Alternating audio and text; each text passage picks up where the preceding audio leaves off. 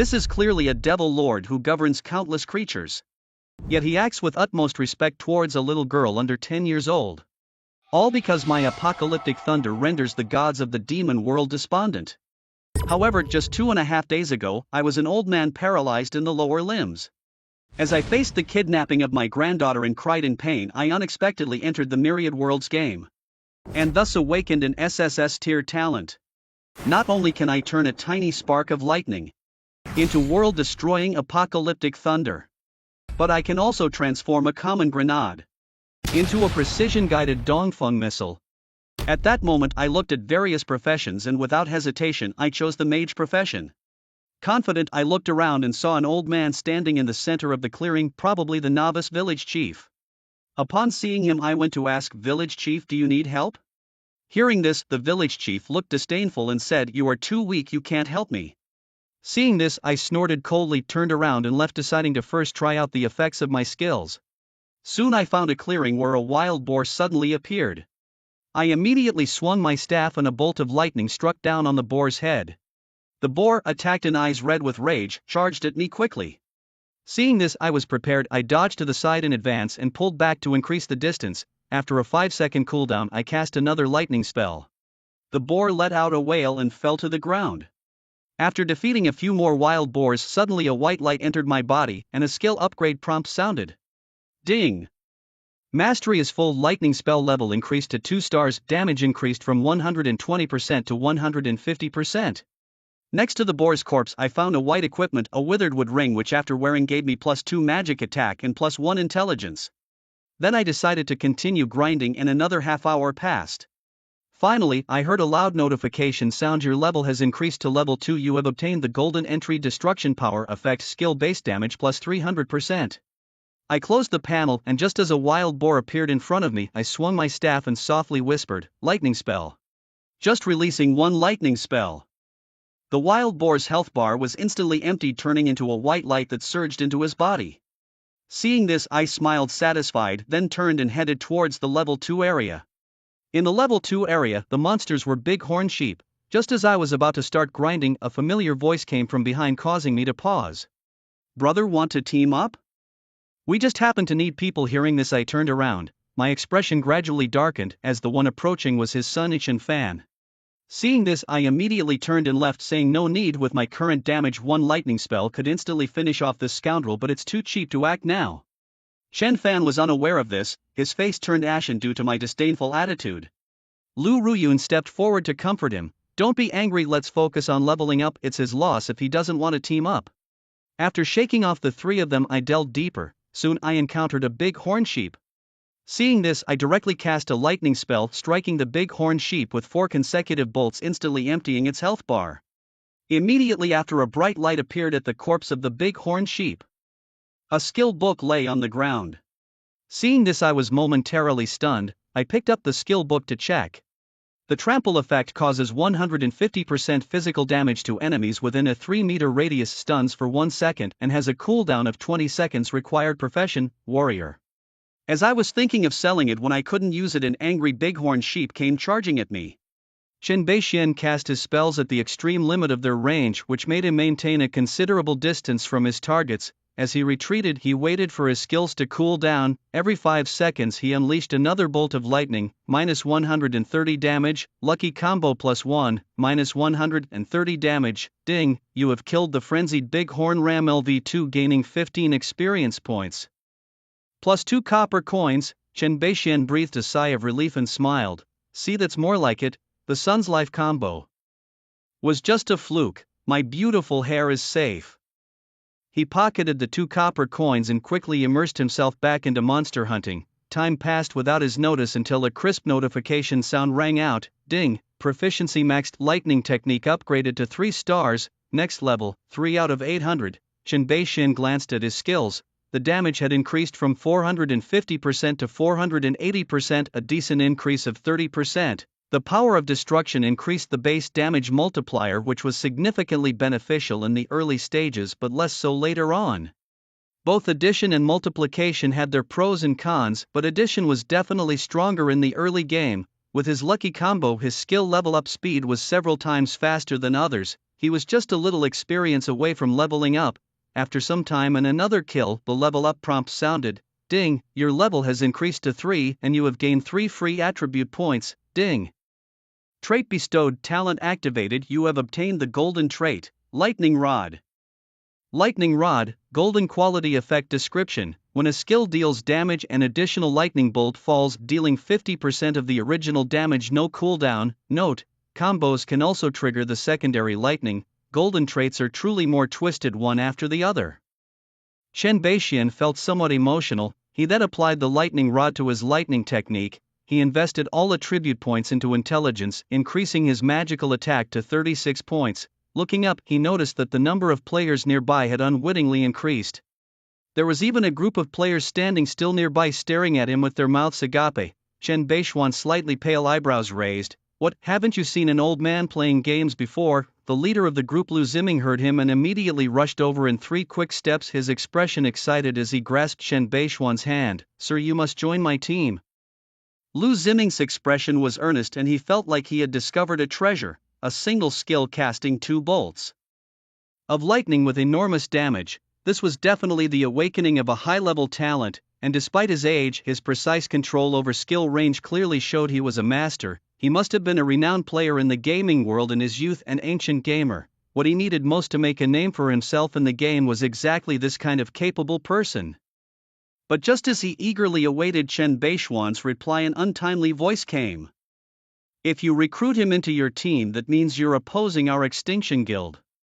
Following the voice, Chen Fan approached with a gloomy face, followed closely by Lu Ruyan and others. Chen Beixian squinted his eyes, a hint of coldness flashing through them. Chen Fan's team had an extra mage, Extinction Koengu, who looked rather unpleasant. Lu Ziming frowned slightly, subtly stepped in front of Chen Beixian and scoffed. What I do is none of your business. Extinction Guild? Never heard of it. You, Chen Fan gasped, just about to draw his sword, but was stopped by Extinction Koengu. Don't be rash, they have more people on their side, we wouldn't have the upper hand in a fight. Reminded by him, Chen Fan then noticed that the other team's members had already moved closer, including the old man. They had 6 people, 2 more than them. If he really started a fight, he would definitely be the first one sent back to the fountain. Realizing this, he quickly calmed down, turning his head. He glanced at Chen Beixian and snorted coldly. You old geezer, you're lucky this time. We'll see. After that he glared deeply at Lu Ziming, dropping a harsh threat. And you kid, I've got my eye on you. Sooner or later I'll settle the score with you. Let's go. Wait a moment. Just as they were about to leave, Chen Beixian called out to them. Everyone turned around, their gazes collectively fixed on him, wondering what he was about to do.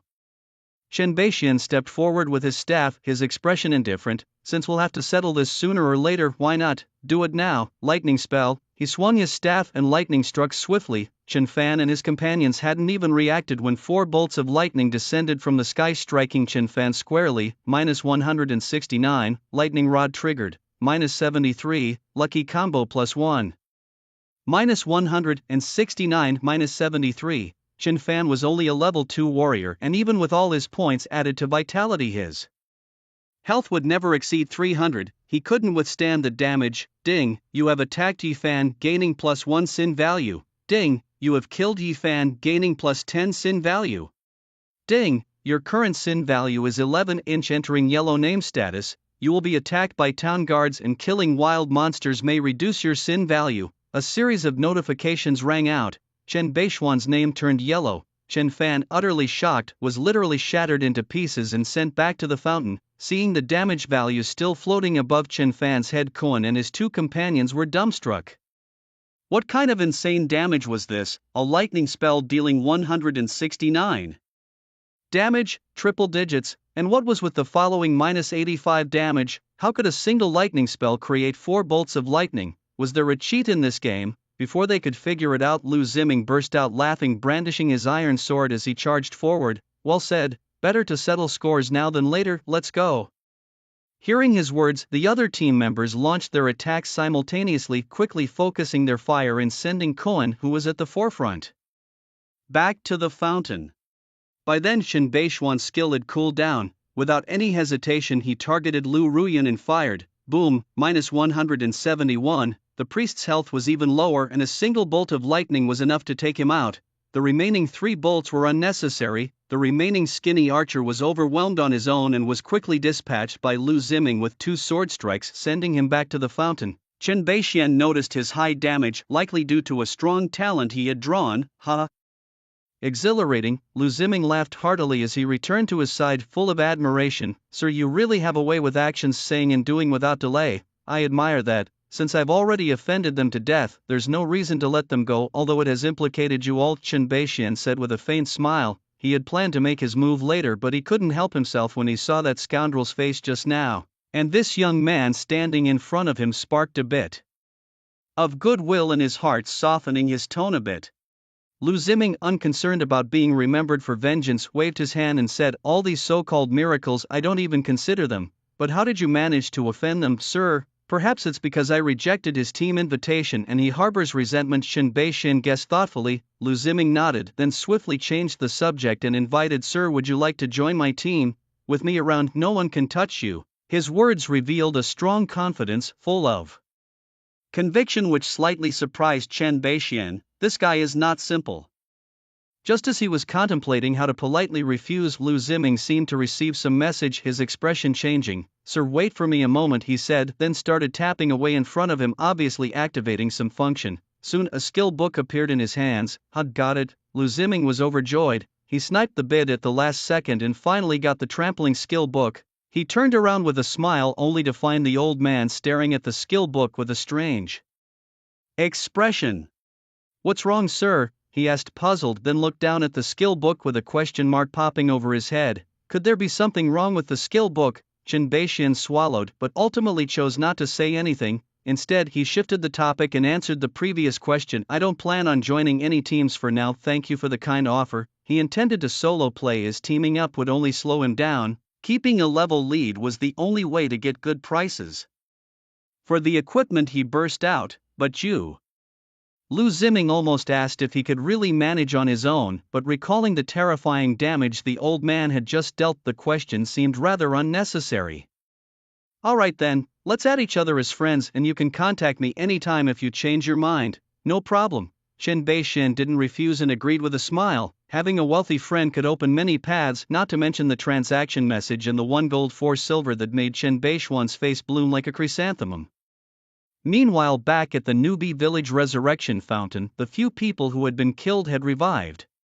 Unsurprisingly, their levels had all dropped to level 1 and their expressions were extremely ugly. Chen Fan, furious with a face turned livid, picked up a newbie sword and furiously chopped at the ground to vent his frustration. Why is his damage so high? Why does he level up faster than me? Why? Bang! The iron sword fell, cracking the stone pavement. A guard suddenly appeared from nowhere, his expression stern. Damaging public property, a fine of 10 copper coins. Before he could protest, the guard took the last 10 copper coins from his bag, pocketed them with satisfaction, and left. Chen Fan's forehead veins bulged. He raised his sword again but hesitated for a long time and didn't smash it down, ending up only able to howl in frustration towards the sky. Arg, I'm so angry. Watching Chen Fan's mad-like behavior, Lu Ruyan and the other 2 also had equally ugly expressions. They hadn't expected the old man to have such high damage and to have leveled up to 3. Their previous bold words had become a joke and they felt their faces burning with embarrassment. No, we can't just let this go. I'm going to message my third uncle and ask for Mr. Zhang's help. Kuan's face darkened as he opened his friends list. Li Ruoyun and the others brightened up at this. They knew a bit about Kuan's background. His third uncle was the legendary Meat Mountain of Tima and he was in the same team as Mr. Zhang. If they could get Mr. Zhang to take action, they would definitely be able to vent their anger. The 4 of them eagerly awaited the third uncle's reply. It wasn't long before a message came through. My third uncle has replied. Oh, Kuan still has some clout, let's see what he says. Kuan revealed a gratified smile and lifted his hand to open the message bar. However, as he read the message, the smile on his face instantly froze. The other 3, seeing his expression, became anxious. What did he say? Kuan, deflated like a punctured ball, hung his head and said, my third uncle said not to stir up trouble during the pioneering period and to focus on leveling up. This. Chen Fan and the others were dumbfounded. Li Ruoyan, with arms crossed and a displeased face, pursed her lips and complained, it's all your fault for provoking that old man, now look what's happened. Hey, stop arguing, let's just focus on leveling up, we're already falling behind. the skinny archer looked worried as he walked towards the village outskirts. Coincide and followed silently. Li Ruoyan gave Chen Fan a sharp look and stormed off angrily. Chen Fan stood there with a dark face, his fists clenched white. Old man, just you wait. On the other side, Chen Beixian had already reached the level 5 area. His Thunderbolt spell now could deal about 500 damage, and leveling up against higher level monsters was the right strategy. Looking around, the level 5 area was devoid of other players. Only groups of barbaric pigmen wielding stone axes looked fierce. Barbaric pigmen, level 5 health, 800 attack, 75 defense, 20 magic resist, 20 skills, throw stone axe, barbaric charge, a ranged skill. Seeing the stone axe throw ability, Chen Beixian's eyes flickered slightly, alert. Thunderbolt, minus 153 inch minus 57, lucky combo +1, minus 153 minus 57. For consecutive thunderbolts struck the barbaric pigmen. In total, they dealt 438 points of damage. The barbaric pigman had a magic resistance of 20 points. Each spell was separately calculated, reducing his damage somewhat. Nevertheless, the damage was still significant. Struck by the attack, the barbaric pigman roared and hurled its stone axe at him. Indeed, it was a ranged attack. Chen Beixian was prepared and twisted his body to dodge the stone axe. After the cooldown, another thunderbolt was launched. Boom! The barbaric pigman howled in pain and fell to the ground. Ding! You have killed a level 5 barbaric pigman, earning 90, an extra 200%, experience points, copper coins +4. Earning 90 points from a single one leveling up against higher level monsters is truly exhilarating. For every level exceeded, you earn an extra multiple of experience up to a maximum of 10 times. At this rate, just 4 more and I'll level up. Let's keep going. Chen Beixian grinned, continuing to slay monsters. Meanwhile, the core pioneering team of the extinct guild was dealing with a level 3 wild beast. Zhang, a man in his 30s and somewhat portly, was an archer. He was commanding while simultaneously drawing his bow to keep up the attack. Hold on, if it's too much, drink a potion. Healers, hurry up with the healing. Everyone else go full force. The leading knight held up his shield against the monster. His health bar bounced perilously. Their levels were all close to 3, being the core squad of the guild. Fortunate drops of basic gear had emboldened them to tackle a level 3 beast. A level 3 monster had an attack power of 65 inch, a real test of team coordination. One wrong move could lead to disaster. As Zhang released an arrow, the monster's health bar emptied and it collapsed. Just like this, leveling up against higher level monsters gives extra XP. A few more and we'll hit level 3. Zhang, with his chubby cheeks, laughed, his face creased with folds. The knight known as the Flesh Mountain of Extinct chuckled. We must be the first team to take on level 3 monsters, leading the way. We can't let our guard down. Every guild is pushing hard. We're just luckier. Zhang suddenly spoke seriously. The game is just beginning. The situation during pioneering changes daily. Number 1 today, last tomorrow, so we mustn't be careless. Zhang is right. The assistant mage quickly agreed with a laugh, keeping up the tempo. Alright, enough talk, let's keep going, Zhang said with a smile, but then something caught his eye. Squinting into the distance, he exclaimed in surprise, "Hey, look over there, doesn't that look like a mage's lightning spell?" Everyone looked up, puzzled. As they made out the lightning in the distance, they were stunned. Someone was actually monster hunting in a high-level area. Only lightning effects, no one else seen. Could it be just one person? How is that possible? Their minds were reeling. They had to be extremely cautious even when taking on level 3 monsters as a group. Now someone was soloing higher level beasts. What baffled them the most was how a single mage managed it. Little Wong, you're fast, go check it out, try to avoid conflict. Okay boss, replied the assassin called Little Wong, darting towards the distance. Meanwhile, Chen Beixian, after cleanly taking down a pigman, notifications rang out. Ding, you've killed a level 5 savage pigman, gaining 90, extra 200%. XP, coins +4, ding, you've leveled up to 4 inch, gaining 3 attribute points. Ding, talent activated, receiving the golden quality defense array. Defense array, after casting a defense skill, it creates a 5-meter radius array around the caster, enhancing resistance by 18, 50% of magic attack power, lasting 10 seconds, movable, not stackable. Chen Beixian's eyes lit up. What a skill! The usefulness of defense was evident from the wild beast itself, directly subtracting equivalent damage. If he could maintain his lead, his attack strength would naturally be far ahead. Half of his magical attack power was converted into dual resistance. With that, other players would probably exhaust themselves trying to break through his defense, indeed, but just these defensive skills. Chen Beixian pondered for a moment, then raised his hand to open the trading market to check the mage skill categories. There were 3 books in total, but unfortunately none were defensive. Shaking his head, he closed the trading market and temporarily stored the entry, planning to grant it later when defensive skills were available. He invested attribute points into intelligence, bringing his magical attack power to 42 points. At that moment, he suddenly noticed a big fellow among the savage pigmen. This one was noticeably taller than the others and had a dazzling green aura beneath it. A boss. Chen Beixian's gaze sharpened, and he stepped closer to throw out a scout. Savage Pigman King, level 5 Black Iron Boss Health, 3000 attack, 120 defense, 30 magic resistance, 30 skills, Smash Frenzy Throw Stone Axe, Boss Specialty, Basic Toughness Life. Health additionally increased by 50%. Note, boss grades are divided into Black Iron Bronze Silver Gold Diamond and King, such high attributes. Chen Beixian inwardly exclaimed. He calculated that subtracting magic resistance, 1 thunder magic could deal about 500 damage. That meant he would need to cast thunder magic at least 6 times to kill it. A bit tricky, but no big problem. After a brief analysis, Chen Beixian drew a conclusion. What made him happy was that he finally had a chance to showcase his gaming skills rather than just overpowering with numbers, although being a numbers monster was quite delightful. Let's get started. Chen Beixian's eyes concentrated. He lifted his staff to begin casting.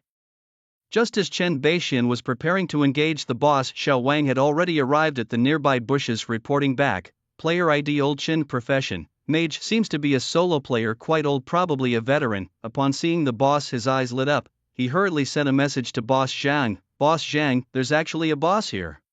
And that mage seems to be soloing the boss. His voice was excited, mixed with a touch of disbelief. A mage actually soloing a boss, truly an eye-opener. On the other side, receiving the news, Boss Zhang and his team were all stirred up. This was a boss. If they could get the first kill, they would definitely lead other guilds by a large margin. At this moment, the fact that the mage was soloing a level 5 creature was no longer important. What mattered was how they could secure the first kill. Boss Zhang, since the mage can solo a level 5 creature, it means his attack is definitely high, and our team has many people who can tank. How about we ask if he's willing to cooperate? Jueji Raoshan suggested. Cooperation wasn't out of the question. Boss Zhang stroked his chin, pondering for a moment before making a decision. As long as they could get the first kill, reward adding an outsider was no big deal. He immediately sent a message to Xiao Wang to ask him to wait. Xiao Wang received the message and hurriedly moved forward to call out, "Wait a moment, sir. Don't shoot yet." Chen Beixian frowned slightly when he heard the noise. As he put down his staff, confusion arose in his mind. Besides him, who else could venture into the level 5 area? He turned his head to see that it was just a level 2 assassin known as the Extinct Assassin King. This ID. Chen Beixian immediately became alert, squinting to survey his surroundings. Belonging to the same guild as the nefarious Chen Fan. Could it be he was here for revenge? To Chen's surprise, the young king politely explained, "Please wait a moment, our guild leader will be here shortly to discuss something with you."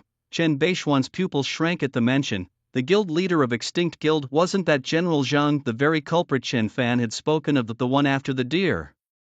With this realization, his breathing grew heavy and his grip on the staff tightened, causing it to tremble slightly. No, he needed to stay calm. The other party surely had a full team of 6-inch and his own health was too low. Even if he could manage to kill a few, he'd be taken down swiftly in retaliation. Sacrificing his life for theirs was clearly not worth it. He decided to wait and see. Soon 5 players approached from a distance. The one in the lead, a plump man, was surely General Zhang, known as the Extinct Arrow God, Broth. General Zhang began to call out instinctively, but upon seeing Chen Beixian's face, he abruptly stopped himself. "Ahem, sir, you can't take down this boss alone. Why don't we team up and try together?" A flicker of understanding crossed Chen Beixian's eyes. So they were here for the boss. Suddenly an idea struck him. "That's perfect, I was just worrying about not having a tank. What are we waiting for? Let's hurry." He appeared eager, leaving General Zhang momentarily dumbfounded. "Just like that," he agreed. Wasn't that a bit rash? But with the boss's first kill close at hand, he had no time to ponder. He immediately sent a team invite. A maximum of 6 people could team up in the multiverse, 1 from each class. General Zhang kicked out the original mage from the team and pulled Qin Beixian in. He then hurriedly went forward to check the monster's attributes. Seeing the boss had a whopping 3,000 health, he felt a twinge of doubt. Sir, your attack damage must be high, right? I need to know. Suppressing the chill in his heart, Qin Beixian pondered and then said, a single thunderbolt spell can hit about 500, should be enough. What, 500 damage? Aren't you afraid of your tongue twisting when you say that? The mage who had been kicked out was already displeased. Hearing Qin Beixian claim he could hit 500 damage, he couldn't hold back any longer. General Zhang, you believe him? I think we might have a better chance at taking down the boss ourselves. General Zhang was also uncertain for a moment and he asked again, Sir, can you really hit for 500 damage? Qin Beixian did not reply but raised his staff and began to cast a spell. Thunderbolt, a bolt of lightning struck a nearby barbarian. Bore and the damage floated up 182.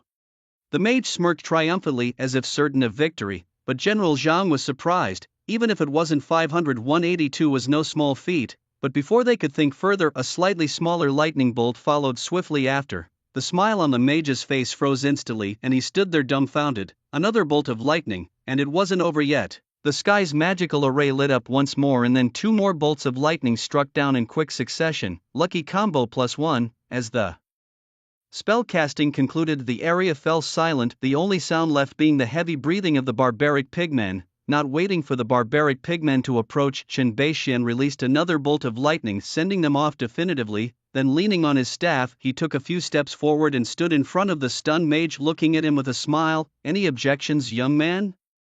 The mage's face turned dark, cursing the game's designers in his heart. Both mages, both using lightning spells.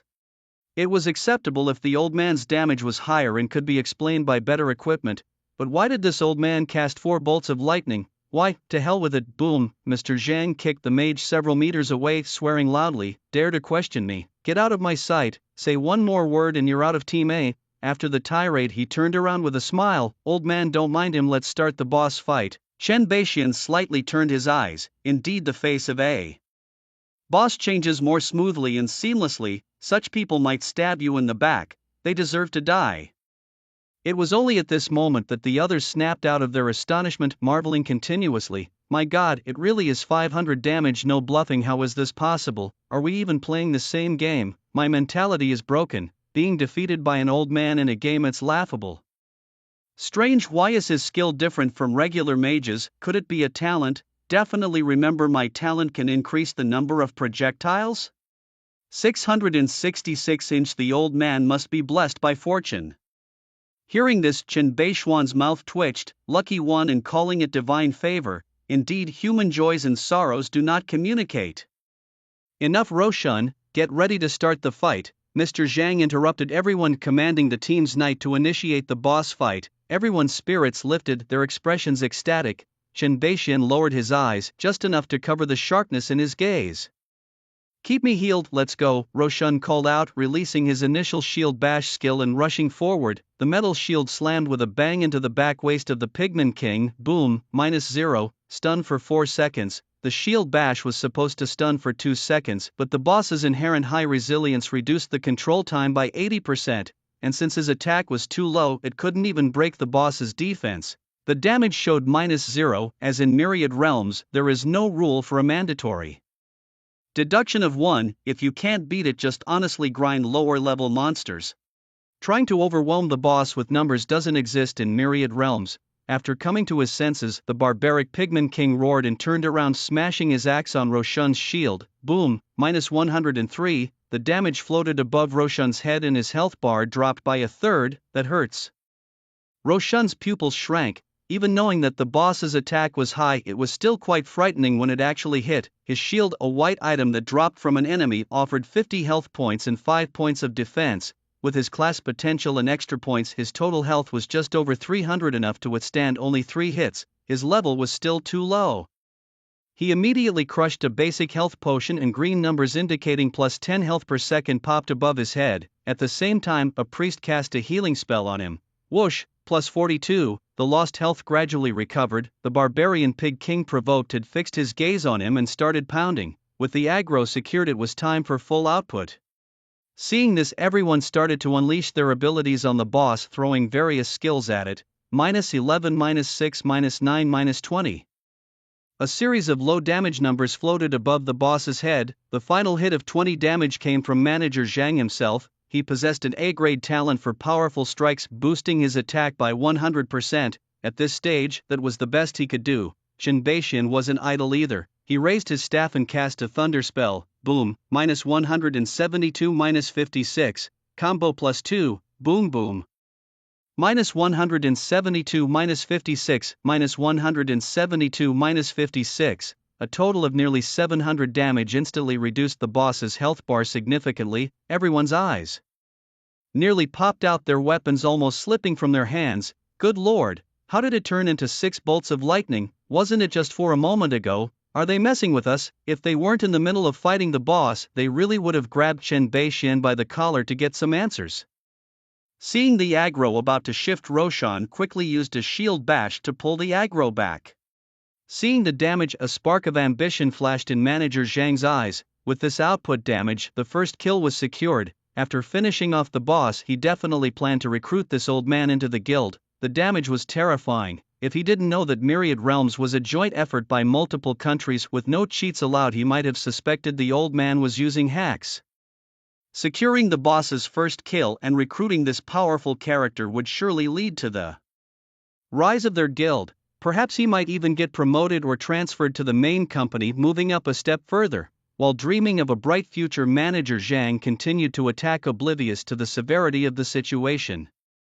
With everyone's cooperation, the boss's health rapidly decreased. Just as the boss's health reached the critical mark of 1,000 points, the barbarian pig king's body emitted red steam and his eyes turned blood red. The boss went berserk. With a mighty swing of his hammer, Roshan's health bar halved instantly.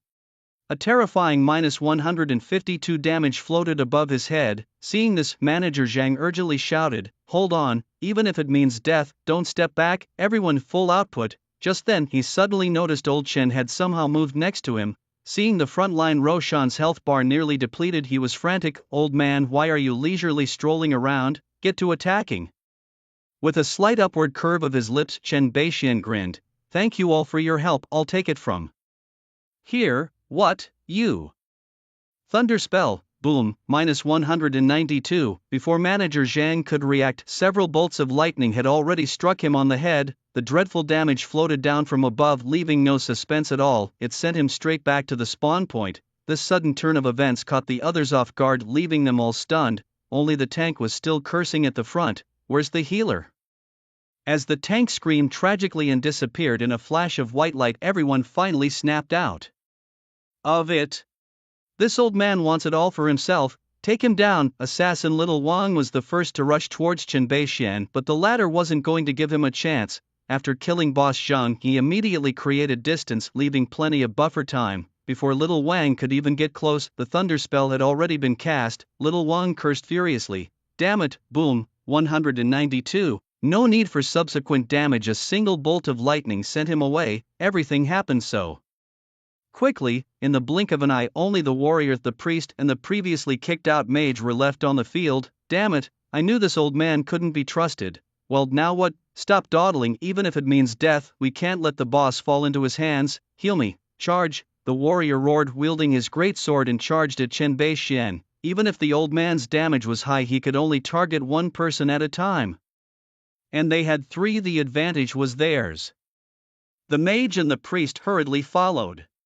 Chen Beixian had already moved out of their casting range. To attack, they'd have to get close first. But just then, a stone axe suddenly spun from the side and struck the priest. Puff, -162. It was the boss's thrown stone axe. Damn it, why isn't the boss chopping at that old man? The priest pounded his chest in frustration, and the next second he vanished in a white light. Little did they know, Chen Beixian was not just avoiding their casting range, he was also constantly mindful of the distance between him and the boss. Early on, when the mobility differences between the classes were not significant, managing this spacing was crucial. Once everyone's gear and attributes improved, maintaining this distance would become much harder. With the priest gone, only the warrior and the mage were left, but by now they had no choice but to proceed. As the warrior saw the distance closing, he immediately unleashed his charge skill and successfully came close. As his sword swung down, Chen Beixian's thunder spell had just cooled down. -22, thunder spell, Boom, minus 188 inch minus 89. The warrior knew the tide had turned as he saw the damage. His face darkened with a fierce threat. Dare to mess with us, you're dead meat. And then he too was sent back to the spawn point by 2 bolts of lightning. Chen Baishuan's own health bar dropped a bit, but he was not at all flustered. Turning his gaze to the last mage, the mage had no chance in a 1v1, and after exchanging a thunder spell he was carried away, his health remaining less than 50 points. Without hesitating, Chen Baishuan immediately attacked the barbarian pig king. At this point the boss's health was around 800 points. After going berserk, its attack increased by 50%, but its resistances decreased. The thrown stone axe had just been used, so there was nothing to worry about. Everything was under his control. After 2 thunder spells, the barbarian pig king collapsed with a bang, bursting into a pile of light. Immediately after, a server-wide announcement rang out: "Ding, you have achieved the first kill of the barbarian pig king. A server-wide announcement will now be made. Would you like to hide your name?" No, gaining fame has its benefits. There's no need for him to hide anymore. Worried about being targeted and assassinated? Well, let them try to catch up first. Server-wide announcement: congratulations to player Old Man Chen for being the first to defeat the Black Iron level boss, the Savage Pigman King. We hope all players continue to strive for excellence. Ding. Congratulations on being the first to defeat the Black Iron level boss, the Savage Pigman King. You've earned 10 free attribute points, +1 to your class skill book, +1 gold coin, and the title, Far Ahead. Ding. You've defeated the Savage Pigman King, earning 600, an extra 100% experience points, +50 copper coins. Ding. You've leveled up to level 5 and gained 3 free attribute points. Ding. You've been granted a golden entry. Absolute focus. A flurry of notifications bombarded Chen Baishuan, leaving him dazzled and unable to inspect them closely. He hurried forward to pick up the items dropped by the boss. You've obtained a green item, Pigman King staff and pigskin boots. You've obtained white items, Vine heavy armor and Vine heavy boots. You've obtained the skill book, Flame Protection. You've obtained a special item, the Heart of the Pigman King. Satisfied, Chen Baishuan packed up his items, ready to leave the area. Zhang and his team would surely not let things slide and may already be on their way here. Before converting his loot into combat power, recklessly charging into battle would not be wise. Deciding his next move, he headed along a beast-free path towards a higher level area. And as he thought, no sooner had he left than Zhang and his men arrived. They looked across the plains filled with savage pigmen, but the old man was nowhere to be seen. Find him. Damn it, I can't rest until he's dead for using me like this. Zhang's face darkened, and with a wave of his hand, over 50 level 2 players scattered in all directions searching for Old Man Chen. Only the original 6-member team remained. Their levels had dropped back to 1.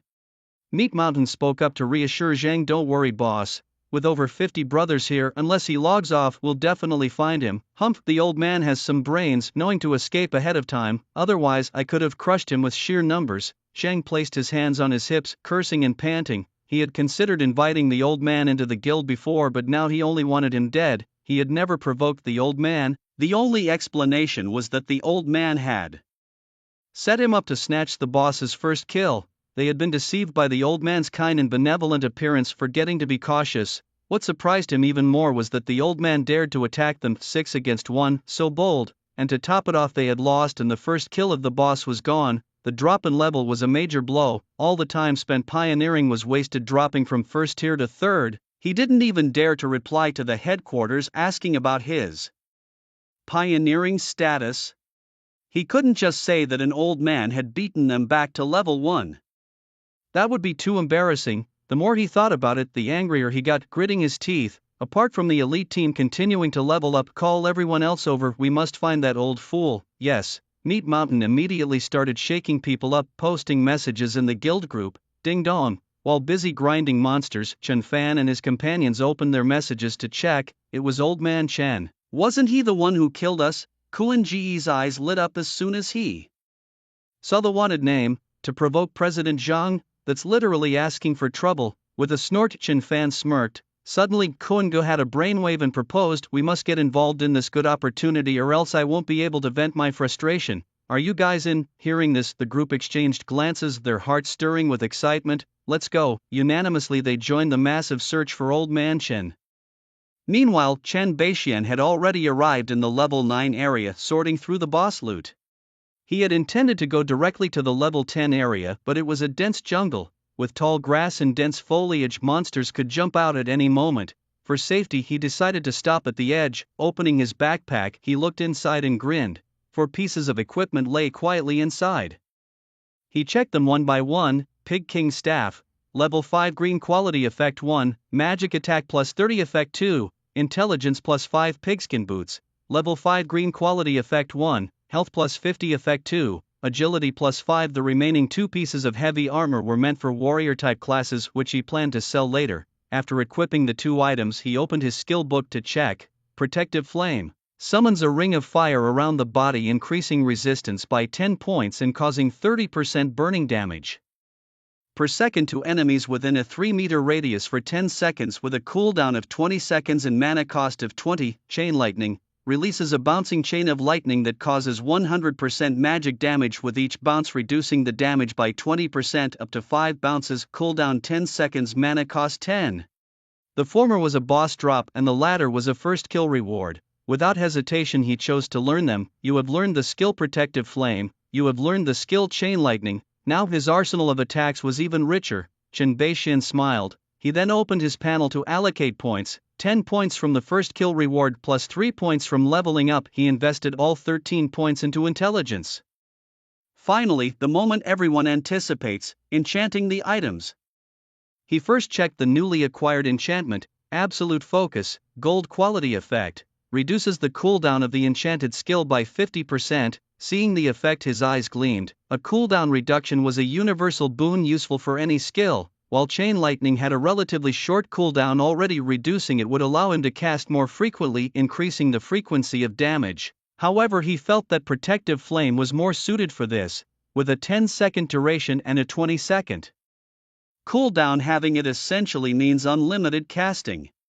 The only issue to consider is the high mana consumption. However, he is fully invested in intelligence, so his mana regenerates quickly. As long as he keeps a good rhythm, he won't run out of mana. More importantly, he has another golden trait, Defensive Array. With a 10-second duration, it boosts his resistance to magic attacks by 50%, making it the perfect match for Protective Flame. He imbues Protective Flame with these 2 traits and opens his character panel. Nickname, Old Shen, Level 5.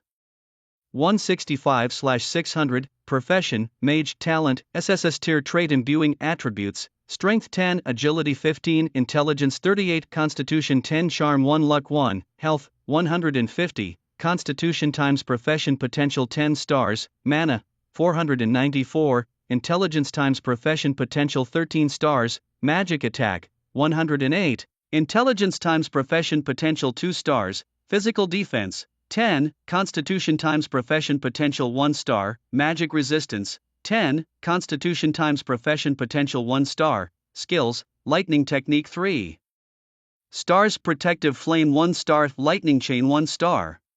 Equipment, Pig King's Staff, Pigskin Boots, Withered Finger. The title, Far Ahead, with 108 magic attack plus combos and Thunder Needle. A conservative estimate puts one lightning technique at about 1500 damage. Chen Beixian calculates and is startled by his own findings. This is a rhythm soaring to the skies. Protective Flame 10 points, dual resistance plus Defensive Array 54 points, dual resistance plus his own 10 points equals 74 points dual resistance. At this stage, players, even if they are level 3 and fully offensive, won't surpass 50 points of attack. Attacking him won't even break his defenses, feeling utterly secure. Chen Beixian grins and then looks at his final title, Far Ahead, the first server-wide to kill a boss. Equipment drop rate increases by 100%. Seeing the effect of the title, the corner of his mouth twitches. This bonus, for someone with only 1 point in luck, is like a chicken rib, useless. A 1% drop rate, even if increased by 100%, is still just 2%, hardly making a difference. Well, it's a free perk, might as well make do with it. He adjusts his mindset and raises his hand to close the panel. Just as he is about to venture into the level 10 area to explore, he turns around and unexpectedly sees a middle-aged man. He is secretly alarmed, not having noticed him at all. The middle-aged man has blonde hair, wears a brown leather jacket and small round glasses perched on his nose, carrying himself with an elegant demeanor, much like a wandering bard. He looks at Chen Beixian, adjusts his glasses with a smile, and says, "Old man, I suggest you don't go in there. It's very dangerous." Chen Beixian raises an eyebrow and immediately throws out a scout. turns out he's an NPC, danger level, extremely deadly, character introduction, a traveler who journeys through countless worlds, unpredictable in movement and mysterious in strength. Legend has it he roams the world seeking an unknown answer. Extremely deadly, Chen Beixian is startled, all attributes are question marks, clearly a high-level NPC. Normally only those whose levels are far beyond would appear this way. What is such a level doing in a newbie village? Could there be a special quest? With his meticulous mind he quickly thinks of this possibility and his interest is piqued. Is there something wrong with this forest? He probes. Paloma smiles patiently and nods, taking his time to explain. The beasts here have been tainted with a touch of death, not something your current level can handle. Dead energy? Is there a solution? Chen Beixian seized the key information, his eyes narrowing as he asked. Of course, as long as the source of the dead energy is eliminated, the dead energy will naturally dissipate. Paloma continued, his tone shifting. However, the place requires a special item to open the passage, such as the heart of a barbarian boar king. As soon as these words were spoken, Chen Beixian became alert. How do you know I have the heart of the boar king? Ever since he started the game and spoke with the village chief, he realized that the NPCs in the game were incredibly intelligent. One should not view them as typical game characters, but as individuals with independent thoughts, capable of deception and trickery. Don't be nervous, I just have special ways of finding things out, and it just so happened that I met you, and you just happened to have the heart of the boar king. Seeing his wary expression, Paloma couldn't help but smile wryly. Chen Beixian's eyes flickered thoughtfully. A few seconds later he relaxed and got straight to the point. What's in it for me, my friendship? Goodbye. Chen Beixian turned and started to walk away. Hey, wait, just tell me what you want, Paloma called out to him as he was about to leave, inwardly cursing the old man for not recognizing the value of his offer. He didn't know how many people would crave his friendship. The old man, however, just turned and walked away. If it weren't for the boar king's heart, he wouldn't have bothered reminding the old man. Chen Beixian revealed a triumphant smile, turned back to face Paloma, and said indifferently, gold equipment skills, you decide. If I'm not satisfied, I'll leave. It was a negotiation strategy, letting the other party make the offer. Little did he know Paloma responded with a mysterious smile, completely breaking the conventional pattern. He pulled out a delicate mini spinning wheel from his bag and handed it over. This is called the Destiny Spinner, a magical artifact. I placed various rewards on it, and what you draw depends entirely on you. How about it? The spinner felt cold and solid in his hand with a golden sheen. As Chen Beixian's heart stirred, the properties of the equipment appeared. Destiny Spinner, a no-level golden artifact. Effect 1, stores 24 items. Effect 2, press the button to randomly draw one item from those stored. Current stored items: Sword of the Wind Spirit, gold; Sunflame Robe, gold; 10,000 gold coins; Blizzard Skill Book, and more. Equipment description: crafted by the renowned adventurer Paloma, a guaranteed quality product from the old master. Indeed, it was a magical artifact. Chen Beixian's eyelids twitched, his heart secretly alarmed. The last remark made him realize that this NPC was no ordinary character. To craft such artifacts, what level must one be at? Seeing the rewards inside, his heart ignited with excitement. However, seeing how the probabilities were divided, his expression fell. Half of the spinner was marked with try again, and low-level equipment and items took up another 70 to 80%. The artifacts, 10,000 gold coins, and the Blizzard Skill Book together made up only a 5% area. If he could draw them, he might as well smash his head on tofu in frustration. Without hesitation, Chen Beixian threw it back. Goodbye, give you 10 chances. Chen Beixian remained silent. He turned around and grabbed the spinner. It's settled then, 10 chances. Even if his luck is terrible, he should be able to draw something. Holding the heart was of no use to him, better to trade it for a chance at the big draw. With the heart in his possession, Paloma smiled and kindly advised you should use the 10 spin for a better chance at rewards. After saying this, he stepped aside, chuckling to himself. He had crafted the spinner himself and knew the odds all too well. Unless one had immense fortune, getting even a potion would be lucky. He could tell from the start that the old man only had a luck attribute of 1. Even a 10 spin wouldn't land him the jackpot. Doing a good deed daily, just open the portal and the task is complete. Thanks for your heart, hee. Holding the heart, he then started chanting a spell. Seeing that the other party wouldn't finish anytime soon, Chen Beixian immediately rubbed his palms together and started the draw. 10 consecutive spins or 10 single spins? He decisively chose single spins. After all, miracles happen in single spins. Click. He pressed the start button and the spinner began spinning rapidly. then it slowed down gradually until it stopped. The pointer landed on a gray-white area. Better luck next time. As expected, Shinbeixian steadied his mind and pressed the button again. Click. The spinner slowly stopped and Shen Beishuan's spirit lifted. Jackpot, ding, you have obtained a medium life potion from the fate spinner. A potion. He felt slightly disappointed but checked its effects. It restored 50 health points per second for 20 seconds. Not too bad, at least it proved his luck wasn't bad enough to leave empty-handed. He rubbed his hands together and blew on them. Here we go again. Click. Better luck next time. Click. Better luck next time. Better luck next. After 6 consecutive disappointments, his face couldn't get any darker. As the saying goes, not 3 times over. 2 sets of 3 had passed. It was time for a change of fortune. Here goes. Click. The spinner spun quickly and Shen Beishian watched intently without blinking, until it stopped. His breathing became rapid. Artifact, the pointer had miraculously stopped in that tiny 5% area. Beep beep beep. Suddenly an alarm went off on his wrist. Shen Beishian hurriedly took a deep breath, forcing himself to relax. It's just an artifact. What's there to get excited about? Stay calm, stay calm.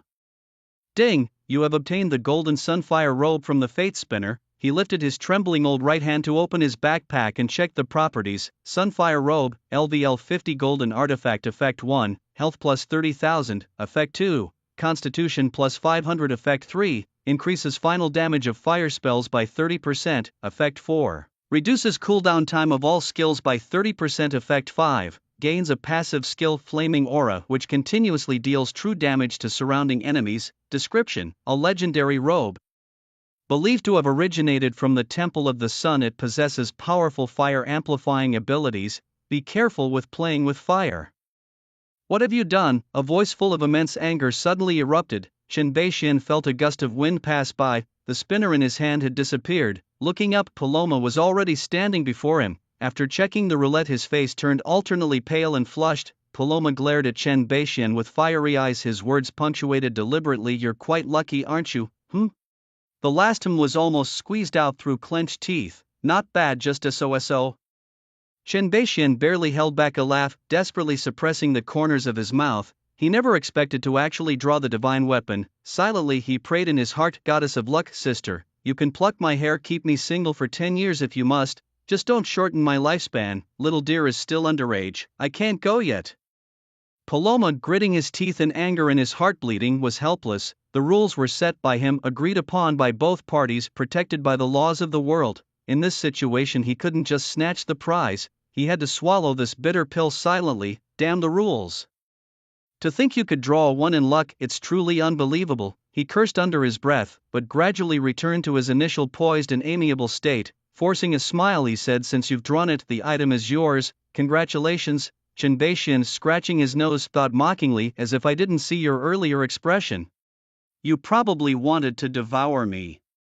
At that moment, Paloma spoke again. I've opened the passage. Do you want to come in and take a look? I'd rather stay out here. It's quite nice. Naturally, Shen Beishian would not agree, sensing something fishy. That's not up to you, get in. Paloma's gaze hardened. With a wave of his hand, a magical gate appeared behind Shen Beishian. He then gently pushed with his palm, a smug look on his face. My things aren't so easy to take, enjoy it.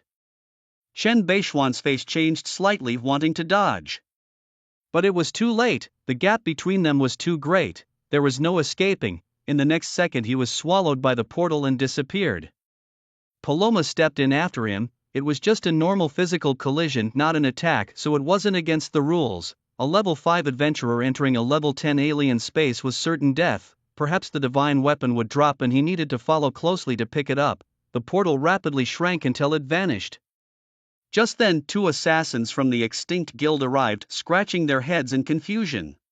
Strange, where did they go? I saw it. It had to be old Shan. Send a message to the guild leader. We'll keep watch. Quickly, the 2 hid themselves. Ding, you have entered the level 10 hidden dungeon cavern of deathly air. Completing it may trigger a server-wide announcement and yield substantial rewards. Ding, you are afflicted by deathly air, taking 1 point of damage every second. A hidden dungeon?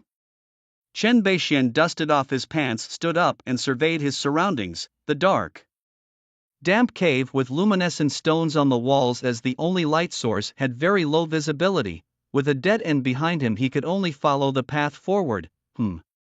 What's this strange smell? The stench of earth mixed with the rotting odor invaded his nostrils, making him instinctively cover his nose. As his health continued to dwindle, he was forced to grope his way forward. Excluding the potions in his backpack, he had only 150 seconds left to survive. Leveling up would restore him to full health. To stay alive, he had to find wild monsters to level up quickly. As he cursed Paloma under his breath, he proceeded with caution, vigilant of his surroundings. Chen Beixian was thankful that he didn't suffer from claustrophobia or thalassophobia, otherwise this environment could have truly driven him mad. After moving forward for a while, suddenly there was a rustling sound around him. Though he couldn't see clearly, he could still send out a scout. Swish, information appeared in front of him. Rotten giant rat, level 10 inch health, 1400 attack, 70 defense, 10 magic resistance, 10 skills, Gnaw plague body. Description: giant rats whose bodies have rotted due to the aura of death, typically appearing in groups. In groups, Chen Beixian was startled by the description. Looking up, he saw countless red lights igniting in the darkness ahead. Without any hesitation, he immediately raised his staff. Protective flame, whoosh, the defense formation triggered, orange-yellow flames ignited from his body, yet they didn't hurt him at all. Following that, a deep blue magical formation spread from under his feet, wrapping him in a faint blue light. His resistances soared instantly. The fire illuminated the cave tunnel, and a dense swarm of black giant rats came into view. There were nearly 100 of them. With only a third of his health remaining, he decisively took action. Lightning spell, boom, -508, -244. Lucky combo +1, boom, -508, -244. Ding, you have killed a level 10 rotten giant rat, earning 385, additional +500%. Experience points, copper coins +9. The swarm of rats became agitated upon being attacked, their squeaks echoing in the cave. A rat climbed up his leg and tried to bite him. -0 inch, -0, -0. A string of zeros floated above his head, unable to breach his defenses. Chain lightning. Chen Beixian planted his staff on the ground. Purple lightning burst from the ground, instantly hitting a giant rat, then jumping to the second and the third. The damage numbers floated up. -98, -78, -58, -38, -18. Compared to the lightning spell, the damage from chain lightning seemed trivial, especially without the gold tier enhancement. It still fell short. Meanwhile, the burning damage from the protective flame densely floated up. -32, -32, -32, but the damage was somewhat laughable. For a giant rat with 1,400 health points, it was like tickling them. He still relied on the lightning spell. Another lightning spell fell. Chen Beixian was enveloped in golden light, and the system announced a level up. Ding. You have killed a level 10 rotten giant rat, earning 385, additional +500%, experience points. Ding, your level has increased to 6, and you have gained 3 free attribute points. Ding, a gold tier enhancement has been applied to your skills and your talent has taken effect, acquiring the gold tier spell split. Spell split, gold tier quality effect. Description: when casting a skill, it can affect 2 additional targets, but the skill's base damage is reduced by 20%. Note: it only affects a single target when there is only one, and only chooses 2 additional targets when there are multiple. Chen Beixian quickly made a decision. The damage from the lightning spell was more than sufficient. Even with a 20% reduction in base skill damage, it still had 460%. Trading a little damage for 2 additional lightning bolts was a huge gain. This development would lead to a mass lightning spell. He pried off a rotten giant rat that had climbed onto his face and immediately tested the effect. Lightning technique, boom boom boom. -487, -234, -487, -234, -487. Lucky combo +1, -487, -234, -487. Ding, you've slain a level 10 rotting giant rat, earning 330, additional +400%, experience points, copper coins +8. Ding, you've slain another level 10 rotting giant rat. Ding, you've leveled up to level 7, gaining 3 free attribute points. Ding, talent activated, receiving the golden talent spell split. Spell split again. Chen Beixian squinted, somewhat surprised, but on second thought it seemed normal for talents to repeat as they weren't marked unique. Assigning to lightning chain, each skill gets 1 inch, spreading the benefits equally.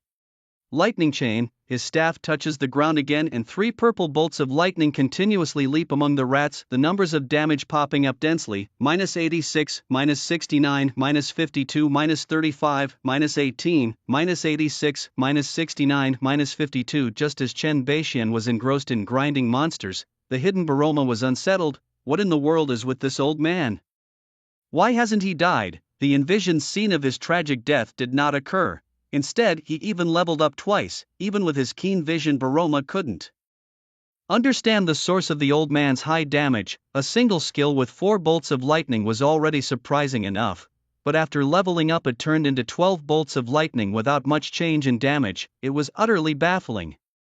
And that blue magic circle was equally mysterious. The old man must be surviving because of this circle. After much thought, only one explanation seemed reasonable. The old man was a supreme genius, possessing top-tier talents. The world never lacked geniuses. They were born protagonists with exceptional luck and extraordinary talents. Only those who emerge victorious from among them could be called supreme geniuses. Such people would eventually reach the pinnacle of the world, becoming supreme beings. But talent check technique, still observing. Luck? You say he's lucky, but with just a lucky one, it's not really commendable. You say he's unlucky, yet his artifact was taken away. Baroma couldn't figure out if it was the old man's luck or his own misfortune. Lastly, there's the matter of appearance. Arched eyebrows and starry eyes, firm and rugged, are the standards. But this old man. Baroma frowned as he looked. The only words that came to mind were tottering on the brink of death, oil exhausted and lamp burnt out. Perhaps he was overthinking. Although he had always been searching for a true genius, clearly the old man wasn't it. Pulling his thoughts back, he continued to observe in secret. Knowing these giant rats couldn't trouble the old man, he could only pin his hopes on the deeper monsters. He couldn't believe it. Could the old man really clear the level? Ding! You have slain a level 10 decaying giant rat, earning 275 extra plus 300% experience points, plus 10 copper coins. Ding! You have leveled up to level 8 and earned 3 free attribute points. Ding! Proficiency is full. Thunder technique has been upgraded to 4 stars. Next level, 3/1600. Ding! Attribute granted. Talent activated. You have gained the gold tier attribute Swift Storm. Swift Storm, gold quality effect. Description: continuous damage. Skill: damage interval reduced by 50%. Note: 4. Example: Bodyguard Flame, originally causing damage once per second, now causes damage every 5 seconds. Chen Beixian pondered for a moment and then made a decision: assign it to Bodyguard Flame. His only continuous damage skill is the Bodyguard Flame, which causes 30% burning damage per second. After the interval reduction, it now causes damage every 5 seconds, effectively doubling it. Quite impressive. The Thunder Technique skill has increased to 4 stars, with damage going from 460% to 490%. His output has further increased. Close the panel. Just as he was gearing up to rush to level 10, the ground suddenly shook, followed by a roar from the depths. Roar! The surrounding decaying giant rats scurried away like a tide, quickly burrowing back into their holes. Chen Beixian's gaze sharpened.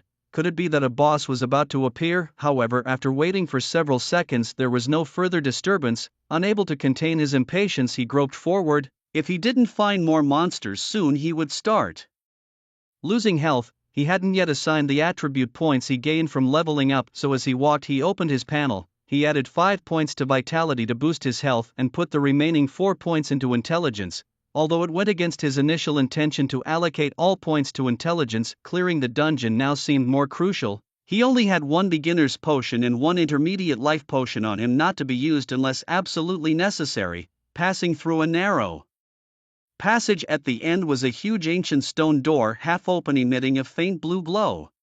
Chen Beixian steadied his mind and walked in slowly. Upon entering, the space opened up dramatically. It was a huge palace. The most striking features were the 4 massive stone pillars and the densely packed night stones above. The visibility inside was good. Even without the flames on his body, he could see clearly. The hall was built of dark gray stone bricks, and a damp, moldy scent wafted into his nostrils. 2 rows of guard statues lined up in the middle, flanking a throne at the far end, atop which sat a skeletal figure. From his initial estimates, the skeleton seemed to be about 3 meters tall, almost a giant. Surviving the rat swarm was an achievement, but it ends here," a deep voice echoed through the hall, and Shen Beixian quickly located the source. It was indeed the skeleton in the middle. Two blue ghostly fires burned in its eye sockets, rhythmically flickering as if blinking. Shen Beixian was on high alert, but noticed that the figure did not rise. Instead, the two statues closest to him suddenly shattered. Two skeletal guards wielding long spears awakened, their bodies creaking as if falling apart. The skeleton turned its head and locked its target, advancing towards him step by step. Shen Beixian threw out a scout to check its attributes. Skeleton Spearman, level 10 elite monster health, 2400 attack, 200 defense, 50 magic resistance, 25 skills, stab sweeping thousands melee block. Watch me circle around the pillar." Shen Beixian swiftly moved towards the stone pillar to pull the monsters. Raising his staff to start casting, Thunderbolt technique, boom boom, minus 543 inch minus 247 lucky combo plus 2, minus 543 minus 247 minus 543 minus 247. After 3 consecutive Thunderbolt techniques, the two skeleton spearmen were reduced to mere skins of blood. After adding a chain lightning, they collapsed with a thunderous crash. Shen Beixian expressed some helplessness. He had hoped to show off his skills, but ended up killing them instantly again. Ding, you have killed a level 10 elite skeleton spearman, gaining 246, elite 50% plus extra 200% experience points. Ding, you have killed a level 10 elite skeleton spearman, gaining experience points. A green light shone where the skeletons fell, beautifully mesmerizing. Loot time.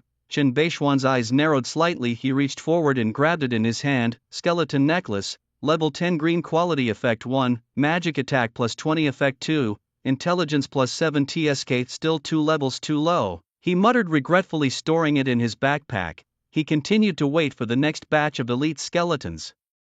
Paloma looked puzzled. 6 more thunderbolts.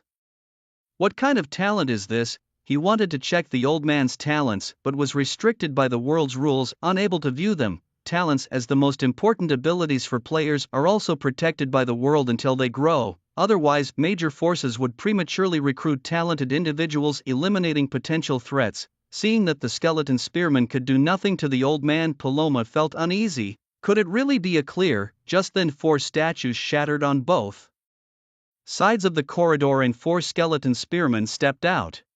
Paloma became interested. 4 spearmen, how will you handle this? Seeing the 4 spearmen, Shen Beixian was composed. He locked onto the maximum casting distance, releasing his skills at the first opportunity. Thunderbolt technique, boom boom boom.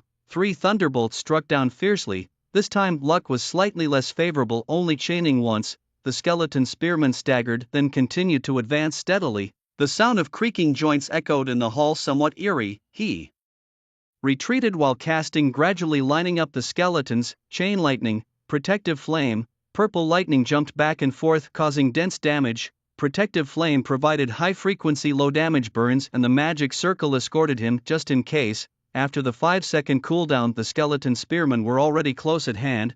Thunderbolt technique, boom boom boom.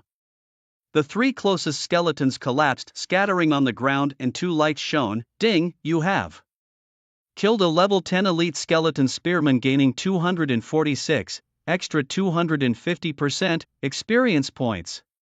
Copper coins plus 14, ding, you have killed a level 10 elite skeleton spearman, gaining experience points. Ding, your level has risen to 9, gaining 3 free attribute points. Ding, talent effect activated, gaining the golden entry lifesteal, gold quality effect description, 20% of damage dealt is converted into life. A series of notification sounds went off, but Shen Beixian was too busy to check them. The last skeleton was approaching, only 2/3 of its health remained as its bony hand gripped the spear, swinging it horizontally with force, sweeping through the ranks. Bang, the spear struck a stone pillar. Unbeknownst to it, Shen Beixian was already standing next to that pillar, just perfect. The corners of his mouth curved upwards as he started to kite around the pillar. The skeleton moved left and he moved in the opposite direction, always keeping the pillar between them. His pigskin boots provided him with 5 points of agility, slightly increasing his speed, otherwise he couldn't have pulled it off so effortlessly. As the cooldown ended, the skeleton unsurprisingly fell to the ground, turning into a pile of bones. Hidden in the shadows, Bolorama's eyes flickered with surprise and a hint of admiration. Using the skeleton's body collisions and the surrounding environment for positioning, his control over the skill range was also extremely precise, as seasoned as his age. His thoughts inadvertently shifted, from initially hoping for his demise to now admiring and being curious. At this moment, retrieving the artifact was no longer important. He was more concerned about whether the old man could give him a big surprise by clearing the dungeon. Looking at the giant skeleton on the throne, Bolorama revealed a meaningful smile. This final boss was not so simple. The central statue shattered again, revealing 4 skeletons. The dungeon seemed to be designed to only awaken 4 skeletons, controlling the difficulty level. Thinking about it, it made sense. The elite monsters already had high attributes. If the statues were to awaken simultaneously, the dungeon would be impossible to clear. Refocusing his mind, with 1 experience already under his belt, Qin Beixian seemed even more adept this time. In less than half a minute, all 4 skeleton spearmen were dealt with. Ding, you have killed an elite skeleton spearman LV10 above your level, gaining 191, an additional 150% experience points, coins plus 14. Ding. You have killed an elite skeleton spearman LV10. Ding, your level has increased to level 10 and you've gained 3 free attribute points. Ding, attribute assignment. Talent activation, gaining the unique brilliant entry, Divine Punishment, brilliant quality, unique, effect description, skill damage type is converted to true damage, limited to the assigned skill, brilliant, true damage. Qin Beixian's eyes widened in disbelief at the scene before him. To draw a brilliant quality entry was something he had never imagined. Always like this, it makes me look incompetent. On the surface, he complained about fate, but his smile was harder to suppress than a case. Hey, which skill should I give it to? After much hesitation, he decided on Thunderbolt. Thunderbolt, being the highest damage dealing primary output skill, was undoubtedly the best choice. He had also thought about saving it for later to find a better skill to assign it to.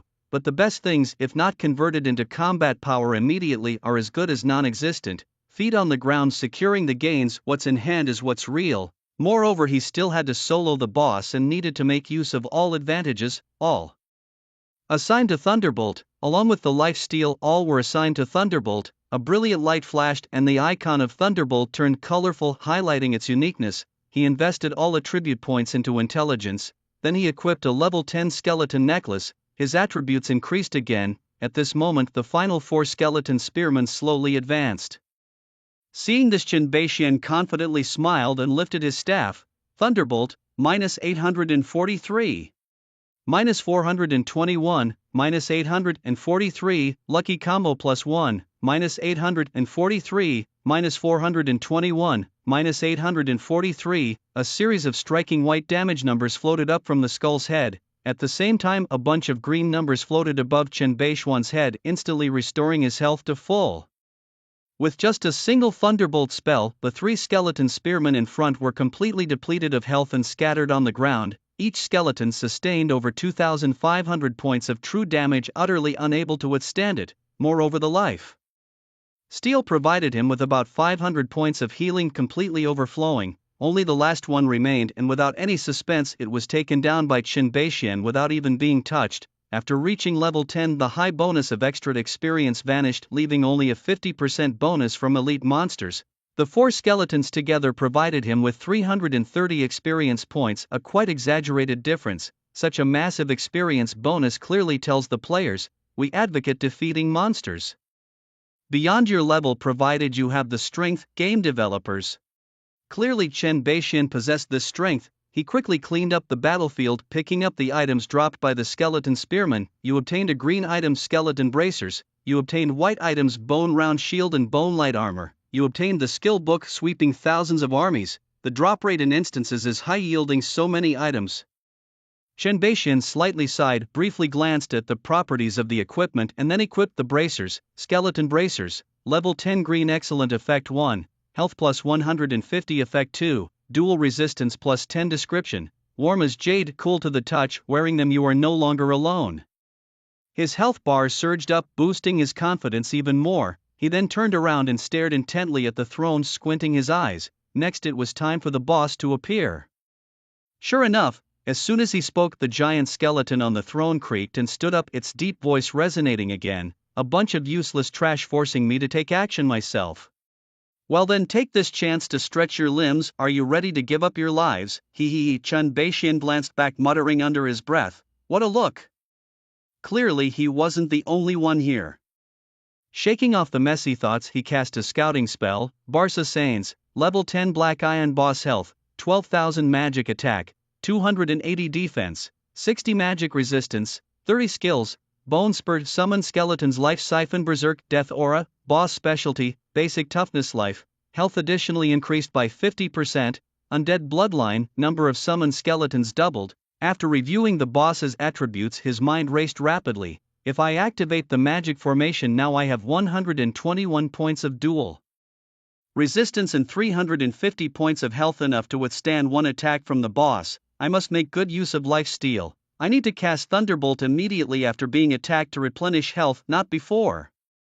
The only variable is the summoning of skeletons whose attributes and numbers are completely unknown.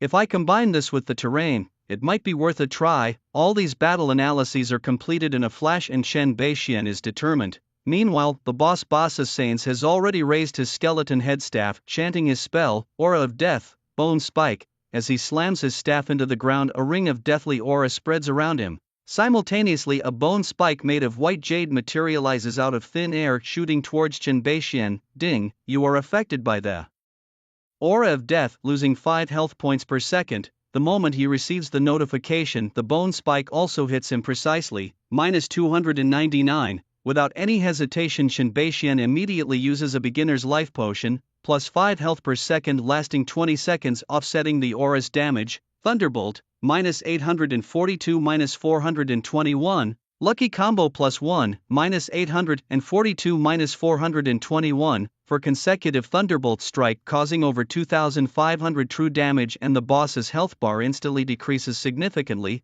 Meanwhile, his own health bar is fully replenished. Plus 505, as his skill cools down, Chen Beixian immediately retreats to create distance. Boss Barca Sains roars angrily, shaking his staff, Rise Undead. Around him, several magical circles light up, glowing a mysterious green, and the ground starts to bulge. Subsequently, a dozen skeleton warriors crawl out from beneath the ground holding rusty iron swords, and green light emanates from their hollow eye sockets. The clattering sound of their bones echoes continuously, eerie and chilling. Destroy them, my undead! Sains's deep hoarse voice rings out, and the skeleton warriors advance towards Chen Beixian. Chen Beixian's gaze sharpens, and he immediately throws out a scout. Skeleton warrior, level 10 summon creature health, 1200 attack, 70 defense, 10 magic resistance, 5 skill. Note: killing summon creatures does not grant experience points. Just 70 attack? A flicker of surprise crosses Chen Beixian's eyes, but he quickly realizes he can use these skeleton warriors to block. Their 70-point attack isn't enough to break his defense. Letting them surround him is actually better. No sooner said than done. By now he has retreated to the stone door entrance, perfectly positioned at the doorway. The skeleton warriors quickly surround him, swinging their swords. -0, -0, -0. Since the stone door is half open, only the skeletons beside him can attack. The rest just shuffle back and forth in the outer circle. Boss Barca Sains is also blocked from advancing, which annoys him. Left with no other option, he raises his staff to release his skills. Bone Spike, -299, Thunderbolt, -842 -421, Lucky Combo plus 1, -842 -421, plus 505. Chen Beixian secretly sneers, if the enemy doesn't move, neither do I. I've been waiting for you. The boss's health drops to 2/3, triggering another summoning of skeletons. After several flashes of light, more and more skeletons surround him. Boss Barca Sains was pushed even further back, his anger boiling over as he unleashed his third skill, Life Siphon.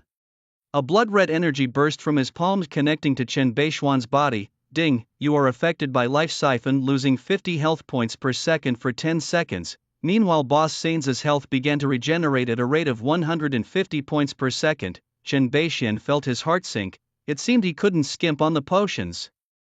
He quickly pulled a potion from his backpack and smashed it. Ding, you have used a mid-level health potion, recovering 50 health points per second for a duration of 20 seconds. Because he was a step behind the boss, his health hovered around 300 points, jumping back and forth. However, he was not worried, for during the skill's duration, the boss could not use any other skills. But within these 20 seconds a victor must emerge, full power output. Chen Beishuan's eyes narrowed as he raised his staff, lightning spell, minus 842 inch minus 421, lucky combo plus 1, minus 842 minus 421, the boss's health dropped further, including the regeneration he now had about 5,000 health points left, 15 seconds remained another lightning spell and the boss would enter a berserk state. Better to finish him off with multiple combos. Suddenly an idea struck Chen Beixian and he began to mutter under his breath, I trade all of my Sun Chen Fan's hair for one more combo plus 3.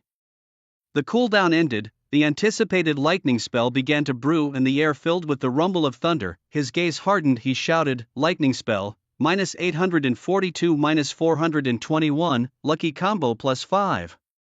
Boom boom boom minus 842 minus 421 minus 842. The relentless lightning continued to strike Boss Sains, depleting his remaining health in an instant. He knelt down leaning on his staff, his face filled with defiance, his voice hoarse, the undead shall endure forever. Then his massive skeletal frame collapsed with a crash, bursting into several beams of light. Chen Beixian, as excited as if he had seen a goal scored by the national football team, raised his fists in exhilaration. Yes, it was hard to tell if he was more thrilled by the boss's death or by the prospect of Chen Fan going bald, or perhaps, it was a bit of both. With the boss dead, the skeletons surrounding him disintegrated into piles of bones. Chen Beixian looked at the copper coins and equipment scattered around his face, breaking into a wide grin. Watching this scene from a dark corner, Baloma frowned, falling into silence for a long time before finally voicing his complaint. I was looking forward to seeing how you would outsmart the berserk boss. One lightning spell and he's down. This unexpected situation left him somewhat stunned, yet he still couldn't believe the result. He really did clear the level.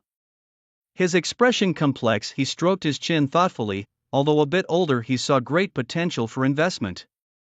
However, he needed to confirm his character further, from their brief interaction. Extremely poor attitude, ding. Congratulations on your first pass of the level 10 hidden dungeon Necrotic Cave. A server-wide announcement is about to be made. Would you like to hide your name? No. The next second, the entire server shook. Server announcement. Congratulations to player Old Chen for being the first to clear the level 10 hidden dungeon, the Necrotic Cave. We hope this inspires all players to strive even harder. Server announcement. The level 10 hidden dungeon Necrotic Cave is now fully open. Players can freely form teams to explore. War God Guild, Guild Leader War God Qin Wang. I want all the information on this person within 10 minutes. Blood Moon Guild, Guild Leader Blood Moon Song Tian. Find a way to contact him and invite him to join our guild with an annual salary of 3 million. No, make it 5 million. Against Heaven Guild, I want to defy heaven. Old Chen is really defying the heavens, tackling a level 10 dungeon. In the level 3 region, the extinct guild, General Manager Zhang and his subordinates who were being power leveled were utterly dumbfounded upon seeing the server announcement, a level 10 hidden dungeon. Are you kidding me? They struggled to reach levels 3 and 4 and that old man made it to level 10? It was already unbelievable that it was level 10 and he even cleared the hidden dungeon at that level. And it's highly likely he did it solo. That's no ordinary monster. It's the type of dungeon that tests team coordination the most. How is this even reasonable? But now the server announcement was there right in front of everyone, forcing them to believe it. Everyone had the expression of having swallowed a fly, extremely uncomfortable. General Manager Zhang, there must be something fishy about this, Meat Mountain indignantly said. Think about it, if a fragile mage can clear a dungeon, it only means one thing: he must have found some sort of bug to exploit. A bug? The others pondered upon hearing this. If it's a bug, that makes much more sense. Maybe he found a terrain bug that allows him to attack the boss, but the boss can't touch him. If I knew it, how could a mage possibly clear a dungeon on his own? It must be a bug. General Manager Zhang snorted coldly, his heart filled with jealousy and resentment. Did that old man just get lucky? How did he find a bug in the dungeon when he couldn't? Wait a minute, he suddenly realized, his eyes shifting. Just find him and get the bug out of him, right? Then their guild would be the first to master the bug, gaining a huge advantage. Thinking this, he couldn't wait to ask, where was the last place we saw that old man before he disappeared? Meat Mountain checked the chat logs and said, the entrance to the level 10 area. Good, very good. Old Chen must have entered the dungeon there. Gather the guild members and follow me. Excitement flickered in General Manager Zhang's eyes. If they could get the method for the bug and handed over to the headquarters. It would be a great achievement. Soon players from the extinct guild from various places were rushing toward the level 10 area. Meanwhile, other guilds following the coordinates shown in the announcement were also leading their members to the level 10 area. They were all very interested in the player who had cleared the level 10 dungeon and wanted to recruit him first. Inside the necrotic cave, notifications bombarded Chen Beixian's screen. Ding! Congratulations on being the first to clear the level 10 hidden dungeon necrotic cave. Reward, 10 free attribute points, a necromancer's skull for job change and plus 5 gold coins. You have earned the title. Going alone to the appointment. Ding! You have killed the Black Iron level boss of Saints LV10, earning 550, 10x, experience points. You have obtained a blue weapon, the Wand of the Undead.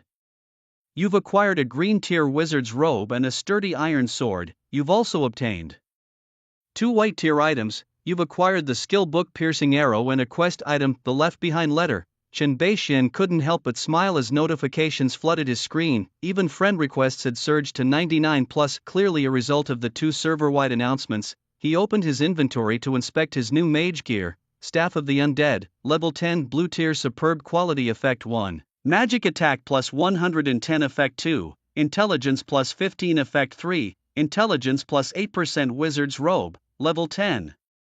Green tier, excellent quality, effect 1. Health plus 200, effect 2. Constitution plus 10, not bad at all.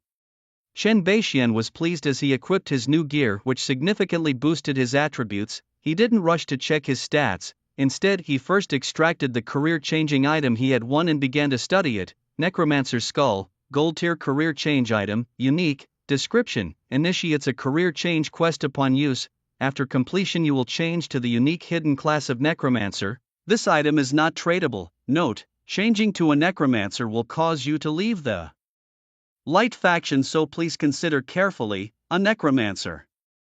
Chen Beixian narrowed his eyes and thought. The strength of this unique hidden class was undeniable, but the cost was leaving the Light faction. After a moment's hesitation, he stowed the item back into his backpack. He decided to check out other career options in the main city first. Then he took out another item, left behind letter, quest item description: deliver it to the village chief of the starter village, unexpected rewards may await. The village chief? Chen Beixian recalled the impatient old man who had given him a poor first impression by refusing him a quest, citing his age. Too old for quests, he had said, not realizing his own age. Well, it was a good opportunity to show him that even without his quests, Chen had managed to reach level 10. Chen Beixian snickered as he put away the letter. After allocating his attribute points to intelligence, he opened his character panel. Nickname: Old Chen, level 10, 942/1200, class: Mage, talent: SSS. Tier attributes: Strength 10 inch, Agility 15, Intelligence 86, Constitution 25, Charm 1, Luck 1, Health 650, Constitution times class potential 10 stars, Mana 1118, Intelligence times class potential 13 stars, Magic attack 304, Intelligence times class potential 2 stars, Physical defense 35, Constitution times class potential 1 star, Magic resistance 35, Constitution times class potential 1 star, Skills: Thunderbolt 4 stars, Protective Flame 1 star, Chain Lightning 1 star. Equipment: Staff of the Undead, Wizards robe, pigskin boots. Titles: Far Ahead Lone Warrior. With an incredible overall increase in attributes and an attack power reaching 304 points, he quickly calculated that a single Thunderbolt could now deal a stable total damage of 4,400 points. Terrifying indeed. If he had these attributes during the recent boss fight, it would have taken just 3 Thunderbolts to settle the matter. His defenses, bolstered by the defensive magic array, were now a staggering 197 points for both physical and magical resistance. It was hard to imagine who could break through his defenses at this stage. True death is not even a bit. His gaze shifted to the title bar, opening it to view: Solo Conqueror. Proof of solo dungeon. First pass, enter the dungeon without a team and gain plus 20% monster attack power. This boost is quite something. With his current leading level, he fears that future dungeons will all be solo adventures for him. This seems tailor-made for him. Being the first to eat the crab was truly delightful. He chuckled to himself for a while, then gradually his smile faded. It was time to leave, and he wondered if that Baroma had left yet. After checking again to ensure nothing was missed, he chose to exit the dungeon. Just as his figure disappeared, Baroma too summoned a magical gate and left. The scene before him changed, and he was back at the entrance of the level 10 area, but as soon as he steadied himself, Chen Beixian was shocked by the spectacle before him. The area was tightly surrounded by a dense crowd of players, clearly divided into several groups: Extinct Guild, Blood Moon Guild, War God Guild, each clustered together. He nudged the player next to him with his elbow and inquired, "Brother, are all these people here to run the dungeon?" The gathering of so many people here could only be due to the dungeon opening. Of course, that was just his guess. The young man next to him turned his head upon hearing the voice. Seeing an old man, his face darkened. "How old are you calling me brother? I still want to live a few more years." Chen Beixian was momentarily stunned, then realized his own elderly status. "Oops, wrong call, I just wanted to ask. You are old man Chen." Before he could finish his sentence, the young man suddenly exclaimed with joy, "Found him, old man Chen found. Guild leader, he's here." With that shout, the surrounding people all turned their heads, their eyes glowing with anticipation. "It's really him, quickly call the guild leader over." The crowd immediately became restless. Chen Beixian was baffled. Could these people be here for me? He suddenly remembered his 99+ friend requests and hurriedly started checking them. His only friend, I Desire Against Heaven, had sent him several messages. "Old man, the Extinct Guild is heading to the level 10 area. To block you, I'm on my way, don't come out yet." "Old man, I'm already here, there are too many people, it's best if you turn on hide info before coming out."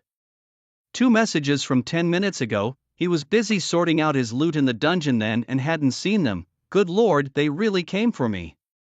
Chen Beixian's eyes turned cold. "Extinct Guild, I hadn't sought you out yet, but you've come to me first." Just as he was ready to fight at any moment, the crowd suddenly parted, making way. War God Qin Wang, Extinct Archer God Blood Moon Sun Tian, leaders of the three major guilds, arrived one after another. Before they could speak, the crowd became noisy again. "Make way, let us through, excuse us." Lu Ziming, leading his own team, pushed through the crowd and hurried to Chen Beixian's side. "Grandpa, didn't you see my messages? Why didn't you hurry away?" Chen Beixian felt a warmth in his heart and smiled. "Too many messages, I didn't notice. You guys stay to the side, don't get hurt by mistake later." "How can that be? I brought people here to help you, don't think about sending me away." Lu Ziming drew his sword, showing his stance. Upon seeing the situation, Chen Beixian didn't bother saying more. If needed, he could just help them level up later. With his current abilities, it was almost too easy. Moreover, he had a suspicion whether the defense formation would be effective for his teammates. If it was, he chuckled to himself. At this moment, Boss Zhang could not wait any longer. "Kid, I advise you to scram or I'll deal with you too." "I'll deal with you." Before Lu Ziming could retort, Chen Beixian stopped him. Shaking his head, he said, "Talking to a fool only lowers your intelligence. Don't mind him." "Damn, old man, who are you calling a fool?" Boss Zhang's anger surged immediately and he burst into curses. Lu Ziming grinned, understanding perfectly. The old man is right. I shouldn't talk to fools, especially those who admit it themselves. He laughed heartily. Boss Zhang's face darkened. He had initially wanted to make amends and offer a high price to win over old Chen, but seeing the situation now, it clearly wasn't feasible and he might have to resort to tougher measures. However, before he could make a move, the other two guild leaders couldn't sit still any longer. "Old Chen, if you join our Blood Moon Guild, I'm willing to offer an annual salary of 5 million. Please consider it." One of them said. 5 million? That's a pittance. My War God Guild offers 10 million to invite old Chen in the position of vice president. As soon as these words were spoken, everyone was astonished. My God, an annual salary of 10 million. If it were me, hesitating even a second would be disrespectful to the 10 million. I could do that too, just clear a level 20 dungeon next time. I was just speaking offhand. If I had that ability, would I still be at level 3 now? It made me envious. No, why hasn't he agreed yet? I'm getting anxious for him. It's like the emperor isn't in a hurry, but the eunuch is. Look at his level. You know what level 10 means, right? Oh my, the three guild leaders are only at level 4 and that old man is at level 10 already. Are we even playing the same game? In my opinion, his potential value is no less than 30 million. Reaching a billion isn't impossible. Let it be, even if it's hundreds of billions, it's none of our business. The decision is his to make. Hearing the surrounding players discussing, Xin Wang and Song Tian felt a sinking feeling in their hearts. They knew the value of old Chen all too well, but they could only offer so much, not being backed by a wealthy guild. After pondering for a moment, Chen Beixian declined their offers. I'm not planning to join any guild at the moment, thank you for your kindness. Qin Wang and Song Tian were somewhat disappointed upon hearing this, but they quickly recovered. At this moment Chen Beixian suddenly changed the subject. Although I'm not planning to join any guild, making some friends is still possible. If you ever need a hired hand or want to employ me, I'm open for business and we can discuss the pricing. His thoughts were simple: having more friends opens more paths, all potential clients. Compared to the long-term benefits, 10 million now is trivial. His value far exceeds this. Upon hearing this, both Qin Wang and Song Tian's eyes lit up. To be able to clear a level 10 dungeon certainly left no doubts about his strength. Although they didn't succeed in recruiting him, making his acquaintance was still all gain and no harm. Who knows, they might need his help someday. Alright brother, that's the spirit, I'll make friends with you. War God Qin Wang laughed heartily, feeling much better. Making friends is wonderful, I love making new friends. Song Tian also laughed openly. The three of them, like old friends for many years, enjoyed a harmonious atmosphere. But just then an untimely voice came through. Gentlemen, I have some issues to settle with Old Man Shen, please step aside or don't blame me if you get hurt accidentally. General Zhang's face was sinister, with an increasing number of players from the extinct guild gathering behind him, subtly outnumbering the other two factions. Qin Wang and Song Tian frowned secretly. Their people were scattered across other newbie villages and they would be at a disadvantage if a fight really broke out. Moreover, with the extinct guild's profound background, they didn't want to make an outright enemy of them, but if they really retreated, the newly formed friendship would become a joke, embarrassing to spread. For a moment both were hesitant, to leave or not to leave. Just then Chen Beixian spoke, giving them an out.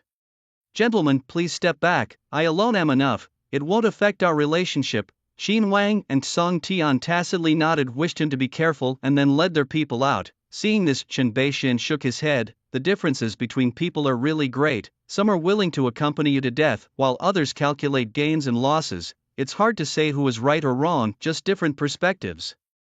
With this thought, he glanced at the person beside him, Wu Yuntian, his lips barely curving in a smile. After the War God Guild and Blood Moon Guild retreated, the players from the extinct guild surrounded them. Old Man Shen, I'll give you one last chance. Tell me the bug you used to clear the dungeon and I will let bygones be bygones, otherwise.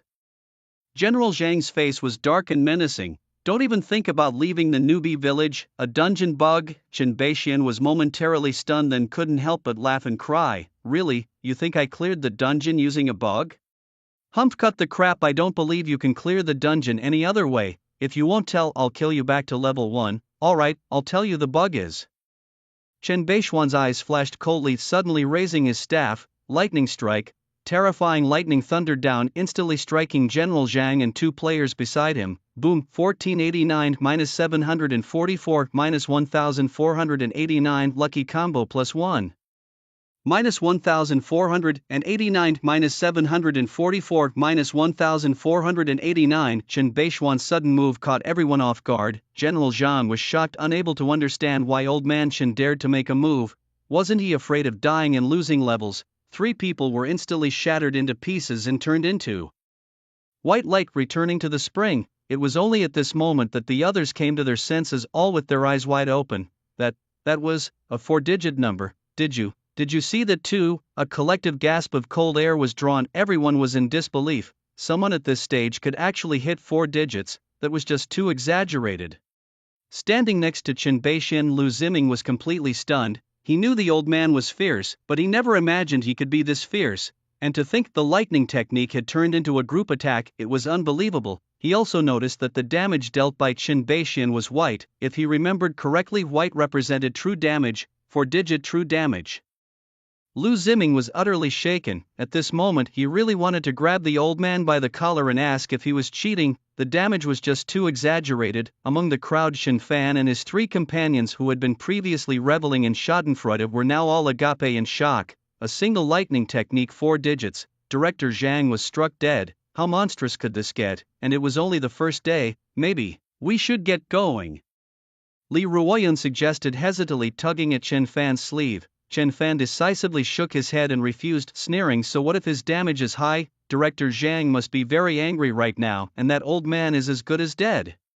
Koengu also came back to his senses and agreed. Right, we have over 500 people, just a basic attack from each of us is enough to kill him 10 times over. no need to worry. Sure enough, just as they finished speaking, a message came through the guild. Arrow God of Extinction. A reward of 100,000 for whoever kills Old Man Chan. I want him dead. All players of the Extinction Guild's eyes blazed with excitement. A hefty reward always brings out the brave. Everyone believed they could be the lucky one. 100,000 yuan. Charge. Suddenly someone shouted, and it ignited a fierce battle. In an instant, a barrage of arrows, fireballs, and lightning rained down. Chen Beishuan's gaze sharpened, and he immediately activated a skill, Protective Flame. Whoosh, orange-yellow flames burst forth instantly. At the same time, a deep blue defensive array suddenly appeared under his feet, enveloping his entire body. Lu Ziming, watching the sky filled with attacks, felt his heart sink. The worst scenario he had imagined was happening. The old man had acted too quickly and decisively, setting off the keg prematurely. Uncle Zhao probably wouldn't make it in time. He was prepared for a downgrade, as no one could survive in such a situation, but just then a team request suddenly appeared in front of him. Was this Old Man Chen? Lu Ziming looked surprised, not understanding the old man's purpose. Would the penalty for team death be less severe? Though puzzled, his actions were quick. A second before the barrage of attacks landed, he clicked accept. Boom, whoosh, a flood of attacks submerged them, obscuring even their silhouettes. A dense flurry of damage floated above their heads, yet oddly enough it showed -0, -0, -0, -0. The attacking players were left bewildered. Upon witnessing this scene, all the players' eyes widened in disbelief. The attack ceased involuntarily and the air gradually quieted down. Lu Ziming and his companions opened their eyes in confusion, only to find themselves not appearing at the fountain nor receiving any death notification. What was happening? Looking up, he saw the surrounding players staring at them as if they had seen ghosts. Their eyes were nearly popping out. At that moment, Chen Beixian suddenly grabbed his shoulder, the corners of his mouth slightly lifting. With me here, no one can touch you. Upon hearing this, Lu Ziming shuddered, almost sparkling stars in his eyes, so domineering. Oh, spit, what am I thinking about? He quickly shook his head to clear his thoughts. Suddenly he noticed the deep blue magic circle under his feet. Seemingly realizing something, he opened his panel. After seeing the numbers, he was utterly stunned. Dual resistance 172. The rest of the team also showed shocked expressions, collectively gasping in cold air. What exactly was this magic circle capable of providing them with 150 points of defense? The enhancement was simply too exaggerated. Was this the defense value that players could now possess? It was one thing for the attack to be exaggerated, but why was the defense so monstrous too? Was this really the fragile mage they remembered? When he said one was enough, he wasn't joking. Respect, truly respect. At this moment, including Lu Ziming, everyone was thoroughly impressed by Chen Beixian. You're really too strong. Ahem, just know it, don't say it out loud. Chen Beixian coughed lightly to cover his embarrassment, sternly saying, don't leave the magic circle, stick close to me. They all nodded solemnly, moving closer without hesitation. Joking aside, standing in the magic circle was like having an invincible cheat activated. They wouldn't leave even if they were asked to. They must cling to his powerful coattails. With an indifferent face, Chen Beixian turned around, planted his magic staff into the ground, and unleashed slaughter, lightning. Chain, ZZZT, 3 purple lightning bolts instantly shot out, bouncing back and forth among the crowd. -289, -231, -172, -279, -221, -182. A series of damage numbers floated up amongst the crowd, bringing up several flashes of white light. Only at this moment did everyone snap out of their trance, unable to break the defense. What was the point in attacking? My damage reaches 80 points, yet it results in 0 damage. How high is their defense? Damn it, this $100,000 isn't so easy to earn after all. No need to worry, the magic circle under his feet should be a defensive skill. Just wait for the skill to end and enter cooldown, then he's as good as dead. Right, such a monstrous skill must have its limits. Watch for the skill gap before making a move. The healer adds health, the assassin goes invisible. The ranged profession should first move out of the casting range. Let the high health knights take over the front line. Meat Mountain loudly shouted orders. Everyone responded promptly, beginning to change formation. The assassin activated invisibility, circling around Chen Beixian and his companions, waiting for the moment. As soon as the opponent's skill entered cooldown, they would immediately strike to kill. Soon, the battlefield took on a strange appearance. It was merely a player PK, yet it seemed as if they were fighting a boss. Arranging troops and positioning. Chen Beixian, seeing this scene, was utterly unconcerned. Regardless of the formation, it was all the same to him. No one could survive under his lightning magic, no matter who came. Thinking of catching him off guard during his skill cooldown, such calculations are doomed to fail. Thunder technique, chain lightning, boom ding, mastery is full chain lightning level up to 2 stars, next level, 1/400, skill upgraded. Chen Beixian raised an eyebrow, sparing a glance. The damage of chain lightning increased from 80% to 100%, compensating for the reduced damage from splitting. However, the increase in this area attack was 10% less than that of the thunder technique, probably for balance. The skill upgrade notification instantly filled him with vigor, so he fought even more fiercely. The staff was never put down. Since it was the veteran player Chen Beixian who initiated the attack on Lu Ziming and his group, they all triggered a yellow name. He didn't need to worry about accruing sin points. Otherwise his name might turn from red to black. Lu Ziming and the others followed by his side, their eyelids twitching constantly. Uncle Chen was truly more boss-like than the bosses themselves. The strings of damage he dealt made their hearts leap with fear. They were not at all on the same level. With such an uncle guarding them, their sense of security was through the roof. Lu Xiao's insight was indeed unique. With Uncle Chen, this god-level player, our guild's rise was only a matter of time. But we shouldn't speak too soon. The old master would definitely try to hinder the young master's progress due to their wager. Yes, all we can do is follow the young master, do our best and not meddle in other matters. Sigh. The group remained silent, but a shadow hung over their hearts. Thunder technique. Boom -1489 -744 -1489. You killed extinct Boran LV3. The opponent has a yellow name, no sin value added. You killed extinct Qixi Lang LV4. After killing 3 people again, Chen Beixian suddenly spotted several familiar figures in the crowd. A cold glint flashed in his eyes, somewhat surprised. Level 3. Leveling up quite fast, huh? Let Dad teach you a lesson. Unperturbed while casting spells, he quietly moved closer to Chen Fan and his group. The front lines were almost wiped out and his skill hadn't ended yet. Meat Mountain was shocked, utterly baffled. The skill lasted for 30 seconds, even 1 minute was considered long. But several minutes had passed and the blue magic circle still hadn't disappeared. It was utterly inconceivable. Assassin King. You assassins are close. Did you see what happened? He contacted the extinct Assassin King through the team voice chat, urgently asking, saw it clearly. His skill is seamlessly connected.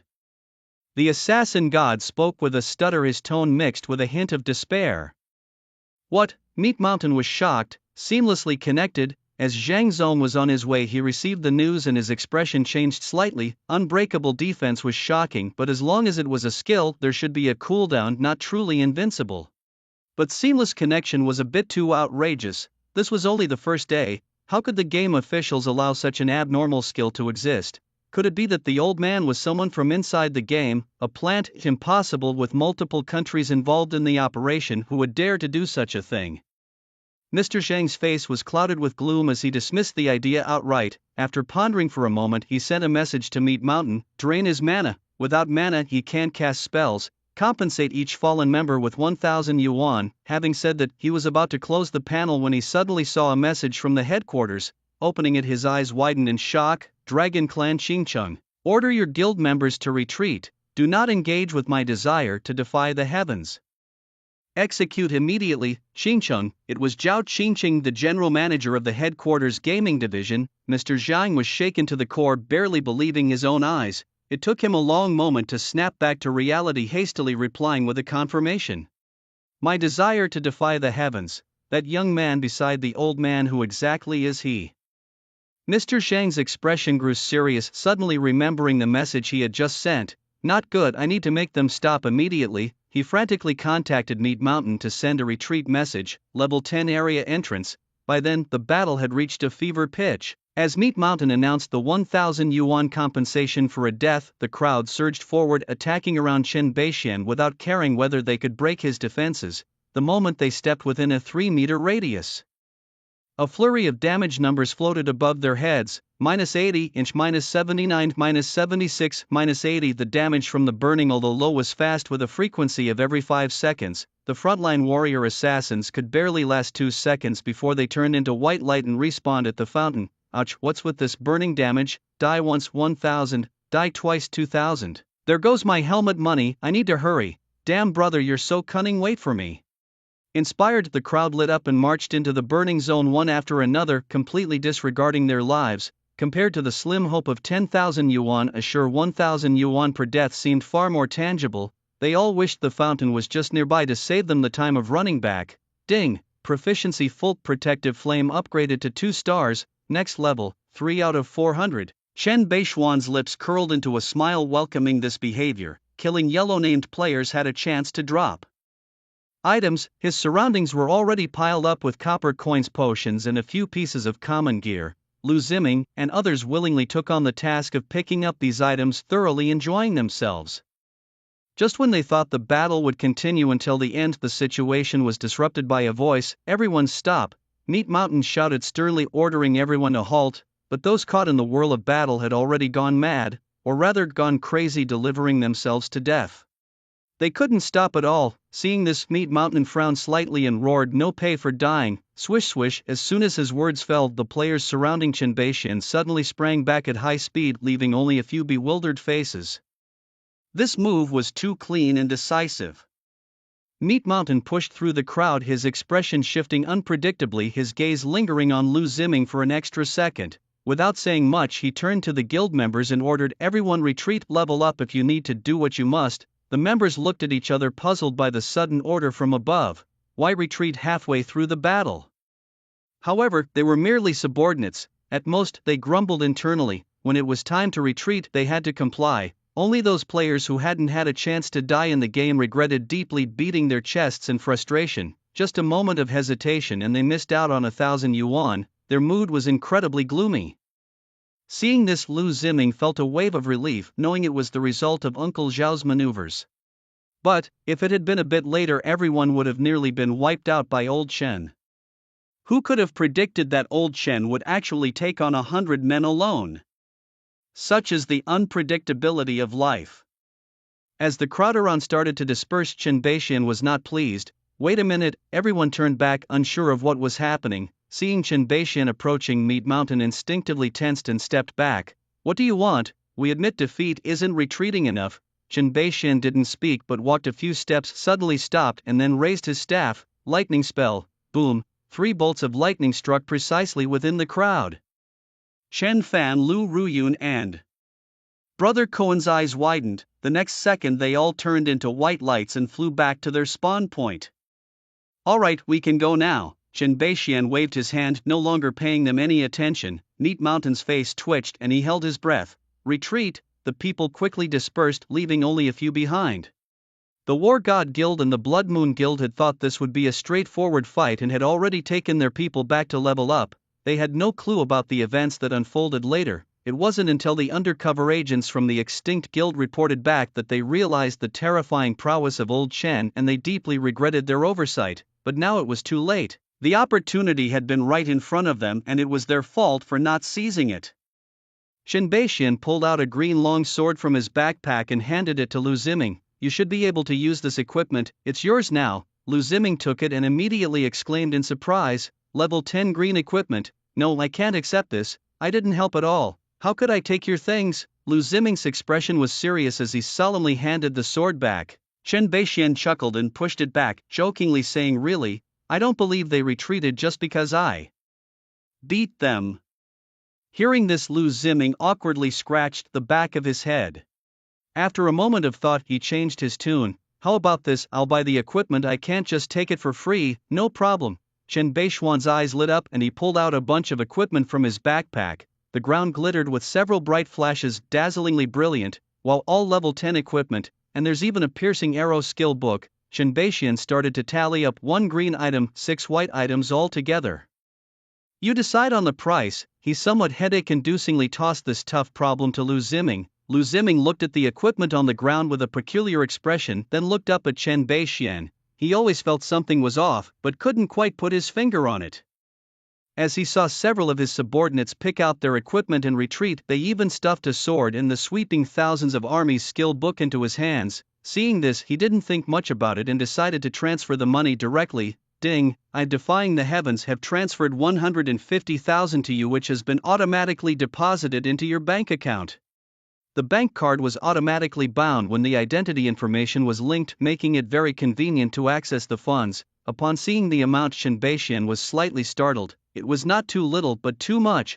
After all, it was only level 10 equipment, not immediately wearable. Apart from the green sword and skill book, which were slightly better, the other ordinary items were not worth much. He estimated that these items were worth no more than 100,000 at best, yet he was given 150000. Lu Ziming, seeing his expression, thought he was dissatisfied and quickly explained, "My father has frozen my bank card, sir, please don't think it's too little." Chen Beixian smiled and shook his head, indicating he didn't think it was too little.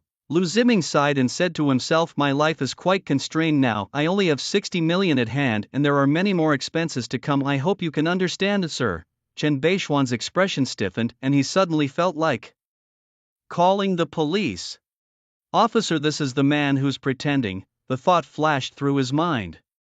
Chen Beixian waved his hand, not wanting to continue discussing this topic, and swiftly changed the subject. "I'm planning to head back to the beginner's village. What about you?" He intended to return the letter to the village chief of the beginner's village and then visit the main city. To maintain his lead, he couldn't stop.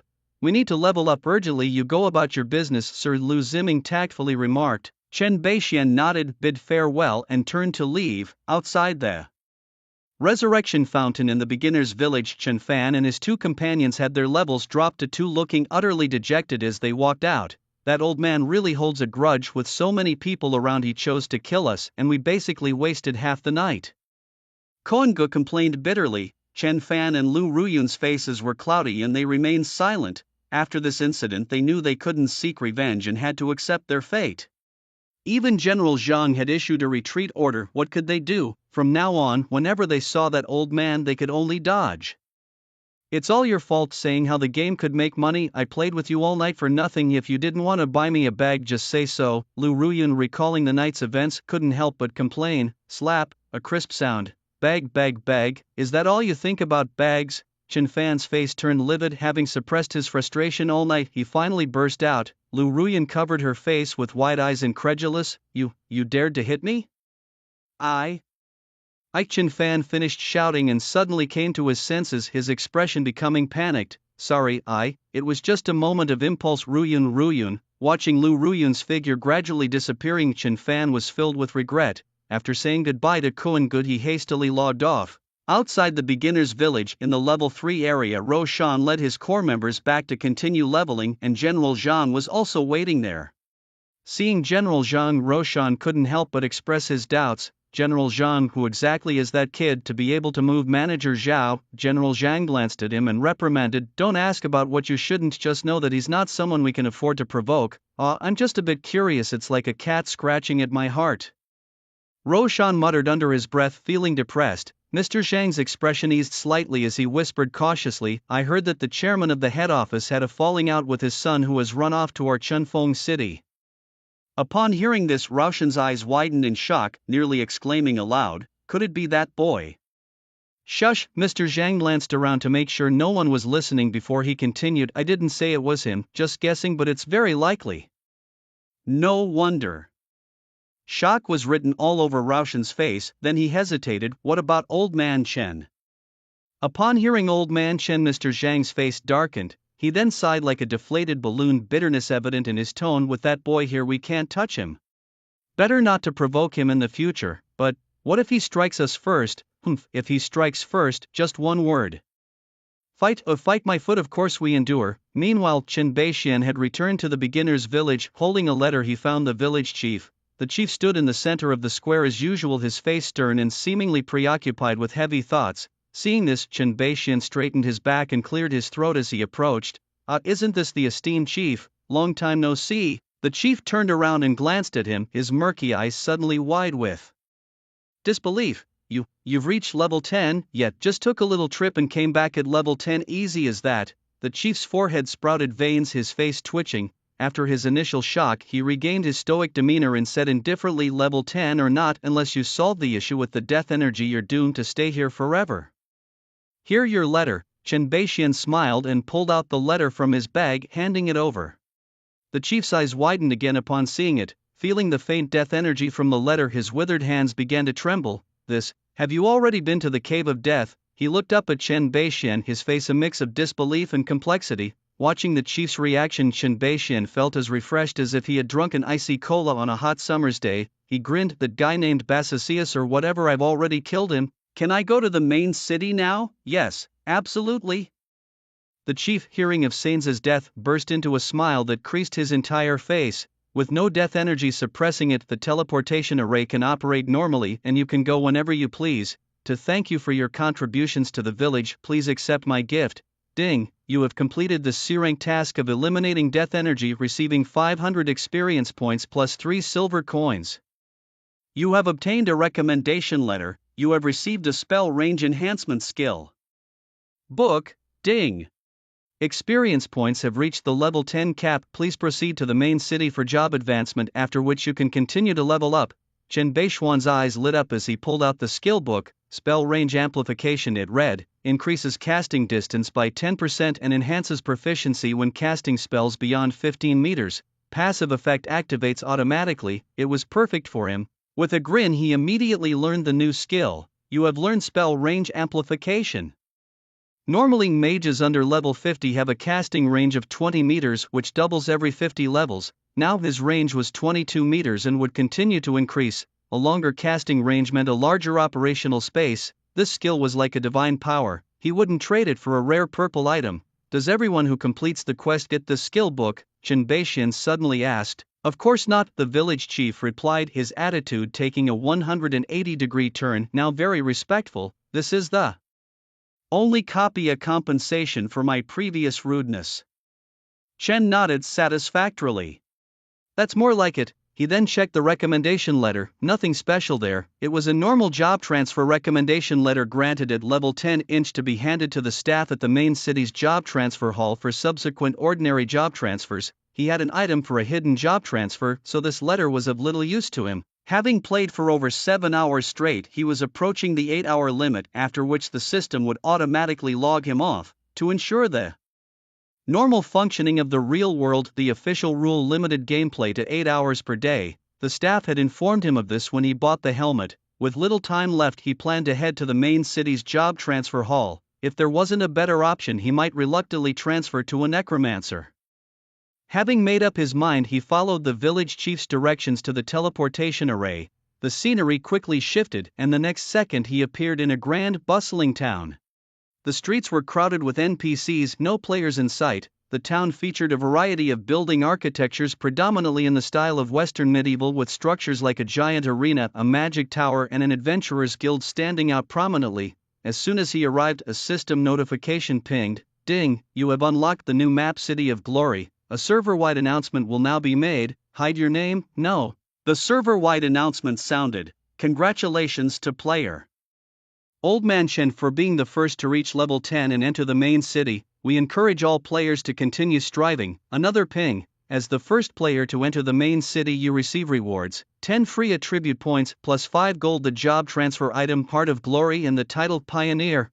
Another job transfer item. Chen Beixian raised an eyebrow and opened his inventory to check. Heart of Glory, a golden job transfer item. Upon use, it initiates a job transfer quest. Completing the quest allows a transfer to the unique hidden job judge. Non-tradable. Note: transferring to a judge will permanently align you with the forces of light. Choose wisely. Judge. He used a cool name, and it's a unique hidden job with strong capabilities. But the inability to leave the forces of light smells slightly of conspiracy. Normally, there wouldn't be such a warning, yet here it was clear as day. Could it be becoming a judge for the forces of light without any rewards? Chen Beixuan's heart sank. He had endured being tied to one place without freedom for many years and didn't want to experience the same in the game. It seems he had no choice but to switch to a necromancer. He sighed helplessly, muttering to himself, "Old Chen, actually you have a third option." Suddenly a familiar voice came from behind him, causing him to squint his eyes. Turning around, it was indeed the traveler Broma. "Have you been following me?" Chen Beishian became secretly alert. That's not important, what's important is that I can solve your dilemma. Broma skillfully avoided the subject, smiling and raising his eyebrows at him. Being able to possess both the necromancer and the judge's class items, which are completely opposite, you are really lucky. No matter which one you choose, it would be a waste to discard the other, it's truly a pity. Saying this, he pulled out a strangely colored stone from his bag, continuing, this is called a fusion stone, quite rare. It can merge two items into a new one, enhancing both the quality and level. Do you want it? Chen Beishian glanced at the stone in his hand and asked bluntly. What's the condition? He didn't believe Broma would be so kind-hearted without any strings attached. He might even want to steal his artifact. How could he possibly help him? The condition? How about you trade it for the artifact you drew? Broma said with a smile, as if he had already thought of the condition. Actually, his original intention was to give it as a gift, but due to the rules, he could only trade it at a fair price. Having observed him along the way, he realized that aside from occasionally being greedy, Chen Beishuan's character was decent enough to make a small investment in. When future crises arise, it would also be a significant aid. Chen Beishian fell into deep thought upon hearing this.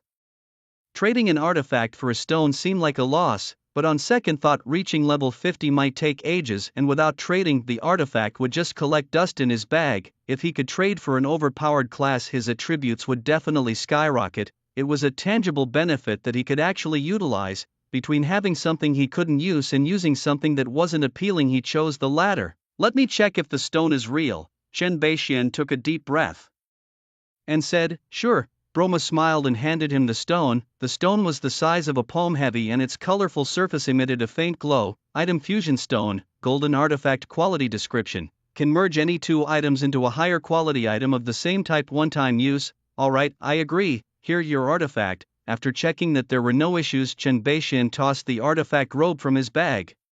Broma smiled as he caught the robe, his eyes filled with admiration. Being able to make the right decisions based on one's circumstances is a rare quality. Keep going and don't give up halfway, he said as he turned to leave, leaving Chen Beishian somewhat puzzled by his cryptic parting words. Muttering to himself, he redirected his focus to merging the items. After selecting the option, a merging interface immediately appeared in front of him. It featured two slots, presumably for placing the items. He placed the necromancer's skull and the heart of radiance in the slots, and the merge button lit up. Taking a few deep breaths to steady his mind, he raised his hand and pressed the button. Merge, merge. Suddenly, a burst of colorful light shone brightly. When the light faded, a stone with the colors of yin and yang appeared in his hand. Then a notification sound chimed. Ding, merge complete. You have obtained the job change item, the Chaos Godstone. Chaos Godstone, job change. Item description: initiates a job change quest upon use. Upon completing the quest, you will change to the unique hidden job Chaos Mage, which cannot be traded. Chaos Mage, unique hidden job, brilliant class. Description: a grand mage of chaos who masters both light and darkness. Born at the dawn of the world, due to his overwhelmingly powerful abilities, he is not accepted by the world. Chen Beishian couldn't help but take a sharp breath. A chaos mage, a brilliant class. The only thing related to brilliant on him was the divine punishment. Power, the brilliant keyword. It turned his thunder magic into true damage. With keywords that are this powerful, the brilliant class job was beyond imagination. This was a major windfall. His eyes sparkled with excitement, his heart thrilling with emotion. Chen Beishian glanced at the time. Only a few minutes remained until the 8-hour mark. He would have to start the job change quest tomorrow. Although curious about the quest, he wouldn't risk a time-sensitive mission possibly ruining everything. Suppressing his curiosity, he stowed the stone in his backpack. After allocating all his reward points to intelligence, he took one last look at his attribute panel. Nickname: Old Chen, level 10, 1200/1200, job, mage, talent, SSS grade. Keywords granted: attributes, strength 10, agility 15, intelligence 97, constitution 25, charm 1, luck 1, health 650, constitution times potential 10 stars, mana 1261, intelligence times potential 13 stars, magic attack 326, intelligence times potential 2 stars, physical defense 35, constitution times potential 1 star, magic resistance 35, constitution times potential 1 star, skills: thunder magic 4 stars, protective flame 2 stars, lightning chain 2 stars. More equipment: necromancer's staff, wizard's robe, pigskin boots. More titles, Far Ahead Single Journey, the first one, proof of being the first player to enter the main city, increases movement speed within the city by 50%, that was all for today. At this moment Chen Beixian finally relaxed and smiled. Setting aside some gold coins for emergencies, he exchanged 10 gold coins for cash. Tonight's total earnings were 250,000, not disappointing the expectations he had before entering the game. Paying debts, paying rent, taking his little dear for ice cream, having hot pot, and a trip to the amusement park. One by one these plans floated through his mind as he arranged his schedule for tomorrow. Oh, and he needed to consult a lawyer about custody issues.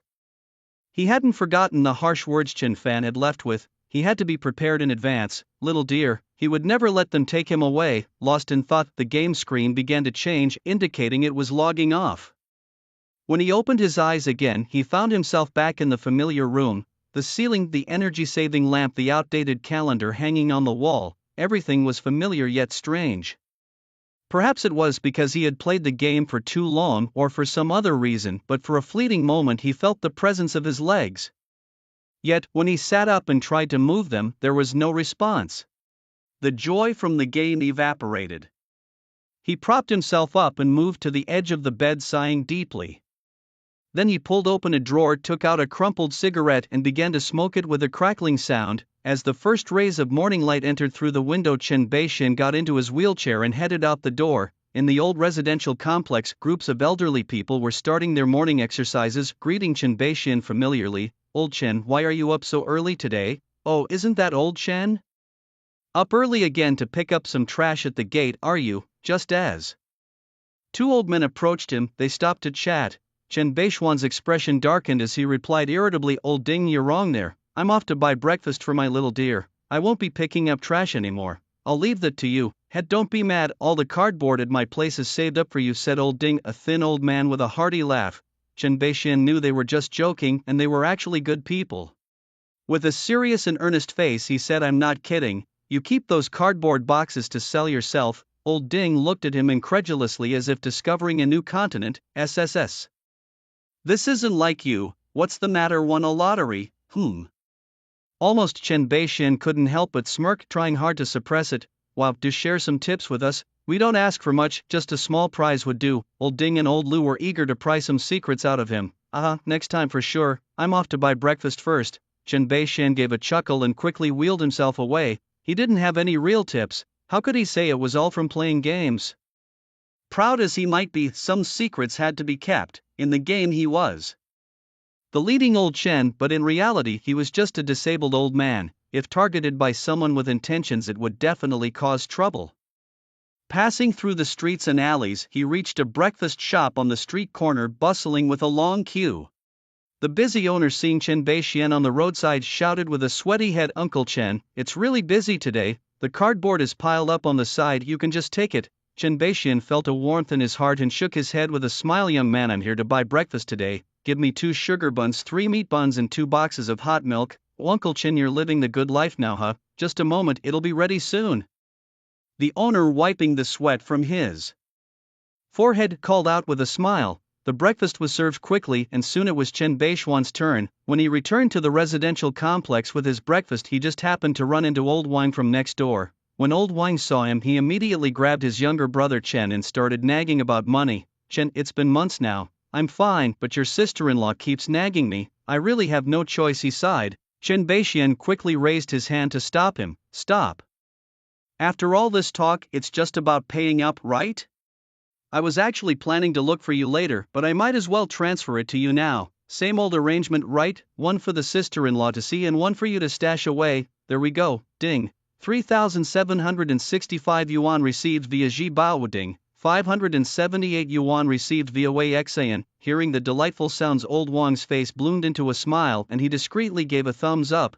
"Nice and swift. I'll sneak a chicken leg under your rice at lunch." "No need, I'm going out with Xiaolu for lunch. We'll eat something nice." Chen Beixian waved him off, barely able to keep from smiling. "Wow, old Ding just said you won the lottery." I didn't believe him. "How much did you win?" Old Wang's eyes burned with curiosity. If he had won even once, he wouldn't have to secretly stash away money for drinks. "Don't ask, it's a trade secret." "Trade secret, my foot, forget it, I'm off to buy some booze." Unable to help himself, old Wang rolled his eyes and hummed a tune as he walked away. Chen Beixian watched his retreating figure grinning and humming a tune on his way home.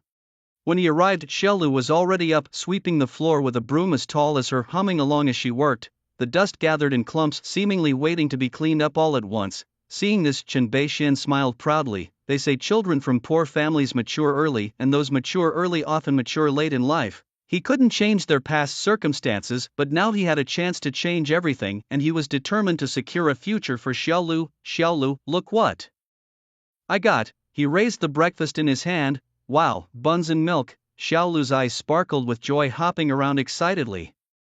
A few minutes later, the grandfather and granddaughter patted their bellies, satisfied. Just then, an unexpected guest knocked on the door.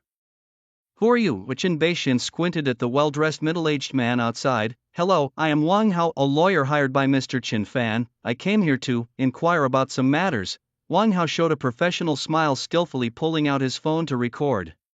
But before he could even turn it on, the door slammed shut. Chen Beixian's indifferent voice came through the door. We don't welcome you here, please leave. Wang Hao paused, then sighed, putting away his phone. Just as his employer had described, stubborn and unwilling to communicate, it seemed they would have to proceed with a lawsuit. Inside, Xiaolu's pale face showed a trace of fear, clutching tightly to Chen Beixian's arm. Grandpa, is he here to take me away? Silly child, with Grandpa.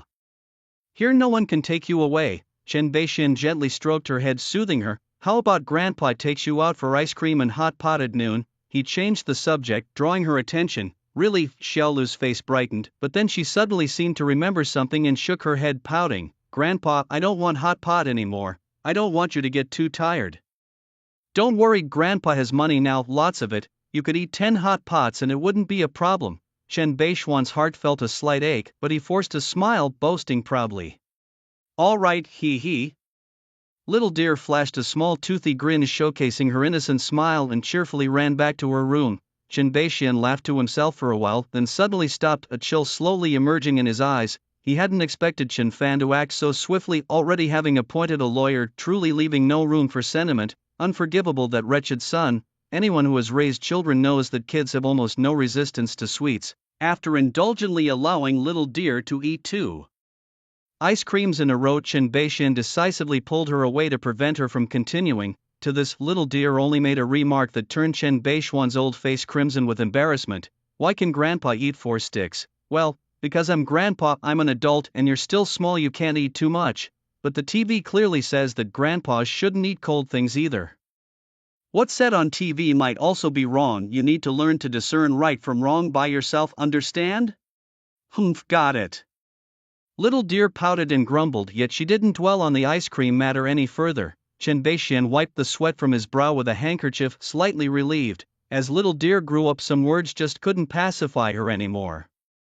After all, this was his first time raising a child, and he really lacked experience. All he could do was try his best to spare little dear from the regrets of his own childhood, nothing more. Later, the grandfather and granddaughter duo enjoyed hot pot under the moon, fried skewers and milk tea. Finally, they stopped at a children's inflatable fun castle. After paying, little dear happily scrambled inside, quickly mingling with the other children. Meanwhile, Chen Beixian headed to a law firm across the street. With the help of the staff, he was ushered into the office. Hello, I called this morning to schedule a legal consultation. My last name is Chen. Chen Beixian got straight to the point. Opposite him sat a female lawyer dressed in professional attire, her long hair pinned up.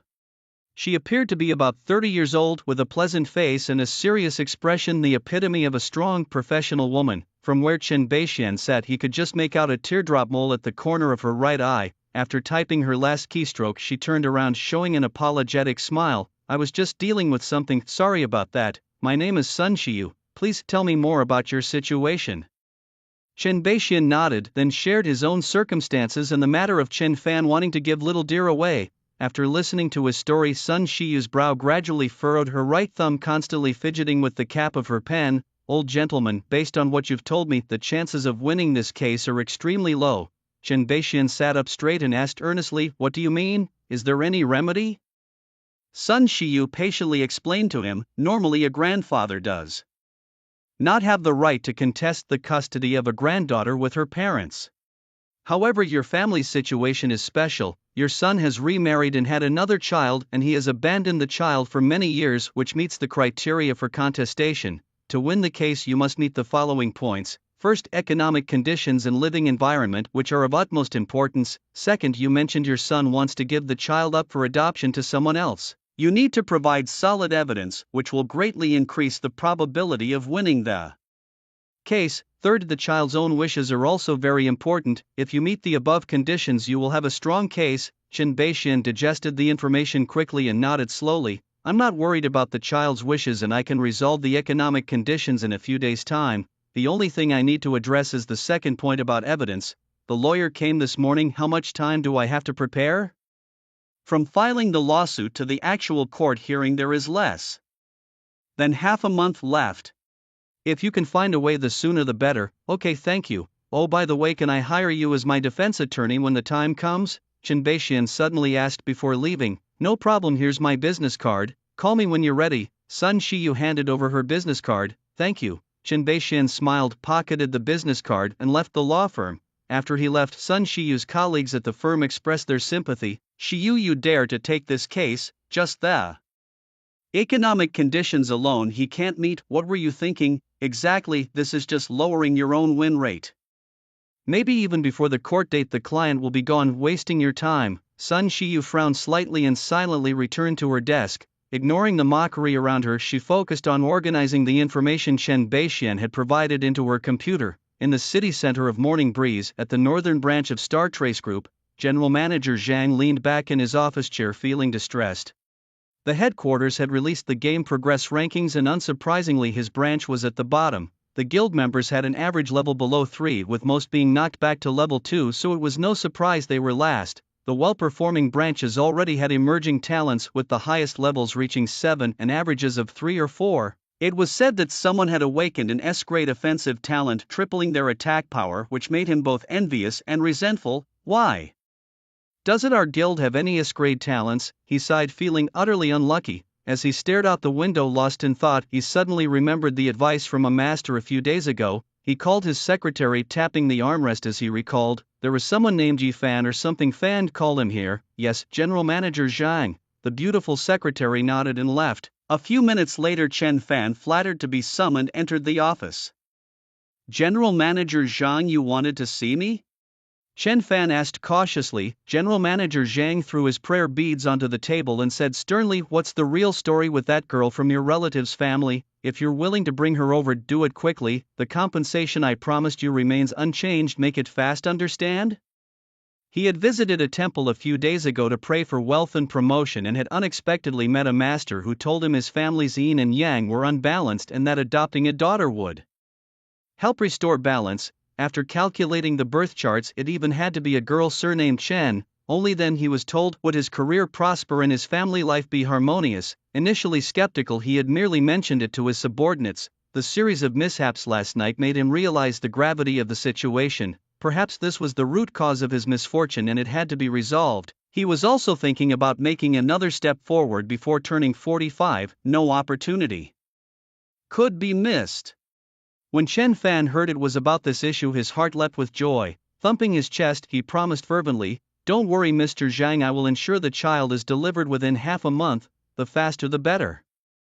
You may go now. After giving his instructions, Mr. Zhang clearly didn't want to prolong the conversation and dismissed him straight away. Chen Fan tactfully left the office. Standing in the descending elevator, he couldn't help but sneer internally. Humph, stubborn old fool, let's see how you'll stop me from taking Xiaolu away when the time comes. The sun was gradually setting and darkness started to dominate the sky. By the time the grandfather and grandson returned home, it was already 8 p.m. Xiaolu had played so hard in the afternoon that he was utterly exhausted and fell asleep as soon as he had washed up and gone to bed. Chen Beixian also washed up quickly and climbed into bed.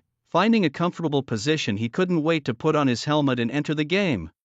Tonight's goal: to acquire a set of properties to improve his living conditions. Game on. The scene before him shifted, and he reappeared in the City of Glory. Before embarking on his class change mission, he planned to stock up on some potions and other supplies. The phrase from the job introduction, "not tolerated by the world," gave him a slight premonition of trouble. The class change mission might be as difficult as reaching for the heavens, so he had to be fully prepared. While looking for a place to buy potions, he checked out the newly unlocked features. After entering the main city, his interface had a new ranking list feature which included level rankings, equipment rankings, pet rankings, mount rankings, and guild rankings. Pets could only be unlocked at level 20, mounts at level 30, so these rankings were not displayed yet. Guild rankings required defeating a boss to drop a guild creation token and establishing an official guild to be listed. Currently, the list was blank. In both major rankings, Chen Beixian was overwhelmingly ahead. The second place on the level ranking was a bit odd. Judging by the name, Superdad seemed to be a solo player. It was strange that a priest class could rank second, which must mean they had some special talent. Chen Beixian wasn't concerned or worried about his level being overtaken. What limited his leveling wasn't the speed of grinding monsters but the class change mission. Once he completed the class change, leveling up would actually become the easiest part. Closing the panel, he looked up. In front of him was a general store with various potions displayed in the window. Just as he was about to enter, suddenly a short figure wearing a hat appeared from the side and bumped into him. Sorry. The other party quickly bent down and whispered an apology, then without waiting for Chen Beixian to speak, turned and swiftly disappeared around the corner. Ding, you have been pickpocketed, 1 gold coin lost. I knew it. Chen Beixian's face darkened. Without a moment's hesitation, he immediately lifted the hem of his robe with one hand and started chasing. The short figure Dean had already merged into the crowd, smugly playing with the gold coin. Pretty rich, I should have taken more. Just then a hand suddenly slapped on his shoulder. Kid, where do you think you're running to? Give me back my money. Dean's heart skipped a beat. Without another word, he shook off the hand on his shoulder and ran. Catch me if you can. Bye. Dean taunted as he slipped through the crowd like an eel. He had roamed these streets for over 10 years and had never been caught, but his laughter soon faded. Seeing Chen Beixian suddenly appearing in front of him, he was shocked. How could you be so fast? There's a lot you don't know. Hand over the money. Chen Beixian grabbed his arm, his voice stern. It was then he realized that the thief NPC was just a kid around 16 or 17 named Dean. I have no money. If you dare, just hit me, Dean defiantly said, his face set in a determined, unafraid expression. Chen Beixian, of course, was not foolish enough to strike him. He looked around and saw the guards at the street corner, his eyes lighting up. You won't give it back, huh? Then I'll hand you over to the guards and have you locked up. You, Dean tensed up. Being caught by the guards would be real trouble. The money he had stolen was enough to get him hanged. Being caught was a dead end. His record of never being caught would also be gone. You're ruthless here. Reluctantly, Dean pulled out 1 gold coin and handed it over to him. Chen Beixian took the coin and stepped back, keeping his eyes fixed on Dean. After waiting a moment and not receiving another theft alert, he was ready to leave. Just then Dean, not willing to give up, called out to him. I didn't use my full strength just now. Do you dare to compete with me again? Not interested. Chen Beixian was about to refuse instinctively, but seeing the task prompt and rewards that appeared, he suddenly changed his mind and accepted. Ding, Dean has issued you a C-level hidden quest speed contest. Do you accept? Yes, speed contest, a C-level hidden quest. Dean, not willing to accept defeat, wants to challenge you again.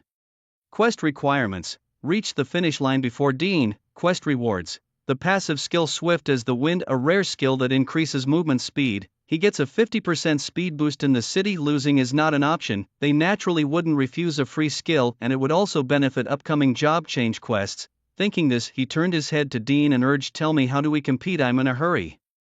Simple, from here to the city gate, whoever gets there first wins. Dean crossed his arms, his face arrogant. He had a skill that could briefly increase his movement speed by an additional 20%. He hadn't had the chance to use it before, but this time he was determined to show this old man. Okay, but wait for me for a moment. Chen Beixian returned to the grocery store they had passed earlier, spent all his savings and bought a bunch of potions to put in his bag. Since the race was to the city gate, he didn't want to bother coming back, so he simply bought everything in advance. Having finished his preparations, he casually nodded at Dean, signaling that he was ready to start.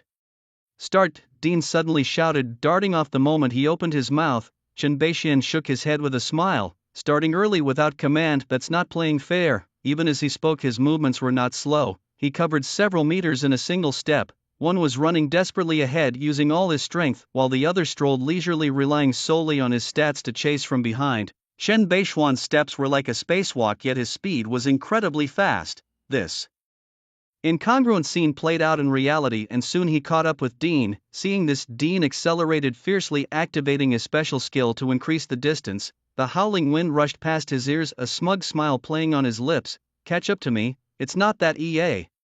What the heck? Dean's smile froze as he watched the old Chen pass him by. Most irritatingly, Chen kept looking back every 3 steps, his eyes filled with deep meaning. Though he didn't speak, the mockery was clear. Unable to bear his gaze, Dean roared and sped up desperately. Veins popped on his forehead and neck, his face turning red, but even nearly wrecking his shoes didn't help him catch up. Chen Beixian yawned and said lightly, "I'll wait for you at the door, hurry up." Saying that, he sped away, disappearing into the crowd like a bolt of lightning. Seeing this, Dean stopped abruptly in despair, realizing the gap between them. He looked down at his toes poking through the air, feeling an unexplained sourness in his heart. My new shoes! Chen Beixian, waiting at the door, took out the Chaos God Stone from his bag. Hoping it wouldn't be too difficult, he took a deep breath and chose to use it. Ding, you have used the Chaos God Stone, successfully initiating the Clash Change quest to prove yourself. Prove yourself. Clash Change quest conditions. 1. Solo kill 50 monsters that are at least 5 levels higher than yourself. 2. Solo clear a dungeon of level 10 or higher. 3. Solo kill 1 bronze level or higher boss from the light faction. 4. Solo kill 1 bronze level or higher boss from the dark faction. After reading the conditions, Chen Beixian felt numb. Was this even achievable by a human? Condition 1 might be the simplest for him, but for others it was an impossible task. Without changing classes, he couldn't level up. Without leveling up, his strength would be limited. With limited strength, how could he possibly complete these class-changing tasks? It was a vicious cycle. Fortunately, his talents were freakishly strong, so there might still be a chance. Chen Beixian squinted and muttered to himself. At that moment, a disheartened Dean came over, shoving a skill book into his hands. Ding, you have completed the level C hidden quest and earned the skill book Swift as the Wind. Chen Beixian watched with a concealed chuckle. It seemed the loss in the contest had hit him hard. After a moment's thought, he decided not to provoke further, but instead bent his head to use the skill book in his hands. Ding, you have learned the passive skill Swift as the Wind. Swift as the Wind. Description: movement speed increases by 20%, sprinting enhances proficiency. Passive skill automatically activated. A skill that boosts movement speed is truly top-notch. Sometimes that little extra speed is crucial when pulling monsters. The trigger conditions for hidden quests are relatively stringent. If he hadn't caught up with Dean initially, the contest quest wouldn't have been triggered. And looking at Dean stated likely was a one-time hidden quest, unique in its kind. Hey, is your Dao heartbroken? Huh? What do you mean? Dean looked puzzled. Never mind. It's nothing, Chen Beixian smirked. Indeed, it was hard to catch on to NPC dialogues. Alright kid, the contest is over, I should be going. Wait old man, could you help me with something? Dean suddenly called out to him, his usually resolute eyes now flickering with a plea. This old man's speed was so remarkable, surely his strength was formidable too, perhaps he could help him? At the same time, Chen Beixian received a task notification. Ding, Dean has issued you a level B hidden quest. Rescue a friend. Do you accept? Chen Beixian was stunned. Another hidden quest. Could this kid be a series of continuous hidden quests? Such quests typically escalate in difficulty later on and offer richer rewards. If it didn't conflict with his own class change quest, he certainly couldn't pass it up. Thinking this, he clicked to view the details. Rescue a friend, level B hidden quest, task details. Dean's friend Kaya has been captured by bandits. He hopes you can help rescue him. Task requirements: rescue the imprisoned Kaya. Task reward, plus 20 gold coins. 20 gold coins. Chen Beixian was genuinely shocked. That was like 200,000. Who knew this kid was so rich? Must have stolen a lot. The coordinates are located outside the city, quite a distance away. Running there would probably take half an hour. According to the map, that area was a level 15 monster zone. It met the condition of being 5 levels higher, perfectly fulfilling the first condition of his class change quest. He nodded in agreement. I'll help with this, no time to delay, let's set off immediately. Great. I'll go with you. Dean was overjoyed. The gloom from the failed contest swept away. Without wasting time, the two set off immediately. During their travel, Chen Beixian learned from Dean about the whole situation. He and Kaya had grown up together in an orphanage and took on odd jobs in the City of Glory, making a decent living. 6 months ago, they had received a big contract to transport a batch of special stones to a place called Seal Stone Village. Despite the distance, the reward was substantial, and without much thought, they accepted the commission. However, just as they were about to reach the village, they were suddenly attacked by bandits. Kaya and the goods were captured, and they deliberately let him go to collect 500 gold coins for ransom. During the ransom collection period, he sought help from many to rescue his friend, but in the end, all contact was lost with them. Both of them grew up in an orphanage and had no one to borrow money from. In desperation, they turned to the wrong path, which is why he ended up in the thievery business. After hearing the entire story, Chen Beixian pondered thoughtfully, feeling that something was amiss. With no clue in mind, he could only take things one step at a time and act according to circumstances. After enduring a lengthy journey, the duo finally arrived at their destination. Ding, you have entered a new map. Wanderers Gathering Place. Wanderers refer collectively to the homeless bandits, fugitives, and other such people without a place to call home. The Wanderers Gathering Place is where they converge, trade, and communicate with each other. It serves as their own main city. However, it is not under the protection of either the light or dark factions, belonging instead to the neutral faction. Before them lay a ramshackle fortress. The walls, crudely built from stones and wooden planks, were merely for show. Inside, makeshift houses and tents were haphazardly arranged, looking extremely crowded and unsanitary. The stench of life was so strong that they could smell it even from outside. Are you sure your friend is still alive? Seeing such an environment, Chen Beixian couldn't help but frown. Alive? I came here a few days ago to make sure he was in the prison at the northeast corner. Dean confirmed with certainty. What about the strength of the people inside? Do you know? I always came at night. I'm not really sure about the specifics. Dean shook his head. Chen Beixian nodded and began a preliminary analysis. Task hints were limited. Players had to explore and gather intelligence on their own. Observing the drowsy one-eyed guard at the entrance, he stepped forward and launched a scout. Bandit guard, level 14 health, 3400 attack, 200 defense, 55 magic resist, 45 skills, /IAI/piercing arrow. A level 14 monster with stats that were fairly standard had much more health than a level 10 elite skeleton spearsman. To him, it was merely a matter of using a lightning spell, no threat at all. Moreover, after upgrading his body flame to 2 stars, the dual resistance it provided had increased to 20 points.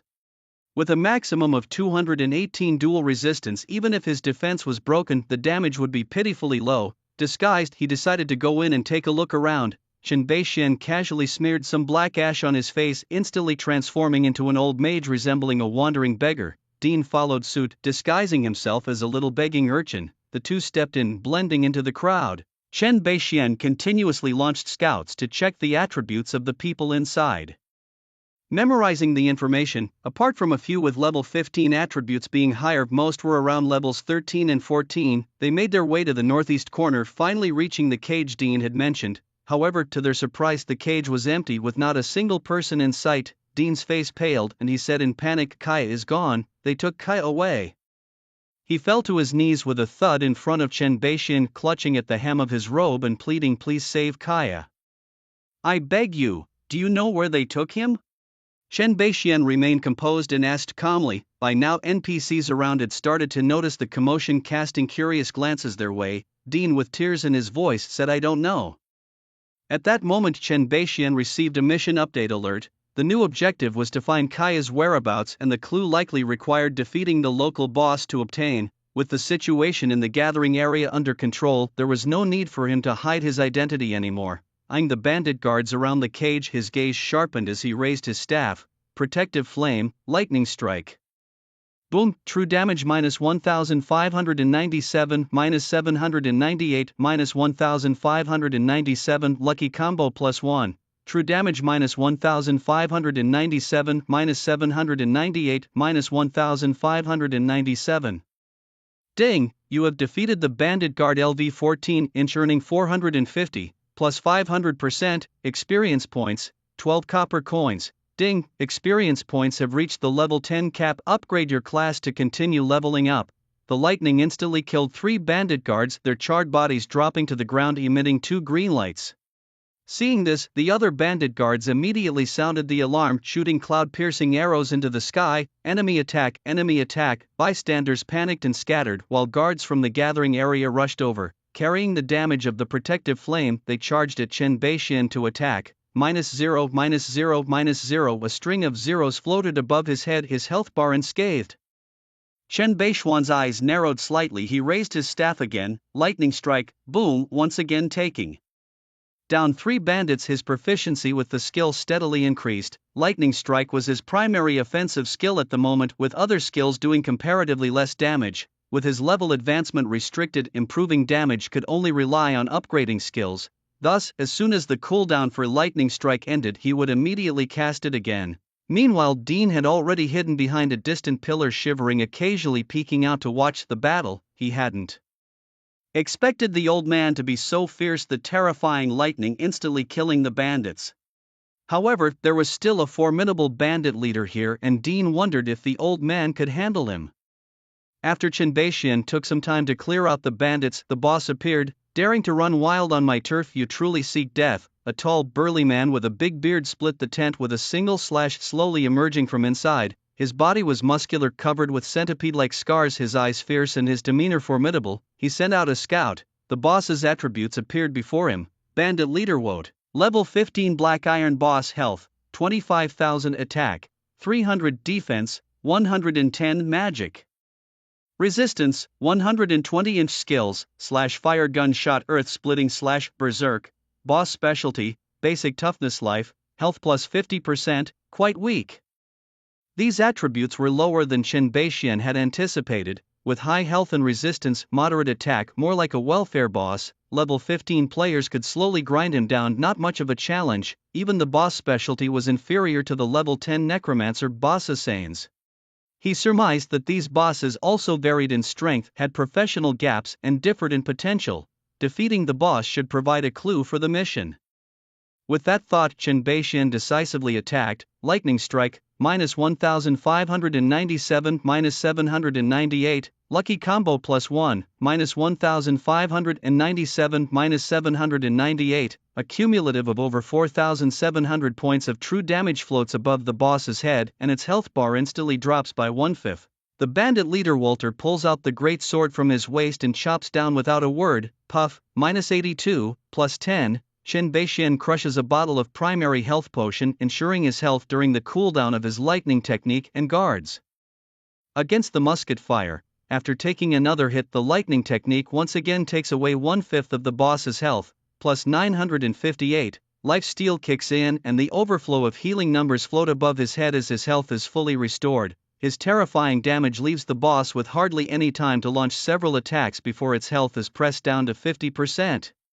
To push me to this point, you've got some skills, boss leader Walter says with a surprised look, his voice fierce. Then he flicks his coat and pulls out the musket from his waist, aiming at Chenbeixian. He shouts with a manic laugh, "Die!" The dark muzzle of the musket instantly spits out a burst of sparks and the bullet hits. -534. Terrifying damage floats up from Chenbeixian's head and his health bar nearly bottoms out. This is the damage after being reduced by double resistances.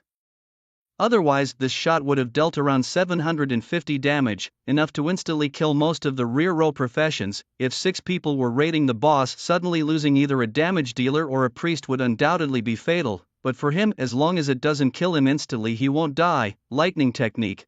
True damage -1597, -798. Lucky Combo +1. True damage -1597, -798. Plus 958, the boss's health drops below 30% and it immediately goes berserk. Old man, you've angered me, go to hell. Walter's eyes turn blood red, veins bulging on his neck as he swings his blade in a chopping strike.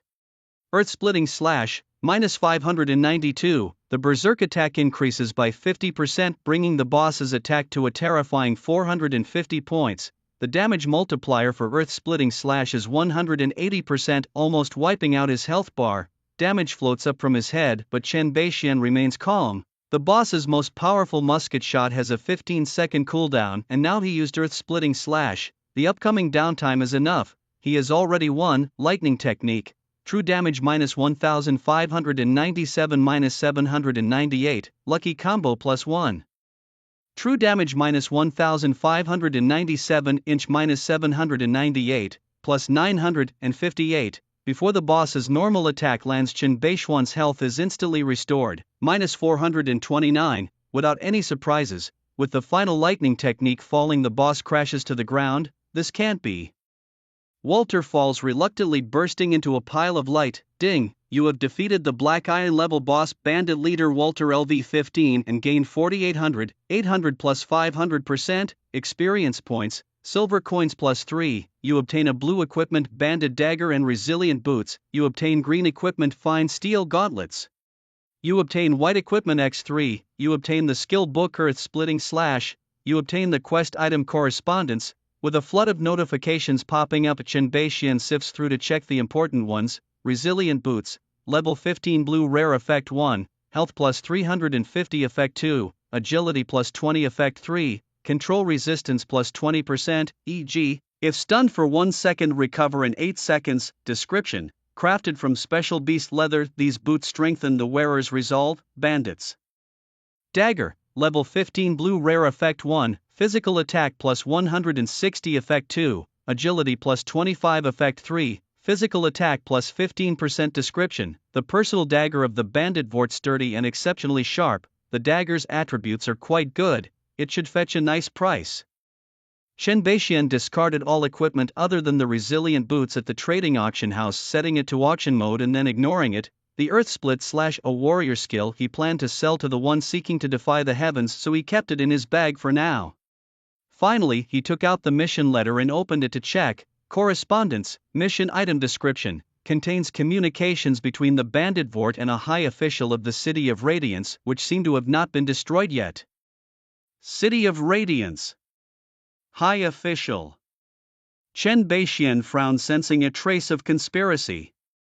Such letter type items allowed the content to be viewed. He did not hesitate and immediately began reading. The content was roughly about the high official ordering the transport of children in spirit nurturing stones to Fengshe village, with no other details written. After reading, Chen Beixian noted several points of suspicion. 1. The identity of the high official was not disclosed, leaving his specific identity unknown. 2. The mentioned spirit nurturing stones, what are they and why are they being sent to Fengshe village? 3. The destination DN was initially sent to was also Fengshe village. Is it coincidence or premeditation? The key to everything seemed to lie in Fengshe village. With a thought, Chen Beixian turned to look at DN. The person who hired you initially, do you know who it was? DN looked startled, then furrowed his brow in recollection. After a moment, he shook his head. I only know it was a merchant. I don't even know his name. Chen Beixian nodded thoughtfully upon hearing this. Let's go. Kaya was sent to Fengshe village. We must hurry. Ding, you have completed the hidden B-level mission, finding Kaya's whereabouts. Reward: experience plus 1200 gold plus 20. Ding, the next part of the mission: rescue Kaya has now been activated. Chen Beixian glanced at the mission, noticing the reward had increased from 20 gold coins to 50 gold coins. Completing it would mean 500,000 in hand. Delighted. Although happy, he did not let his guard down. A B-level consecutive mission was definitely not going to be simple. The two left the gathering area and headed towards Fengshe village. Along the way, Chen Beixian casually cast thunder magic at roadside monsters, increasing his proficiency. Just before reaching Fengshe village, he finally received a skill upgrade notification. Ding! Proficiency full. Thunder magic level increased to 5 stars. Next level, for /3200. Ding! Casting range amplification level increased to 2 stars. Next level, 3/400. Thunder magic. Description: summons a bolt of lightning from the sky, dealing 520% magic damage to a single target. Cooldown 4 seconds. Mana cost 10. Casting range amplification. Description: increases casting distance by 20%. Casting on targets 15 meters away or more increases proficiency. Passive effect automatically activated. Reduce thunder magic cooldown by 1 second. Not bad. Chen Beixian's lips curved slightly upwards as he closed the panel. At that moment, Dian pointed towards a village ahead, reminding him, Grandpa, that's Fengshe village. Chen Beixian looked up and surveyed the surroundings. An utterly ordinary village appeared before them. Scattered residents could be seen bustling within, and the faint cries of hawkers penetrated the air. A stray dog right in front of them deposited a steaming heap on the ground. Chen Beixian's mouth twitched slightly, his brow furrowing in confusion. This place didn't look at all like where Kaya would be held captive. It was just a normal village. Let's go check it out, he motioned to Dean, and with a puzzled heart headed towards the village. Once inside, the two split up to gather information. After much inquiry and casual chatter, nothing unusual surfaced. The villagers had lived here for decades, ignorant of any spirit stones or children. after a full round of fruitless searching, they found themselves sitting at a roadside snack stall, an old man and a young man among the patrons. If not in Fengshui village, where else could it be? Chen Beixian couldn't help but scratch his head, his brain cells dying in droves. At that moment Dean, looking dejected, muttered, "They all say they don't know. Could there really be another Fengshui village?" Hearing this, Chen Beixian had a sudden flash of insight. Perhaps there really was another. Fengshui village was built against the mountains, and the mountain was named Fengshui Mountain. The village got its name from this mountain. During their investigation, a legend about Fengshui Mountain stuck with him. It was said that hundreds of years ago, the site of the village was a battlefield. The forces of light and darkness had waged a tremendous war here, lasting 3 days and 3 nights.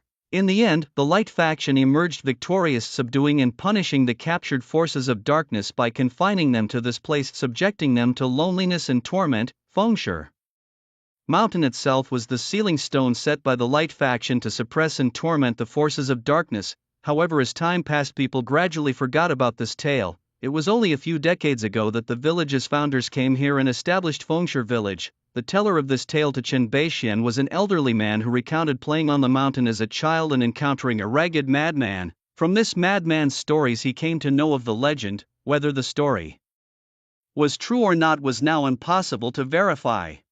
Had Chen Beixian not inquired, the old man had been ready to take his story to the grave. At this moment, with suspicions in mind, Chen Beixian and Dean were scouring the mountain. It could be a cave or some other kind of entrance. Clues must have their significance, and he was more inclined to believe in the legend. Various clues connected, and the truth became progressively clearer. The forces of darkness had disguised themselves as high officials, or perhaps a high official had betrayed the light faction. They aimed to use some means to rescue the sealed forces of darkness beneath the mountain, and the spirit stones and the children were the key. Found it. Just then Dean's exclamation jolted him back to reality. Arriving at Dean's location, Chen Beixian found a hidden depression halfway up the mountain. The entrance was covered by dense vegetation, making it hard to spot unless one approached closely. Through the layers of foliage, one could barely make out a cave. Seeing this, Chen Beixian prepared to go alone to investigate.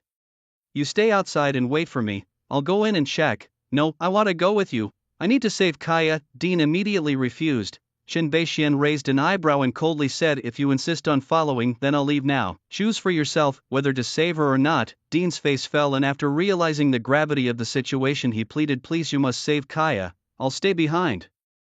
Seeing his distress, Chen Beixian's expression softened slightly, and he nodded, "I will." With that, he pushed aside the weeds and branches and stooped to enter the cave. The moment he entered the cave, a system prompt chimed. "Ding, you have entered the level 20 hidden dungeon, Fengshui village. Completing this will trigger a server-wide announcement and yield substantial rewards."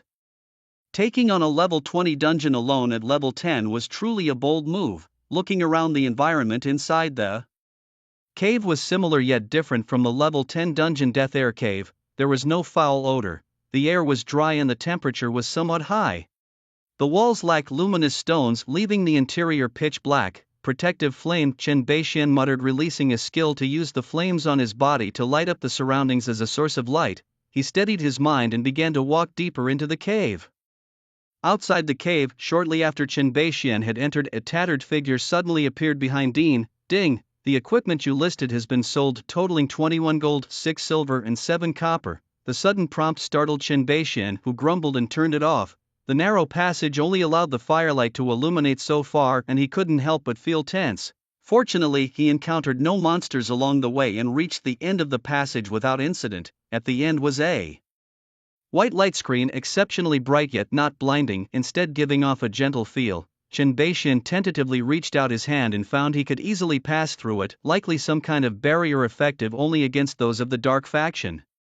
After a short while, making sure no strange prompts appeared, he stepped through. The scene inside left him astonished. The interior of the mountain was vast, with light coming from a ray of sunlight falling from above, slightly dim. In the center of the space, a familiar village was situated. It was exactly like Fengshui village outside, same figures moving about, same architectural layout, even the position of the dog poop at the door was exactly the same, and he had seen the dog poop appear with his own eyes. How could it possibly be here? This eerie scene made his scalp tingle. Damn it, this is so bizarre. Chen Beixian's face darkened as he reassured himself inwardly, this is just a game, not reality. One must remain rational and calm. with the red star flag waving behind him. All demons and monsters should swiftly disperse. In that instant his mind flashed with a series of red memories. Marxism, the working class speeches by great leaders. After this jumble of thoughts, the eerie atmosphere indeed dissipated significantly. Ah, much better. Chen Beixian tightened his grip on the staff and headed towards the village. As he drew closer, the scene inside became clearer. The shadows moving about were not human but dark humanoid monsters. He cast a scouting spell to learn the attributes of these creatures. Shadow Beast, level 16 health, 4000 attack, 260 defense, 70 magic resist, 50 skills, Claw Strike, Evil Spirit Infusion, Shadow Mimicry, a level 16 monster fulfilling the condition of being 5 levels above him. If he could clear this dungeon, he could complete 2 class advancement requirements at once. Having a health bar made things easier. Chen Beixian sneered, raised his staff and began to cast his spell, Thunderbolt. True damage minus 2033, minus 1017, minus 2033, lucky combo plus 1. True damage minus 2033, minus 1017. A series of white damage numbers floated above the monster's head, instantly clearing its health bar. Ding, you have killed a level 16 Shadow Beast, gaining. Ding, you have achieved an over-level kill. With a 20% attack bonus from the solo confrontation, his attack reached a terrifying 391 points. Each Shadow Beast suffered up to 6,000 points of true damage. Directly melted by the Thunderbolt, the deaths of 3 Shadow Beasts were like igniting a powder keg. The nearby 7 or 8 beasts, attracted by the aggro, quickly surrounded him. Now with only a 4-second cooldown on his Thunderbolt, casting became more frequent and rapid. Without waiting for the monsters to get close, Chen Beixian once again unleashed his skill, slashing 3 beasts, and then murmured softly, "Protective Flame." Flames and a deep blue magic circle appeared. Simultaneously shielding him, 5 Shadow Beasts approached, swiping their claws. Minus 10, minus 10, minus 10. The monsters attacked rapidly, able to swipe twice every 3 seconds. A dense flurry of minus 10 damage numbers floated above his head, quickly reducing his health. At the same time, Chen Beixian suddenly received a notification, ding.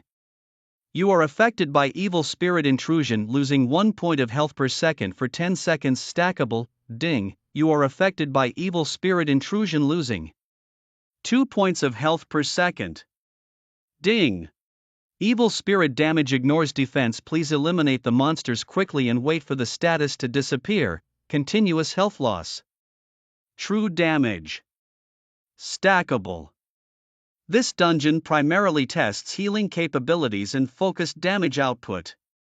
If one cannot kill quickly, the health loss will stack higher and higher, eventually leading to a wipe. My damage and healing are sufficient. To me this poses no threat. Having swiftly analyzed the situation in his mind, Chen Beixian raised his staff high. A blast of Thunderbolt killed 3 more Shadow Beasts, simultaneously restoring his full health. The remaining 2 continued their tireless attacks, claws waving.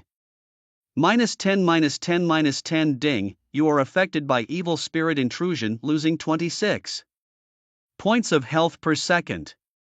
In just under 10 seconds, the continuous health loss damage had already stacked to 26 points. If he were to face more monsters at the same time, even a level 20 knight would eventually be overwhelmed. Pulling monsters is also a technical skill. From the recent battle, Chen Beixian observed that the intelligence of the Shadow Beasts was not high. In the village, there were many terrains that could be utilized even for spawn camping without taking damage. Without hesitation, after dispatching the remaining 2 Shade Beasts, he found a house perfectly situated for his needs. With the aid of the walls, he climbed onto the roof, steadied himself, and began to cast spells. Lightning Strike. With a booming true damage of minus 2033, minus 1017. 2033 inch and a lucky combo plus 1, true damage of minus 2033, minus 1017 again. In the distance, 3 Shade Beasts instantly disintegrated, simultaneously drawing the ire of about a dozen others. They howled and rapidly closed in. They then crowded around the house, unable to reach Chen Beixian. Limited in intelligence, they did not understand how to use the terrain to climb the building. Seeing this, Chen Beixian chuckled and activated his merciless reaping mode. The thunderous sound of lightning echoed continuously in the open space. Every 4 seconds, 3 Shade Beasts fell to the lightning, interspersed with purple electrical jumps, not aiming for damage, purely to grind for skill proficiency. In less than half a minute, over a dozen creatures were annihilated. the ground lit up with glowing lights and copper coins were everywhere. Using this method, Chen Beishian cleared all the shade beasts in the vicinity of the house. After ensuring no creatures were left, he descended to the ground to collect the spoils. You obtained 5 green equipment, you obtained 4 white equipment, you obtained the skill book's taunt and slow recovery, you obtained plus 54 silver coins. Chen Beishian gradually packed the items into his backpack, grinning broadly. This wasn't just equipment, it was his capital for buying a house. Since the trade auction couldn't be accessed in the dungeon, he had to keep everything in his backpack for now. After cleaning up the ground, Chen Beishian, holding his staff, pressed deeper into the village. Fengshe village had only 2 roads, one horizontal and one vertical, but there was only one entrance. The village chief's house, located deep in the village and farthest from the entrance, was most likely where the boss resided. If Kaya was still alive, chances were he was held there. Advancing a bit further, he was blocked by a group of elite monsters. Shade Wizard, level 18 elite monster, health 6000 attack, 350 defense, 70 magic resistance, 90 skills. Shade Bullet, Shade Infusion, Shade Storm. These were ranged attackers with high damage and tightly packed positions, making it hard to control aggression. The Shade Storm was similar to my Protective Flame, not much of a threat to me, but I had to avoid being focused on. My casting range was an advantage, along with the terrain, no big problem. After a moment of contemplation, Chen Beishian began his move. The houses in the village were mostly connected, offering ample movement space. After climbing onto a roof and repeatedly checking the distance to ensure he was outside the casting range of the enemies, he was ready. He moved to a nearby roof to start drawing the monsters. The elite monsters gathered in groups, totaling 20. He targeted a few on the outer edge, pulling as little aggression as possible. Lightning Strike, true damage of minus 2033, minus 1017, minus 2033, with a lucky combo plus 1. True damage of minus 2033, minus 1017 again. True damage numbers floated above the heads of the monsters, instantly melting 3 shade wizards. Attacked. The group of wizards became agitated. Unexpectedly, he pulled the aggression of 15 monsters at once. Chen Beishian's gaze darkened, but he remained unflustered. Before starting the battle, he was already mentally prepared. A larger number of enemies merely meant more trouble, but nothing unmanageable. After unleashing his thunder magic, he quickly bent down and moved backwards. At the same time, he concealed himself atop the eaves on the other side, dodging the deadly energy bullets. It was like being on the windward and leeward sides of a mountain. The wizard was on the windward side, while he was on the leeward. In terms of movement speed, the level 18 wizard was clearly faster. They quickly brought Chen Beishian into their casting range and began firing the deadly energy bullets. The roof tiles exploded one after another, dust and smoke filled the air, but he remained unscathed. Once the cooldown was over, Chen Beishian stood up and retaliated with thunder magic. Thunder magic, boom! It took down 3 wizards in one go, though he too predictably took a hit from an energy bullet, losing 307 points. His health bar dropped by half as the alert chimed. Ding, you have been hit by deadly energy, losing 1 health point per second. He quickly ducked and moved sideways, leaping onto the roof of another building. The wizards below continued to launch energy bullets, relentlessly pursuing him. Due to the casting needing a brief wind-up and requiring them to stand still, they moved in stops and starts, blocking the wizards behind them and gradually extending their formation. At the same time, Chen Beishian rose again to counterattack, taking down 3 more wizards. In just a few seconds, from 15 wizards, only 6 remained.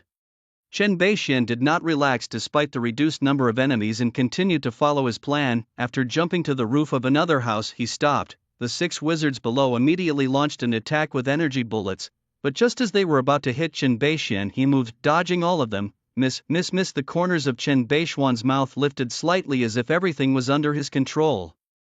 The area of the roof he was standing on was quite large, and the distance between him and the wizards was just at the limit of their casting range. By stepping back just a bit, he could easily move out of their casting range and dodge effortlessly. The drawback of projectile skills was just that they could be blocked by obstacles and evaded. However, within the casting range, the projectiles moved faster. Once out of range, their speed drastically decreased and their accuracy dropped, significantly making them easier to dodge. Thunder magic, however, was a lock-on skill that couldn't be dodged. Chen Beishian had an increased casting range of up to 24 meters, while the wizards only had 20 meters. The advantage was clear. Thunder magic, boom. true damage minus 2033 minus 1017 minus 2033 plus a lucky combo hit plus 1, true damage minus 2033 minus 1017 ding, you have killed a higher level elite shadow witch LV18 gaining. Ding, you have killed. Thunder magic roared down, eliminating all 15 shadow witches. After spending some more time, Chen Beixin killed the remaining 5 shadow witches one by one. Ding, proof of magician job change quest condition 1 completed. At the same time, skill upgrade alert. Ding, having reached full proficiency, Chen Beixin's spell range enhancement level rose to 3 stars, progressing to the next level, 6 out of 800. The spell range increased to 26 meters, quite impressive indeed. After reviewing the enhancement, Chen nodded in satisfaction. Each cast of his thunder magic now earned him 6 times the proficiency. Naturally, upgrading one's skills faster when casting spells more efficiently seemed only logical. Gathering all the loot, he continued towards the village chief's house. After clearing an elite monster, there were no more obstacles along the way, and he finally encountered the ultimate boss. In the courtyard of the village chief's house, there was a stone table and a rattan chair. An old hunched man sat in the chair staring blankly at a chessboard on the table. Chen Beixin deployed a scouting spell and the boss's information appeared. Shadow Fiend Khalees. Sealed level 20 bronze boss. Health, 90,000 attack, 750 defense, 250 magic resistance, 450 skills, Rending Claw Shot Chi Storm Shot Chi Infusion Shadow Mimic Clone Resurrection Frenzy. Boss specialties, Intermediate Tough Life, Health plus 100%, Source of Shot Chi, increases Shot Chi layer by 5 each time, no upper limit. 12 Demon Generals, all attributes increased by 30%. Background, once one of the 12 demon generals suppressed and sealed by the forces of light, tortured for 100 years, all attributes reduced by 90%. All attributes reduced by 90%, this revelation shocked Chen Beixin immensely. If calculated, wouldn't this boss have 900,000 health and 7,500 attack power at his peak? Even weakened by 90%, those attributes were terrifying. High health, high attack, high defenses, truly a formidable opponent with various powerful abilities, each with incredibly high damage multipliers.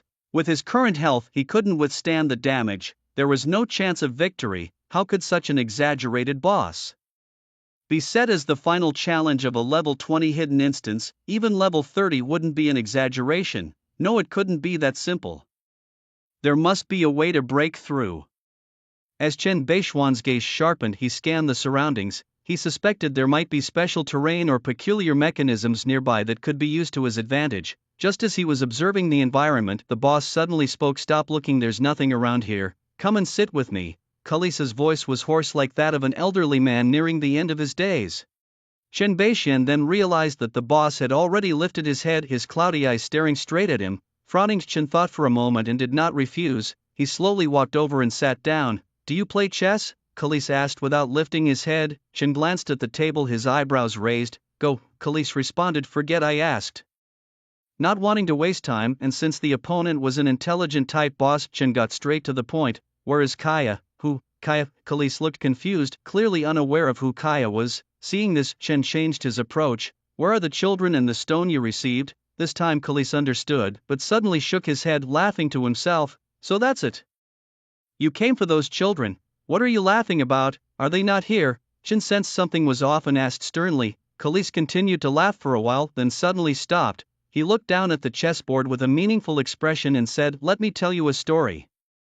Once there was a great battle here, and in the end the light triumphed over the darkness, and one of the 12 demon generals, the Shadow Fiend, was sealed in the mountains.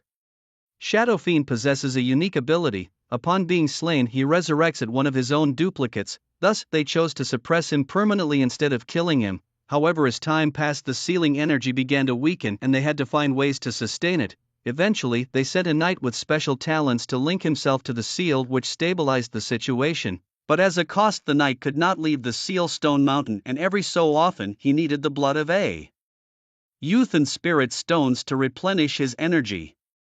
That child, he's probably been devoured by that madman. Ha ha ha, what a mad world. Callus couldn't help but laugh maniacally, as if mocking the hypocrisy of the world. Hearing this, Chen Beixin was shocked. The child and the spirit stones were not for breaking the seal, but to provide energy for that madman. The real culprits were not the boss before him, but the forces of light. Such melodrama.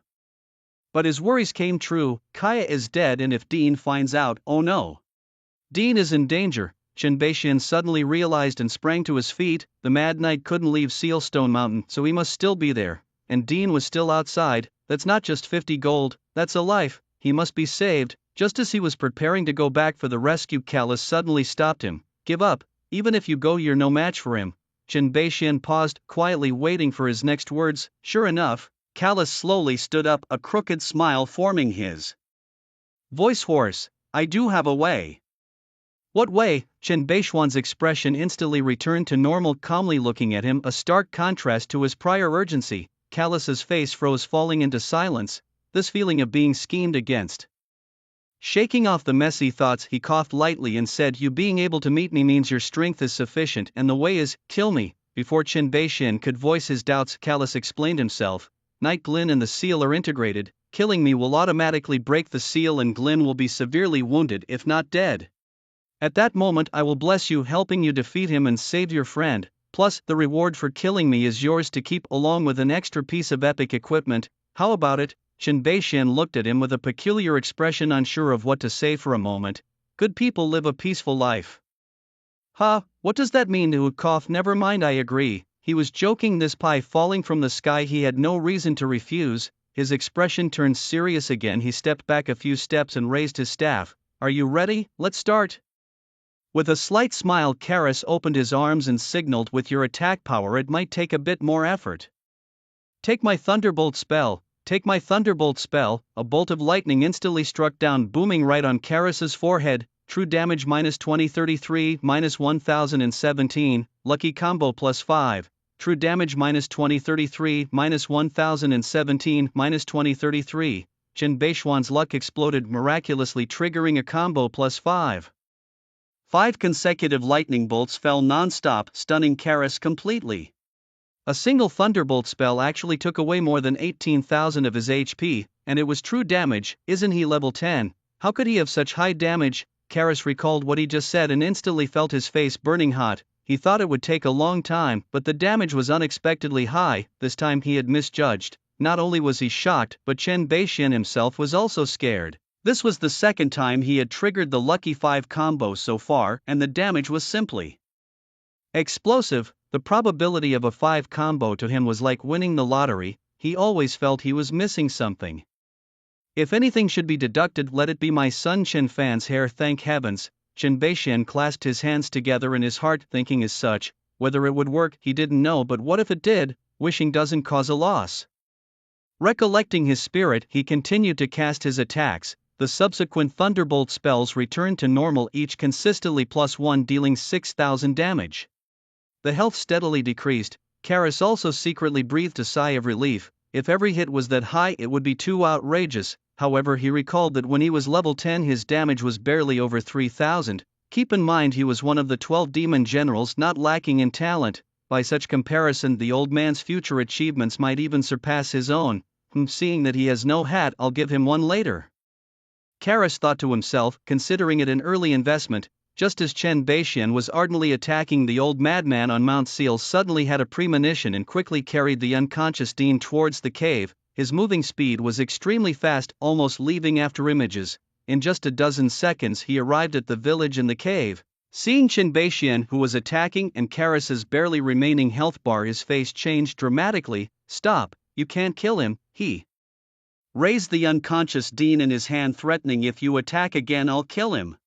Chen Beixian paused, giving a cold side glance, then he looked at Dean in his hand without speaking. Seeing this, Madman Green was overjoyed, realizing he cared more about this boy. Move back or I will kill him. Chen Beixian narrowed his eyes, thinking, don't be rash, I'm backing off. Saying so, he began to move back. His steps were steady, each one seemingly calculated, precisely executed, but Karis was not happy.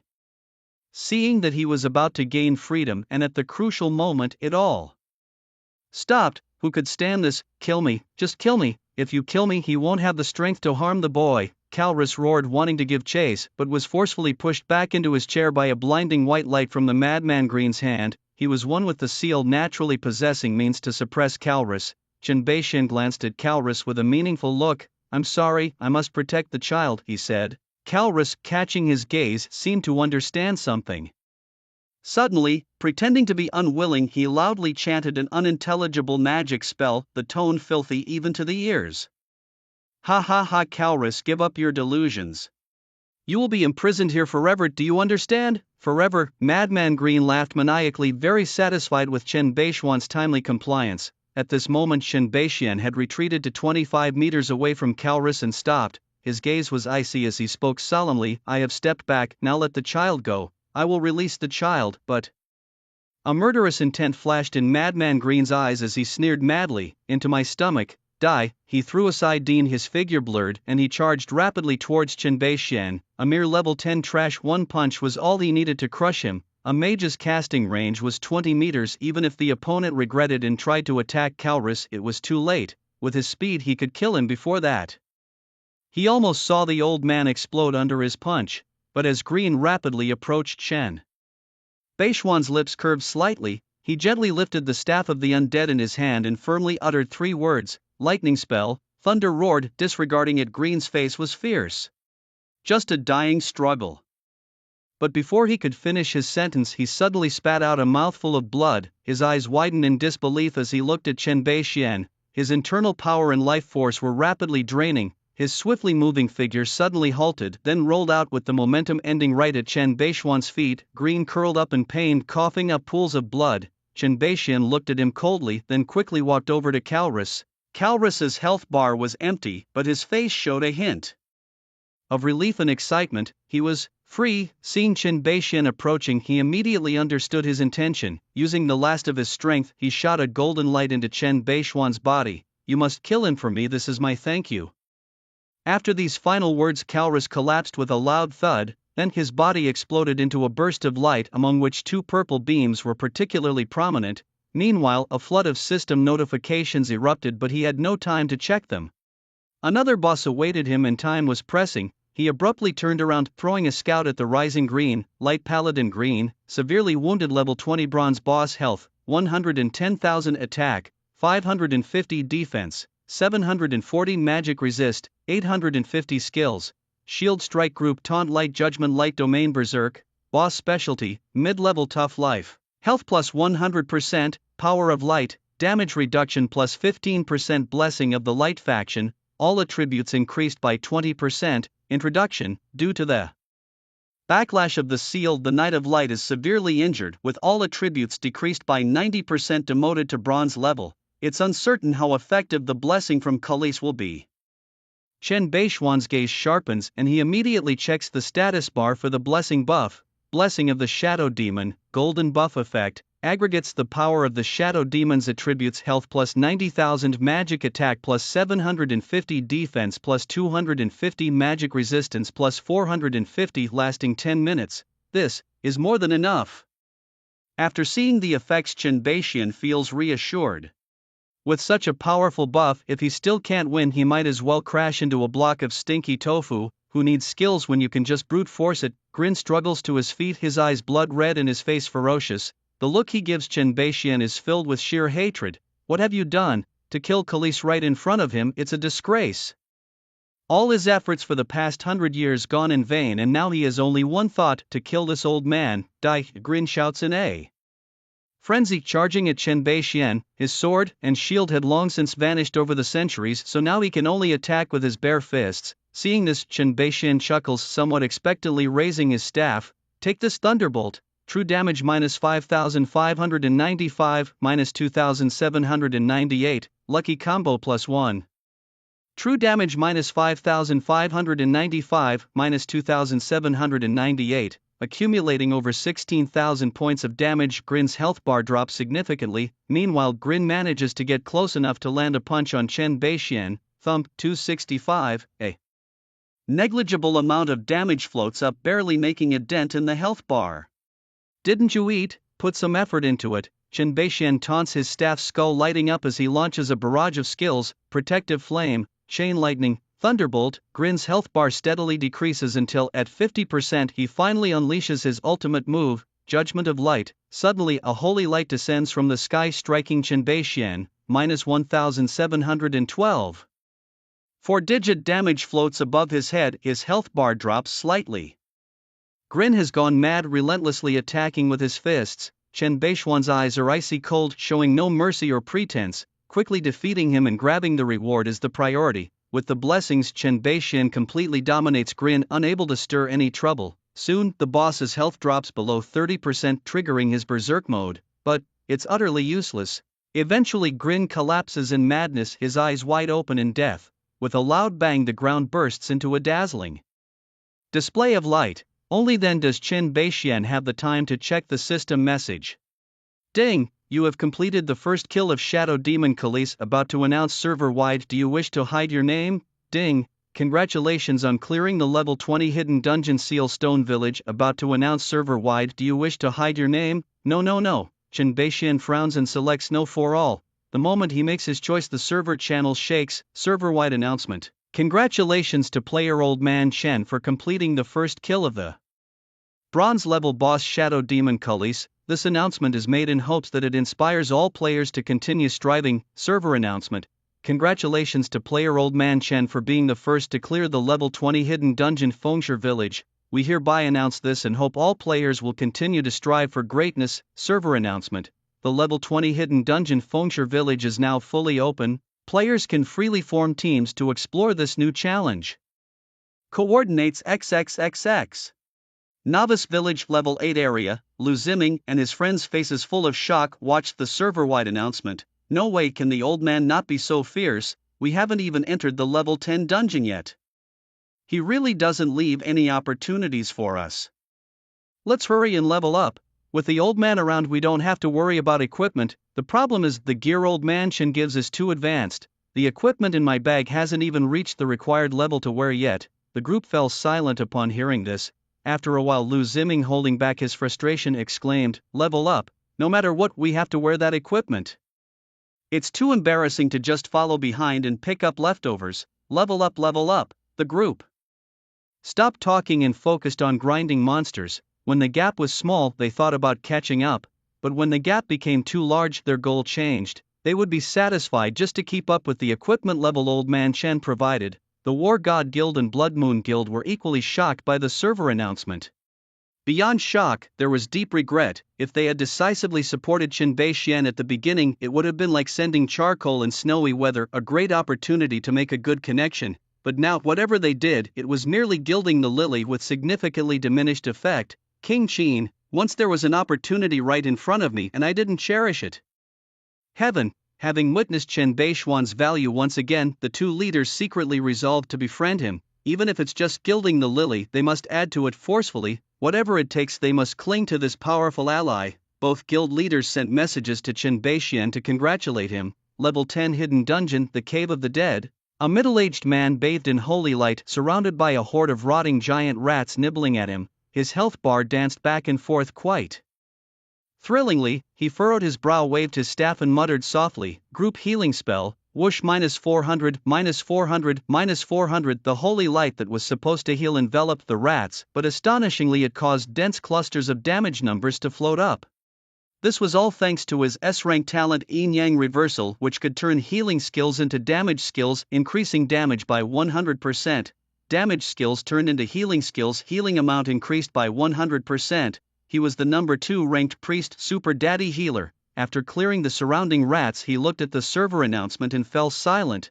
As the second person and the second to enter the dungeon solo, he developed a strong curiosity about Chen, the number 1. Only those who have personally experienced the level 10 dungeon know how difficult it is, yet Old Man Chen had already cleared a level 20 dungeon. It was simply unimaginable. What talent had he awakened? How strong was he really? To clear a level 20 dungeon at level 10, how monstrous is that? He still naively thought he had caught up to the first place, only to realize that others had already reached a higher level. Damn it, do I not even qualify to meet him anymore? The super dad felt somewhat stifled, clenching his fists tight. He made up his mind that once he cleared the dungeon, he'd head straight to the main city, no matter what. He had to meet Old Chen and get a glimpse of him. With this thought, he held his breath and strode forward into the level 7 area. The extinct guild. Meat Mountain looked at the server-wide announcement, feeling annoyed. Boss Zhang, I still feel really stifled. Are we just going to let it go? Boss Zhang glanced at him and said indifferently, if you feel stifled, then go ahead. I'm not stopping you, but there's just one thing: change your name and leave the guild first. Meat Mountain's face fell and he said in a low voice, "I was just venting, I didn't say I would go." "Remember," Boss Zhang continued calmly, then sighed softly, "our goal is to be the #1 guild in the region, focusing on leveling up is what matters." He wasn't someone who couldn't let things go. Once he realized that the player I desire against heaven might be a corporate heir, he completely abandoned any thoughts of revenge. Gaming was just a means to further his career. He couldn't afford to confuse priorities. Refocusing, he continued to lead the guild members to level up, but a message he received shortly after plunged him back into the whirlwind of events. Boss Zhang, after reading the message, was utterly shocked. "The chairman, Dragons of Qing City, the chairman has ordered you to suppress I Desire against heaven and his forces at all costs. The head office will support fully in the national competition. Next month, they must not make it into the top 32. Once this is accomplished, you'll be transferred to the head office as the deputy director of the gaming department." Extinct Arrow God, received, "I guarantee to complete the mission," clenches fist, then closes the message panel. Boss Zhang stood there muttering to himself, one moment it's retreat, the next it's suppression. What exactly is going on? No matter, the chairman has ordered, it's a rare opportunity, I must seize it. At that moment Meat Mountain approached, puzzled. "Boss Zhang." "What did you say?" Boss Zhang snorted loudly, his voice amplified. "Tell everyone in the guild, whenever you see the words I desire against heaven, beat them mercilessly, kill them once, reward 10,000. Meat Mountain was utterly baffled. At the entrance to the level 10 dungeon in Newbie Village 10088, Zhao Qingcheng closed the message panel and turned to a mage in his 50s, respectfully saying, "Chairman, the message has been passed down." Lu Hongqiang nodded, then gave him a cold glance. "The matter of you helping Lu Ziming, I don't want to see it happen a second time." Zhao Qingcheng shuddered, bowing even lower. "Yes," he sighed bitterly inside, "young master, this time I really can't help you." Lu Hongqiang, with a stern and expressionless face, asked, "Have you found out old Chen's identity yet?" "Not yet, the hackers haven't made any progress, they say they've never seen anything like it and can't break through," Zhao Qingcheng hurriedly replied. A bunch of incompetents. If they can't do it, find someone who can," Lu Hongqiang snorted.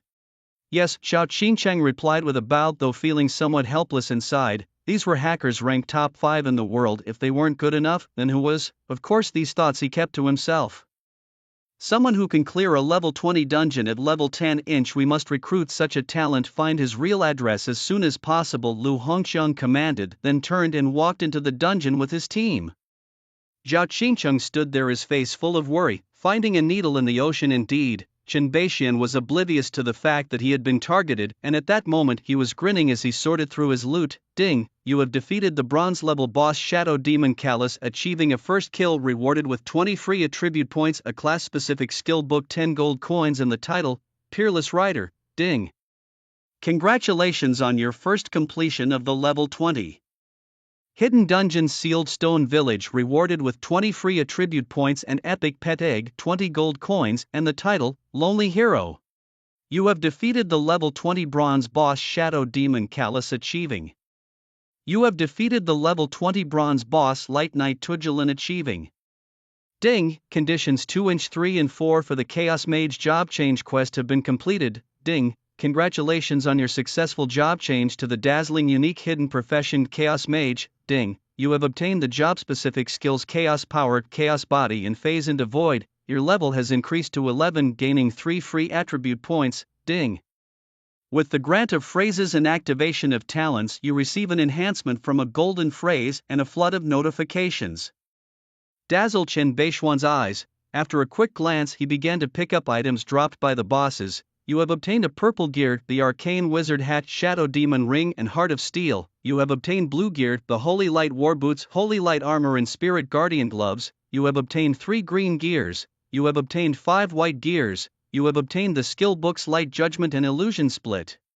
You have obtained guild tokens, 2 of them. You have obtained the Demon General Badge. Phew, finally done picking everything up.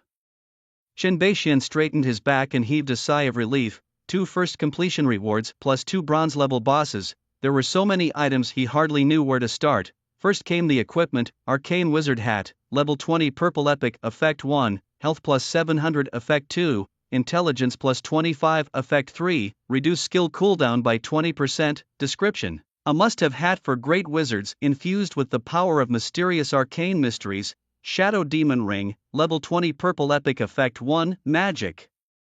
Attack plus 120 inch effect 2, intelligence plus 30 effect 3, additional 20% damage for dark element skills. Description: once worn by the Shadow Demon Callus imbued with a dark essence, Heart of Steel necklace, level 20 purple epic effect 1, magic attack plus 80 effect 2, constitution plus 40 effect 3, additional plus 20% health. Description: once worn by the Light Knight Tugilin, wear it and you will be as tough as iron. Since they are equipment from a level 20 dungeon boss, they can only be worn at level 20. After reviewing the properties of the purple equipment, he didn't even bother to look at the blue and lower tier items. After leveling up outside, it wouldn't be too late to pick them one by one. He glanced at the two skill books. Light Judgment was a knight skill and Phantom Clone was an assassin skill, neither of which were useful to him. His eyes brightened when they landed on the skill book awarded for the first kill. Frost spell. Description: condenses moisture to freeze the target, causing 150% magic damage to a single target, freezing for 25 seconds with a cooldown of 10 seconds and consuming 20 mana. Note: in a frozen state the target cannot move, attack or cast skills. It was a control skill, not bad at all. Chen Beixian grinned and decisively began to learn it. You have learned the frost spell. The remaining items included 2 guild tokens which could be sold to those guilds for a high price.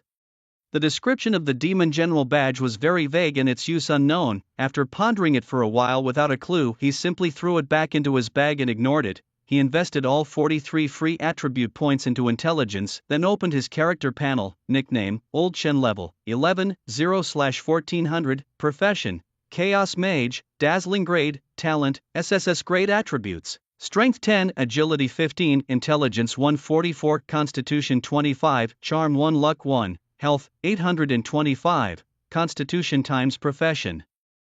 Potential 10, 15 stars, Mana 2880, Intelligence times Profession. Potential 13 to 20 stars, Magic Attack 996, Intelligence times Profession. Potential 2, 6 stars, Physical Defense 85, Constitution times Profession. Potential 1 to 3 stars, Magic Resistance 85, Constitution times Profession. Potential 1 to 3 stars. Skills: Lightning Spell 5 stars, Protective Flame 2 stars, Lightning Chain 2 stars. Equipment: Staff of the Undead Wizard's Robe, Pigskin Boots. Titles: Far Ahead, Going Solo, The First One, Peerless Lone Brave, nearly 1000 Magic Attack. Seeing these attributes, Chen Beixian was startled. This was the potential growth star level of a dazzling grade profession.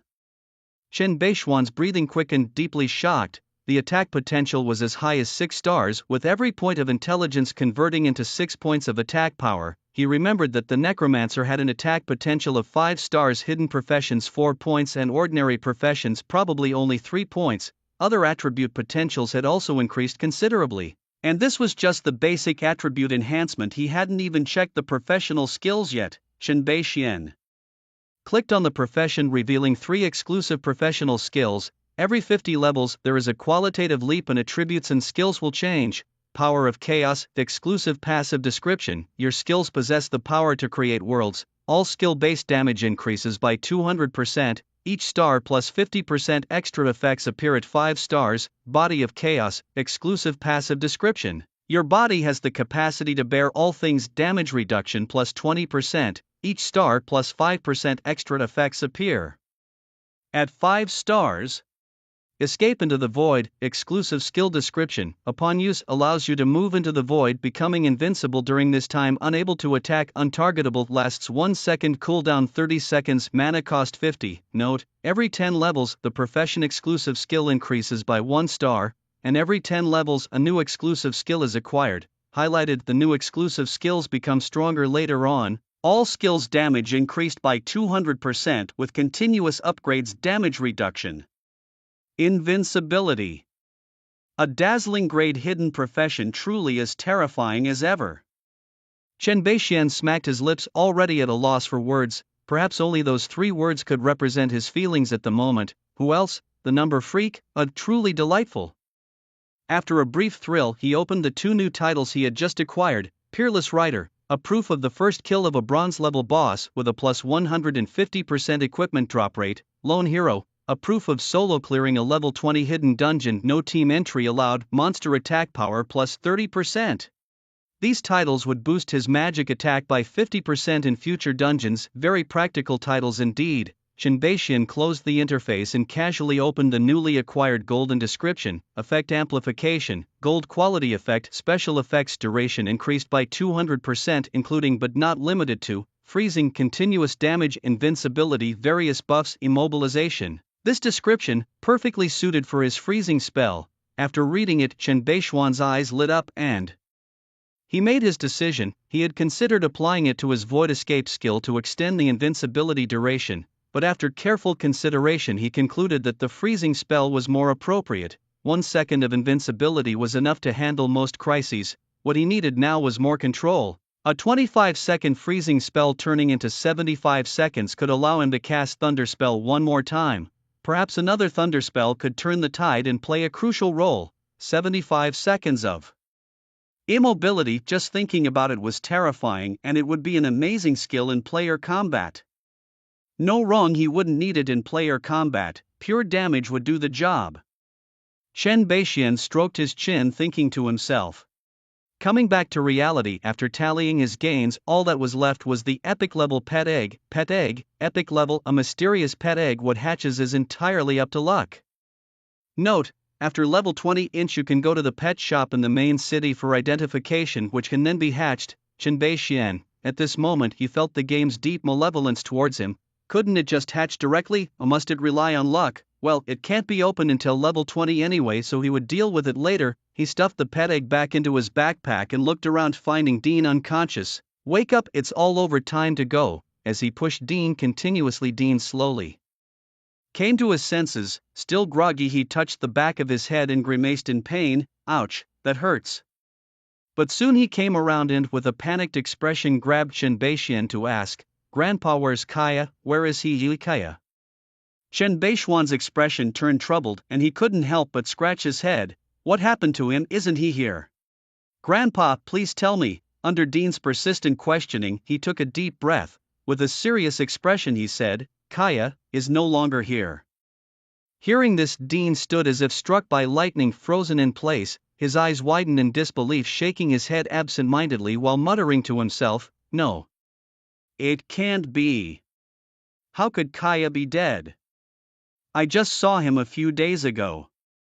It's fake, it must be fake, he must be locked up somewhere. Old man, please help me find him. Here is all my gold, I give it all to you." Dean clutched at Chen Beixian's sleeve, tears streaming down his face. He tried to hand over his coins, but they slipped through his fingers and scattered on the ground, just like his heart shattered into pieces. Chen Beixian looked on with a complex expression, silent. His reason told him that this was just a game, not reality, yet after this mission he began to doubt for the first time. Such genuine emotions, were they just part of the game's script, or could it be that this was another real world? He wasn't sure, not clear at all.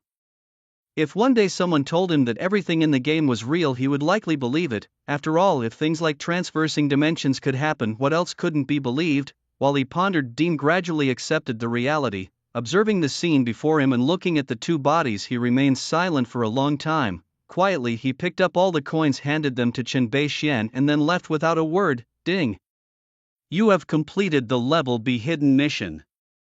Reveal the truth, earning 900 experience points and 50 gold coins. The moment he learned the truth, the mission changed to informing Dean about it. After the reward, no further mission prompts appeared, indicating that the series of tasks had completely ended. Chen Beixian sighed softly, picked up his staff, and left the dungeon. As he emerged from the cave, Dean's figure was nowhere to be seen. Without lingering, Chen Beixian headed down the mountain. Reaching the base, he turned back for a last look at Fengshe Mountain.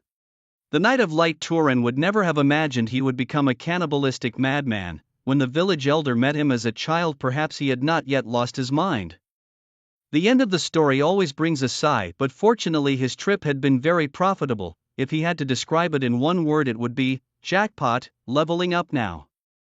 Chen Beixian grinned, shook his head, and turned to leave the City of Light, the high tower of the Church of Light. An apostle knocked on the bishop's door in a hurry, his expression panicked. "My lord bishop, it's terrible, the seal on Fengshe Mountain, it's gone." "What?" The corpulent bishop sprang from his bed, unable to believe his ears. "My lord, the creature beneath Fengshe Mountain has escaped," the apostle repeated urgently. Bishop Martin took a sharp breath. the escapee was one of the 12 demonic generals, the Shadow Demon. Once its strength was restored, it would undoubtedly seek vengeance on the City of Light first. This was a serious matter. Hurry, help me contact the City Lord's mansion.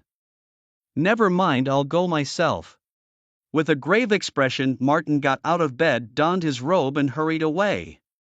The main city, accommodating players from over a dozen starter villages, was vast. The outdoor map was the same, ranging from level 11 to 50, from plains to forests, from rivers to deserts. The terrain was varied. Each level had several types of monsters, ensuring there were enough monsters for players to farm. Besides that, the wilderness map is brimming with countless hidden Easter eggs waiting for players to discover.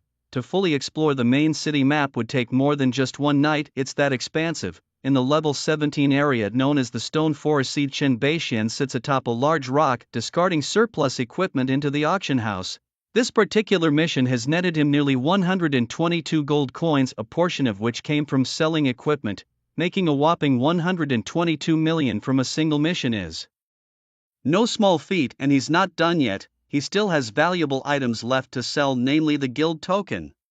Whoever creates a guild first gains a strategic advantage. Fame and significance follow suit, ensuring a high selling price. Chen Beixian ponders his next move as he opens his friends list, which is brimming with over 99 friend requests. He meticulously filters out irrelevant individuals by cross-referencing the leaderboard. He approves the requests of various guild leaders, gathering them into a group chat. This group includes leaders from several major and minor guilds like Dragon Clan, Blood Moon, and War God, though the extinct guilds are notably absent. Those in the know. After organizing the group, Chen Beixian sends out the information about the guild token with a message, "Old Chen here, offering 1 guild token, highest bidder takes it." He then shuts off the messaging app without awaiting a response, letting the situation simmer. He then contacts another player, I Desire Against Heaven, and sends over 3 skill books including Earth Splitting Slash. Just take a look.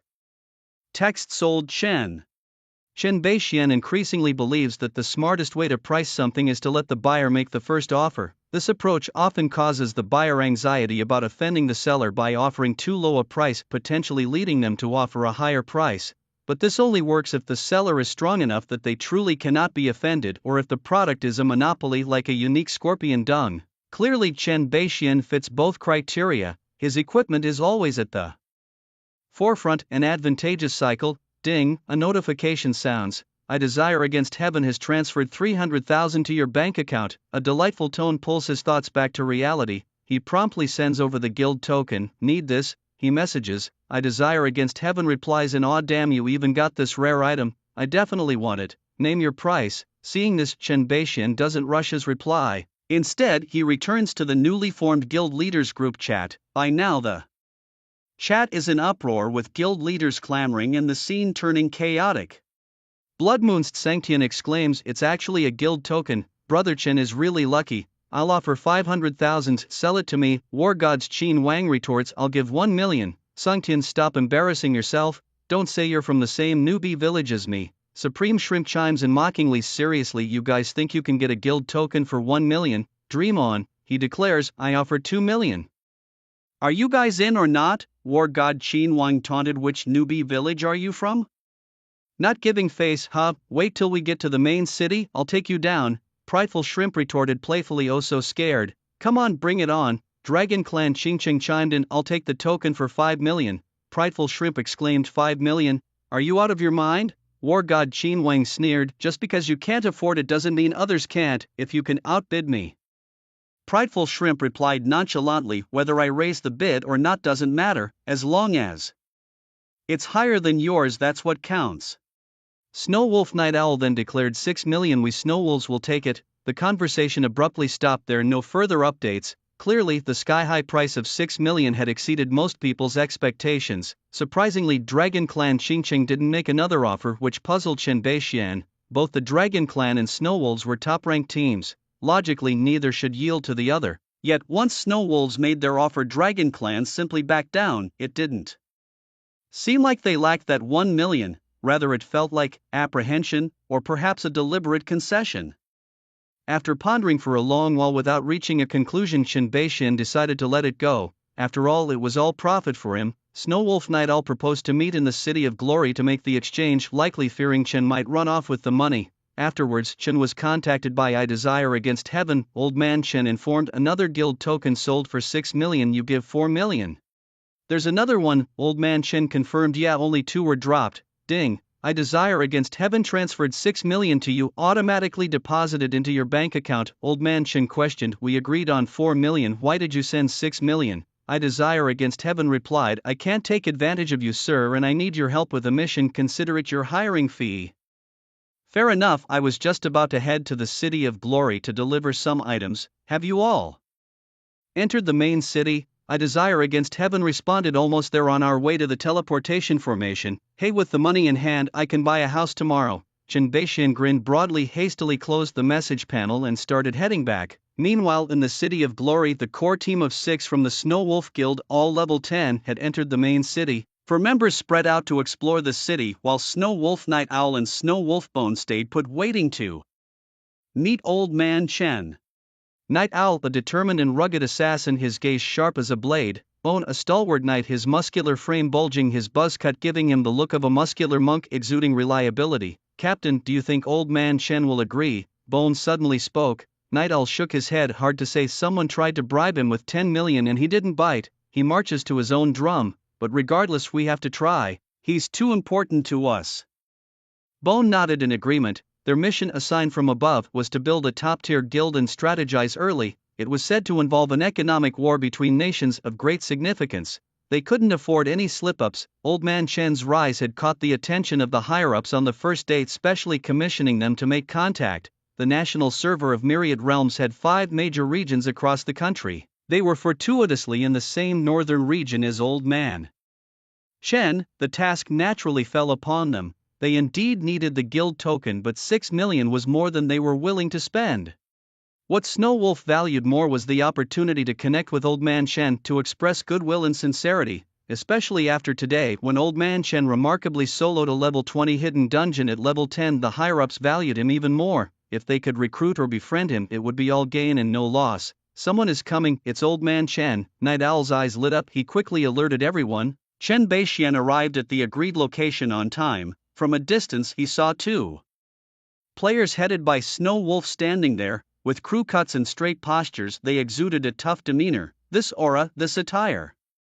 Chen Beixian squinted, seemingly guessing something. At that moment they also spotted him and broke into joyful grins, walking towards him. Hello, I am Night Owl, the president of the Snow Wolf Guild, and this is Bone, the vice president. Night Owl introduced himself with a smile, pointing to Bone beside him. I'm just a solitary old man. Here's the guild token you wanted, Chen Beixian said, smiling as he produced the token.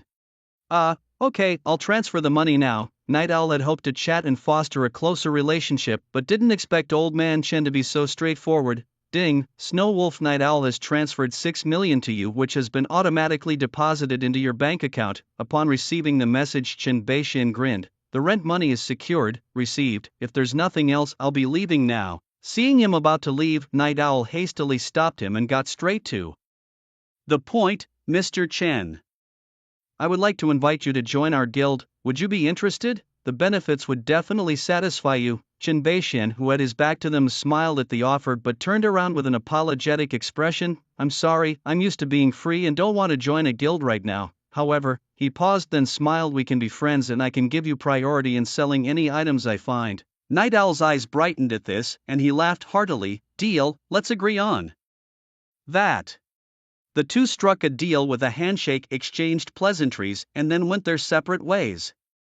Chen Beixian opened his friend list and sent a location message to Desire to defy the heavens, but received no reply for a long time. He didn't mind, assuming something must have delayed them. As he sat near the teleportation array waiting, he began to ponder the Snow Wolf Guild. If he wasn't mistaken, the Snow Wolf Guild was likely an official power.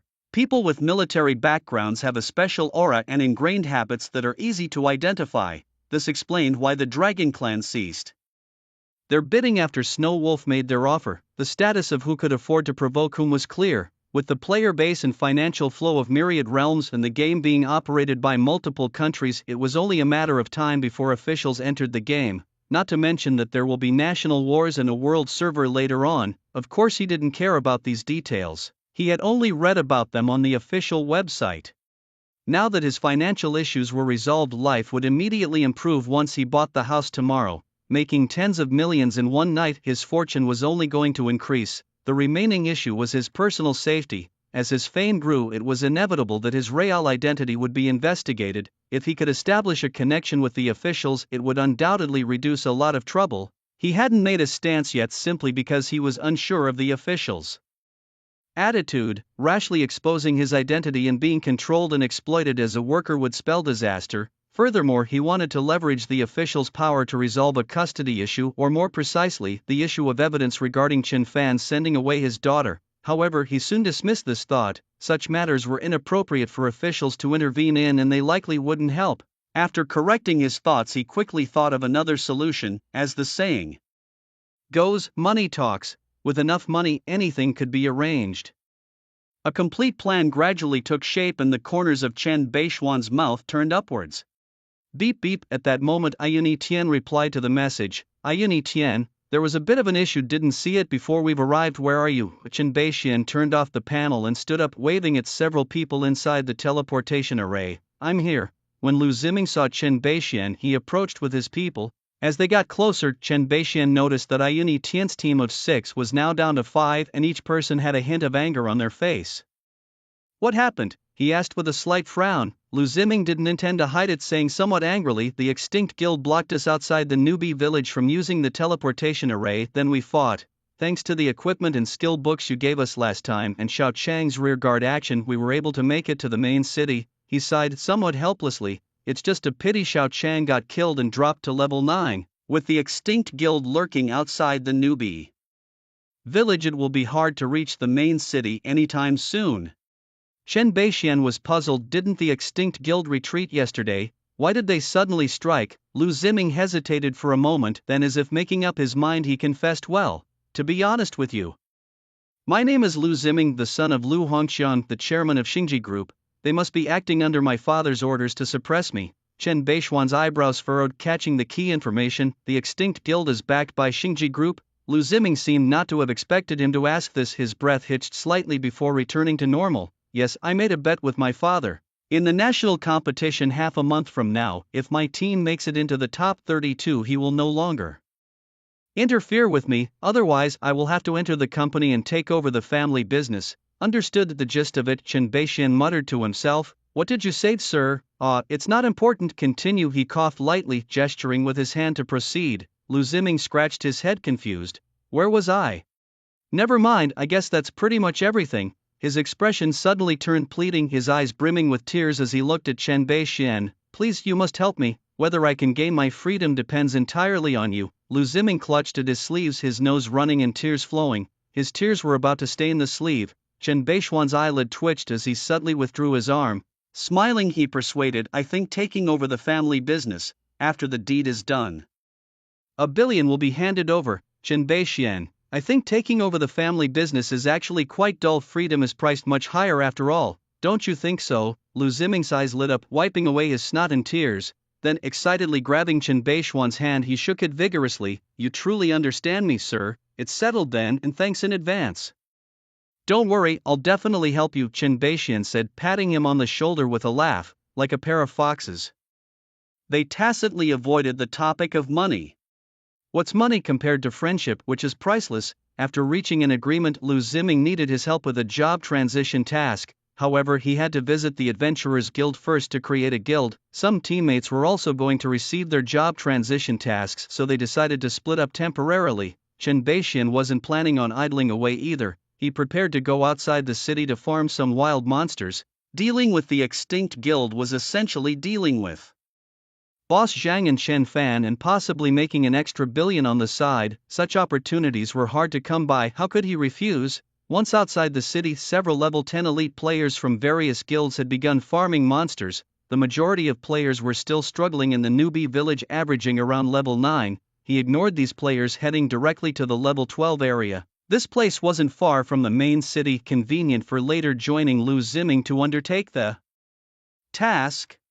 But just as he was about to start farming monsters, a weathered old man suddenly appeared before him. May I help you? Chen Beishian raised an eyebrow, recognizing the man. It was Super Dad, clad in a white robe, holding a staff. Hearing his words, Super Dad hesitated before speaking. I would like to spar with you. It's just a spar, no hard feelings. Seeing Chen Beixian move, he quickly raised his hands to restate his intentions. He did this only out of curiosity to know how much he differed from old Chen. Chen Beixian picked his ear, blew on his fingertip, and said lightly, "No need to spar, I'll kill a monster for you to see. If you think you can handle it, then be my guest." He saw that the man bore no ill will, only curiosity. He simply gave him a choice. Super Dad was taken aback, feeling somewhat slighted, but considering old Chen's ability to clear a level 20 dungeon at level 10, he could only keep his feelings to himself. "Let's see how much damage you can really do."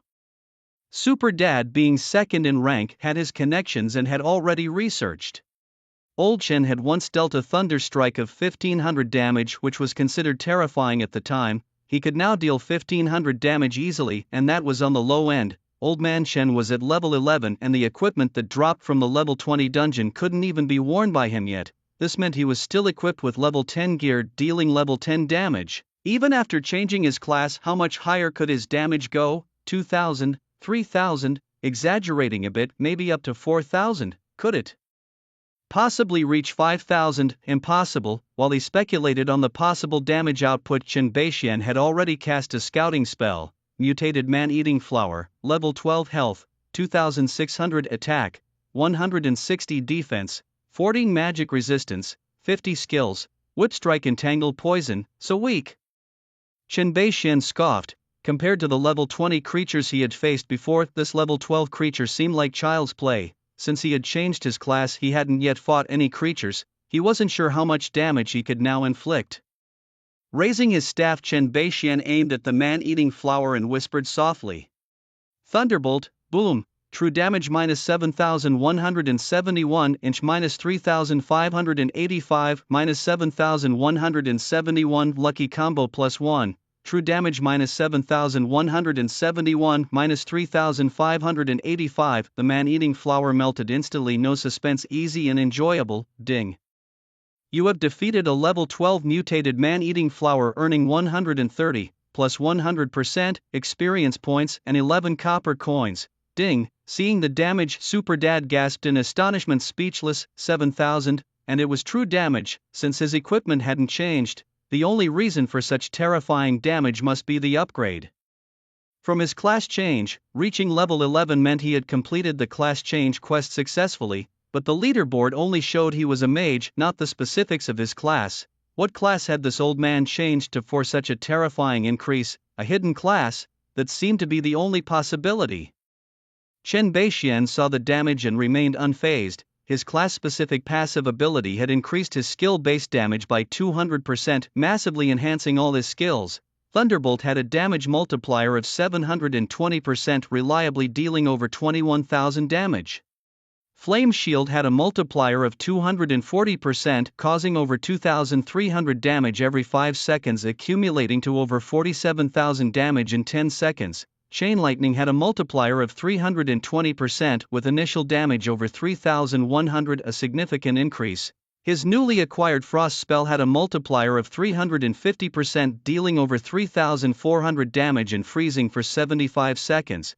This was the terrifying augmentation brought by the Chaos Mage's exclusive passive. As his level increased, so would his damage. A mere 7,000 damage was just the beginning. Regaining his composure, Chen Beixian noticed Super Dad staring blankly and walked over, waving his hand in front of him. "Hey, what's with the blank stare? Are you up for a sparring match?" Super Dad swallowed, his head shaking like a rattle. "No.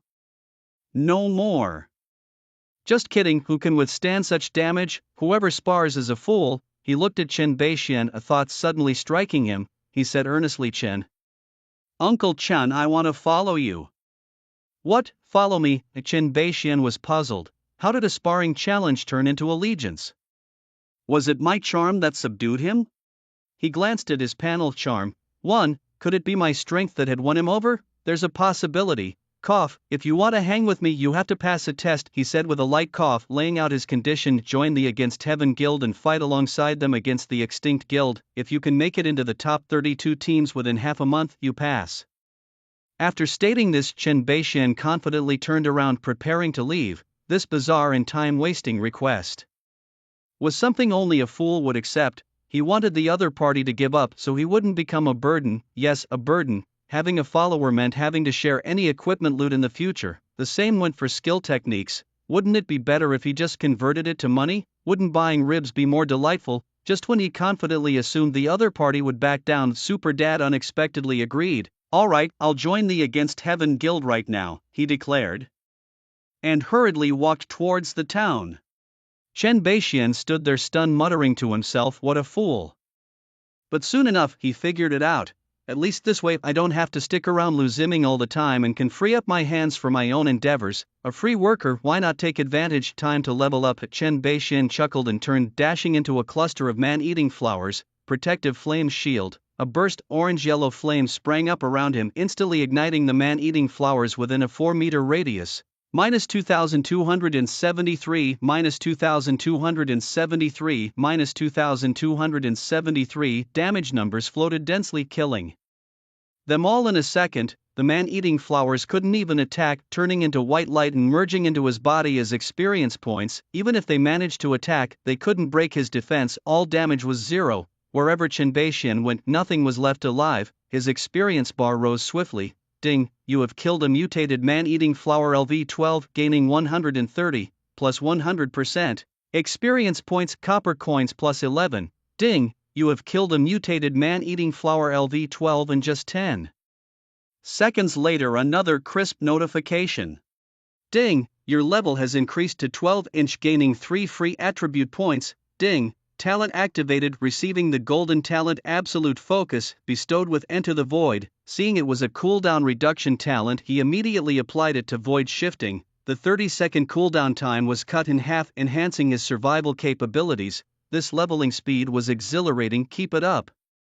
Chen Beixian grinned, continuing to plunge into the pile of monsters. Ding, you have killed a mutated man-eating flower LV-12-inch, gaining 65 experience points, copper coins plus 10. Ding, you have killed a mutated man-eating flower LV-12. Ding, your level has increased to 13, gaining 3 free attribute points. Ding, talent activated, receiving the golden talent Holy Fire. A golden quality effect description. When the skill granted is a fire-type skill and the target is of the dark type, the damage type converts to true damage. His only fire-type skill was Protective Flame Shield, but its range was too small, only 4 meters. While he mostly engaged in remote combat and seldom needed the damage from his protective flames, he decided to keep the skill for now. Just as he closed his panel, he received a notification that his equipment had been sold. Ding, your listed equipment has been sold, totaling 342 gold coins. At the same time, Lu Ziming sent him a message. Minutes later, they met up. Super Dad, as expected, stood in the center of the team, his gaze intense as he looked at Chen Beixian, who felt a bit unnerved by the attention and quickly averted his eyes. Then Lu Ziming, with a hint of mystery, leaned in and whispered, Boss, how did you persuade Super Dad to join the guild? I was stunned when I saw the application. It's not important how. What's important is that with him in the team you'll have a better chance of making it to the top 32. Chen Beixian replied casually. Since Super Dad didn't mention the test, he wouldn't bring it up either. After all, he's the second-ranked master, and it seemed right to save him some face. Lu Ziming nodded vigorously, grinning from ear to ear, thrilled by the support of the top 2 players in the guild. With the first and second on our side, reaching the top 32 is more than doable. It's in the bag. Soon after, they began to focus on serious matters. Lu Ziming shared his job transfer mission, the Dark Swordsman Legend, job transfer quest, gold level, quest requirement 1. Kill 100 monsters 4 levels higher than oneself. 0 out of 100. Quest requirement 2. Head to Monttown to conduct a covert investigation achieving a grade of A or higher. Quest requirement 3. Kill the bronze level boss, Dark Swordsman Turek. Unlike his own job transfer quest, this one did not require solo completion. The main challenges would likely be achieving an A-grade rating and defeating the final bronze level boss. Chen Beixian thought to himself. Lu Ziming then spoke up. I was planning to wait for Xiao Chang and the others to transfer jobs before taking on this mission, but with you leading the way, boss, it shouldn't be a problem. Chen Beixian nodded. No time like the present, let's set off. Everyone nodded in agreement and teamed up. With the addition of Chen Beixian and Super Dad, the team's priest voluntarily stepped down to explore the main city. Since Monttown lacked a teleportation array, they had to run there. The 6 of them dashed along the road, with the assassin and the archer at the forefront, Chen Beixian in third place, followed by Lu Ziming, Super Dad and the mage Xiao Zhou trailing behind, getting farther and farther away. "Boss, how can you run so fast? Wait for us." Lu Ziming looked visibly frustrated. Despite all his efforts, he couldn't catch up to Chen Beixian. Even a mage was running faster than his warrior, which was absurd. Super Dad was also silently competing, puffing and panting, but speed was not something that could be improved by mere effort. Chen Beixian looked back at the three of them and shook his head secretly. If this were in the city, they wouldn't even catch my exhaust. The front-running assassin Xiao Lu and archer Xiao Li were just as shocked. As agility-based classes with speed-enhancing skills, it was normal for them to lead, but for a mage to keep up with them was utterly preposterous. Sting, with his proficiency maxed out, Chen Beixian's swift as the wind skill advanced to 2 stars. At the next level, 1 out of 400, his speed increased again with a movement speed bonus escalating from 20% to 30%. He swiftly overtook archer Xiao Li, who was left in shock, eyes wide as Chen sped past him. Xiao Li was baffled, wondering how Chen got even faster. It was utterly humiliating, a mage outrunning an archer and an old one at that. It was a blow to his pride. When they finally reached Montown, Chen Beixian maintained his position in second place. The leading assassin Xiao Lu and those trailing behind all breathed a sigh of relief, thinking that even the great Chen Beixian couldn't beat an assassin in speed. If Chen were first in everything, they'd have no desire to play at all. Meanwhile, Chen Beixian frowned slightly, murmuring to himself about the timing. Ding. His proficiency was maxed out again, and swift as the wind leveled up to 3 stars. Now at level 3 out of 800, the 30% movement speed bonus increased to 40%. Unfortunately, they had already arrived at their destination, missing the chance to showcase it further. Montown, located on the border, was a gateway to the territories of other countries, divided by a dark firmament that connected to places known colloquially as Sakura Barren Stick. A battle was inevitable once the national wars commenced. The town itself looked somewhat dilapidated under a haze of gunsmoke. The local soldiers, covered in wounds and utterly exhausted, had clearly just endured a fierce battle. Inquiries revealed that dark monsters would emerge from the black firmament, and when their numbers reached a certain threshold, they would mount an assault on the town. This had been occurring for years. Numerous squads had ventured into the dark world, hundreds, if not thousands, but none had returned alive. The situation inside remained a mystery. Even high-ranking officials from the Church of Light had visited but couldn't enter to investigate. The dark firmament was governed by special rules imposing restrictions on the strength of those who could enter. Chen Beixian and his team were informed that only those below level 20 could enter. Anyone above level 20 was barred. The mission likely involved venturing into the dark firmament for investigation, but it was unclear who would trigger the quest. After gathering all the information, Lu Ziming concluded. At that moment, Chen Beixian pointed towards the tallest building in the distance. "Let's ask the mayor, he must know something." Everyone followed his direction and saw a 3-story building. Excitedly, one of them knocked on the mayor's door. Mayor Pashji, a short plump man with small eyes and a bulbous nose adorned with a small mustache and wearing sturdy armor, lit up when he heard someone was willing to venture into the dark firmament. "Oh, please, come in, Mont." Town's dark firmament issue was well known. Countless teams had entered but never returned. The danger was extreme. It was a place most teams would avoid at all costs. It was unclear whether this group was admirable for their bravery or just not for volunteering to investigate the dark firmament. Finally, a team had come and he couldn't let this opportunity slip, or he couldn't afford to be negligent. The mayor quickly tidied up his appearance and sat expectantly behind his desk. Soon after, his subordinate led some people in. Spotting that the leader was an old man, Boki slightly frowned. The man was old enough to be his father. He hoped this wasn't someone trying to swindle compensation money. Only when he saw the other 5 did he dismiss his concerns and smile. "Hello everyone, my name is Boki, the mayor of Montown. Thank you for coming." After speaking, Boki even bowed to them as a sign of respect. Chen Beixian and his companions looked at the mayor with his small eyes and thin, long mustache, their expressions a mix of curiosity and amusement. Especially with that black parted hair, he almost had the words traitor written across his face. Lu Ziming covered his mouth and whispered into Chen Beixian's ear, could he be the final boss? Chen Beixian glanced at him and said irritably, "First, don't judge a book by its cover. Second, this guy doesn't look like a good person." Lu Ziming rolled his eyes, a line of sweat forming on his forehead. "So he's still a bad guy."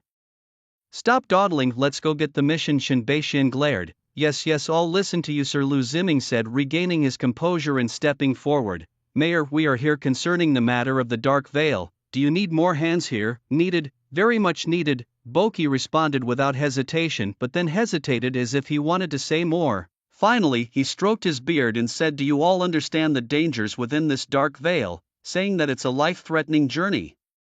Is putting it mildly, are you really sure you want to go?" Despite his better judgment, Boki couldn't suppress his conscience and felt compelled to warn them.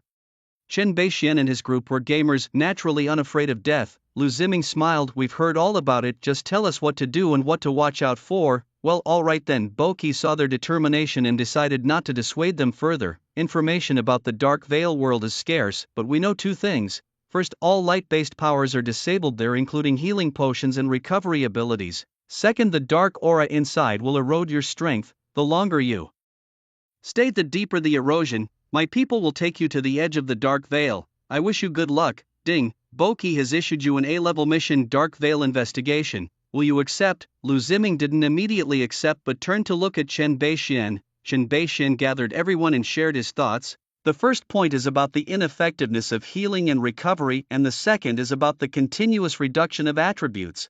Not only do we need high damage, but we also cannot afford mistakes.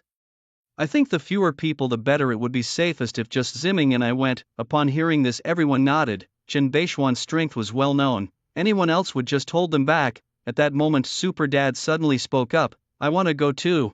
I may be a priest, but due to my talent I might be useful." As he spoke, he showed his talent to Chen Beixian. Yin Yang reversal, no wonder he could use a priest to reach second place.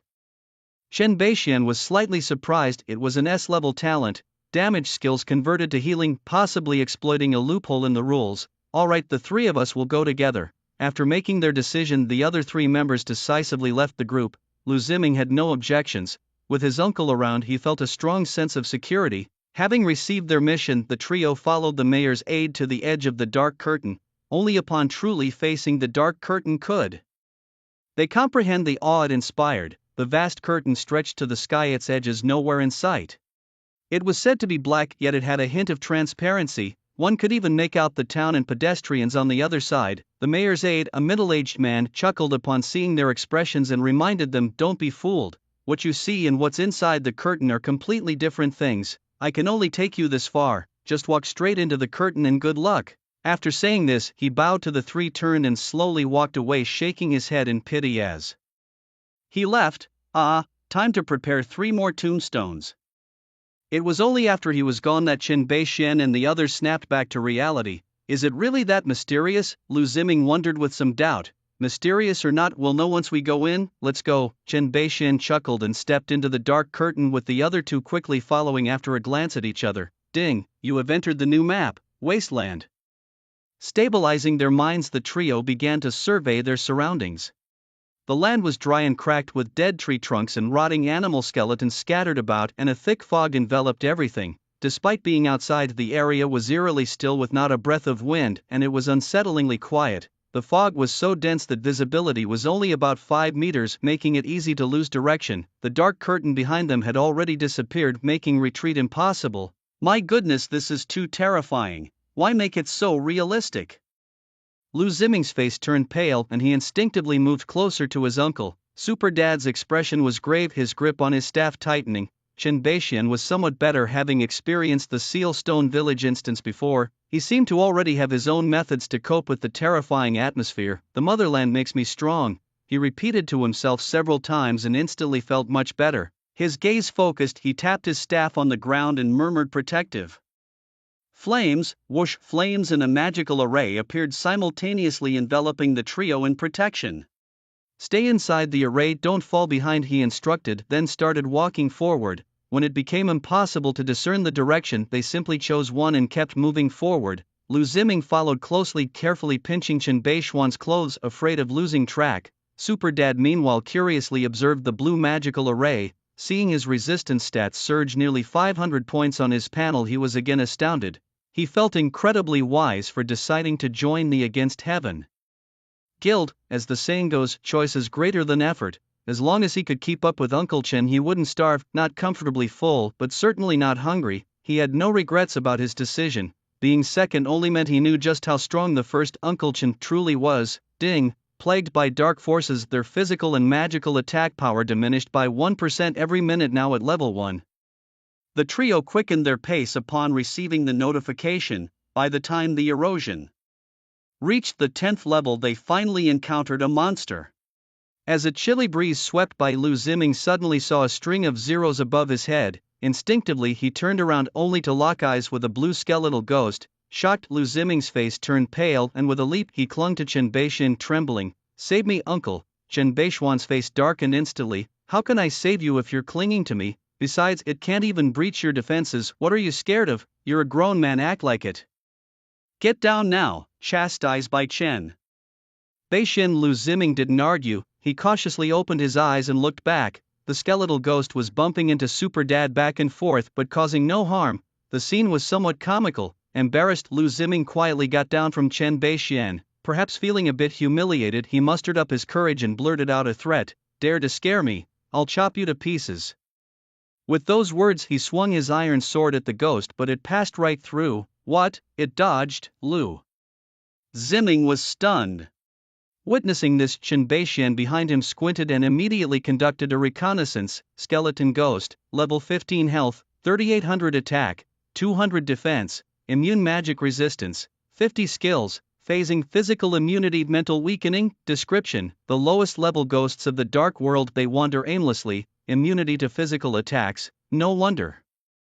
Realizing the ghost was immune to physical attacks, Chen Beixian understood that only magical attacks could harm it. Many teams probably perished here for this reason. Except for him, ordinary teams encountering this would likely suffer a terrible fate, as no one under level 20 would have magic resistances over 500. "Look out, more ghosts are coming," Super Dad warned the duo. Chen Beixian and Lu Ziming turned to see a dozen more skeletal ghosts drifting towards them. Lu Ziming's face changed slightly and he quickly hid behind Chen Beixian. "Come on, I have my magic circle. Why are you hiding?" Chen Beixian scolded, disappointed. I've been scared of these things since I was a kid. I can't even watch ghost movies during the day." Lu Ziming clutched at his clothes, embarrassedly explaining. Chen Beixian's face darkened, unimpressed. "Then why don't you hide behind him instead of me?" I always sought my grandfather when I was scared, so it's just a habit." By the end his voice had become quieter, his head bowed, unable to meet Chen Beixian's gaze. Chen Beixian, holding his forehead, was speechless and ignored his behavior. "Dad, try using your skills." Super Dad nodded and raised his staff to cast group healing. The holy light of the skill began to shine but suddenly disappeared without a trace. The surrounding ghosts continued to drift about the trio's heads, constantly showing zeros, unaffected by the spell. Super Dad frowned deeply, switching skills to try again. Slow heal, still ineffective. Healing spell, still no response. "Let's try a damage ability," Chen Beixian suddenly said. Light burst. Super Dad switched to a damage ability and this time it worked. Ghosts within the attack range started showing dense healing numbers above their heads. Plus 458, plus 458, plus 458. Under the talent of reversing yin and yang, damage abilities turned into healing. Seeing this, Chen Beixian understood. As he expected, Super Dad's talent could exploit the loopholes in the rules of the dark world. After finishing analyzing the skills, he went all out. Thunderbolt technique. True damage minus 6,454, minus 3,227, minus 6,454. A round of damage directly killed the specter. Experience surged. Ding, you've killed a level 15 skeleton specter, earning 240, plus 200%, experience points and plus 13 copper coins. Ding, lightning chain. With a tap of his staff on the ground, 3 purple lightning bolts surged forth, jumping back and forth among a dozen or so ghosts. Minus 2,817, minus 2,243, minus 1,774, minus 2,817, minus 2,243. The ghosts howling in agony, their souls scattered by the lightning. Both Lu Ziming and Super Dad were stuck at level 10, so all the experience naturally went to Chen Beixian. Soon a golden light fell upon him. Ding, you've leveled up to 14, gaining 3 free attribute points. Ding, an entry is bestowed, talent activated, receiving the golden entry Cold-Blooded. Cold-Blooded, when dealing damage to targets with health below 50%, damage increases by 50%. This must be applied to the Thunderbolt technique. Without hesitation, Chen Beixian enhanced the Thunderbolt technique. The damage increased by 50%, significantly boosting the true damage of the skill. Another Thunderbolt technique fell and the surrounding ghosts were wiped out. Superdad, only able to heal and not deal damage, simply joined Lu Ziming as spectators. Oddly, aside from copper coins, the ghosts didn't drop any equipment. Lu Ziming, staring at the damage dealt, thought to himself that the boss had grown stronger again. The ghosts came from over there, let's go check it out. Chen Bei-shen called the two, and Lu Ziming hurriedly followed. Ding, you are being eroded by dark forces. Each minute your physical and magical attack power decreases by 1%, currently at 18 stacks. After a while, the trio finally saw the first structure after entering the darkness. It was a tomb with a peculiar design big enough for one person, with a Persian-style conical dome and a weathered stele standing in front.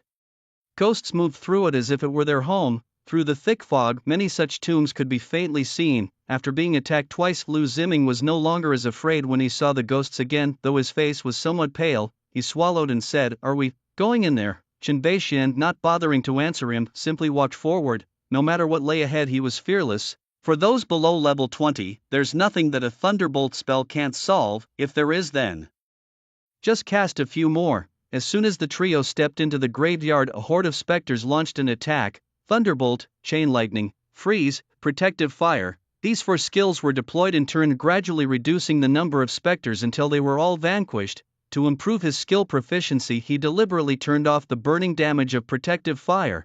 Otherwise, with over 4,000 burning damage per second, the specters would only die faster. Ding, proficiency maxed. Chain Lightning upgraded to 3 stars. Next level, 3/800. Ding, proficiency maxed. Protective Fire upgraded to 3 stars. Next level, 3 out of 800. Chain Lightning damage increased from 320% to 340%. Protective Fire's range increased from 4 meters to 5 meters, and its damage from 240% to 250%. Boom, true damage -6,163, -3,081, -6,163. Ding, you have killed a level 15 skeleton specter, gaining 160, plus 100%, experience points and 14 copper coins. Ding, your level has increased to 15, earning 3 free attribute points. Ding, perk granted. Talent activated, receiving the golden perk Spread Range. Spread Range, golden quality effect description, increases the effective range of area skills by 100%. I'll hold on to this and see. Chen Bei-shen thought for a moment and then turned off the panel. His current attributes were sufficient for the mission, so he could save the perk for a better skill. Moreover, his only area skill was Protective Fire, which was already sufficient, although it could increase from 5 meters to 10 meters. Enlarging the area of effect, his current casting distance had reached an impressive 26 meters, making a 10-meter range still too small. Refocusing, he continued to kill specters and led the two deeper into the graveyard. The trio, completely focused on the specters, didn't notice the dust continuously falling from the tomb seals around them. "Uncle, do you hear any noises?" As they walked, the timid Lu Ziming faintly heard some rustling sounds and asked in panic, "What noise?" "Don't be so superstitious, keep up." Chen Bei-shen cast another thunderbolt to kill a specter and turned to instruct. Super Daddy also shook his head, indicating he hadn't heard anything. "There really is something, I did hear it." Lu Ziming, not convinced, turned his head cautiously to look around. Sure enough, as he turned back, he saw about a dozen figures vaguely appearing in the dense fog, but because the fog was so thick he couldn't see clearly. "Uncle, there's something following us." Lu Ziming quickly tapped Chen Bei-shen's shoulder to alert him, and the two then turned to check. There really is something." Chen Bei-shen raised an eyebrow, somewhat surprised. The figures in the fog swayed, becoming clearer as they moved closer. "What on earth is that?" Lu Ziming turned pale and quickly stepped back behind the two. When Chen Bei-shen and his companion could see clearly, their faces twisted in disgust. The figures before them were the living dead, their bodies tattered, some even wrapped in cloth and bandages. Despite the dense fog, the air was unnervingly dry. Their bodies were shriveled, their eye sockets hollow, creating a horrific sight. What made them feel nauseous was the sight of maggots crawling out of those eye sockets, dropping to the ground with every step they took. "This game managed to launch in our country without being reported. I'm truly impressed." Super Dad thought, frowning. Chen Bei-shen shared the sentiment. He threw out a scout to gather information on the monsters. Wasteland Mummy, level 18 HP, 4900 attack, 280 defense, 70 magic resist, 40 skills, bite claw flesh fortification, fearless. Description: created from the bodies of wanderers. Is this their final resting place? In a normal squad, they would still be struggling against the specters, eventually surrounded and overwhelmed by the mummies. With no healer and physical immunity, relying solely on mages for output, the situation was dire. Without the ability to send information out, those outside wouldn't know the situation here, making effective countermeasures impossible. This creates a vicious cycle, like a well-set trap, continuously ensnaring incoming teams. The difficulty of this task seems greater than his, but not really. Just considering the solo killing of a bronze-level boss alone is comparable. After all, the task was to investigate. Players could die and respawn, then report the information to the mayor. Scoring would be based on the amount and significance of the information. Chen Beixian guessed that the specter's physical immunity was one of the intelligence points, as were these mummies. Players could try and fail repeatedly, eventually gathering enough information to achieve an A grade rating. The way out, he surmised, was probably at the final boss. Realizing the mechanics, Chen Beixian felt relieved. Both were stuck on a class transfer quest, allowing him to monopolize the experience. He could level up and help Lu Ziming complete his quest, killing two birds with one stone. Thunderbolt, boom. True damage minus 5,731, minus 2,865, minus 5,731. The dark corrosion had stacked to 20 layers, reducing attack by 20%, yet still instantly killing the monsters. 3 mummies in front were instantly cleaved into charred remains, turning into experience flowing into his body. Ding, you have killed a level 18 wasteland mummy, earning 380, plus 300%, experience points and 16 copper coins. Ding. Watching Chen Beixian single-handedly crush the group of mummies, Lu Ziming and his companion had become accustomed to it. They also realized the crucial point of the quest, feeling fortunate. Without Grandpa Chen's help, they would surely have died in the first attack. This place, which should have been a tough battle, was turned into a speedrun by Grandpa. He killed so fast that the mummies behind nearly couldn't catch up. To achieve such ease and comfort, probably only Grandpa could manage. Super Dad's eyes sparkled with a simple thought, just one sentence: following the right person. Ding, your level has increased to 16, gaining 3 free attribute points. Ding, the gift of words bestowed, talents activated, gold level spread range acquired. Another spread range. Chen Beixian was slightly startled before choosing to store it again. If he could get a meteor shower or a blizzard, large-scale skills like that would be awesome, he thought to himself. Applying 2 spread ranges would cover hundreds of meters. Just thinking about it was thrilling. Or maybe draw another one. 3 spread ranges with protective flame wouldn't be bad either. A 20-meter range, anyone attacking me would get burned. Of course, it was just a thought. Getting 2 spread ranges in a row was already quite good, no need for anything else. A few minutes later, Chen Beixian had eliminated all the mummies and golden light descended once again. Ding, your level has increased to 17 inch and you have gained 3 free attribute points. Ding, word gift bestowed, talent activated, gold level spread range acquired. What? No way, it really happened. Chen Beixian was dumbfounded. What's wrong, uncle? Why do you look so upset? Lu Ziming and the other person asked with concern.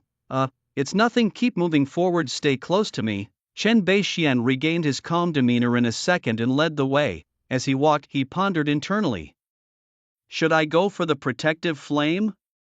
After thinking for a while, he decided to level up to 21st to see what exclusive skills he might get. If it's a powerful area skill, it would be just right. If not, then he would choose the protective flame. With that thought, he stopped worrying and continued leading the way with the others. Following the only dirt path in the cemetery for a few more minutes, a stone gate suddenly appeared ahead. Looking up, they realized it wasn't just a simple stone gate but a massive structure.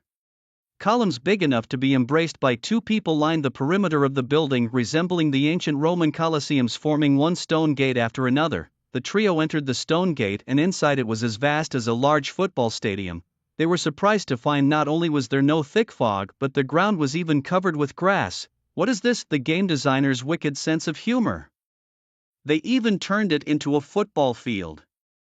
Lu Ziming couldn't help but comment. Whether it's a football field or an airport, this must be the final stage. Chen Beixian squinted, looking towards the center of the field. The 2 turned their heads and indeed spotted something amiss. In the center, a group of black-robed wizards was surrounded, and a creature engulfed in dark mist was particularly conspicuous. What should we do? Should we pull the lesser creatures first or? Uncle. While Lu Ziming was still pondering about pulling creatures, he suddenly saw Chen Beixian charging forward. With me here, what's there to fear? Let's go, I'll take you guys. Chen Beixian grinned, walking while allocating all the attribute points he gained from leveling up into intelligence. At this moment, the dark erosion had already reduced his attack by 30%, so it was safer to increase his intelligence. At that moment, the dark shadow creature in the center seemed to notice them and muttered something. Then 5 wizards broke away and came towards them. Chen Beixian measured the distance and threw out a scout. Dark Wizard, level 20 elite monster health, 8000 attack, 380 defense, 75 magic resistance, 95 skills. Dark magic orb curse, summon mummies, summon ghosts. Description: dark wizards consumed by darkness, possessing great power. Be careful of your surroundings when battling them. Seeing his skills and attributes, Chen Beixian felt assured. There was absolutely no pressure. Of course, this was only true for him. A typical 6-person squad would likely have reached their limit by this point.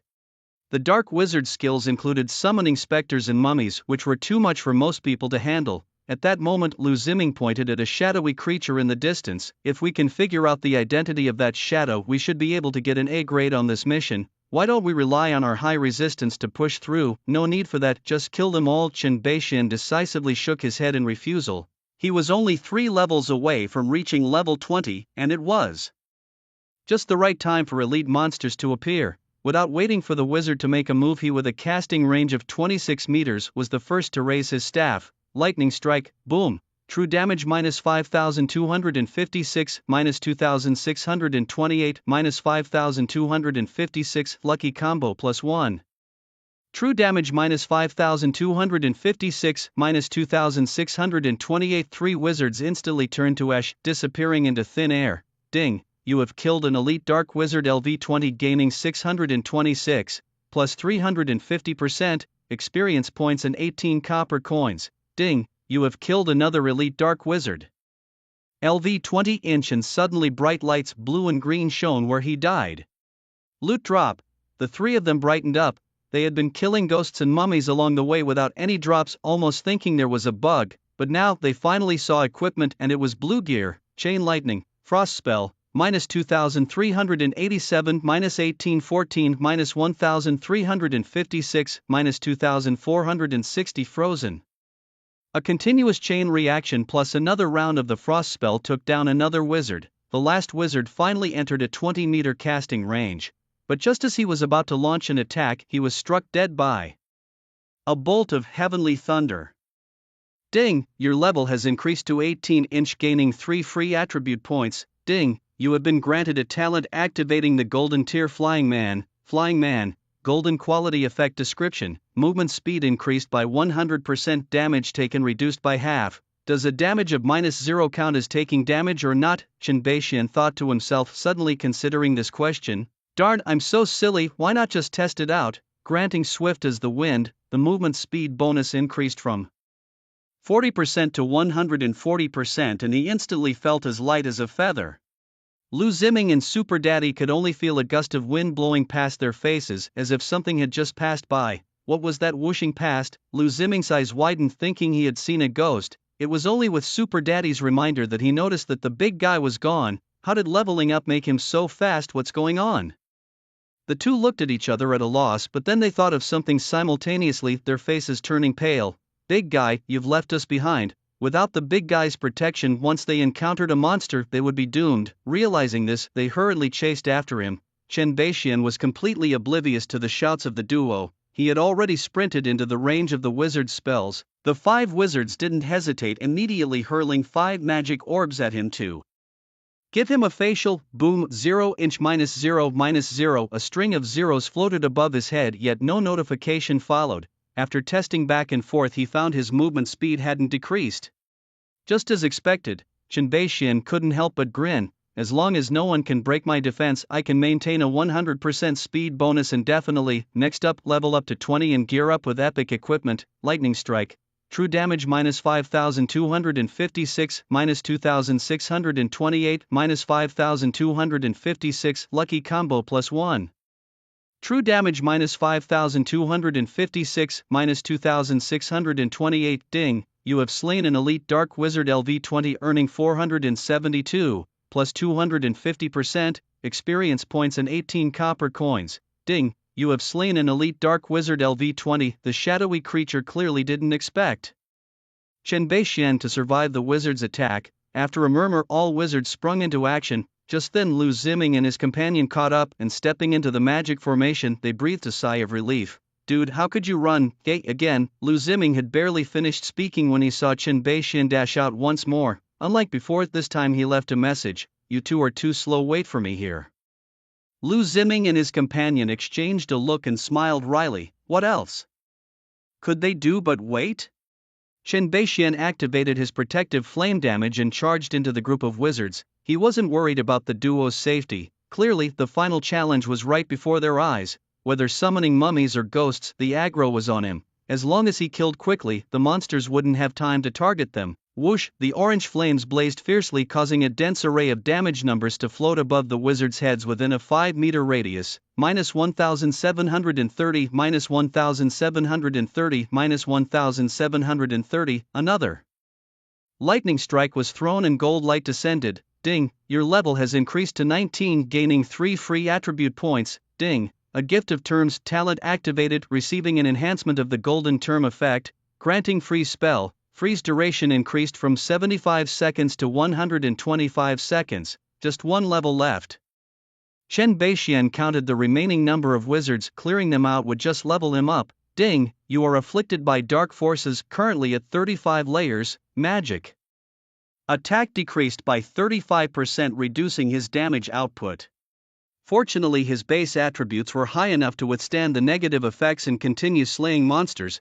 After a while he completely eradicated the dark wizards and the final golden light fell. Ding, your level has increased to 20, gaining 3 free attribute points. Ding, a gift of terms talent activated, receiving the radiant quality unique term rule reciprocity, radiant quality, unique, effect description, using the granted skill to kill a boss randomly.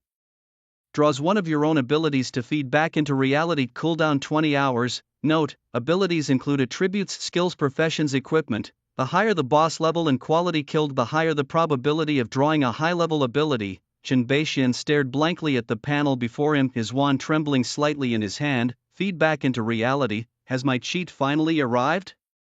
When he first crossed into this world, he had also dreamed of a system descending to slaughter on a grand scale. The imagination was beautiful, reality was stark. Over 4 years, no miracles had occurred. Even if the game awakened an SSS tier talent, it could only be attributed to good luck. That was until now. It was only when he saw the rules feeding back into reality that he finally understood. Better late than never, he thought, and for a moment he wanted to cry. Only he knew how hard these last 4 years had been, but it was all in the past and he could not cry. He granted himself the thunder technique. His eyes were firm as he directly applied the thunder technique. With the rule feedback entry, he was even more determined to keep playing the game of myriad worlds. At that moment, a dark, shadowy monster nearby let out a chilling cold laugh. To have made it this far, your strength is commendable, but this is where it ends. This is where it ends. Chen Beixian's lips curved slightly at hearing this. Ha, from today onwards, no one can block my path. As he spoke, he emitted a powerful aura. His mind quickly sank into the panel, opening messages he hadn't had time to check yet. Ding, level reached 20, acquired the class exclusive skill Chaos Spear. Ding, level reached 20, all class exclusive skills upgraded to 2 stars. Chaos Spear, exclusive skill description. Summon a spear of light or darkness to pierce the enemy, dealing 750% magic damage to a single target with a cooldown of 20 seconds, mana cost 100, light spear. This attack ignores defense and deals an additional 20% damage to those from the dark faction. Dark spear applies a healing prohibition effect on the target and increases your magic attack by 20% for 10 seconds. Note, skill damage calculations include the power of chaos, base 500% plus 250%. He then equipped all 3 purple items in his inventory, significantly boosting his attributes. His magic attack reached 1472 health, 2850, both resistances 205, not even counting the formation. Removing the attack reduction from dark corruption, he still had a magic attack of 957. Today, I'll test the damage on you. Chen Beixian's gaze sharpened and he cast reconnaissance. Dark Shadow Moto, level 20 bronze boss health, 100000 attack, 760 defense, immune magic resistance, 400 skills, dark impact, shadow assault, dark split, physical immunity.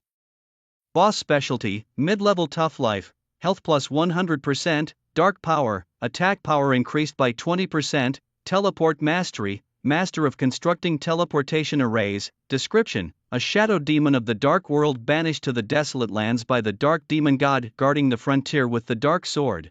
The boss's skill damage ranged from 1000 to 1500. My formation's dual resistance 711, more than 2800 health was enough to withstand about 3 hits, and combined with freeze magic and invincibility he could kill it. After quickly analyzing the attributes of both sides, the advantage was his. Chen Beishuan's gaze was fixed as he swung his staff for a preemptive attack. Chaos Spear.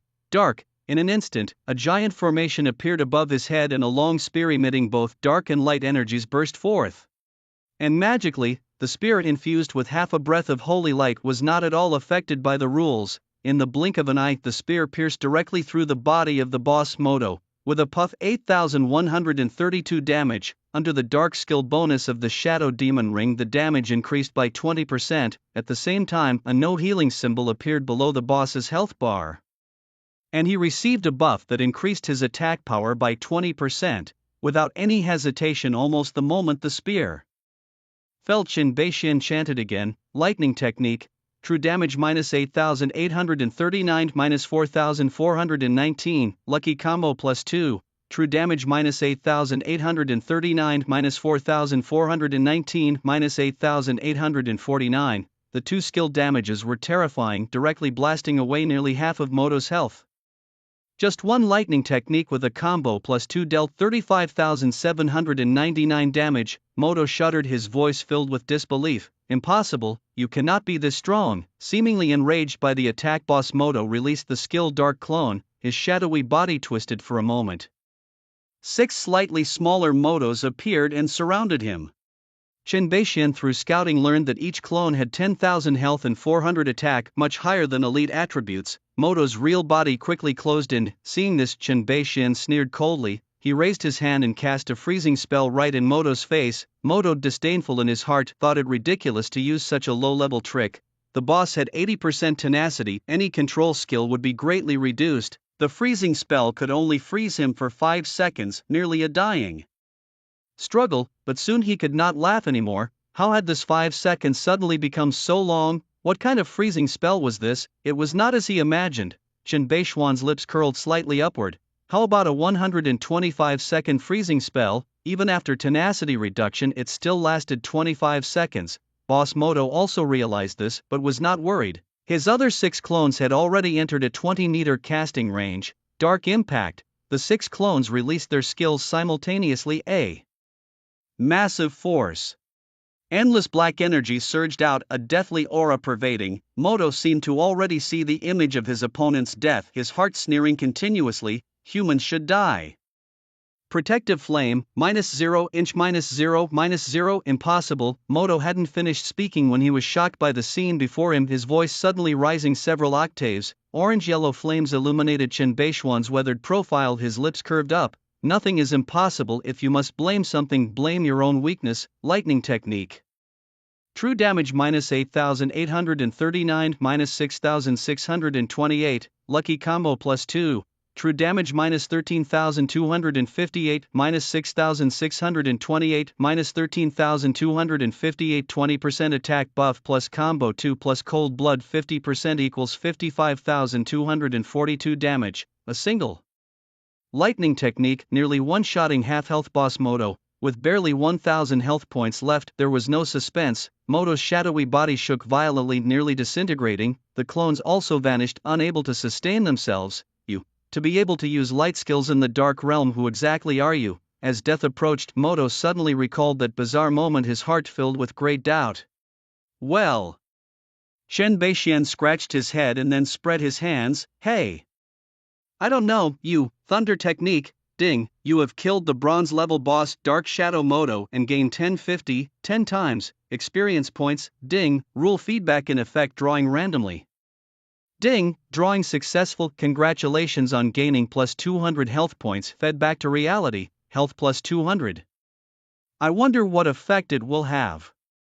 Although he was excited inside, he appeared as calm as an old dog on the surface. He would find out after exiting the game. At this moment, the place where Moto fell lit up with several beams of light, a brilliant purple among them. Purple gear dropped. Shinbeixian raised his eyebrows and stepped forward to pick up the items. You have obtained the purple gear shadow staff. You have obtained the blue gear fine steel ring dark gauntlets. You have obtained white gear ×4. You have obtained the skill book split arrow. You have obtained the quest item ghost messenger. Just then Lu Ziming and Super Dad came over. I say, old man, you're too fierce. A level 20 bronze boss just died like that. Lu Ziming and the other thought of many possibilities, kiting, using the terrain, etc. But they never thought it would be a direct hard fight, killed by sheer damage. That's too exaggerated. How much time did it take? 30 seconds? 20 seconds? They only saw the old man cast a few skills and the boss was down. That's 1,000,000 health. They saw it clearly with their scouting technique. The old man is getting more and more outrageous.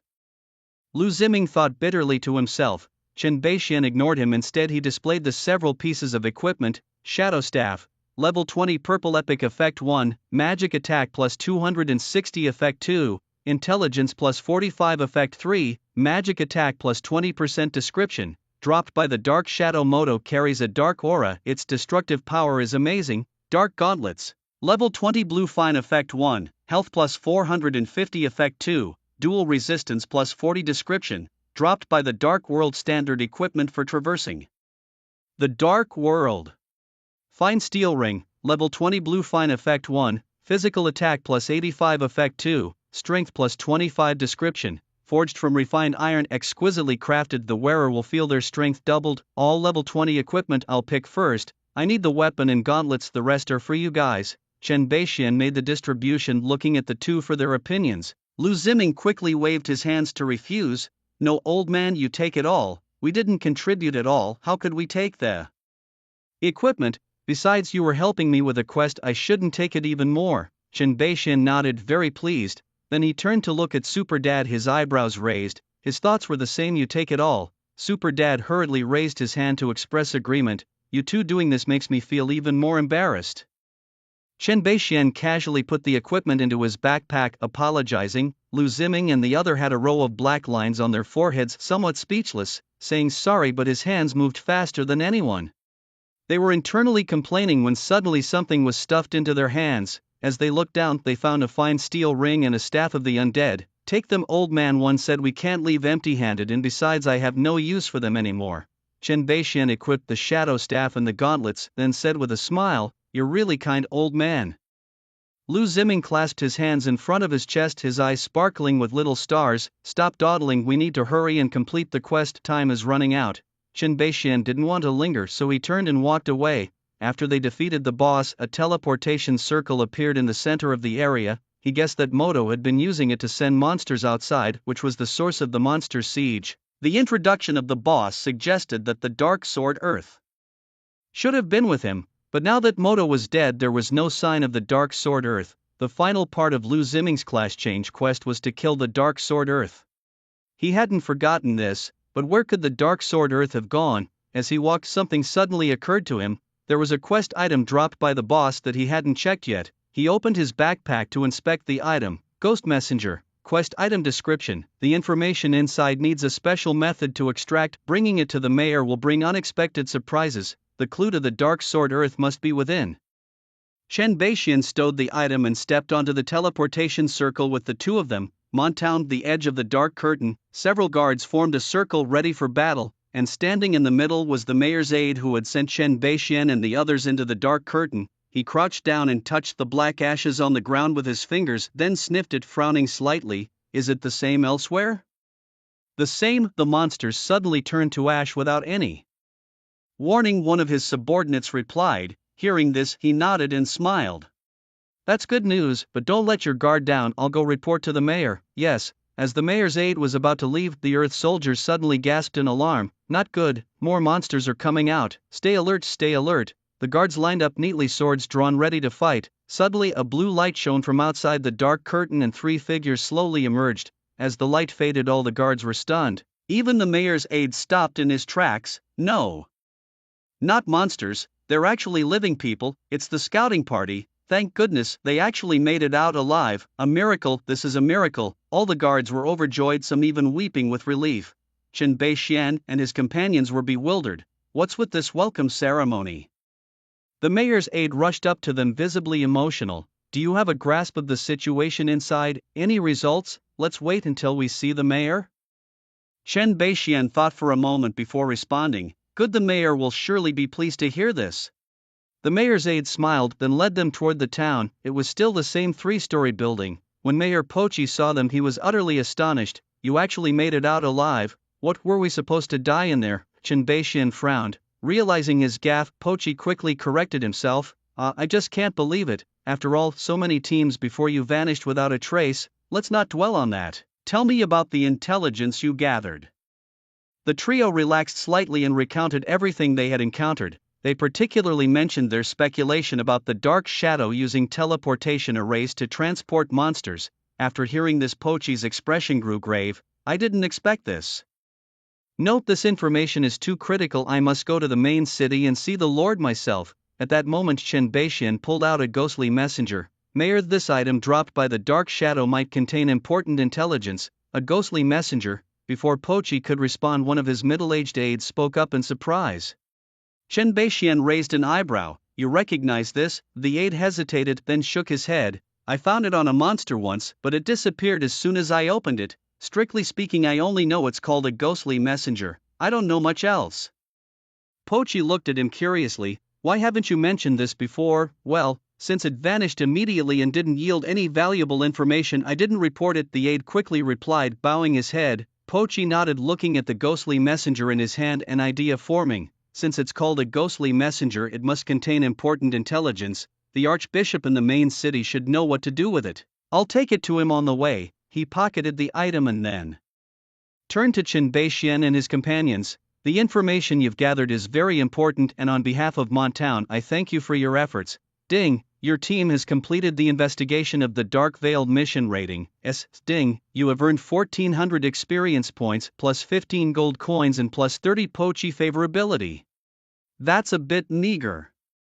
Chen Beixian muttered. Compared to the rewards for hidden sequential tasks, the rewards for regular tasks hardly caught his eye. But a mosquito was still meat, better something than nothing. Coming back to the present, he struck while the iron was hot. Mayor, do you know the whereabouts of the Dark Sword Soil? Dark Sword Soil. Pochi muttered it twice, then shook his head cluelessly. Never heard of it, not sure.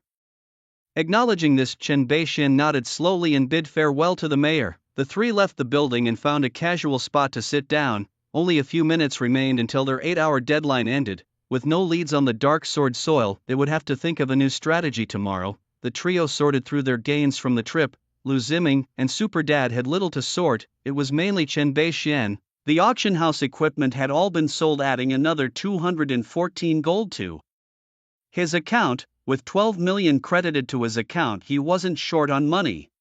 His backpack held about 150 gold coins saved for emergencies. Then, following his earlier plan, he endowed all 3 range expansion and holy fire entries onto his protective flame. Protective flame introduction. Summon flames that encircle the body, enhancing resistance by 30 points and inflicting scorching damage equal to 300% every 5 seconds to enemies within a 20-meter radius, lasting 10 seconds with an 8-second cooldown and costing 40 mana. Terms. Defense array, absolute focus, sudden storm, holy fire, range expansion times 3, 20-meter radius, dealing 300% damage every 5 seconds. This translates into an attack doing 6,516 damage every 5 seconds. It's not an exaggeration to call it an absolute domain. It's impossible for players to get close to him, and if someone can last 2 seconds, they're considered to have lost. He then opened his character panel to review his completely refreshed attributes. Nickname, Old Man Chen. Level, 20, 2465/3400. Profession, Chaos Mage, Dazzling. Rank, Talent, SSS grade. Term enhancement attributes, Strength 10, Agility 30, Intelligence 225, Constitution 65, Charisma 1, Luck 1. Health, 3210, Body times Job Potential 15 stars, Mana, 4500, Intelligence times Job Potential 20 stars, Magical Attack, 2172, Intelligence times Job Potential 6 stars, Physical Defense, 235, body times job potential 3 stars, magical resistance, 235, body times job potential 3 stars, skills, lightning technique 5 stars, protective flame 3 stars, etc., equipment, shadow staff, evil shadow, magic ring, mystical hat, etc., titles, far ahead, unrivaled, etc. His magical attack skyrocketed to 2,172, more than doubling. A single strike of lightning technique stabilized at 50,173 true damage, truly terrifying. He then checked several leaderboards. He was first in the level gap, leading the second by 8 levels. The early ranking list changes rapidly, with most people stuck at the level 10 career transition point. Ordinary professions have simpler transition tasks, which makes the rankings mixed. Once all players have transitioned, the level rankings will stabilize. The advantages of hidden professions will gradually become evident on the leaderboard. Not much needs to be said about the equipment leaderboard. 6 out of his 7 pieces of equipment are on the list, firmly securing the top 6 positions. Guild rankings: Snow Wolf first against Heaven Guild second. So far, only 2 guilds have been successfully established, both his clients. Not bad, he thought, keep it up. Chen Beixian gave himself a thumbs up, smiling. Then the 3 of them said their goodbyes and logged off. Upon opening his eyes, Chen Beixian couldn't wait to check his own body. He was both excited and anticipatory about what effects the plus 200 life points feeding back to reality would bring. However, he was soon disappointed. After checking, except for feeling a warm sensation in his body, there were no other findings. Life points.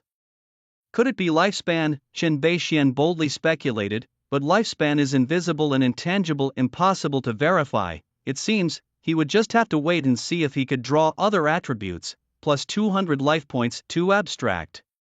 He shook his head, dismissing the clutter of thoughts. Today he could go house hunting. Thinking of this, the corners of Chen Beixian's mouth couldn't help but rise. He turned over, pulled open the drawer, and took out a stack of flyers containing various property advertisements and house-type introductions. In Chunfeng City, there are only a few well-known real estate properties, and he quickly narrowed it down to a few. He decided to spend a substantial amount of money on a villa. If he was going to buy, he might as well buy the best. He wanted to experience what it felt like to be a big dog in town. After breakfast, he left his deer at home and, alone, after several complications, arrived at the most upscale property development in Chunfeng City, the Book Fragrance Prestige Villas. However, before he could even enter the sales office, a security guard stopped him outside. "Hello, can I help you?" The guard looked him up and down reluctantly and saluted half-heartedly. Chen Beixian didn't mind and got straight to the point. "I'm here to buy a house. Are you open now?"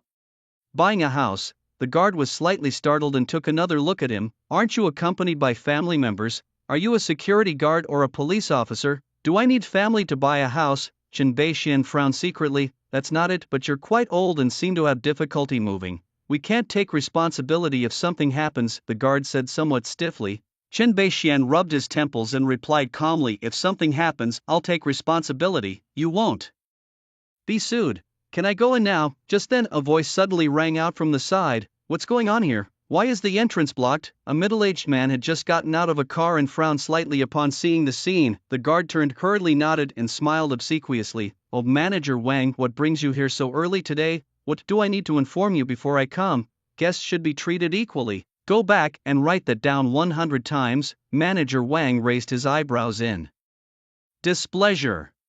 With so many pedestrians on the street, if someone took a picture and posted it online, he might be replaced as manager by tomorrow. In the information age, it might only take a scandal to ruin a business. Fortunately, he arrived just in time.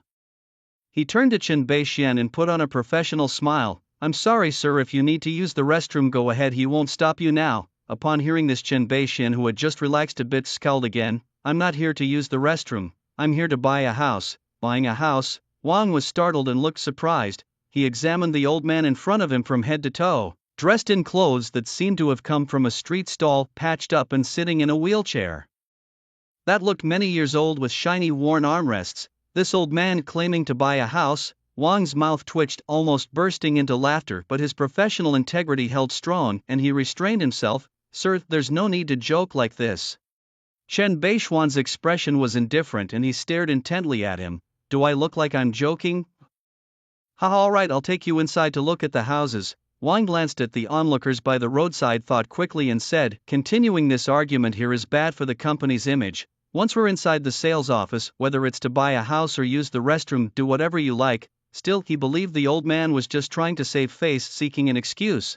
Though there are wealthy people who like to dress down, that's usually just in attire, and this disabled old man was not only dressed in cheap clothes, but he also ventured out without any caregiver. It was unlikely for a wealthy individual to go to such an extent. Thus, in his mind, he had already labeled the old man as a poor person trying to save face. As they entered the sales office, Wang Meng pointed towards the corner of the corridor. "Sir, the restroom is over there. You can go if you like, or you can sit here too. I have other matters to attend to, so I won't be able to keep you company." Chen Beixian didn't bother with him and directly wheeled himself to the model layout.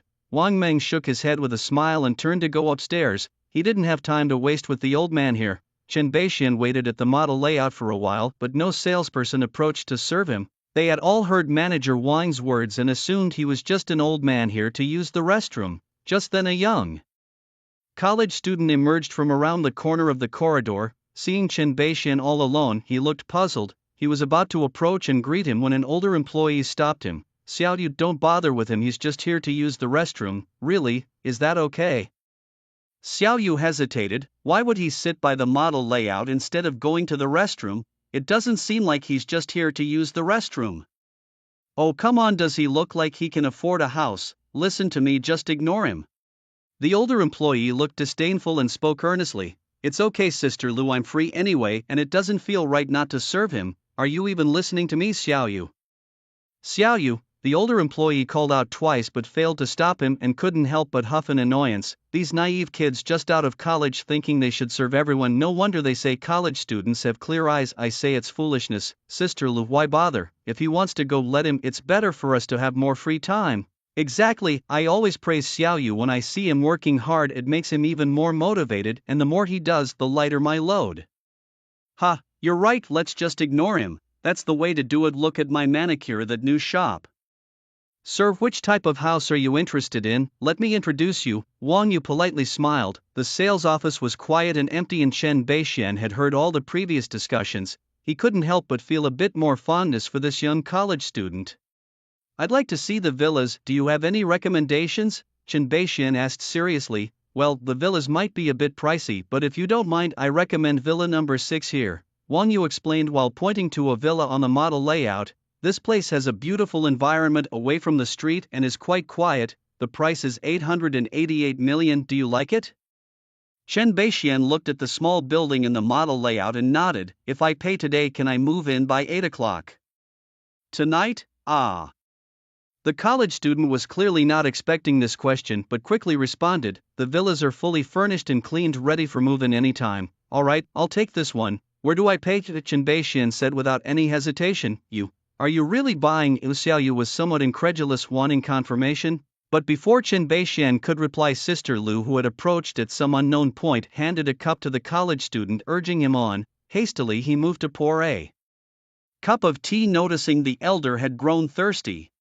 Without waiting for a reaction, he squeezed through the crowd to stand before Chen Beixian. With a smile, he said, "Sir, which building would you like to purchase? I can show you around the houses if you'd like." Su's lips parted, but no words came out, and with a hint of disappointment he prepared to pour the tea. "Wait a moment," Chen Beixian suddenly called out. "I'd like this young man to show me around. Why don't you go and pour me a cup of tea instead?" Sister Lu's breath hitched, but she acted as if she hadn't heard and stubbornly persisted. This boy is new and doesn't know much about the houses. I should take you instead." Bang! Chen Beixian slammed his hand on the sand table, his face turning cold as he spoke deliberately. "I want him to take me." Sister Lu's face soured, knowing it was unwise to linger. She turned, snatched a teacup, and couldn't help but sneer. "Youth is indeed favored. The old man seems to overflow with paternal affection, but who knows if he's genuinely wealthy or just playing wolf in sheep's clothing." At this, Su could no longer hold back. He grabbed her arm, rebuking angrily. "Lu Chunhua, you've gone too far. How can you speak like that about the elder? Am I wrong?" "What's wrong with speaking my mind?" Lu Chunhua retorted, glaring. At that moment the noise brought the manager down from upstairs. "What's all this ruckus about?" "Calm down." Manager Wang approached with a dark face. Manager, you're finally here. Please, you must hear me out." Lu Chunhua suddenly transformed into a delicate woman, tearfully complaining. "I asked Su to pour some water and he refused, even yelling at me." And this old man insisting on buying a villa but only with Sue's assistance, don't I deserve to guide him? Sue was quick to interject, it's not like that at all manager, please listen to me. Shut up, Manager Wang suddenly shouted, silencing the room. Lu Chunhua, wiping her tears, allowed a slight smirk to play at the corners of her mouth. She was a veteran employee. It was clear whom the manager usually sided with, trying to compete with me? You're still too green. At that moment Wang approached Chen Beixian, his expression growing impatient. Sir, if you need the restroom, just go. Why make such jokes? If you say you want to buy a villa, then please present your card for a financial check or else. He hadn't finished his sentence when he noticed an additional bank card in front of him. Chen Beixian looked amused, his tone meaningful. I'm buying that villa today, and it's him who will sell it to me. Seeing the bank card, Manager Wang's expression shifted. This old man's confident demeanor didn't seem feigned. If he really was a hidden tycoon, he couldn't afford to offend him. He couldn't gamble with his own career. Xiao Sun, take the card and verify the funds. He handed the card to an employee named Xiao Sun, who quickly ran off to confirm the funds. At this, Lu Chunhua couldn't hide her displeasure, crossing her arms and muttering, if he can actually afford a villa, I might as well not bother working here anymore. She had been in the business for many years and had seen all sorts of characters. Her eyes were as discerning as ever. The old man appeared wealthy only at the moment he pulled out his card to pay, otherwise there was nothing about him that seemed affluent. She thought he was surely pretending, putting on airs like a pig, trying to act like an elephant. Chen Beixian shifted his ears slightly, his lips curving into a smile. How about we make a bet? If I can afford it, you resign and scram. Do you dare to bet? Why should I bet with you? It's your card, she retorted. Feeling a bit shaken by his calm demeanor. Oh, so you're scared to bet, huh? If you're scared, then shut your mouth, it stinks. Chen Beixian covered his nose and waved dismissively, his face full of disdain. Hearing this, Lu Chunhua exploded. Who are you saying has a stinky mouth? I'll take the bet. I want to see if you really have the money. Her words were sharp, drawing frowns from the bystanders. Just then Xiao Sun returned with the card. All eyes turned to him as he announced, Manager, there's over 12 million in this account, no issues. The crowd gasped in astonishment. 12 million, this gentleman really is wealthy, and yet he dresses so simply. What a remarkable character. I told you he was rich, but you didn't believe me. When did you say that? Oh man, Xiaoyu is really lucky, his commission must be huge. And now Lu has to face the music for her bet. Serves her right, who knows how she got her sales performance anyway. The crowd murmured among themselves as Wang Meng quickly realized he needed to act. He gestured to Xiaoyu, don't just stand there, take the gentleman to see the houses.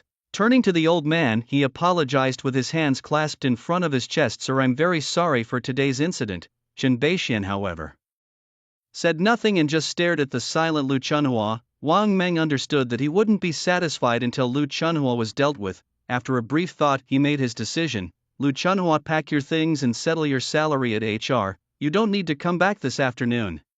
His gaze was cold, devoid of any emotion. Compared to a big client, a salesperson could be easily replaced. Besides, once the situation cooled down, they could always hire someone else. Lu Chunhua looked up suddenly, her eyes red with rage. You old fool, this is all because of you. I'll kill you. She threw her water glass furiously, but it missed him and shattered against the corner of the sand table. Chen Beixian instinctively raised his arm to shield his face, but was still struck by flying glass shards slicing open his palm. A 2-centimeter cut appeared and blood began to flow. Oh no, he's bleeding. Quick, get some paper. Security, security. Come control her. Lu Chunhua, you've gone mad. Wang Meng squatted next to Chen Beixian, continuously apologizing and asking if he needed to go to the hospital. In his mind he cursed Lu Chunhua's ancestors 18 generations deep. It's one thing to curse, but laying a hand changes everything. If the old man falls to the ground, the company would definitely hit the news tomorrow.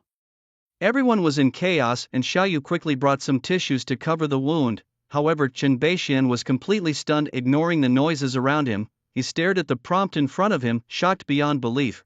Ding, you have taken 1 point of damage, current health, 199-200. It was a panel, and this wasn't inside a game. The panel actually reflected back to reality?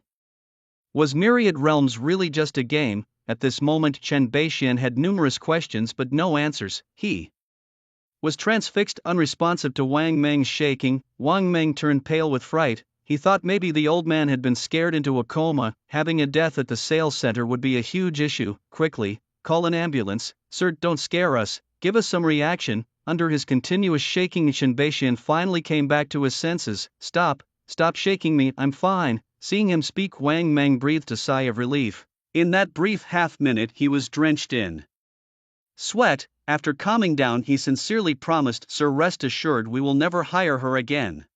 If you need to call the police, we fully support you. Shinbeixian looked at the palm of his hand where the wound had been, his pupils contracting. The wound had already healed completely, health restored to 200. If he were to call the police and they examined the wound, he wouldn't be able to explain.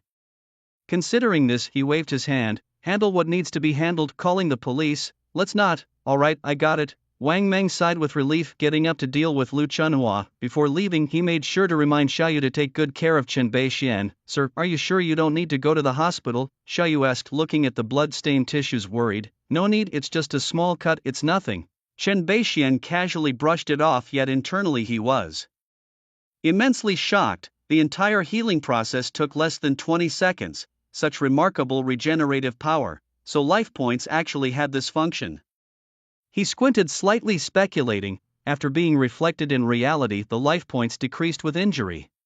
But if the health returned to full, the injuries would heal completely. Life points became tangible, and with their decreased, symptoms like bleeding, fainting, or weakness could appear. Negative buffs. Interesting, very realistic, and very interesting. As long as his health wasn't depleted, he could heal like Wolverine. However, 200 health points were still too few. His body was not strong enough. Just a scratch from blast cost him 1 point of blood. If he were stabbed, he probably would still die. He had to kill high-level bosses to gain more attributes. Shinbeixian quietly made up his mind. The chance to become a superhero was right before his eyes, and he would not let it slip. However, this was too shocking for the world to be revealed lightly. He definitely didn't want to end up dissected like a lab rat. With this thought, he continued to feign a hand injury, clutching a tissue. I won't look at the house anymore, just take me to the place to make the payment. I want to move in today. Thank you, sir. Wanyu rubbed his head and whispered his thanks, feeling truly grateful. As long as you can let me move in today, that would be the best thanks, Shinbeixian said with a smile. Seeing the male college student reminded him of his younger self. If he could lend a hand, he would. Xiaoyu nodded firmly. Don't worry, sir, I'll make sure you move into the villa today. Shinbeixian nodded absent-mindedly, following him to make the payment. At this moment, all he wanted was to dive into the game. Defeat bosses and be a superhero. The real estate company was highly efficient. By noon, they had already started arranging for the move. A truck entered Harmony Community, and with the arrival of the movers, the old neighborhood gradually buzzed with activity. Hey old Chen, where are you moving to? Old Ding, returning from a walk, called out upon seeing Shinbeixian, who brightened up and laughed. Oh, isn't this old Ding? How did you know I bought a house? I asked you where you're moving to, not whether you bought a house or not. Old Ding couldn't help rolling his eyes, annoyed. What? How did you know I bought a villa? Oh, it wasn't expensive, just a few million. Old Ding's face darkened. Are you deaf? Who the hell asked you that? Right, it's all fully furnished, we can move in tonight, you don't have to be envious, Old Ding. Oh, I'm asking too much. Old Ding's face turned steely, and he turned to leave. Hey Old Ding, why leave so soon? Let's chat a bit more. Shinbeixian grinned. Chat your grandpa? Geez, getting all worked up over a chat. He shrugged. In truth, there wasn't much to move. All the old stuff was thrown away. It was mostly small items with sentimental value and miscellaneous things. In less than 2 hours, the loading was complete. After a brief farewell to the neighbor old Wang, Shinbeixian and his granddaughter Xiaolu got into the car. Of course, he was carried onto the truck by the moving company's staff. At his request, the old wheelchair was thrown away directly. The driver took them to buy a new electric wheelchair for a few thousand yuan. Afterward, he bought new clothes for Xiaolu, who giggled with joy. By evening, the grandfather and granddaughter finally moved into the villa. Grandpa, how do you have so much money? Sitting on a swing chair in the yard under the setting sun, Xiaolu asked the question that weighed on her mind. Shinbeixian chuckled, patting her little head. Because Grandpa is a hidden rich man, my dear. I like to remember the hardships, and now I don't want to suffer anymore, so I don't. So was Grandpa collecting cardboard and bottles on purpose before? Xiaolu, somewhat understanding, blinked her small eyes. Shinbeixian felt a pang of sadness and took a deep breath before smiling. Right, how good is Grandpa's acting? Grandpa, you actually tricked me. Humph, I'm going to tickle you. Haha, stop tickling, I was wrong, I won't lie to you again. The grandfather and grandson laughed heartily together, creating a warm scene. As it grew dark, it was time to go inside. After a bit of Commotion. Chen Beixian checked the sky and then seated himself in his wheelchair, taking his grandson inside with him.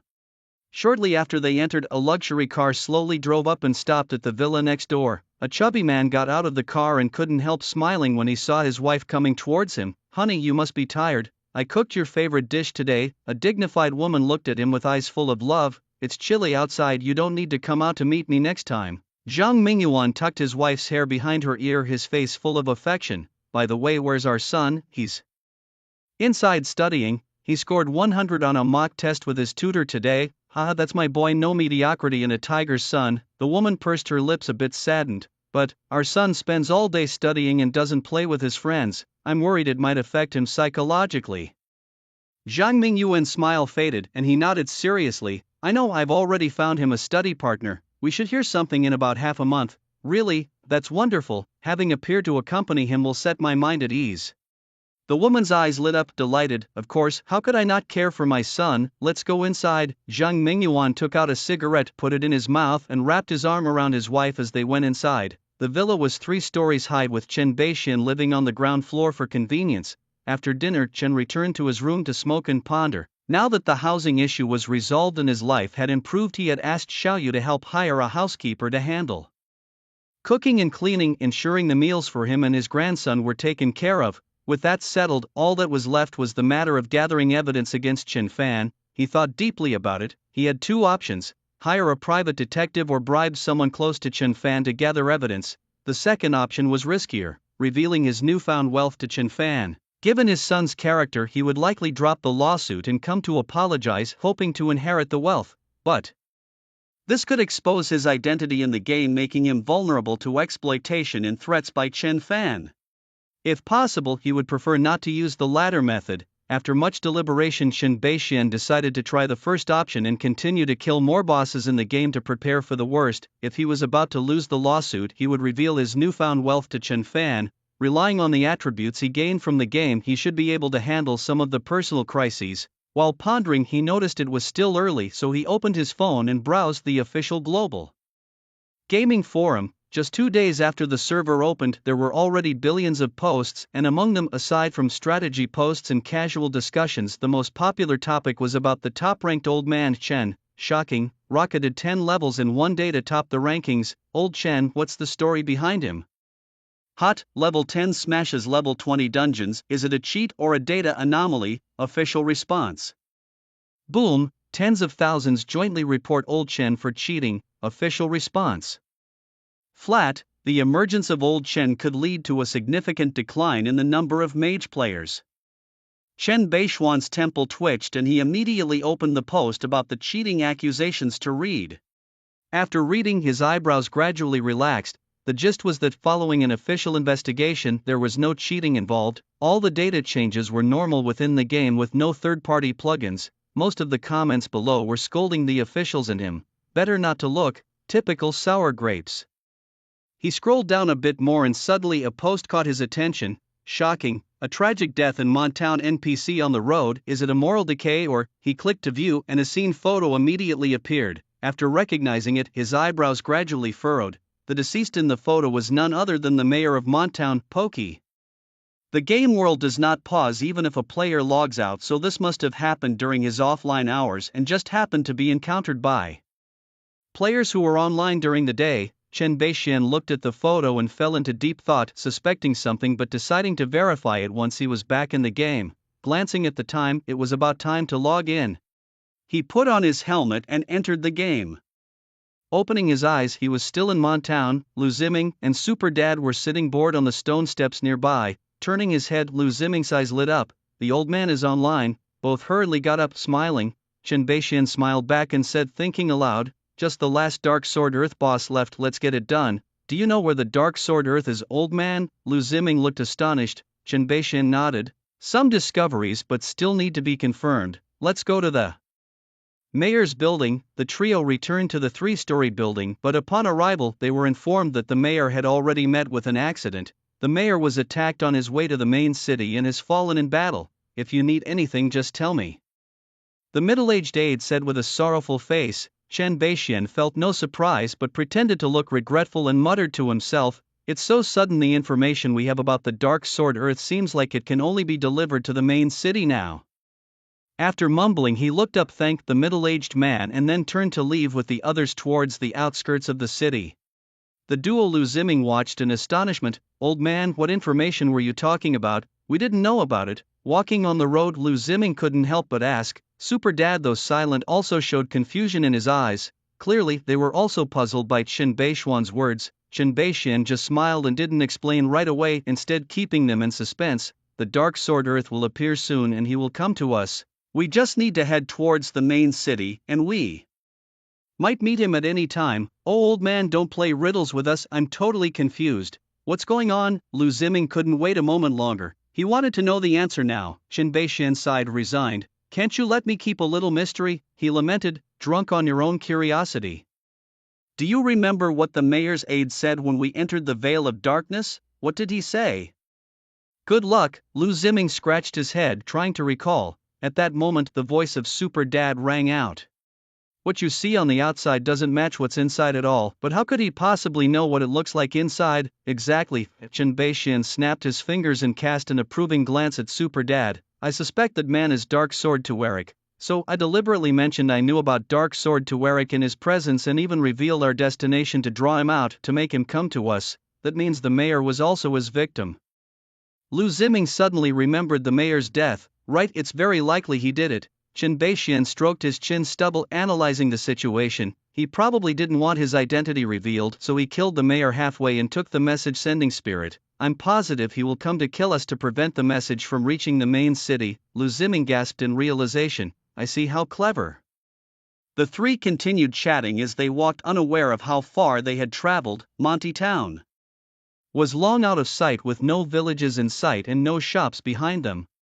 As the surroundings became quieter, the atmosphere grew increasingly tense. Seeing this, Qin Beishuan raised his hand and released a protective flame to guard them. After walking a bit further and passing through a patch of forest, suddenly trouble struck. Crack! A massive surge of dark sword energy shattered the trees, charging straight at them. "Here it comes." Qin Beishuan's gaze sharpened as he stepped in front of the others. Although their defense was over 1,000, it's always good to be cautious. If Lu Ziming were taken out instantly, even killing Dark Sword Tueric wouldn't complete their mission. With a loud boom, the sword energy hit him. Critical hit, 1240. Damn! Qin Beishuan was startled. The attack's damage was over 2,400. His magic formation had doubled his resistance to 1,200, having the damage. Luckily, he had the foresight to stand in front. Then a figure emerged from the woods, a man holding a black cross sword, bare-chested with gray skin streaked with black veins, his face shrouded in dark mist, making it hard to discern his features. Surprised to see the three unharmed, he uttered a light "huh." No wonder he could kill Moto, he's got some skills. Super Dad was quick to react, casting a holy flame spell directly on Qin Beishuan's head. Plus 1,000, plus 20, plus 20, plus 20. Qin Beishuan stepped forward and threw out a scout. Dark Sword Tueric. Level 20 bronze boss health, 80,000 attack, 1,200 defense, 500 magic resist. 500 skills: Sword Chi, Dark Assault, Sword Chi, Sweep, Death/Berserk. Boss specialties: Intermediate, Tough Life, Health plus 100%, switch defense to offense, Health minus 20%, Attack plus 50%, Dark Curse, Health minus 20%, Attack has a 30% chance to critically hit. Introduction: Cursed by darkness, the land of the sword trades life for power, forced into a half-human, half-demon existence. After mastering the boss's attributes, Qin Beishuan's determination solidified. Seeing the dark mist on Trick's face, he raised an eyebrow. "Hiding your face, do you think we don't know who you are?" Upon hearing this, Trick dispelled the black mist from his face. It was indeed the middle-aged man under the mayor's command. His sickly pale face showed a hint of pity as he drew closer with his sword. "Please understand, I cannot let this information reach the main city, I'm sorry." As he spoke, he swung his sword, releasing a dark energy slash. Qin Beishuan shook his head and raised his staff. "Then I'm sorry too." Spear of Chaos. Darkness. A giant black spear appeared from the sky, shooting forth. As the sword energy hit him, the Spear of Darkness also struck Trick. A critical hit, 1248. Heal nullification, 19,548. Damage numbers floated above their heads, clearly showing who was superior. Seeing the damage comparison, Trick's pupils shrank in shock. "This is impossible." Qin Beishuan, with a slight smile, said, "One move to take you down." Thunder Technique, True Damage 20,069 10035, Lucky Combo +1, True Damage 20,069 10035, 2 thick bolts of lightning struck Trick, depleting his health bar in an instant. Trick spat out a mouthful of black blood falling to his knees. His eyes widened, filled with disbelief. He couldn't withstand even 2 skills. Why was this old man's attack so powerful? Seeing that Trick had less than 1,000 health left, Shinbeixian clicked his tongue. TSK, a miscalculation, I didn't finish him in one go. Lu Ziming and another person were dumbfounded by his words. Listen to what you're saying, are you even human? A level 20 bronze boss, previously we could fight for 10 to 20 seconds. Are you not holding back this time, knocked down in 3 seconds? I advise you not to be too outrageous. They rolled their eyes and silently complained. You killing me will only bring bigger trouble, I advise you not to do it. Trick, knowing he was no match, had given up resisting. He leaned on his sword to keep from falling, yet his tone was very calm. Shinbeixian was slightly startled, then squinted and asked, you mean if I kill you your backers will come after me? Trick nodded, that's right, so? Thunder Technique, before he could finish a bolt of lightning fiercely struck down. True Damage 25086, his health bar was instantly emptied. Trick's face was filled with astonishment, a big question mark popping up in his mind. He had already mentioned there were people backing him and the opponent had heard it. Why would he still dare to act? Was he not afraid of death? Shinbeixian put down his staff and looked at Trick with a smile. I look forward to their arrival, goodbye. Trick spat out another mouthful of blood, his eyes fixed on the old man in front of him dying. With his eyes wide open, ding, you have killed the level 20 bronze boss Dark Sword Earth. Trick, gaining 1050 experience points, silver coins plus 56, ding, you've leveled up to level 21 and gained 3 free attribute points, ding, you've been granted the golden entry Power of Destruction, gold quality effect introduction, skill-based damage plus 300%. As a series of notifications rang out, several bright lights appeared next to Turek. He stepped forward and picked them up one by one. You've acquired the purple gear Dark Cross Sword. You've acquired the blue gear Swordsman's Wrist Guard and the Ancient Ring. You've acquired 4 pieces of white gear. You've acquired the skill books Death Ray Slash and Black Mist envelopes. You've acquired the item Tarek's Diary. Shinbeixian examined the attributes of the purple gear, Dark Cross Sword, level 20 purple epic effect 1, physical attack plus 280 effect 2, strength plus 25, agility plus 25 effect 3, critical hit rate plus 20%. Could it be for the battle rogue class? Tarek's attacks had always been oddly powerful. As a battle earth class, he dealt high damage with frequent critical hits. Seeing this weapon, he finally realized the Dark Sword Earth should belong to Battle Rogue, a fusion of battle and assassin classes, primarily focusing on critical hits and attack, yet sturdier than an assassin, indeed a fine hidden class. He shared the equipment attributes with the others, and Lu Ziming immediately took interest. Hey, I want both the sword and the skill. Book the money sent. He quickly transferred the money. Ding, Iunitian have transferred 1 million to you, automatically deposited into your bank account. Shinbeixian couldn't help but laugh and cry at the situation. These 2 items were worth about 500,000, yet the kid had sent 1 million. Not one to fuss, he handed over both the equipment and the skill book. He also stuffed the blue swordsman wrist guard into the deal. There was also a blue ring left which he didn't need, so he simply gave it to the nearby Super Dad. Super Dad, holding the ring, seemed pleasantly surprised. Take it and take good care of this kid. Shinbeixian patted his shoulder, showing his appreciation. Although he found this man somewhat bizarre at their first meeting, after a short time together he could see that Super Dad was a calm, quiet yet sharp and efficient individual. This kind of person was exactly to his liking. The timely healing Super Dad provided was crucial, keeping calm in the face of danger, truly deserving of the name Super Dad. A ring in exchange for his favor was well worth it. By now, Lu Ziming had completed his job change task and his appearance had altered. His black hair fell to his waist, his upper body bare and his skin pale. His hands were black with black and red veins extending from the back of his hands to his forearms. His body was surrounded by a black mist, wildly cool and impressively dashing, quite handsome. Shinbeixian smacked his lips, feeling a mix of awe and envy. His Chaos Mage appearance hadn't changed except for the sun and moon patterns on the palms of his hands, left hand sun, right hand moon, representing the chaos of yin and yang. Compared to Lu Ziming's complete transformation, it was somewhat less impressive, but what he sought was power, not appearances. What's your class passive effect? he suddenly asked curious. Lu Ziming then showed them his class skills. Dark Curse, exclusive. Passive effect, your body is cursed, turning extra health bonuses into extra attack bonuses at a 1-to-1 ratio. Dark Sword Earth Legacy, exclusive passive effect. You have inherited the legacy of the Sword Earth, gaining a plus 10% critical rate and 10% of your health is converted into attack power. Sword Chi, exclusive skill description. For 10 seconds after activation, your attacks carry Sword Chi, dealing an additional 50% damage. Can critically hit, is a ranged attack with a cooldown of 30 seconds and consumes 30 mana. Not bad. You can fully invest in vitality points from now on. The higher your health, the higher your attack, Chen Beixian affirmed after reading. Lu Ziming scratched his head with a smile, expressing his gratitude. Without your help, I don't know how long it would have taken me to complete this task. Thank you very much. Enough with the sentimentality, Chen Beixian interrupted, quickly changing the subject. I'll help you level up some more and then you can go as far as you can. I still have things to do. Lu Ziming chuckled and nodded vigorously. Alright, I'll listen to you. The three of them consulted the map to find a suitable monster farming spot. Soon, they found a deserted basin filled with poisonous snakes and scorpions, densely packed just right. Protective flame.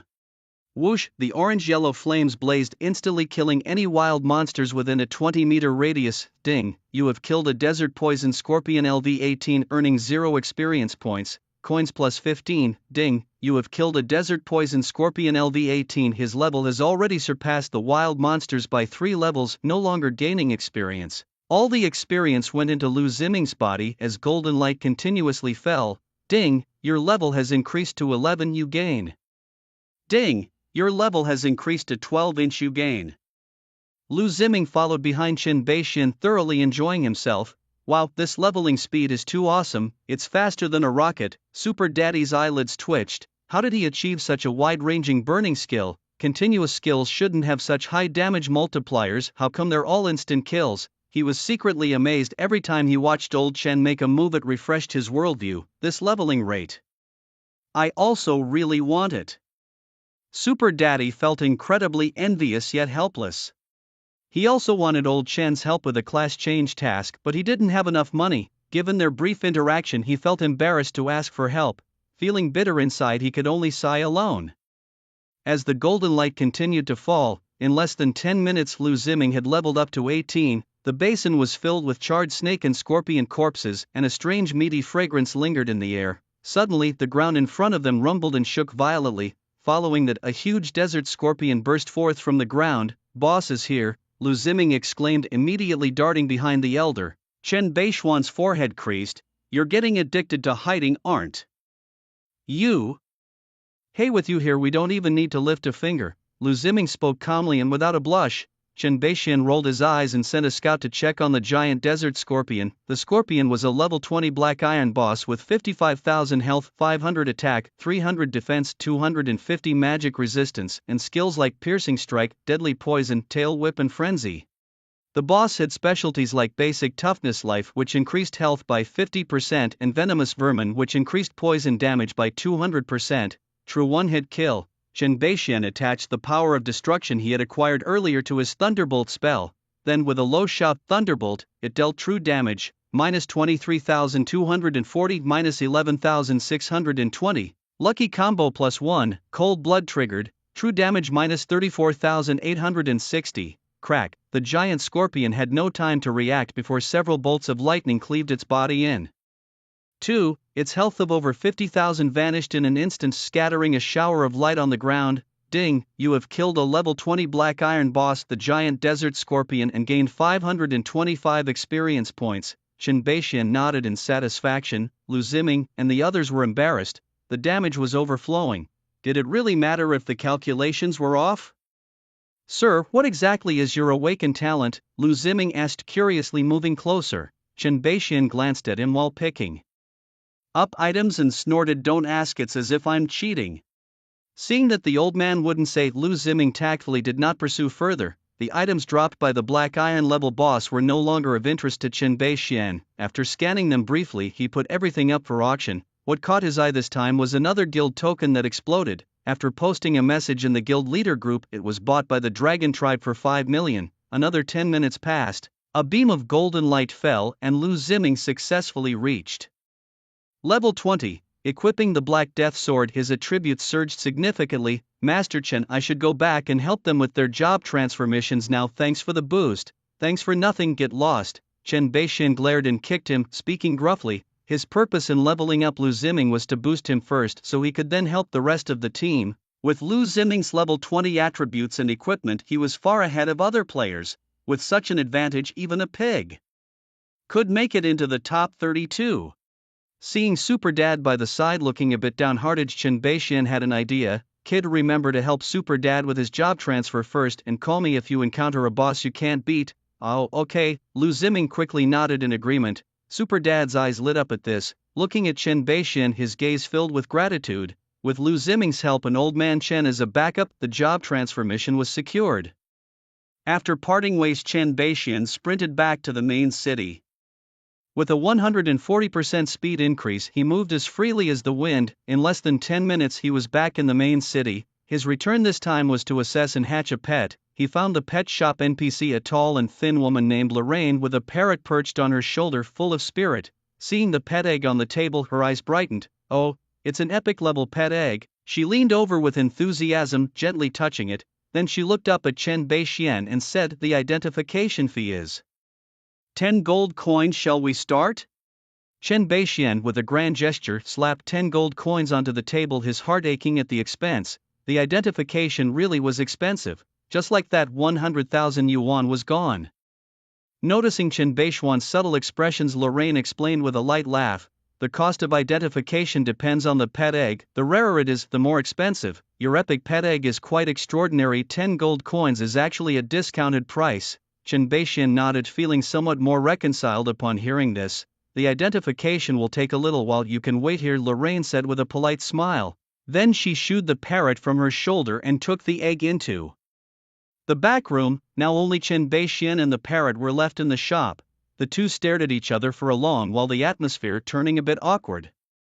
Just as Chen Beixian was about to ask if it could speak, the parrot beat him to it. Hey, silly old man, why aren't you talking? Taken aback at first, Chen Beixian couldn't help but laugh and cry. He intended to tease the bird, but ended up being teased by the bird. Could a living person really be bullied by a bird? Thinking this, he gently stroked his staff, smacking his lips. I was just thinking whether boiled parrot tastes better or if grilled parrot does. I think grilled parrot. What do you think? His words shocked the parrot. Eating bird, killing bird, bad man, bad man. It flapped its wings and flew to a high cupboard, trembling. At that moment, Lorraine came out with the pet egg, having completed the identification. Seeing the parrot on top of the cupboard, she looked puzzled. Come down, what are you doing up there? The parrot, too frightened to come down, chattered away. Not coming down, not coming down, someone wants to harm me. Acting like a drama queen. Lorraine muttered under her breath and ignored it. She turned smiling and placed the pet egg on the table. Sorry for the spectacle, the pet egg has been identified and here it is for you. Chen Beixian took the pet egg and checked it. Arctic Xuanwu egg, purple epic intro. Upon hatching you will get a young Arctic Xuanwu turtle, hatching time 8 hours, Xuanwu. That's just a turtle. Chen Beixian's face darkened. As usual, his luck was as dark as ever, old himself, and now his pet was a millennium turtle. Hey, you can't say it matches pretty well. Does this mean my life will be as long as a Xuanwu's? Thinking this, it didn't seem too bad. Chen Beixian's thoughts quickly flashed through his mind, gradually accepting the reality. He started the hatching process. After selecting to hatch, the pet egg began its countdown. Tomorrow, when he logged on again, he would see the little turtle. After putting the egg in his backpack, he noticed the Dark Sword Earth journal. Curious, he took it out. As he flipped through it, a dusty past surfaced before him. Dark Sword Earth Turek. Originally an ordinary man with a virtuous wife and a sensible daughter, his family was happy. But all this happiness was brutally shattered one night 10 years ago. The town's mayor, debauched and unbridled, caught a glimpse of his daughter and conceived a wicked idea. Using his official position, he kidnapped his daughter Zaira. After being insulted and fearing that the truth would be exposed, he brutally murdered Sheila. His wife, unable to bear the shock, committed suicide by jumping into a well. He once sought justice in the main city but was ruthlessly killed by the mayor's powerful backer. Eventually, his resentful soul entered the dark world, captured by the Lord of Darkness, who bestowed upon him the power of the Dark Sword. He willingly accompanied the Shadow of Darkness to guard the frontier, using Moto's teleportation array to seek revenge in the human world. After his revenge was complete, he settled in Mont Town. However, this made him vulnerable to Moto's manipulation, preventing him from interfering with Moto's transportation of monsters. Perhaps influenced by the goodness in his heart, he stayed to assist the mayor, secretly helping to defend against the dark monsters teleported by Moto. As time passed, he gradually realized that the events of the past were not as simple as they seemed. The story abruptly stops here, followed by a prompt. Ding, you have triggered the S-level hidden quest Tarek's Last Wish. Do you accept it? Tarek's Last Wish, S-level hidden quest mission description: investigate the murder of Tarek's daughter in the main city and find the mastermind behind it. Mission requirements: locate and kill the mastermind. Time limit: none. Mission reward: the artifact necklace Heart of Wishes and S-level hidden quest. No clues given. Chen Beixian scratched his head, feeling overwhelmed, but then he thought, since there's no time limit, why not accept it first? Finding clues is like looking for a razor's charger. Never there when you need it, always appearing when you don't. No loss anyway. After accepting the quest, he took out a skill book from his bag. Shrouded in mist, special skill description: summon dark mist to envelope oneself, concealing identity.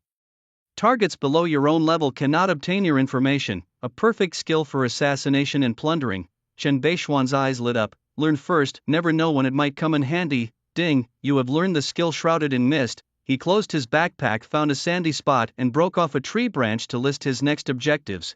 First, kill one high-level boss daily to boost attributes, ensuring he has enough strength to face real-world crises. Second, engage more with the Snow Wolf Guild to build good relations. His sudden sense of crisis might mean the officials know something. Third, maintain a leading edge, casually fulfill the agreement with Lu Ziming and achieve his small goal. Okay, objectives clear. Erasing the marks on the ground, Chen Beixian discarded the branch and stood up. He opened his friends list, sent a message to Night Owl of Snow Wolf, and closed the list with a slight smile. The bait was set. Now to wait for the bite. Time to go out and hunt some outdoor bosses. Arriving at the city gate, he saw players everywhere. It was the third day since the server opened. Most players had left the newbie village, busy with job transfers and exploring the map. It was truly a time when 100 flowers bloom and 100 schools of thought contend. As various class talents began to show their advantages and growth rates accelerated, Chen Beixian felt a proud satisfaction. You all bloom beautifully, but I alone stand out. Being invincible is so lonely. But before he could take another step, two city guards suddenly blocked his path. As he stood there confused, the armored captain of the guard, Hu Jess, grabbed his shoulder. Old man Chen, right? We suspect you are involved in an incident. Please come with us. Chen Beixian responded, what have I done wrong? You must have mistaken me for someone else. His gaze turned cold and his hand twitched towards his staff. Hu Jess, noticing the slight movement, slowly reached for the hilt of his sword, his voice deepening. I advise you not to do anything foolish. Just come with us quietly and no harm will come to you. What if I don't go? If you don't go, then don't blame me for not being polite. Upon hearing this, Chen Beixian narrowed his eyes and with a thought sent out a scout. Guard Captain Hu Jess, level 50 silver boss, health, attack, defense. Chen Beixian fell silent. Chen Beixian pondered. Chen Beixian surrendered. Well, just kidding, I'll go with you. He grinned and decided not to resist. A level 50 silver boss, why use a cannon to kill a mosquito? Seriously, what have I done wrong? He scratched his head, utterly confused as he followed Hu Jess into the city. Old man Chen, still struggling to defeat a boss? I now offer a boss beating service. Contact me now to book your appointment. Don't miss out, seize the opportunity. Night Owl, this familiar tone and words, it's weird. He summoned Bones to analyze the intent behind Old Man Chen's message. Bones burst into laughter after reading it. Has the old man gone mad getting into the proxy fighting business? But you know, I'm actually stuck on a boss for my class change task, so I do need this. What a talent. Night Owl chuckled, then thought critically about the situation. He hasn't contacted me since the token transaction yesterday, which means the old man truly doesn't want to join the guild. It's not a strategic retreat. Today's sudden message seems like a mass advertisement, quite money-minded. So, Captain, what do you want to do? Bones asked, putting away his smile and leaning on his iron sword. Night Owl chewed on his lip thoughtfully for a moment. Since we have a need, let's book a trial and see. It could also give us more insight into Old Man Chen, beneficial and harmless. Deciding, Night Owl immediately sent off his booking, fearing other guilds might snatch the opportunity, unaware that he was the only one who received the message. Old Man Chen did not reply. He turned off the panel and looked at Bones, changing the topic. How is the progress with the Crusader camp recruitment mission? How many can we send? It's done, including our core team. We have 2 squads ready, just waiting for the NPC to notify us to depart, Bones reported truthfully. Good, this mission suits us well. Whether we can earn some prestige in tomorrow's battle report depends on this. Night Owl nodded in satisfaction. City of Light, the Lord's office. My lord, the man has been brought. Hugh Jess kneeled halfway behind the chair but did not receive any commands. Slightly behind, Chen Beixian took the opportunity to observe his surroundings. The room wasn't large, but it was fully equipped, albeit the first impression it gave was chaotic. Scattered letters and liquor bottles everywhere painted a picture of a slovenly man. Various swords and weapons hung on the walls, showcasing the owner's bravery. A lover of drink, indifferent to minor details, a muscular tough guy. This was the assessment. Chen Beixuan's lips curled slightly upwards, everything under control. Then clang, a bottle hit the floor and a chair noticeably shifted. Slowly, the chair turned to reveal a frail figure, as if a gust of wind could knock him over, a stark contrast to the muscular man Chen had imagined. His face bore an expression of utter despondence, ashen, as if he might do something drastic the next second. Chen's eyelid twitched. Damn, a misjudgment. This is the City Lord. Shouldn't the City Lord be a tough guy? Why such a stark contrast? Was that 2-meter-tall battle axe on the wall just for show? The City Lord seemed to have just woken up, his eyes somewhat bewildered. He wiped the corners of his mouth, then rubbed his temples vigorously. As he took in his surroundings, his expression grew even more defeated, and he sighed. It seems I am doomed to die in this chair. My name is Lackey Schwer. You can call me Lackey or whatever you want, it doesn't matter. I ask you, answer. No lies, lying is pointless. Have you been to Sealed Stone Village? Lackey, what a rubbish name, Chen thought to himself, embarrassed. Such a casual name. No wonder he seems so dispirited. Understandable. Hearing the mention of Sealed Stone Village, Chen suddenly realized why he was being sought. The one who let the shadow demon Karis escape and killed the Knight of Light Tugrin. The people behind this won't let it go easily. Could it be the City Lord was Dean's employer? Thinking this, Chen said, I've been there. Is there a problem? The seal under Sealed Stone Mountain has been broken and you suspect it's related to me. Do you want an explanation? Or not? Lackey shook the liquor bottle on the table, his eyelids drooping. Damn, of course I want to explain. I don't know what seal you're talking about. I was just there looking for a child. Chen, embodying the spirit of an actor, claimed innocence. Lackey bent down to pick up the bottle, shook it, and then disappointed tossed it aside. Oh. Did you see any strange people or things then? Actually, yes. While I was searching for the child on the mountain, I saw a figure shrouded in black mist, but he moved so fast and the mist was so thick I couldn't make out his face. Black mist. Lackey paused, deep in thought. Hughes, noticing this, stepped forward and whispered, this black mist matches the description of the murderer who killed the mayor of Montown, likely the same person. Any leads on the investigation? Hughes shook his head silently. Old man, it seems we'll have to inconvenience you for some time until things clear up. Lackey sighed. What do you mean? Chen Beixian had a bad feeling about this. Here's the deal. I'll give you 2 choices. First, until we catch the main culprit, you'll be locked up in a cell. Don't worry, all your meals and accommodations are included. Second, join the Crusaders and head to Sunset City to fend off the demonic invasion. If you perform well, not only will you earn your freedom, but you'll also secure a position. Of course, the second option comes with life-threatening risks, but death is inevitable in life. It's just a matter of sooner or later. Lackey sighed again, as if he had seen through the ways of the world. Chen Beixuan's expression turned peculiar, feeling as though he had been tricked.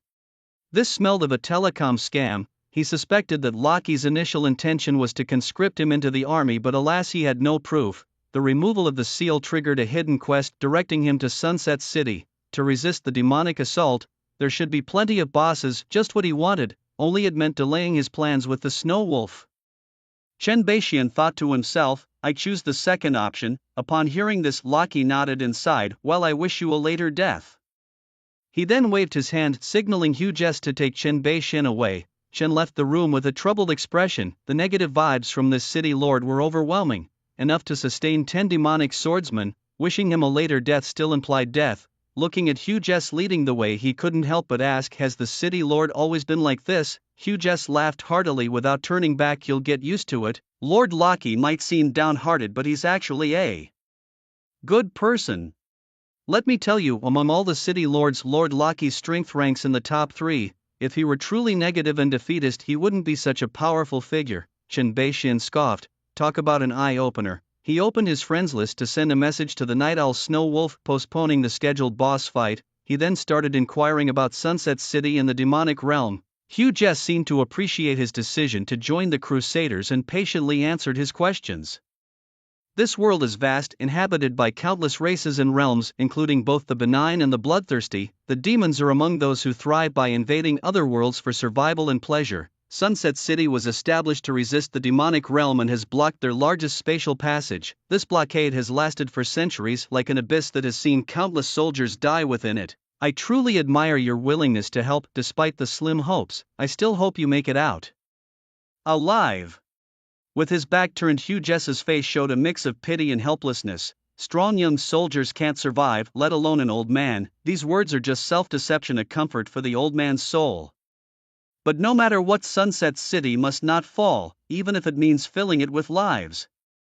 Hearing Hugh Jess's words, Chen Beixian was thrilled. The greater the danger, the more bosses and monsters there were, which meant more experience. It was a treasure trove of opportunities. Once the protective flames were ignited, how exhilarating it felt to soar. Hugh Jess turned his head and saw Chen Beixian laughing foolishly, initially stunned. Then, as if remembering something, he was overwhelmed with a strong sense of guilt, wishing he could slap himself. His reckless words had frightened the elderly man, who laughed in a rather unsettling manner. Damn it, I really deserve to die. At the Crusaders' gathering point, the captain reported, I've inquired. To be promoted to a small team leader, you need 2,000 merits, a middle team leader 10,000, and the highest honor, Hero of Honor, requires 1,000,000 merits.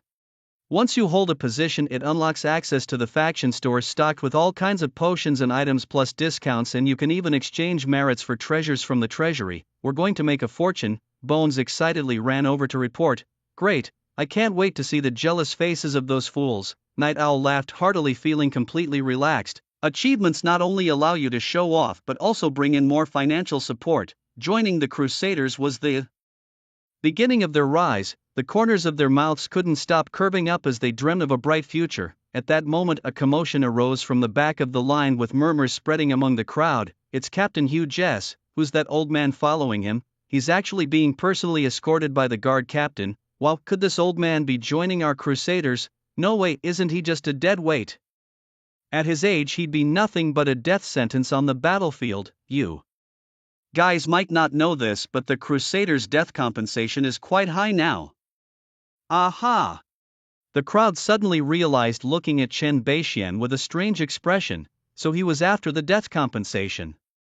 While they neither approved nor disapproved of such behavior, one thing was certain: on the battlefield they wouldn't bother with someone so eager to die. Soon, the crowd's attention drifted away from this matter. Meanwhile, Night Owl and Bones also noticed Chen Beixian, their eyes widening in surprise. How did he get here? Quiet, quiet. Hugh Jess escorted Chen Beixian into the ranks and then stood in front of the troops to speak. The crowd quieted down, holding their breath, watching him intently. My name is Hugh Jess and I will escort you safely to Sunset City, but let me be clear up front: if anyone tries to escape or leave the group along the way, don't blame me for being harsh. His icy gaze swept across the crowd, speaking indifferently. I hope you cherish your lives and don't do anything foolish. Let's move out. The crowd's expression turned solemn, becoming much more serious.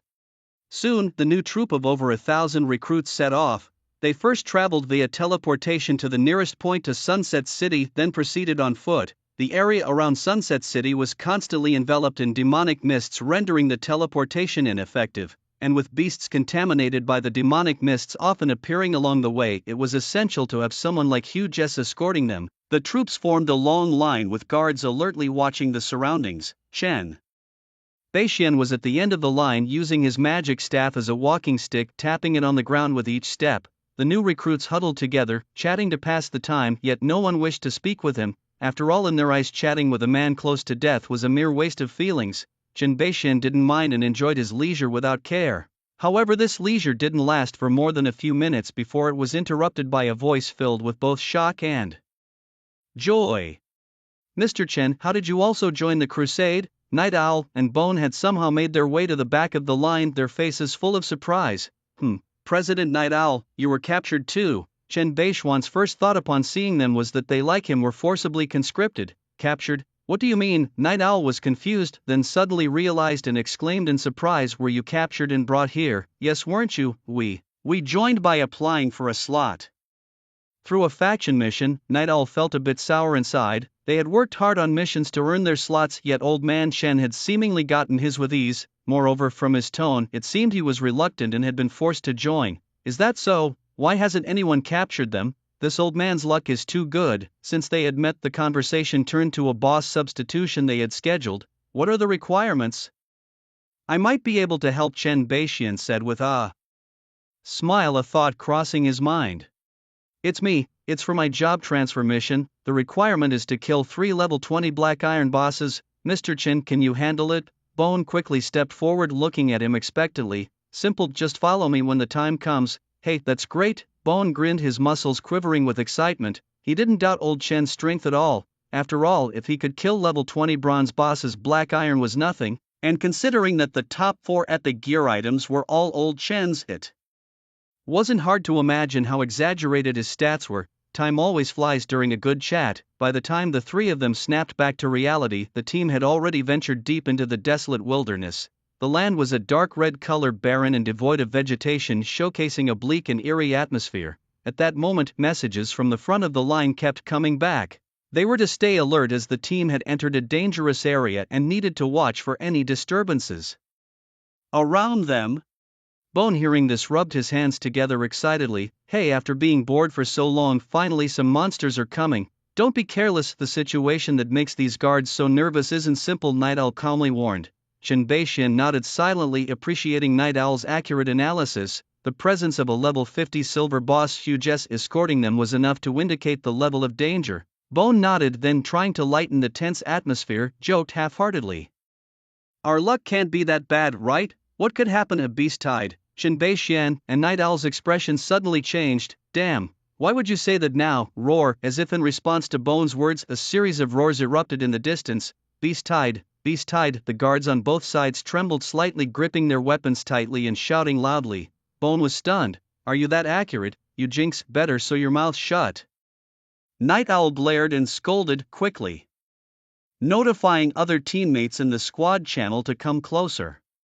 Everyone, don't panic, form up and prepare for battle. Huges drew his long sword and ordered, his eyes deep and cold. Dust clouds billowed in the distance, where fleeting glimpses of wolves, wild boars and large reptiles could be seen darting past. With a calm demeanor he gripped his sword, his voice deep and resonant. Sword of flame, he exclaimed. Suddenly intense flames erupted, enveloping the blade entirely.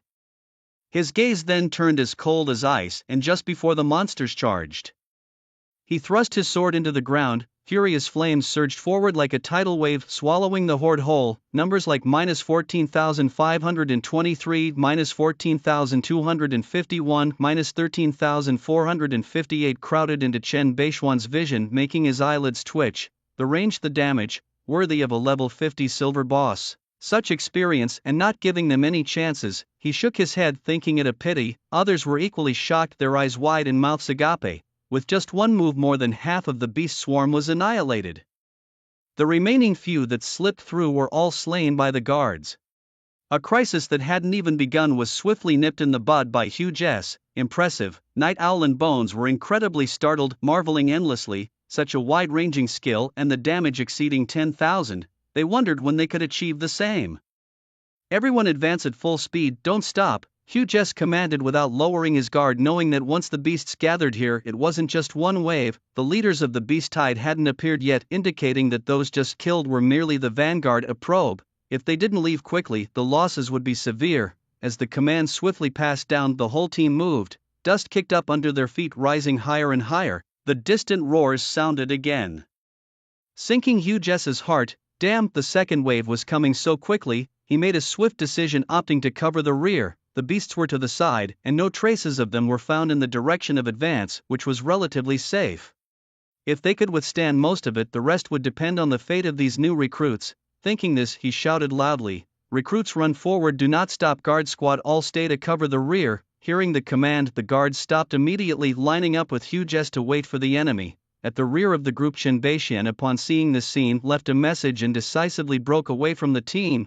"I've got something to attend to, I'm pulling out first." "Hey Uncle Chen, "Where are you going?" Night Owl and the others widened their eyes, not understanding what the old man was up to. "Perfectly fine and not following the main troop, and now he's off on his own. What do we do, Captain? Shall we go?" Bones clenched his fists together, his desire to fight making him ask. After a moment of thought, Night Owl slowly shook his head. "No, we're headed to Sunset City. This beast tide is not something we can handle. Uncle Chin is going because he's skilled and bold.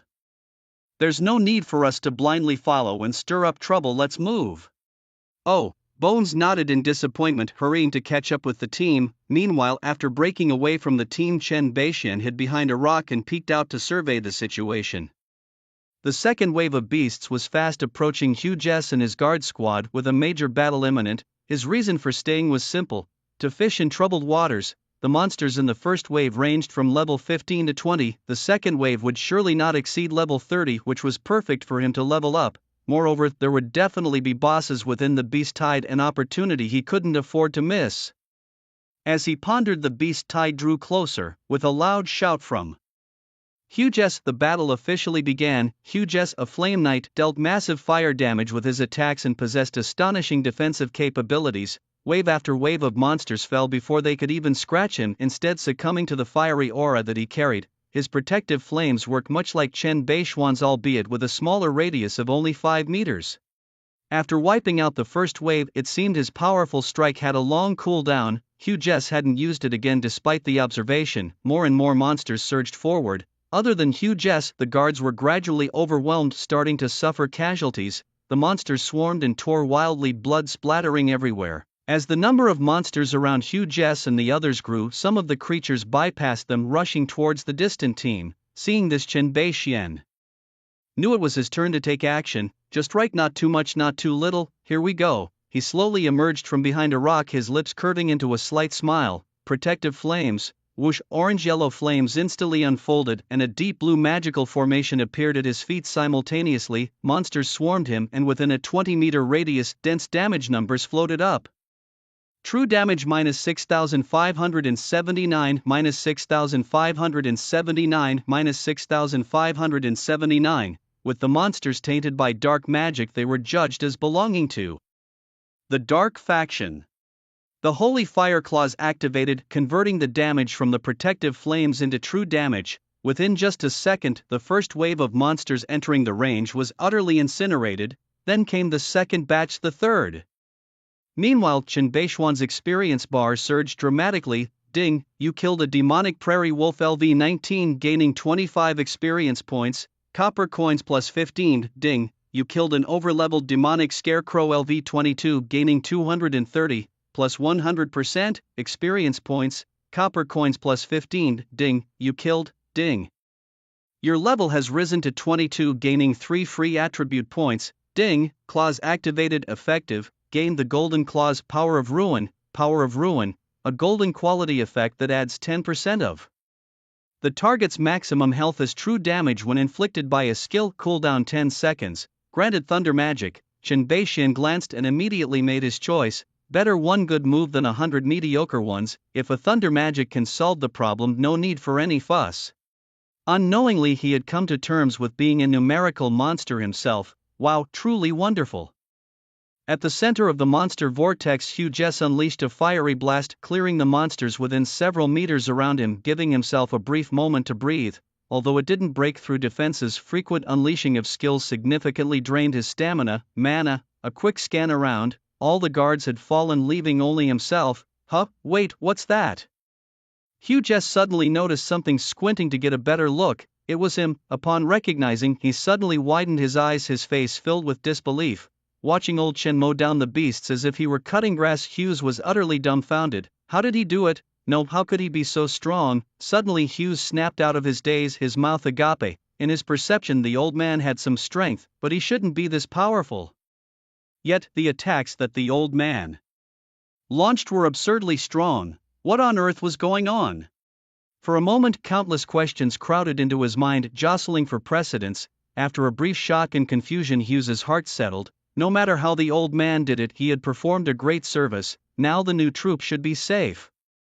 Hughes pierced the skull of a hyena with his sword, slightly relieved. But just as he relaxed, a sudden change occurred. An arrow, having burst through several beasts without losing momentum, struck directly at his chest. Hugh's staggered, blood soon trickling from the corner of his mouth. From Chen Beishuan's perspective, a huge damage number floated above Hughes's head. Critical hit, 31,458. This damage. A boss has appeared. His gaze sharpened and he turned to look in the direction from which the arrow had come. By this time Hughes had also recovered, looking up to lock onto the attacker. It was a woman wielding a black longbow, her face obscured by a swirl of black and red mist, making her features indistinct. Her skin was a dark red, her body muscular and clearly defined, a natural talent.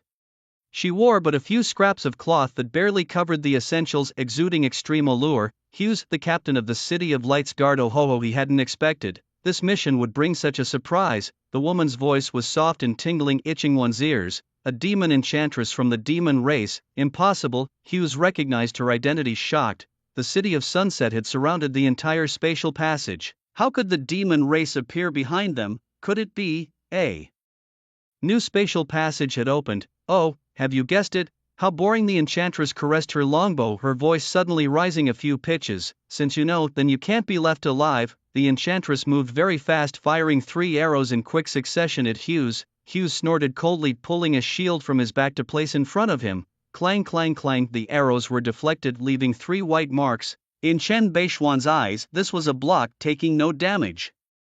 The battle was about to erupt.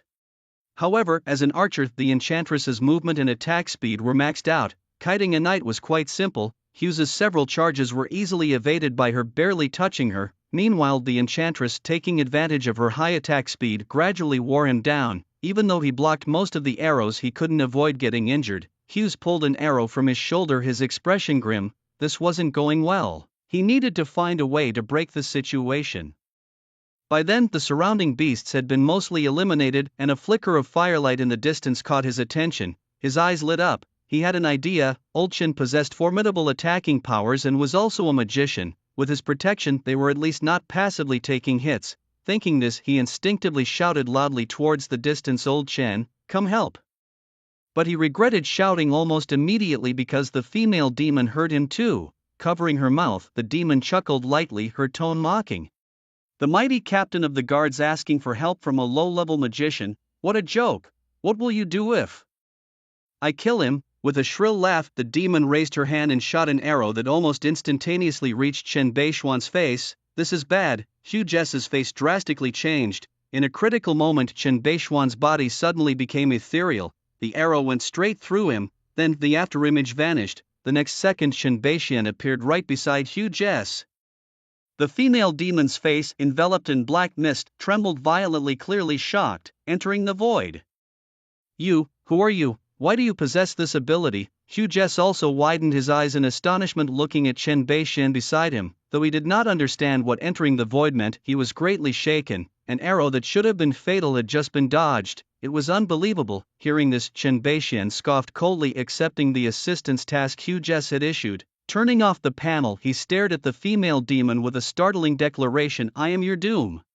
The female demon, Hugh Jess, Chaos Lance, Dark. Seizing the moment of the demon's confusion, Chen Beishuan decisively acted. A huge black spear appeared above his head, shooting out wrapped in dark mists. PFF, Forbidden Heal 19368. Ding. You have attacked the demonless. Based on your level, you received the following information. Demonless, level 50 silver boss health. 460632/480000 attack, 5300 defense, 3200 magic resistance, 3000 skills, explosive arrow, boss specialty. Advanced toughness, health plus 150% archery attack, long range attack damage increased by 100%, for 80k health, 5300 attack. Take this thunder spell. After clarifying the properties, Chen Beishuan didn't hesitate to launch an attack. Lightning struck from the sky, harshly landing on the demon's head. True damage 28684, minus 14,342, ruin 48,000, lucky combo plus 1. True damage 28684, minus 14,342, over 130000 damage burst out instantly, shaking the demon's entire body. The health bar above her head quickly dropped by a quarter. PFF, the demon spat out a mouthful of blood, her steps unsteady, nearly kneeling on the ground, her eyes widened in disbelief. She had actually been wounded by a low-level old magician, for now, setting aside his ability to enter the void, just the fact that he had injured her meant he must die. Didn't expect today was a buy one get one free day. Since you wish to die, I shall grant it. The demon haughtily cried out, raising her hand to shoot an arrow. Arrow rain, fall, as she launched the arrow, it split into countless arrowheads mid-air. The attack covered an area close to 20 meters, enveloping both Chen Beixian and his ally. Chen Beixuan's gaze remained undisturbed, completely ignoring the impending attack. Just as the arrow rain was about to fall, Hu Jess snapped back to his senses. He quickly moved beside him and raised his shield to block. Blazing shield. In an instant, an infinite flame extended from the center of the shield, forming a dome-like barrier that protected the two of them. The hissing arrows burned up completely, all intercepted. Sprinting towards her, Chen Beixian let out a low cry, accelerating at 140% of his movement speed towards the enchantress. Hu Jess did not hesitate and immediately followed to protect him. A strike made the enchantress spit blood. Such an attack was shockingly powerful. Together, they might just be able to kill the enchantress before them. Seeing this, the enchantress sneered coldly, thinking them overconfident, thinking they could approach her. Daydreaming, just as she was about to move, her body was suddenly frozen by a blast of cold ice. Freezing spell. Chen Beixian, moving all the while, put down his staff, a slight smile curling at the corners of his mouth. The enchantress was unconcerned, still believing she held the upper hand. Just a low-level spell. How long did they think it could hold her? 1 second, 2 seconds. Her tone suddenly rose sharply, terrified. It wasn't over yet. Was this really just a freezing spell? Damn, it's too late. The enchantress watched helplessly as the two approached, cursing inwardly. Hu Jess's gaze sharpened, finally seizing the chance to get close. Sprint, shield strike. Boom is stunned. Just as the enchantress broke free from the ice, she was met with a shield the size of a door, stunning her. Chen Beixian, seizing the moment, unleashed a flurry of skills, mindlessly throwing them out. It was truly exhilarating to have such a tank. Not only was the tank meaty, but it also possessed various aggro drawing and controlling skills. Once they got close, it was almost continuous control. Hu Jess, as the captain of the guard, had extremely rich combat experience. He always recontrolled the enchantress just as she was about to recover. Taunt, stun, immobilize, bind, slow. The constant switching of states left the female enchantress completely unable to move. Under Chen Beixuan's furious output, the boss's health rapidly decreased, quickly dropping below 50%. Chaos Spear, Dark. Forbidden Heal minus 19,368, plus 20% attack power. Lightning Spell, Cold Blood triggered. True damage minus 43,027, inch minus 21,513, ruination minus 72,000, lucky combo plus 2. True damage minus 43,027, minus 21,513, a total of over 280,000 damage burst forth instantly, directly cleaving the enchantress to death. Could the power of ruination trigger cold blood? Chen Beixuan's eyes lit up, pleasantly surprised. Already dealing percentage true damage, it was a divine skill against bosses, and now the damage could increase by 50%. Exhilarating. Setting aside his joyful mood, Hu Jess was truly frightened at that moment. Even he felt threatened by Chen Beixuan's last strike. If it were him, he probably could only have withstood it 4 times. He couldn't fathom how Chen Beixian did it. Could it be that he was a hidden figure of significance? At this moment his mind began to race. A hidden figure of significance traveling the world incognito, coincidentally captured by him. That explained why there was a chance for resistance when he was captured. Surely he must have surrendered voluntarily to avoid causing bloodshed. What magnanimity! Reflecting on the scene where Chen Beixian was apprehended, he increasingly believed that this was the truth. And his voluntary state to fend off the beast tide was surely to protect the rookie troops. No wonder he smiled when talking about Sunset City. It wasn't because he was scared by me, it was because he was not afraid at all. Realizing all this, Hughes had an epiphany, his view of Chen Beixian filled with newfound respect. Such a powerful figure, yet so humble, silently guarding everything without seeking recognition. He truly admired him from the bottom of his heart. He was a great man. Unaware of Hughes' thoughts, Chen Beixian was checking the boss kill notification. Ding! Congratulations on defeating the level 50 silver tier boss, the Enchantress Liz, a first kill. An announcement will now be made to the entire server. Do you wish to hide your identity? No. The next second the entire server was shaken. Server-wide announcement: congratulations to player Old Man Chen on defeating the silver tier boss, the Enchantress Liz, achieving the first kill. We encourage all players to continue striving. Ding, congratulations on completing the silver tier boss, the Enchantress Liz, first kill. Reward: 30 free attribute points, legendary Mount Egg plus 130 gold coins, and the title, Irresistible Force. Ding. You have killed the Enchantress Liz, earning 25,500 experience points. Boss level X10 * your level X10, 30 gold coins. Ding, rule reciprocity activated, drawing randomly. Ding, congratulations, you have received plus 600 health points recalibrated to reality. Ding, your level has increased from 23 to 27, earning 12 free attribute points. Ding, trait assignment talent activation, receiving a golden trait. Chen Beixian was bombarded with information, his eyes dazzled. He decided to close everything and check them one by one later. At the moment he was more concerned about what the boss had dropped. He eagerly moved forward to pick up the loot. You have obtained an orange tier Black Flame Demon Bow. You have obtained purple tier gear, Spirit Boots, Shadow Dagger. You have obtained 28 pieces of green, blue and white equipment. You have acquired the skill books Explosive Arrow and Rain of Arrows. Descent: you have obtained an orange tier pet upgrade stone. You have obtained a special item, Demonic Tribe Badge. Finally done picking everything up, his back was sore.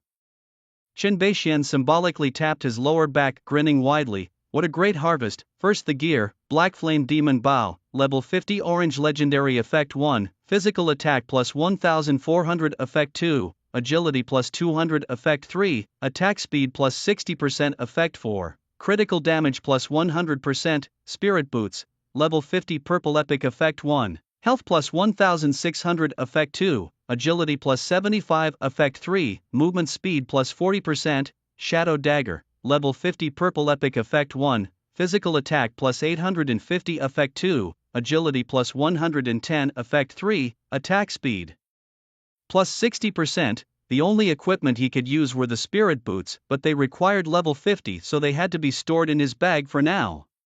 The Demon Bow, being the first legendary piece of equipment on the server, carried a significance far beyond its intrinsic value. After some thought he decided to list it on the auction house for 10,000 gold coins, equivalent to about 1 billion, just to make a splash and boost his fame. Even if someone impulsively bought it, it didn't matter, it was all profit for him. Both skill books are for archers and I plan to trade them to the Snow Wolf Guild later. Then there are 3 items, Pet Upgrade Stone, Orange Legendary Level. This item can upgrade a pet by 1 tier up to Legendary Level and is a one-time consumable. Demon Race Badge, special item. Wearing this might make the demons treat you as one of their own, assuming they are blind. Mount Egg, Orange Legendary Level. After hatching you will obtain a legendary mount, the species of which is random. Note: after reaching level 30 you can go to the pet store in the main city for appraisal, after which you can hatch it. Tomorrow will be a good day to upgrade my little turtle pet. Chen Beixian smiles slightly and tucks the stone into his backpack. The Demon Race Badge seems to be a symbol of demon identity and is of no use at the moment. There's also a general demon badge in his bag collecting dust in the corner. Isn't that higher level? The Mount Egg will have to wait until he returns to the main city to hatch, and since he's still 3 levels short, there's no rush. Upon organizing everything, it turns out that the greatest gains are actually the levels and free attribute points. The Beast Tide had previously leveled him up to 23. The experience from a single level 50 silver boss alone shot him up 4 levels. He obtained 5 attributes in total: Absolute Focus, Amplification Effect, Spell Split, Holy Array and Powerful Strike. Holy Array, Golden Quality. After casting a defensive skill, a healing array with a radius of 5 meters centers around the caster, healing. Magic attack X 50%. HP per second within the arrayed, blocking projectiles lasting 10 seconds, movable, non-stackable. Powerful Strike, Golden Quality. When dealing damage to targets with more than 90% health, damage is increased by an additional 200%. Such a 200% damage increase, it's a bit monstrous. Chen Beixian takes a deep breath, repeating to himself 3 times, I am a stats monster, I love stats monsters, long live stats monsters. After mentally refreshing himself, he begins assigning skills. He assigns Spell Split and Powerful Strike to his lightning spell. The damage increase also allows hitting 2 additional targets, making his group targeting lightning spell very comfortable to use. Holy Array is given to Protective Flame, which pairs well with Defensive Arrays offering both defense and healing. Finally, he assigns Absolute Focus and Amplification effect to his freezing spell. Now, the cooldown of the freezing spell is also reduced to 4 seconds, matching the lightning spell. The freezing effect is increased from 125 seconds to 175 seconds. It can freeze a boss for 35 seconds, nearly achieving infinite freezing. Freeze, strike with lightning, freeze again, strike again, the boss can't even move. Just thinking about it feels thrilling. He refocuses and invests all attribute points into intelligence, bringing his damage to an astonishing 2,518 points. His overall damage surges again, his title like breaking bamboo, and his equipment drop rate increase by another 150%, a marginal victory. His gear was almost all guaranteed drops from bosses, so he really didn't care much for drop rates at that moment. Hughes had just finished off the last of the stray beasts and came over. He bowed respectfully and asked, "Have you rested enough? We need to hurry and catch up with the team." What did you just call me?" Chen Beixian raised an eyebrow, squinting at him from the corner of his eye. Had he just heard Hughes address him as you? It was just a partnership to take down a boss. It shouldn't warrant such formalities. Could it be that he was charmed by his own strength? "Hey, you are a level 50 silver boss, show some backbone, will you?" Hughes shivered, his mind clearer than it had ever been. Judging by the old man's tone and expression, he quickly concluded that the old man didn't want to reveal his identity. The purpose of his words was to warn him not to speak recklessly. Mind your words. The thought process was lightning fast, and Hughes's expression instantly turned serious. Cough. "Considering your contributions in killing demons, I'll forgive your leaving the team without permission. The battle was intense. Your staff might have worn out. Here's 100 gold coins for maintenance. Ding, you have completed a B-level task, assist in combat, earning 1,000 experience points and plus 100 gold coins. Seeing the stunned expression on the old man's face, Hughes couldn't help but give himself a thumbs up. Using 100 gold coins to gain favor, what a steal. Although it was a bit painful to part with 100 gold coins all at once, if it meant making connections with a reclusive powerhouse, it was nothing. Moreover, such an admirable, magnanimous powerhouse. Off he went. He called out and turned away, not giving the reclusive powerhouse a chance to rethink. Chen Beixian stood there contemplating the extra 100 gold coins in his bag. Why did it feel somewhat off? Never mind, it was all profit anyway. He shrugged his shoulders and quickly followed. No way, Uncle Chen got the first kill again. I should have gone with him. Outside Sunset City, Bones looked at the server-wide announcement, his expression a mix of helplessness and regret. Night Owl slapped him on the back of his head, scolding him. With your puny attack power, you still dream of taking on a silver boss. Didn't you see what level that boss is? Bones, rubbing the back of his head, grinned and clicked on the boss's name. How high could it be? Level 30 with 40. Bones saw it clearly. Bones froze. Bones was shocked. Level 50. His eyes widened and his mouth gaped open. Good grief, what a joke. A level 30 silver boss he could still handle, but level 50. He fell silent for a long moment. Captain? I don't want to play anymore. Night Owl sighed. You think I want to play? But this is a mission, we have to do it. Is there really no cheat for this game? Do you really not know if there's a cheat? Night Owl retorted. Bones sighed heavily. How on earth did he do it? Are you asking me? Who the hell am I supposed to ask? Night Owl cursed under his breath. Meanwhile, the rookie team was surrounded by Sunset City's guards. Commander Papachi stood at the intersection, his eyes frequently scanning the distance, his mood somewhat anxious. After a while, his gaze towards the distant horizon suddenly lit up and he relaxed completely. Approaching from afar, 2 trails of dust sped towards him at formidable speeds, arriving in an instant. It was Chen Beixian and Hughes. Seeing Chen Beixian's relaxed demeanor, Hughes became even more convinced of his guess. He must be a hidden master. As soon as they arrived, Papachi threw a punch at Hughes' chest. I knew you couldn't be dead. What took so long? Just a minor beast tied. Hughes grinned, spreading his arms for a hug, causing Papachi's face to twitch.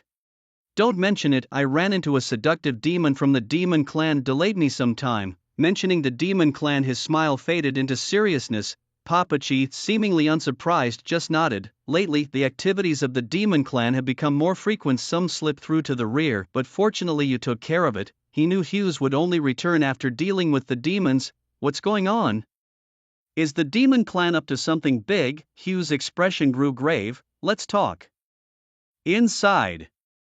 Papachi sighed, patting his shoulder as they walked in. His glance briefly swept over Chenbeixian, pausing with a hint of confusion. He is? Oh, a new recruit got separated from his group. Hughes quickly covered up.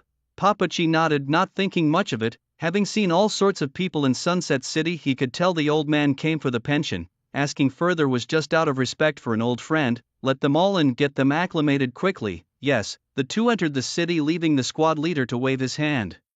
Everyone into the city. The crowd's expressions tightened, curious yet tense. Those who knew the situation turned pale with unease, some even began to tremble, knowing that the ultimate fate awaiting them was death. Chenbeixian joined the line, noticing the gloomy faces of Night Owl and the disheartened Bones, raising his eyebrows. President Night Owl, what's wrong? Night Owl, with a helpless expression, half-jokingly said, what else could it be? You've struck us hard. Seeing Chenbeixian, Bones' resentment thickened, almost spilling over. Chenbeixian was taken aback, then chuckled. Can't your snow wolves take even this little setback? At these words, Bones' resentment vanished, his gaze turning sharp. With a formidable aura, he stared intently at Chenbeixian and said sternly, you can say that about me, but not about the snow wolves. Night Owl remained indifferent, not intervening. Chenbeixian's lips curved slightly. That's more like it. If you can't handle a little setback, how can you defend our homeland? Hearing this, both Night Owl and Bones' expressions changed. Night Owl squinting at him for a moment before his brow gradually relaxed. The people of the Snow Wolves value honor, so don't take it personally with him. He realized that Old Man Shen was deliberately provoking Bones' fighting spirit, so he did not interfere. It seems you have already guessed our identities. Chenbeixian turned his head to look forward, smiling slightly. Our demeanor is too obvious, it's hard not to know. The Night Owl pushed the sulking Bone aside, a thought crossing his mind. Now that you know, why not join us, Snow Wolves? His eyes flickered with confidence. After all, with the nation as a backer, it's hard to imagine anyone refusing. However, to his surprise, Chenbeixian shook his head after hearing this. I am willing to be on good terms with you, but I do not want to be controlled by others. I do not want to lose my freedom. It seemed he thought of something and he sighed imperceptibly. All right then. Seeing this, the Night Owl did not insist further. Old Man Shen had already shown a willingness to be close. There was no need to push too hard. As they entered the city, the gate closed with a clang. The city's architecture was simple and unadorned, as those who came here were soldiers, not here to enjoy luxuries. After quickly assigning beds, they immediately gathered to allocate positions. Chenbeixian, with his long-range skills, was unsurprisingly assigned to the city walls. The Night Owl and assassins joined a scout squad. Bone was placed in the cavalry group, ready to ride out in critical moments. This scattered distribution made the Night Owl and his group feel uncomfortable, as there was hardly any synergy between the teams, completely different from what they had initially imagined. Chenbeixian stood on the city wall, raising his hand to gaze into the distance. The wall he was on stretched endlessly, encircling the entire area, with a dark spatial passage visible at the center, faintly emitting terrifying fluctuations. The ground scattered with firelight, scorched earth, deep pits and arrows, all told of a recent fierce battle. Below the city wall, piles of charred bodies were being continuously moved and cleaned up by the soldiers, hinting at the intense level of combat here. As he surveyed his surroundings, a voice came from beside him. Old man, are you new here? Better sit down and rest. Following the voice, he saw a young man. His robe was tattered and stained with black ash and blood, almost obscuring its original color. His face too was covered with dust and sweat, creating streaks of black lines. His hair was messily stuck to his scalp and his appearance was somewhat youthful. What slightly caught him off guard was that the young man was missing an arm. Noticing Chenbeixian's gaze, the young man unabashedly showed it to him. Here, my arm was chopped off by a shadow demon assassin. The first rule of survival. Don't think there's no danger just because you're on the city wall. The young man, leaning on a staff, stood up and introduced himself. My name is Nilo, they all call me Little Nilo, with a survival record of 21 days. 21 days? Chenbeixian was puzzled. Nilo slapped his head, explaining. It means the number of days survived. People here like to compare that. If you can live for 3 months or accumulate 30,000 merits, you can go home, but many people don't last even a month. Over time, no one thought about leaving anymore. They only cared about how much longer they could survive. The voice suddenly stopped, clearly struck by some sorrowful thought. Chenbeixian couldn't help but frown slightly upon hearing this. Was this place really that terrifying? Could it be that extremely powerful demons would appear? That wouldn't be the case. The very strong ones wouldn't make a move. There was an unspoken rule between the two realms. Demons of a general level or higher would not appear. At most, it would be someone with the strength of Captain Papachi, Speaking of Papachi, Nilo's tone revealed admiration. Captain Papachi. Was the chief commander here second in strength only to the mysterious city lord? Chen Beixian nodded in understanding. He had scouted Papachi before, only knowing he was level 60 with everything else about him a mystery, definitely stronger than Huge S. But if that was the extent of it, Sunset City didn't seem all that terrifying. At least, that was the case for him.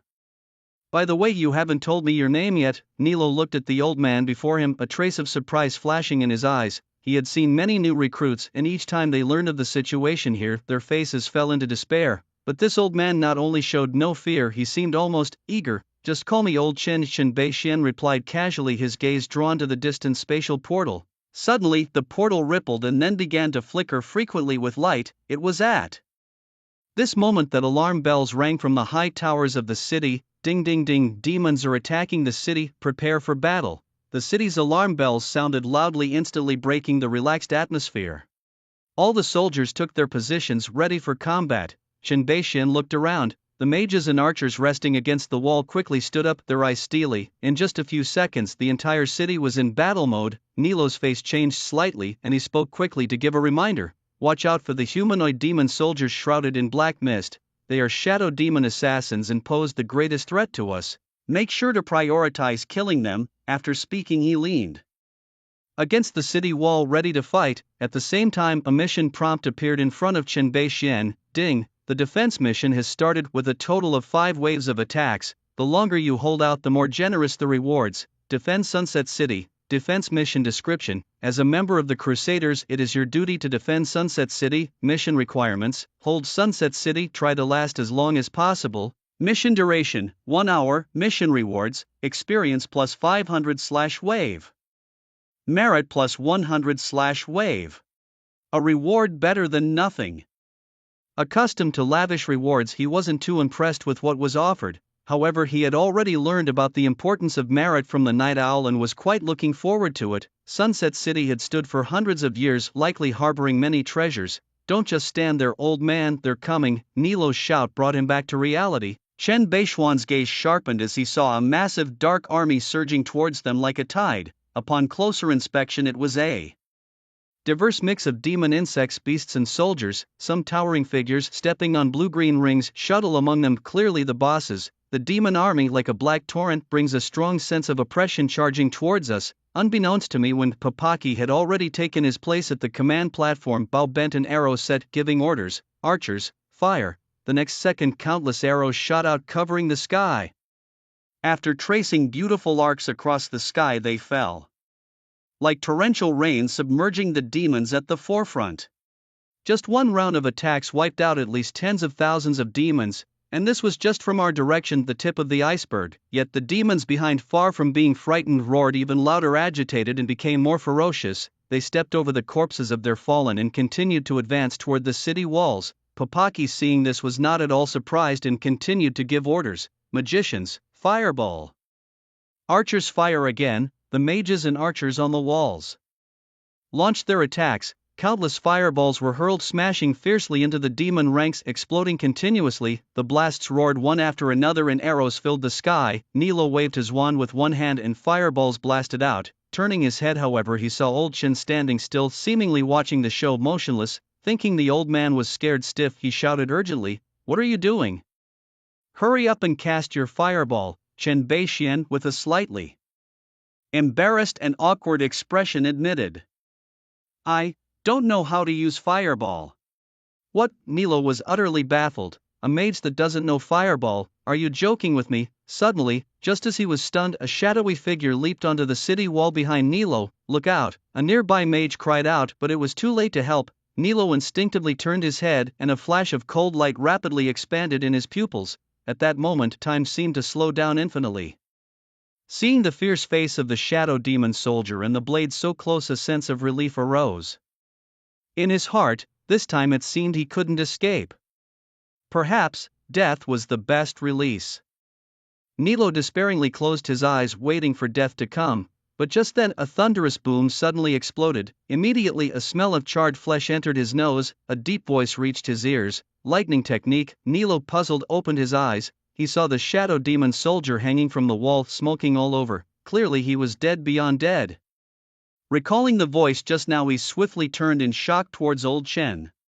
Did you do this, knowing that a shadow demon soldier as a mage killer almost guarantees death if it gets close? The last time he survived was only because a few mages nearby had seen him and focused their fire to save him. Even then, it cost him an arm. Yet old Chen, a new recruit, not only reacted quickly but also used the most basic lightning technique to deliver a fatal blow. How could he not be shocked? Chen Beixian walked up, patted him on the shoulder and smiled. Aren't you going to say thank you? Nilo, still not quite over the shock, blurted out. Thank you. Hey, how did you? Holy crap, don't jump. Nilo watched as old Chen climbed up the wall, his eyes nearly popping out. Old Chen, no, Grandpa Chen, I don't mean to question you, but please don't do anything rash. Watching old Chen wobbled, looking like he could fall at any moment, he was frantic, calling out desperately. Chen Beixian couldn't help but laugh and cry at his reaction, yet he didn't bother to explain. Don't worry, I won't die, I'll be right back. As the two were speaking, the demon army had already reached the city gates, launching an attack on the walls as various demon insects climbed up. From his command post, Papachi's eyes swiftly scanned the area, keeping the situation under control. His bow and arrows always struck crucial spots at critical moments, each arrow causing explosions that annihilated hundreds, even thousands of demons. Suddenly he twitched his ears and turned to look at the city wall not far away, the mage stationed. There was actually standing on the battlement. He frowned slightly, squinting to see the person's face clearly, and then paused in surprise. It was the old man who followed Hughes around. The quality of new recruits was declining. Since when did they stand on top of walls? Messenger, Sin. He didn't finish his sentence before witnessing a jaw-dropping scene. Did he just jump down? Has he gone mad, wanting to die so badly? He cursed under his breath, somewhat annoyed, but before he could close his mouth in shock, an even more astonishing scene unfolded.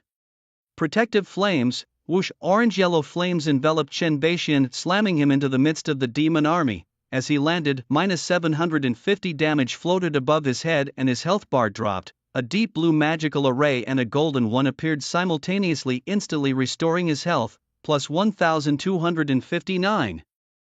At the same time, within a 20-meter radius, flames erupted and dense damage numbers floated up.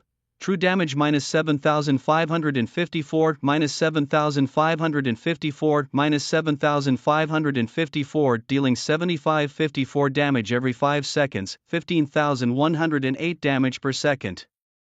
Was displayed. Reconnaissance revealed that the first wave of demon soldiers ranged from level 15 to 20 with no more than 10,000 health points. They couldn't withstand his damage. Just 1 second after landing, all demon soldiers within a 20-meter radius were incinerated, creating a vacuum zone. Kill notifications flowed across the screen like water. Chen Beixian dusted off his pants, utterly composed. His level was too high. He earned no experience from these kills. His main objectives were twofold. One was to kill bosses for loot, and the second was for merit points.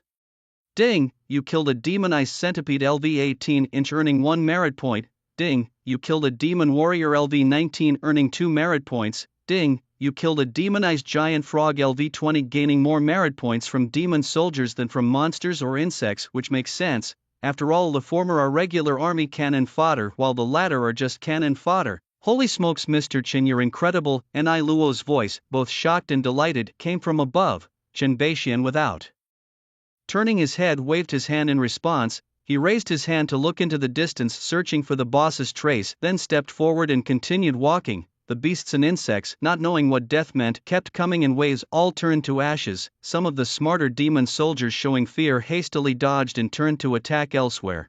To this, Chen Beixian could only say, "Take my lightning strike." No need for combos. 5 demon soldiers were struck down instantly. The long-missed skill upgrade notification rang. Ding! Proficiency maxed. Lightning strike upgraded to 6 stars, next level, 6/6400. Ding! Proficiency maxed. Casting range amplification upgraded to 4 stars, next level, 4 out of 1600. Lightning strike damage increased from 1090% to 1140%, with each upgrade boosting it by 50% from 5 to 10. Casting range amplification increased from 30% to 40%, with the maximum casting distance now 28 meters. Hey, what a great opportunity to brush up on skill proficiency. Chen Beixian's eyes suddenly lit up. Due to the high damage, the frequency of skill usage had decreased, slowing down the upgrades, but now, with so many monsters around he could cast blindly and continuously unleash his skills, he started spamming them as he moved towards the boss, who was this old man under command of. He fought so bravely, Hughes that fool must have hidden something. Papa Chi was astonished as he watched old Chin casually stroll through the demon army, cursing Hughes inwardly. Such a fierce man as a newbie, no way.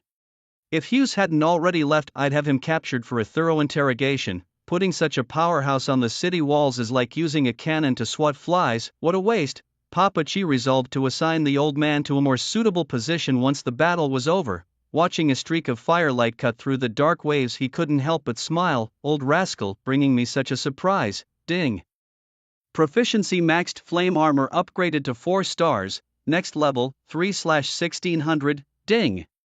Proficiency maxed. Frost spell upgraded to 2 stars, next level, 2/400. Ding. Proficiency maxed. Chain lightning upgraded to 4 stars, next level, 5/1600. Shin Beishian eagerly opened the skill panel to check the changes. Flame armor damage had reached 310% and its range increased from 20 meters to 24 meters. The vacuum around him expanded once again. Frost spell damage increased from 400% to 440%, not too shabby. Chain lightning damage rose to 410%, earning the title of least used skill. He closed the skill panel. Looking up, he realized he had already reached the boss, Demonic Giant Bear, level 20 Black Iron boss, health, 100,000 attack, 500 defense, 500 magic resist, 300 skills, Bite Wild Flail Meatball Charge Frenzy. Boss specialties, basic toughness, health plus 50%, thick-skinned, health plus 50%, defense plus 50%. The bear over 3 meters tall roared skyward, swiping a paw at Chen Beishian. Bang, 0 damage. Weak or not, Chen Beishian raised an eyebrow, lifting his staff. Lightning strike, furious. Lightning crashed down, the damage exploded, a powerful strike triggered. True damage minus 86,115, 64586. The powerful strike tripled his damage. Sun Thunder also triggered the cold blood effect, boosting the damage by another 50%. The bear collapsed at his feet before even the ruin force effect could kick in. Ding. You have killed Black Iron boss Demonic Giant Bear LV20, earning 20 merit points. Who is that walking casually through the demon army? The Demonic Giant Bear was actually brought down by him. How brutal. After taking a slap from the giant bear, he seemed fine, which was quite interesting. Hiss. It appears to be an old man. Could he be new here? Quite fierce indeed. Such a person should be in the exploration team. Why is he here instead? He must be a new recruit. The higher-ups probably haven't discovered his potential yet.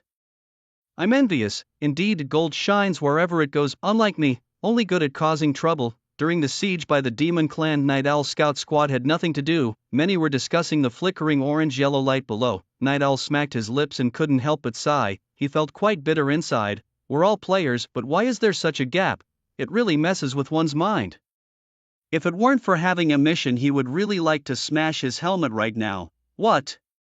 Nonsense. Ding, you killed a demonic spider LV 18-inch, earned 1 merit point. Ding, you killed a demonic assassin LV 19, earned 2 merit points. Ding, you killed a demonic giant ant V20, eliminating the last few stragglers, successfully defending against the first wave of attacks.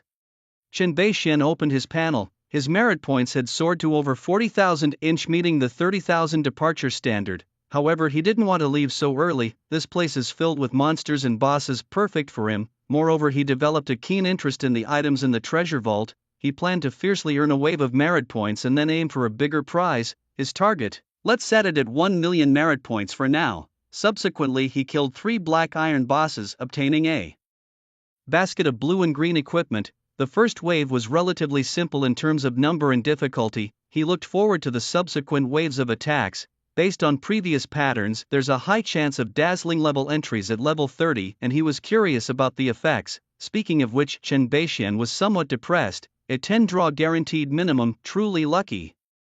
But then again, if he were lucky, he wouldn't have ended up transmigrated into a crippled old man. Quite hard to judge. On the city walls, archers and mages took the brief interlude to replenish their mana and heal their wounds. The battle-hardened veterans comforted the new recruits beside them, generously teaching survival skills. The entire city functioned like a precise instrument, and the veterans were its components, ensuring the machine operated smoothly. Nearly 100 mage archers were lost in the first wave of attacks at Sunset City, but no one was sad, nor was there time to be sad. They knew the subsequent attacks would only grow fiercer. The real battle had just begun. As the alarm bell rang again, the Demon Clan launched the second wave of attacks. This time not only was the quantity greater, but flying demonic insects also appeared, swarming over like locusts. Chen Beishuan's gaze remained unfluctuating. Reconnaissance revealed that the second wave's levels ranged from 18 to 23. With this rate of increase, the fifth wave should be around levels 27 to 31, more than enough for him to reach level 30. Protective Flame, a scorching range of 24 meters instantly unfolds, and merit points skyrocket.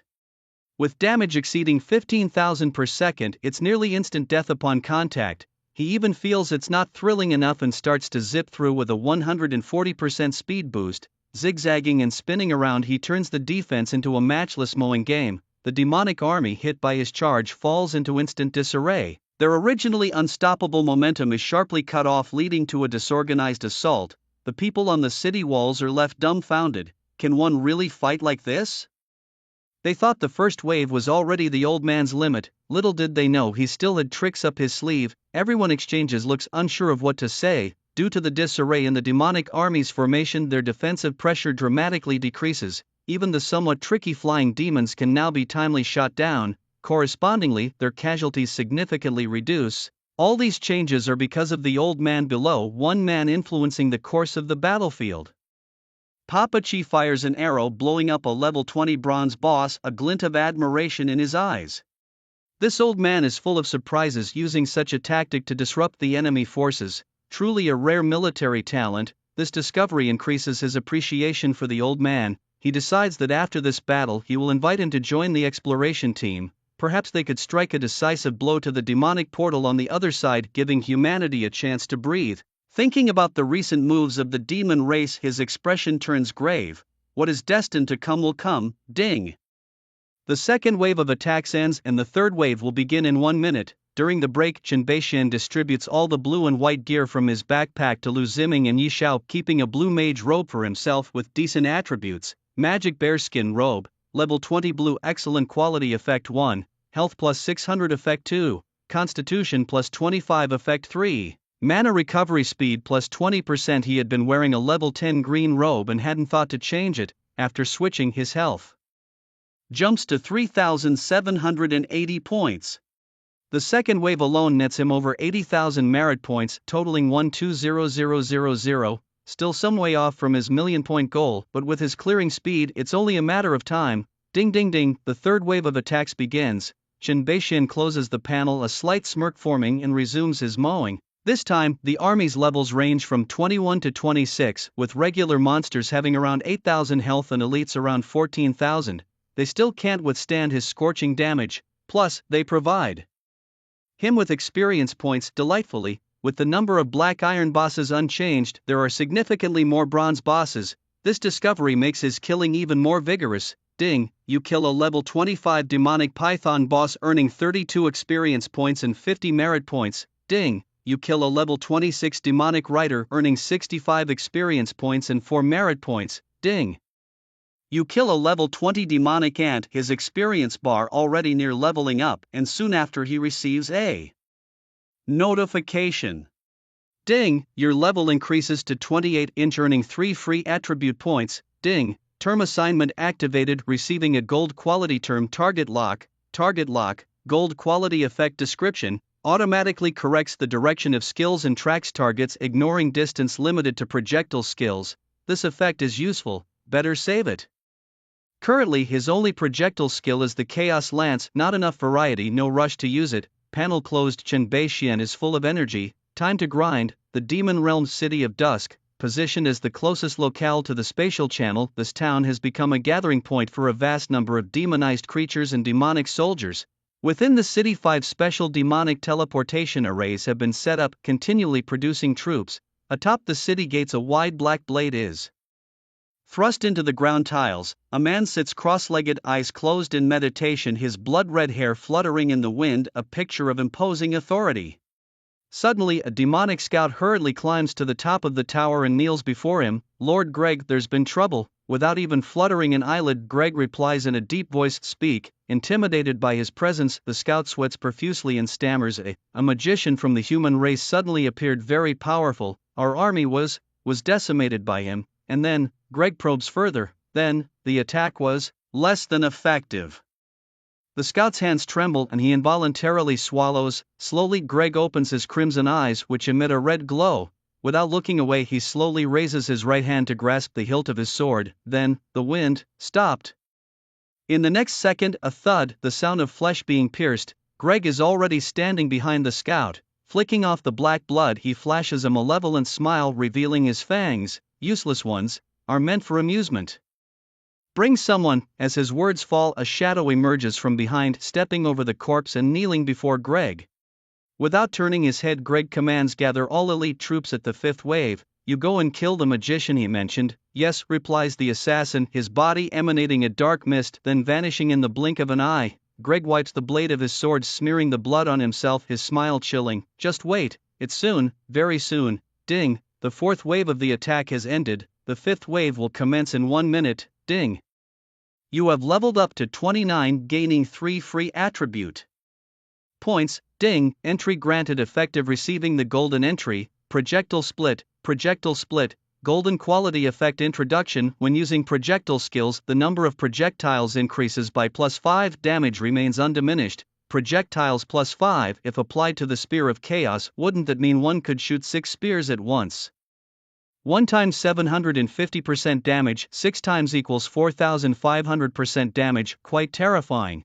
Chen Beixian strokes his chin stubble, calculating with a look of shock. "Grant it to the Spear of Chaos."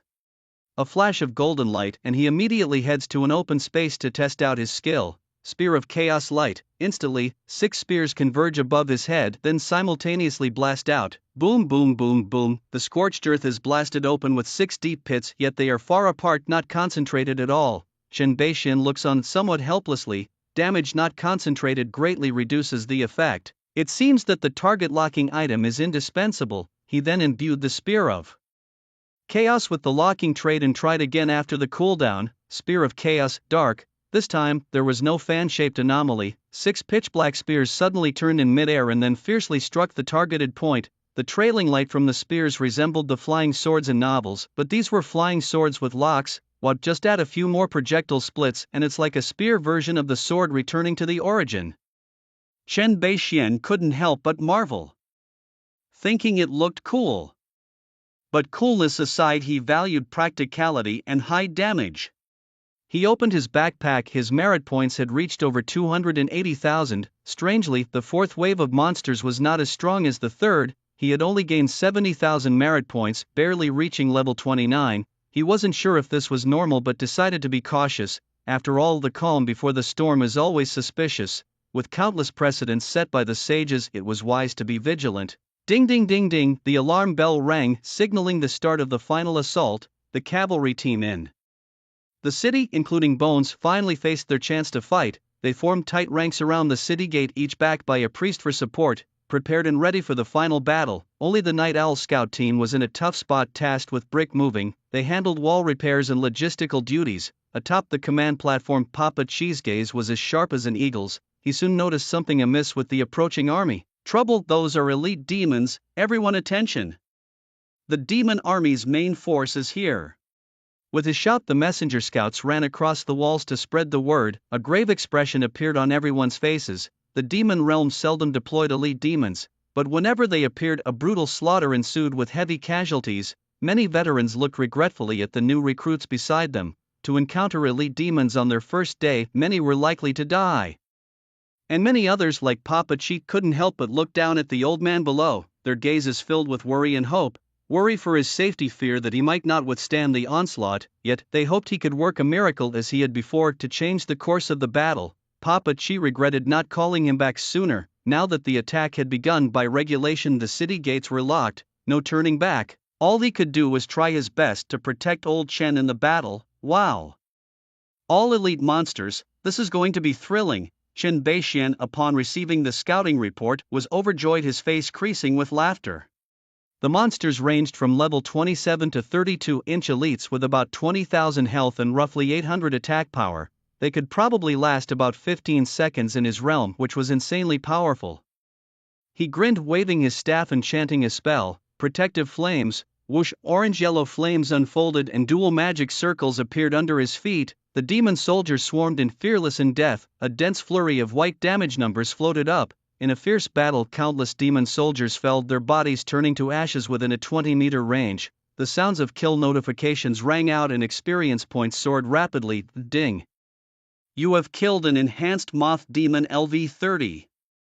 Gaining 310, plus 100%, experience points and 5 merit points. Ding! You have killed a demon clan warrior LV29, gaining 150 experience points and 4 merit points. Ding! You have killed an enhanced demon LV31, and he held on. At this moment, the people on the city wall were as excited as spectators in a stadium, cheering loudly upon seeing Chen Beixian safe and sound.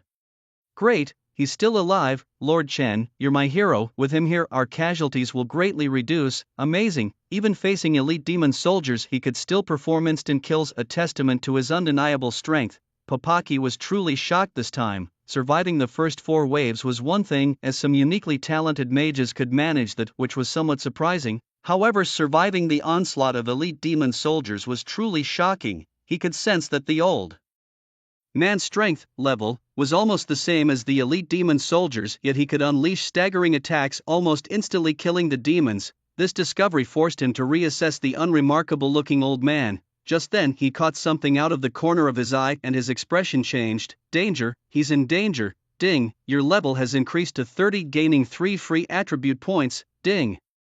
Reaching level 30, you have acquired the class-specific skill Chaos Singularity. Ding, reaching level 30-inch, all class-specific skills have been upgraded to 3 stars.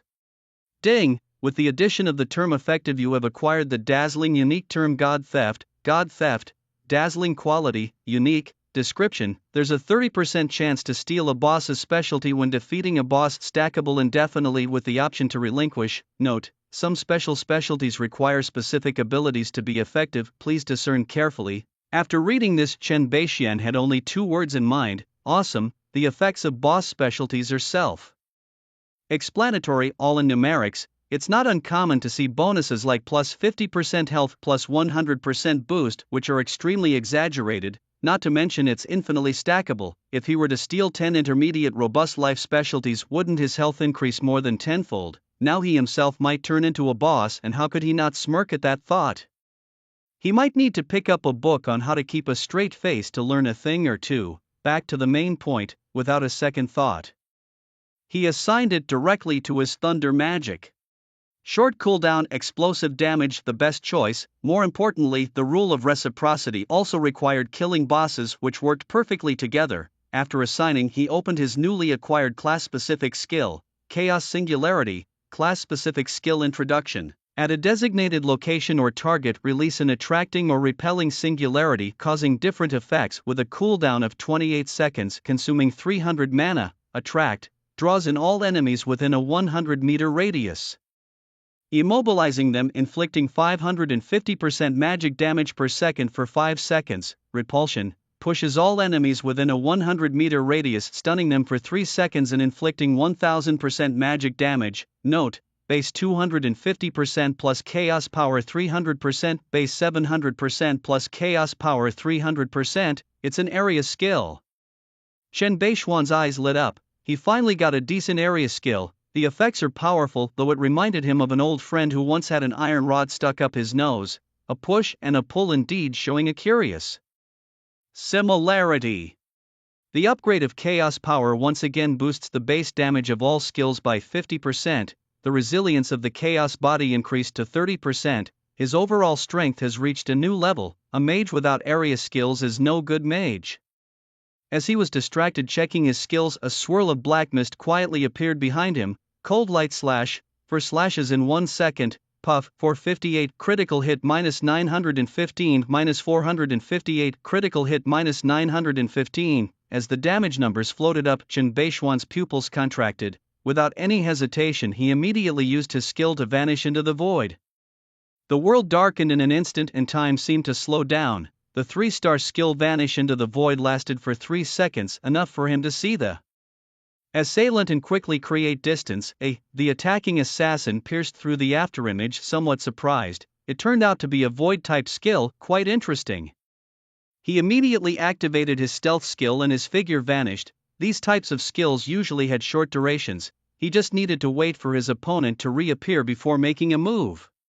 Meanwhile, 20 meters away, Chen Beixian emerged from the void, incinerating a bunch of demon soldiers. A prompt appeared in front of him. Ding, Shadow Stab Carter has attacked you. Based on your level, you received the following information. Shadow Stab Carter, level 35 silver boss health, 301871/320000 attack, 2600 defense, 1700 magic resistance, 1600 skills, quick/backstab throat seal stealth near-death bloodlock, boss specialty, advanced toughness life, health plus 150%. Ghost hand, attack speed plus 100%, assassination master. When attacking from behind, the second attack will always be a critical hit, an assassin-type boss. Chen Beixian's gaze sharpened, his brain working rapidly. The opponent was surely waiting for him using a stealth skill. His vanish into the void skill was cooling down. He couldn't let him get close. Using the singularity skill to break stealth on a large scale, thunder magic and chaos spear would lock on the target, potentially finishing the fight in one go. After analyzing, Chen Beixian immediately released the skill 20 meters in front. Chaos singularity drawl, whoosh. As he cast the spell, a black singularity appeared 20 meters away, then suddenly expanded into a black hole. A fierce windstorm erupted within 100 meters. Countless demon soldiers and bugs were drawn to the singularity, struggling desperately. A dense cluster of damage numbers floated up. -10,987, -10,954, -9,731 found you. Noticing the only 4-digit damage, Chen Beixian smirked. As expected, the boss's stealth was broken, trapped at the edge of the singularity, unable to move. The high resilience meeting continuous control skills left him shuddering uncontrollably. Just as the 0-2 gravity from a second ago ended, the next 0-2 gravity came crashing down. Carter was expressionless. In his view, the opponent was merely struggling in vain, merely delaying the inevitable. The moment the duration of the skill ended would mark the opponent's doom. But what he didn't realize was that Chen Beixian was thinking the same. Thunder technique. Massive true damage -86,871, inch -43,435, ruination -32,000, lucky combo +1, cold blood -43,435, -32,576, life steal +47,663. Over 230000 damage poured down, and Boss Carter's eyes widened in shock. To think that the thunder technique would critically wound him with such a fearsome attack power. Chen Beixian, aiming for a powerful strike, chose to use the thunder technique directly. The damage from Spear of Chaos was significantly increased, no longer making it suitable to strike. First, Spear of Chaos, light. The next second, 6 spears of light condensed above his head and then shot out explosively. Feeling the terrifying aura emanating from the spears, Carter's face slightly changed. He felt that a hit could potentially kill him. Keeping his ace in the hole against Papa Chi, he now had to use it. His face twisted into a ferocious grimace, emitting a sharp, cold laugh. You think you're the only one with an invincible skill? Shadow Shift. As the skill was released, Carter's figure suddenly vanished. The next moment, he surprisingly stood up from Chen Beixian's shadow. Chen Beixian, having become wary the moment he shouted Shadow Shift, reacted immediately. Lightspeed slash, freeze. As for slashes hit him simultaneously, a freeze spell hit Carter squarely. You think you. Before Carter could finish his sentence, his eyes suddenly widened. He saw those 6 spears incredibly make a 180-degree turn in mid-air, coming straight at him. No!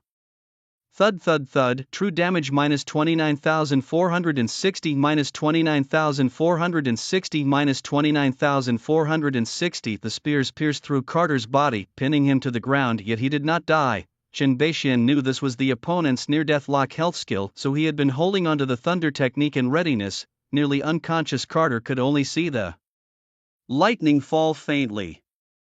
Ding! You've defeated Silver Boss Shadow Stinger Carter LV 35-inch, gaining 10,800 experience points and plus 34 silver coins. Ding! Divine Theft triggered. you've obtained the boss's specialty advanced tenacious life.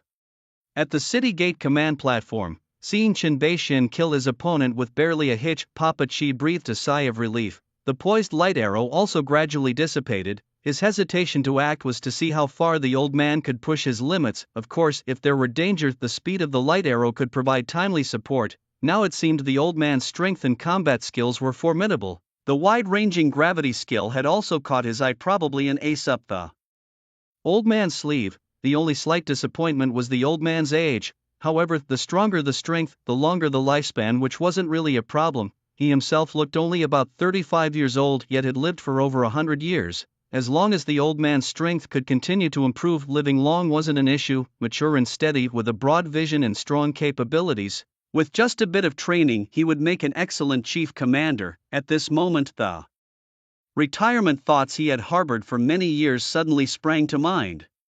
Perhaps it was time to look for a successor. Papa Chi gazed at the back of old Chen, his mouth curving slightly upwards. Ding, your level has increased to 31 and you have gained 3 free attribute points. Ding, a golden entry has been granted and activated, expanding the range of effect. Without a second thought, Chen Bei-shin applied it directly to the Chaos Singularity. The range increased from 100 meters to 200 meters. It felt a bit like the power to destroy heavens and earth. He then closed the panel and picked up the equipment dropped by the boss. You have obtained the purple equipment Shadow Boots and Shadow Hands. You have obtained 28 pieces of blue, green and white equipment. You have obtained the skill book Lightspeed Slash.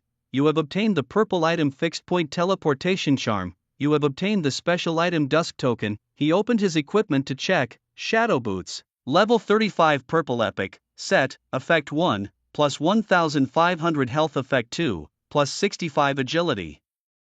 Effect 3, plus 20% movement speed, set bonus, 2 pieces, grants the skill Shadow Shift, not yet activated.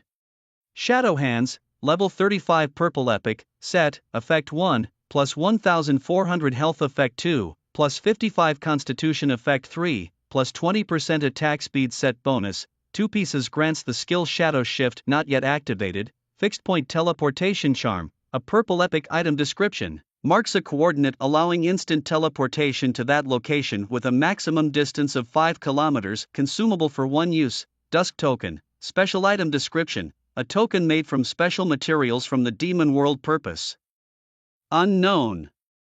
Level 35. Hurrying up should still be just in time. Chen Bei-shin closed his backpack and immediately started grinding. Chaos Singularity Summon, whoosh, a violent wind arose. All the demonic soldiers and beasts within a 200-meter radius were sucked together and damage numbers floated up.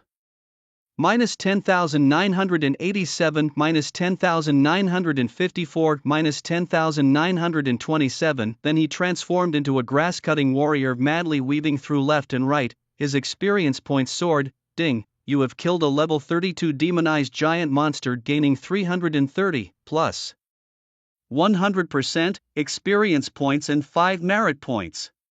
Ding, you have killed a level 30 demon warrior, gaining 77 experience points and 5 merit points. Ding, you have killed a level 31 demonized bullhorse. Ding, your level has increased to 32, gaining 3 free attribute points. Ding, a golden entry has been granted and activated, obtaining the double star re-entry. Double star re-entry, golden quality effect description. When using area skills, it triggers twice consecutively with no decrease in damage, just in time, applied to chaos. Singularity, Chen Bei-shin grinned, and after the cooldown ended, he targeted a bronze boss and threw it over. Chaos Singularity, repulse, a white singularity appeared on the boss, rapidly expanding. The next second, a terrifying invisible fluctuation burst forth, spreading outwards. With the boss as the center, all the demonic troops within a 200-meter radius were blown away. The ground looked like a huge crater struck by a meteor, everything around it toppling outward. From above, the trace on the ground looked like a blooming chrysanthemum. Minus 24,978 inch, minus 24,879, minus 24,751. All the demonic soldiers blown away were blasted to death. The demonized beetle boss's body trembled, stunned. After 1 second, the boss regained consciousness. But before it could let out an angry roar, it was once again hit by a white singularity attached to its body. The scene repeated. The surrounding demonic soldiers and bugs that had just filled in were once again overturned. kill notifications crazily flashed on the screen. The boss was stunned again. After recovering just as it was about to roar, it was struck by lightning falling from the sky. Ding, you've slain a bronze level boss, the enchanted scarab beetle LV30. You've obtained a purple tier saint's amulet. You've also received 28 pieces of equipment in blue, green and white. Chen Beishuan's eyes lit up as he opened his inventory to check. Saint's amulet, level 30 purple epic, effect 1, magic attack plus 180, effect 2, vitality plus 50, effect 3, life points increased by an additional 30%. Level 30 was just right, so he quickly put it on. There was no time to check his stats as he plunged back into his grass cutting work. Time equals experience, and every second countless experience babies were being eliminated. To level up to 35 he had to be fast. Meanwhile, the people on the city walls were already embroiled in a tough battle. Even though Old Man Chen had broken their formation, the elite monsters were strong and continued to cause heavy casualties. They didn't possess the formidable strength of Old Man Chen. The cavalry group Bone belonged to was in a perilous situation, fighting bravely. The priests behind them were healing so intensely that their arms were getting sore. Just then, a prompt suddenly popped up in front of Bone. Ding, Old Chen invites you to join his team. Do you agree? Agree. A smile broke on Bone's face. All his previous grievances vanished in an instant. Next second, ding. Job change task requirement 3 completed. Congratulations on successfully changing to the hidden job. Thorn Cavalier. Wow, that was fast. Bone couldn't believe it, turning his head to look at that figure darting back and forth. He muttered, this is the difference. Ding, defending Sunset City completed. You gain 2,500 experience points, 500 merit points. Ding, your level has increased to 35. You gain 3 free attribute points. Ding, term endowment effective. You received the golden term absolute focus. With the task notifications ringing out, the demonic invasion officially came to an end. With the final task experience, Shen Beixian leveled up to 35 with no risk. Level 33 ballistic split, level 34 constitution specialization, gold quality effect.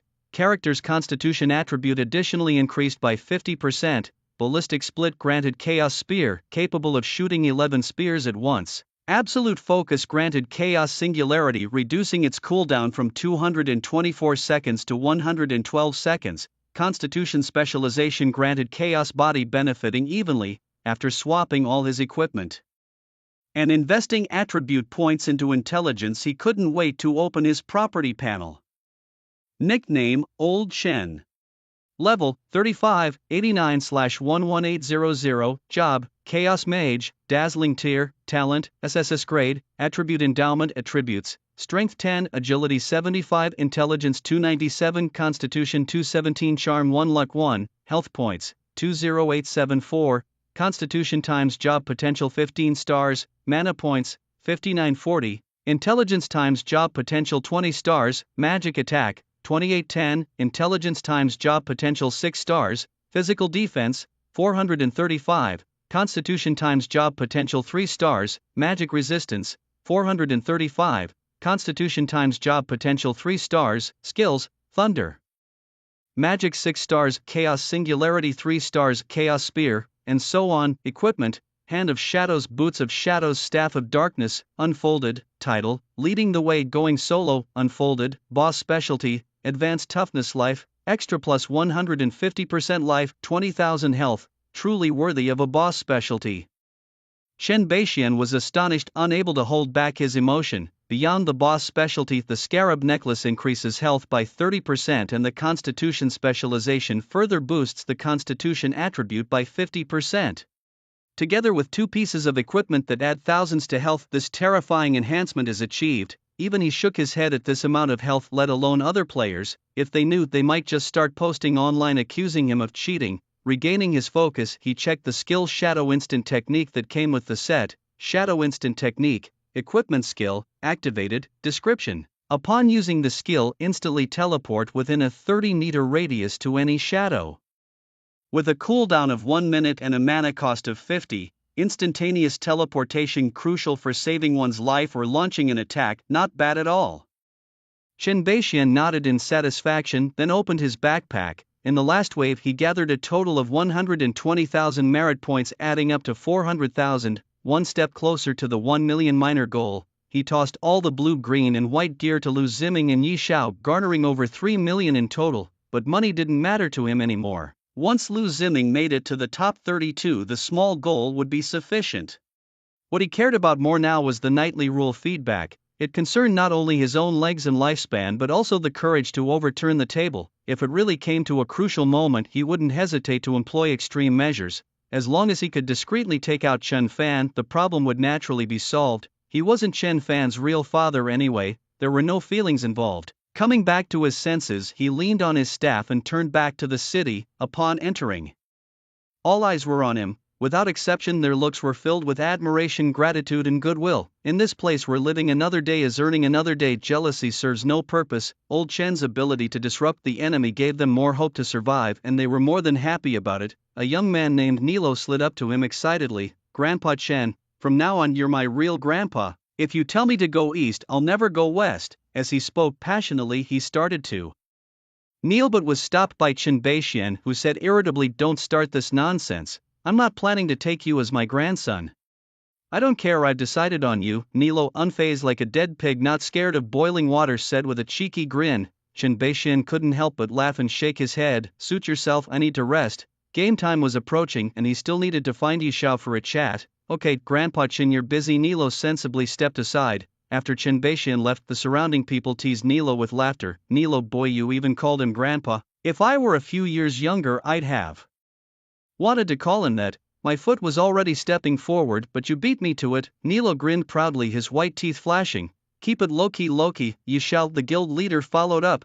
Chen Beixian found the despondent Yi Xiao in the Crusader's tent and tossed him the level 50 dagger. Night Owl caught the item and his eyes lit up instantly. However, his excitement faded just as quickly when he saw the level requirement. Damn, he couldn't use it. "Tell me something," he asked. "Is the Myriad Realms really operated by the government?" Chen Beixian pulled up a small stool from nowhere and sat down beside him. Night Owl raised an eyebrow and gave him a look.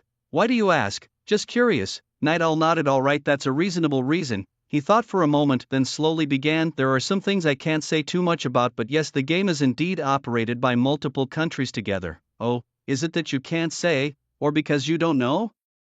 Chen Beixian stared at him skeptically. A vein throbbed on Night Owl's forehead and he said darkly, "Of course I know, but I can't say. It's confidential, you understand." "Oh, if you don't want to say, forget it." "What do you mean, forget it?" Night Owl was visibly frustrated by Chen Beixian's doubting, indifferent attitude. "Let me reveal a bit more then. The game has grown so big that it can affect national economies. That's all I'm going to say." Chen Beixian frowned slightly. "Is that it? What else do you want?" Night Owl rolled his eyes, clearly annoyed. "Then no problem, remember to monetize the dagger." Chen Beixian got up and returned to his own bed, deep in thought. He realized that with Night Owl's level his knowledge was obviously limited. While the news that the game could impact national economies was significant, it was minor compared to the rule of reciprocity he knew about. There were only two possibilities: either the higher-ups knew and hadn't told the lower levels, or even the higher-ups were in the dark. Anyway, it didn't matter. He was invincible. Let the soldiers block the water and cover the earth, he thought, needing only to keep getting stronger. He casually opened the leaderboard to check the updates. His pet would finish hatching online tomorrow, and the mount egg hadn't been appraised for hatching yet. He also had a pet upgrade stone for use the next time he logged in. The rule of reciprocity added plus 600 to his life value, which was pretty good. "Okay, that's it for today," he decided and logged off. As soon as Chen Beixian opened his eyes, he immediately checked his body's changes. This check was astonishing. He felt his blood surging and indescribable heat throughout his body, reminiscent of his vigorous youth when he would wear just a thin shirt even in deep winter. Older people often feel cold, so he wore thick clothes. He threw off the blankets and took off his fleece clothes to feel a bit better. The increase in life value had restored his vitality to his youthful days even more abundantly. Even the discomfort from his old heart condition had disappeared. His heart beat strong and steady. "Am I reversing my age?" Chen Beixian was excited, almost to tears. To live, who would choose to die? To be young, who would choose to age? Surely there is no road to heaven that doesn't exist. He had no choice before, but now the path lay at his feet. It was October in Chenfeng City, deep into autumn. In the villa district, there was a man-made lake shimmering slightly. People dressed in light clothes were already out for their morning exercises, walking around the lake. Overwhelmed by his heat, Chen Beixian simply took his electric wheelchair out for a spin by the lake. The electric wheelchair was not slow at all with multiple speed settings available. He hadn't really practiced controlling it since he bought it. After getting used to the low speed, he began to increase the pace. A gentle breeze brushed against his cheeks, making him feel as if he were running. He passed one pedestrian after another and his initial frustration gradually faded, but just then a burly man caught up from behind and passed him without looking back. He raised an eyebrow. Running so fast, he was already going at 20 yards and yet someone still passed him. Could it be a professional athlete? Perhaps out of curiosity he sped up to follow the man. After another lap, the man finally stopped and turned around looking at him with a mixture of amusement and exasperation. "Come on, old man, are you passing me or not? You've got my heart in my throat here." The man was drenched in sweat, his face marked by an indescribable ruggedness. When Chen Beixian saw his face clearly, he was momentarily stunned. Not passing, just wanted to see how long you could keep it up. You're in pretty good shape."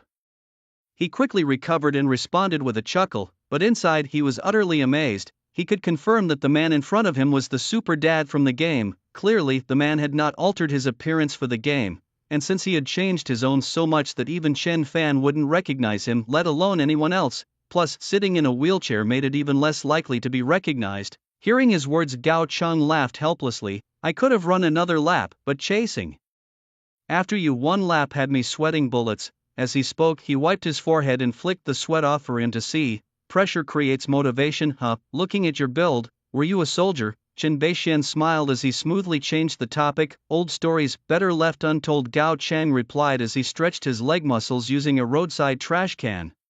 "Being a soldier is great, right? They assign you a job when you come back. What position did they assign you?" Chen Beixian also performed some chest-expanding exercises as if he was really into it. "I didn't take the job assignment, I chose the demobilization pay and now I work as a bodyguard." Gao Cheng fell into reminiscence, a fleeting shadow crossing his eyes. Then he took his leg off the trash can and bid farewell to Chen Beixian.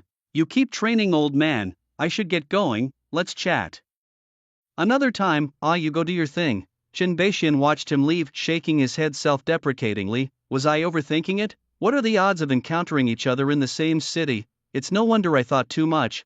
Asking a few questions to get some background makes me feel a bit more at ease." "Ding dong, Mr. Chen. Are you home? Auntie and I came to see you." Not long after breakfast, Xiaoyu along with the housekeeper auntie rang the villa's doorbell. Coming, little."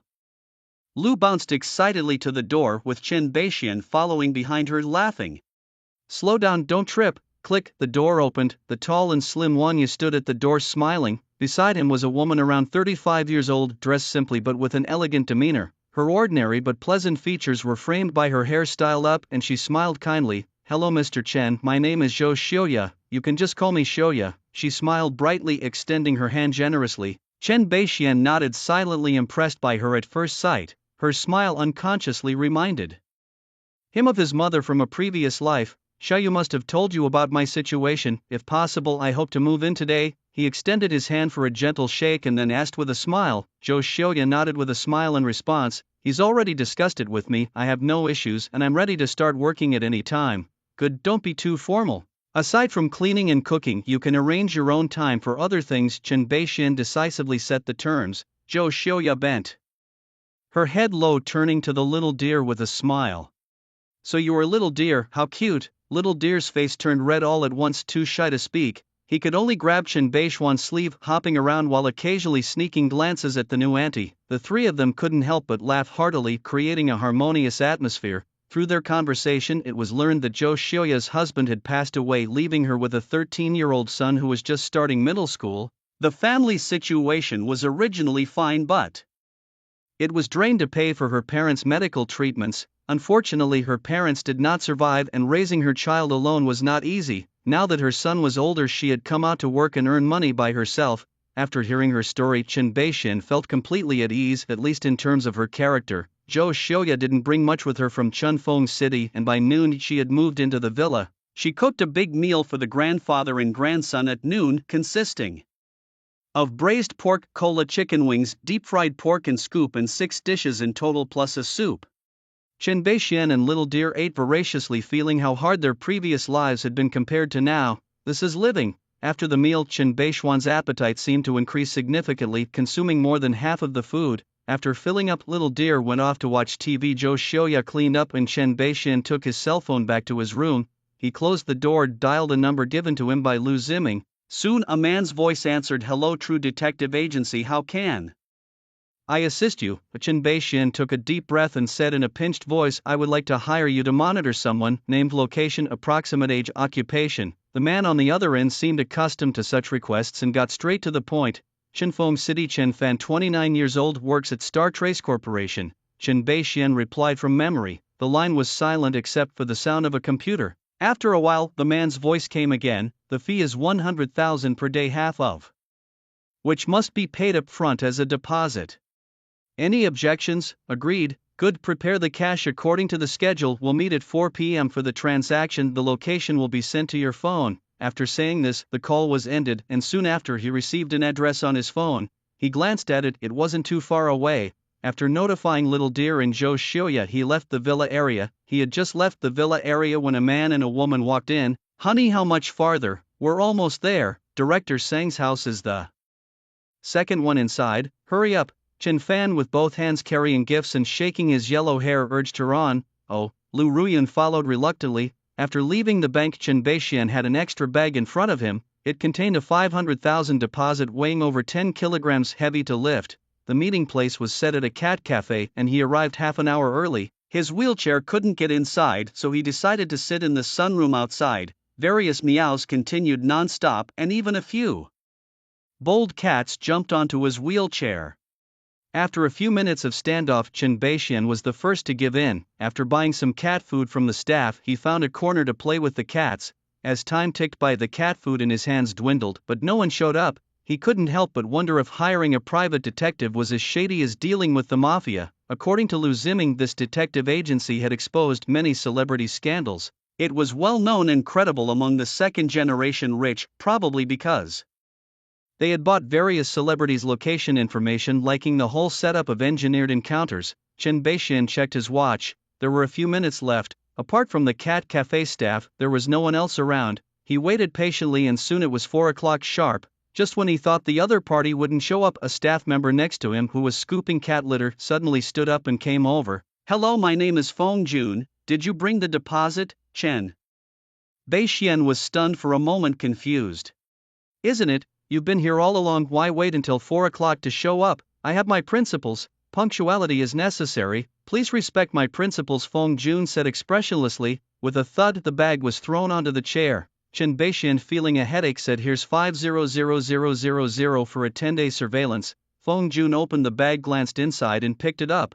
"Please choose a reporting time, the phone number for reports, and if there is an alternate phone number, 7 p.m. the same phone number as before." "Okay, the deal is settled, you can go now. Can I buy the employer's information from you? I'll pay any amount." Before leaving, Chen Beixian suddenly asked. Feng Jun crouched down to scoop up some cat litter, indifferently shaking his head. "I have my principles. No amount of money will do." Chen Beixian nodded thoughtfully and started his wheelchair to leave. He liked people with principles, but he had never met someone as principled as Feng Jun. In the entire store, it took half an hour just to reveal his identity.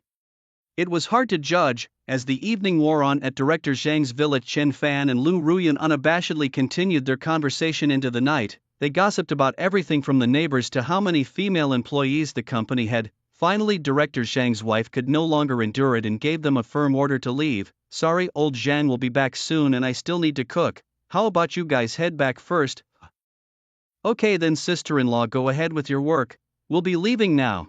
Chen Fan, seeing that she already started preparing for cooking, felt it improper to stay any longer. Clang, the sound of the door shutting behind them. Standing at the doorstep, the cold wind that greeted them seemed to sober them up a bit. "Honey, why do I feel like Mrs. Zhang wasn't too happy? Maybe we chatted for too long."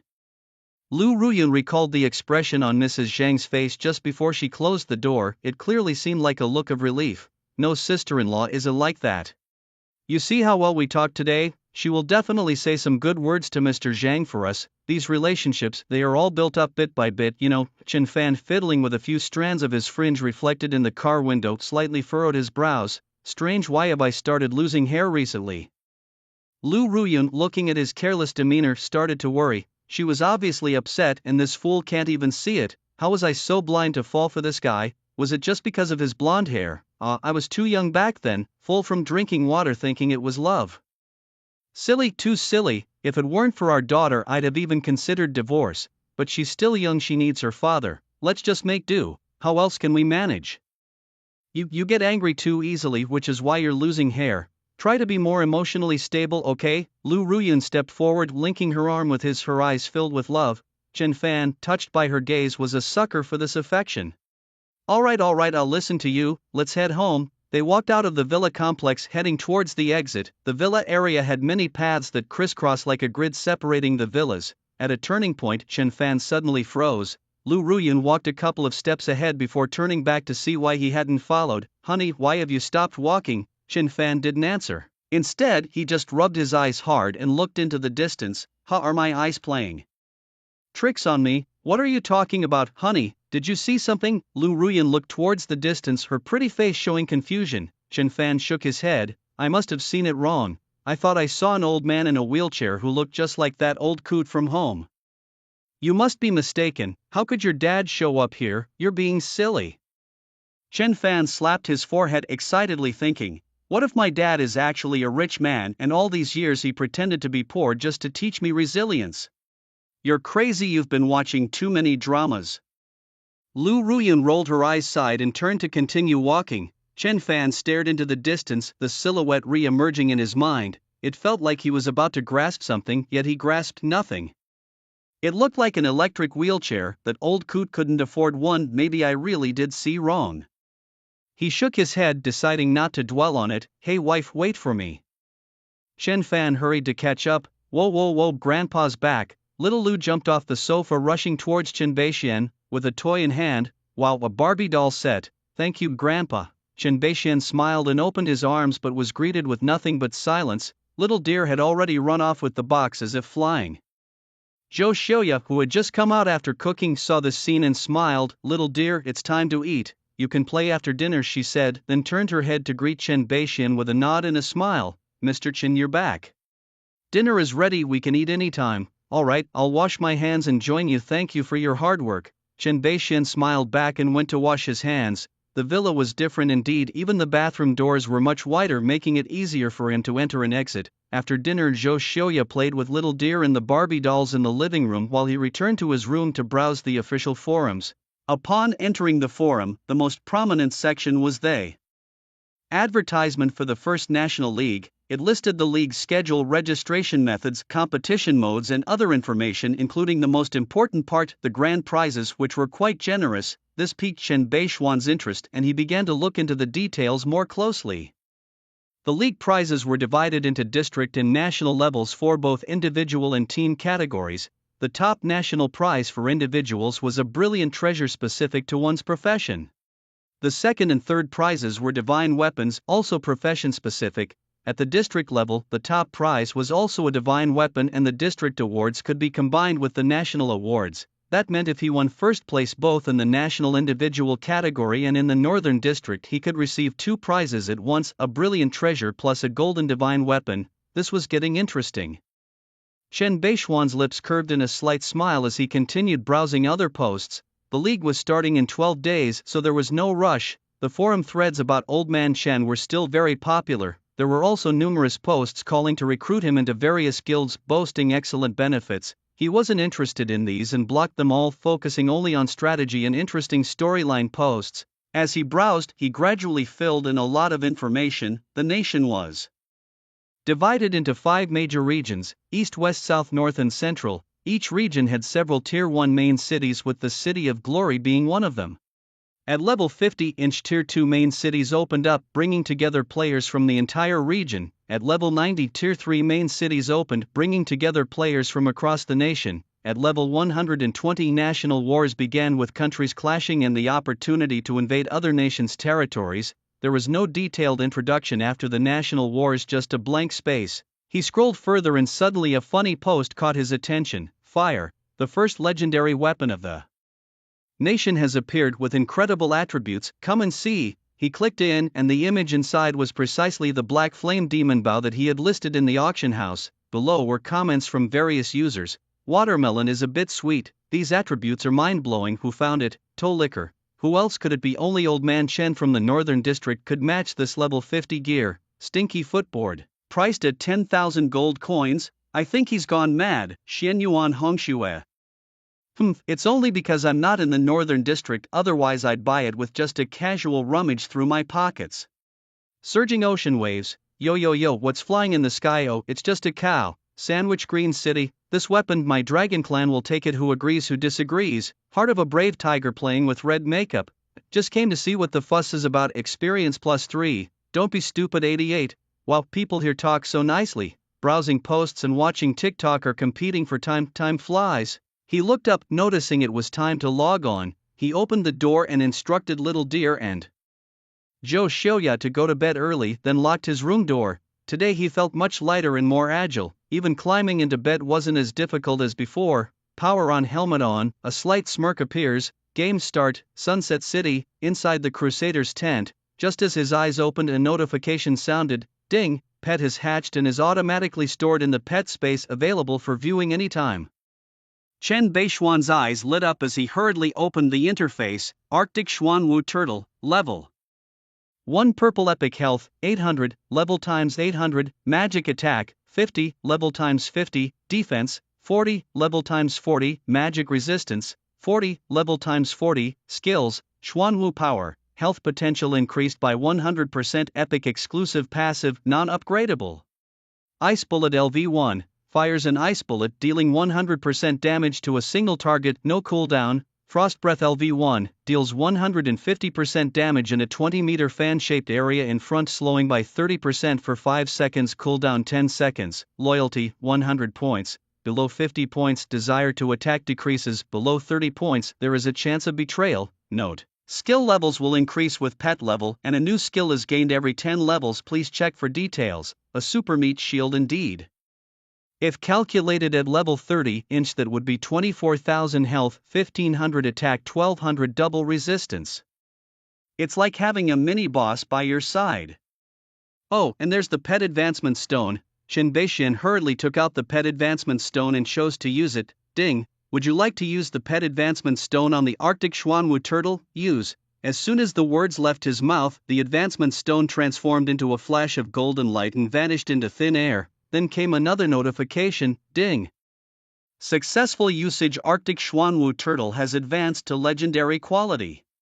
Chen Beishian couldn't wait to check. Arctic Xuanwu turtle, level 1, orange, legendary health, 1500, level times 1500, magic attack, 80, level times 80, defense, 90, level times 90, magic resistance, 90, level times 90, skills, Xuanwu power. Health potential increased by 150%, double resistance potential increased by 50%, legendary exclusive passive, non-upgradable, Ice Bullet LV1, fires an ice bullet dealing 200% damage to a single target, no cooldown. Frost Breath LV1, deals 300% damage in a 20-meter fan shaped area in front, slowing by 50% for 5 seconds, cooldown 10 seconds. Wow, that's monstrous. At level 30, it could have 45,000 health, 2400 attack, 2700 inches double resistance. These stats are even fiercer than his own. However, he has a clear understanding of himself. His strength comes from various additional bonuses from attributes. Even if the turtle stats were doubled, to him it would just be a matter of casting a lightning spell. Can a pet be stronger than its master? No. Sooner had Chen Beishian regained his composure than he summoned his pet. With a loud thud and a crack, a giant ice blue tortoise the size of a truck tire landed on the neighboring bunk, breaking the 2 legs at the foot of the bed. Chen Beishuan's eyelids twitched. He quickly turned his head to check on the little tortoise, pretending he didn't see anything. The ice blue shell radiated a chilling aura, and its small alligator-like head was covered in ice crystals. Its eyes were cold and statuesque, exuding dominance. Yet, upon seeing Chen Beishian, the little tortoise's gaze instantly softened, filled with a goofy charm. Tortoises don't vocalize, but they can make a humming sound similar to breathing. Chen Beishian, wise enough not to mimic the tortoise's sounds, stroked its cold, icy head. I'll call you, turtle. No, that's not right. How about little G? That doesn't work either. Frustrated, Chen scratched his head. Naming was not his forte. Fine, I'll call you Beishian turtle. It made sense. Chen Beishian and Xuanwu turtle together, they were Beishian turtle. Just like his mother was named Chen Beibei and his father Chen Xian, it had a nice ring to it. Hey, I'm quite a genius. The Beishian turtle seemed to nod in agreement, humming and nuzzling his palm with its head. Chen was reveling in his clever naming when he suddenly felt something and swiftly retracted his hand. Seeing the clear gaze of the turtle, he breathed a sigh of relief. Footsteps approached, someone was coming. With a thought, Chen retracted the Beishian turtle into a space, then walked out nonchalantly, brushing past the newcomer. He hadn't gone far when he heard a man shout from the tent, "My bed! Who the hell did this?" Just then Chen was stopped. "Master Chen, wait, Captain Papa Chi requests your presence," said the breathless messenger. Chen pondered for a moment and then nodded. "Sure, lead the way." The messenger was flattered, waving his hands. "Not a bother at all, it's an honor to guide you. If it weren't for you dropping from the sky like a divine soldier yesterday, I might have been dead." "This is nothing." Chen smiled, said no more, and followed him to meet Captain Papachi. Captain Papachi's dwelling was indistinguishable from that of ordinary soldiers, only slightly larger. Opulent lodgings were pointless in such a forsaken place. "The captain is ready for you," the messenger said before leaving just the two of them in the tent. Chen's mind raced as he cast another scouting spell. Holy Archer Papachi. Level 60 Golden Boss. Health, 110,000. Danger level, extremely deadly. 11 million, a golden boss.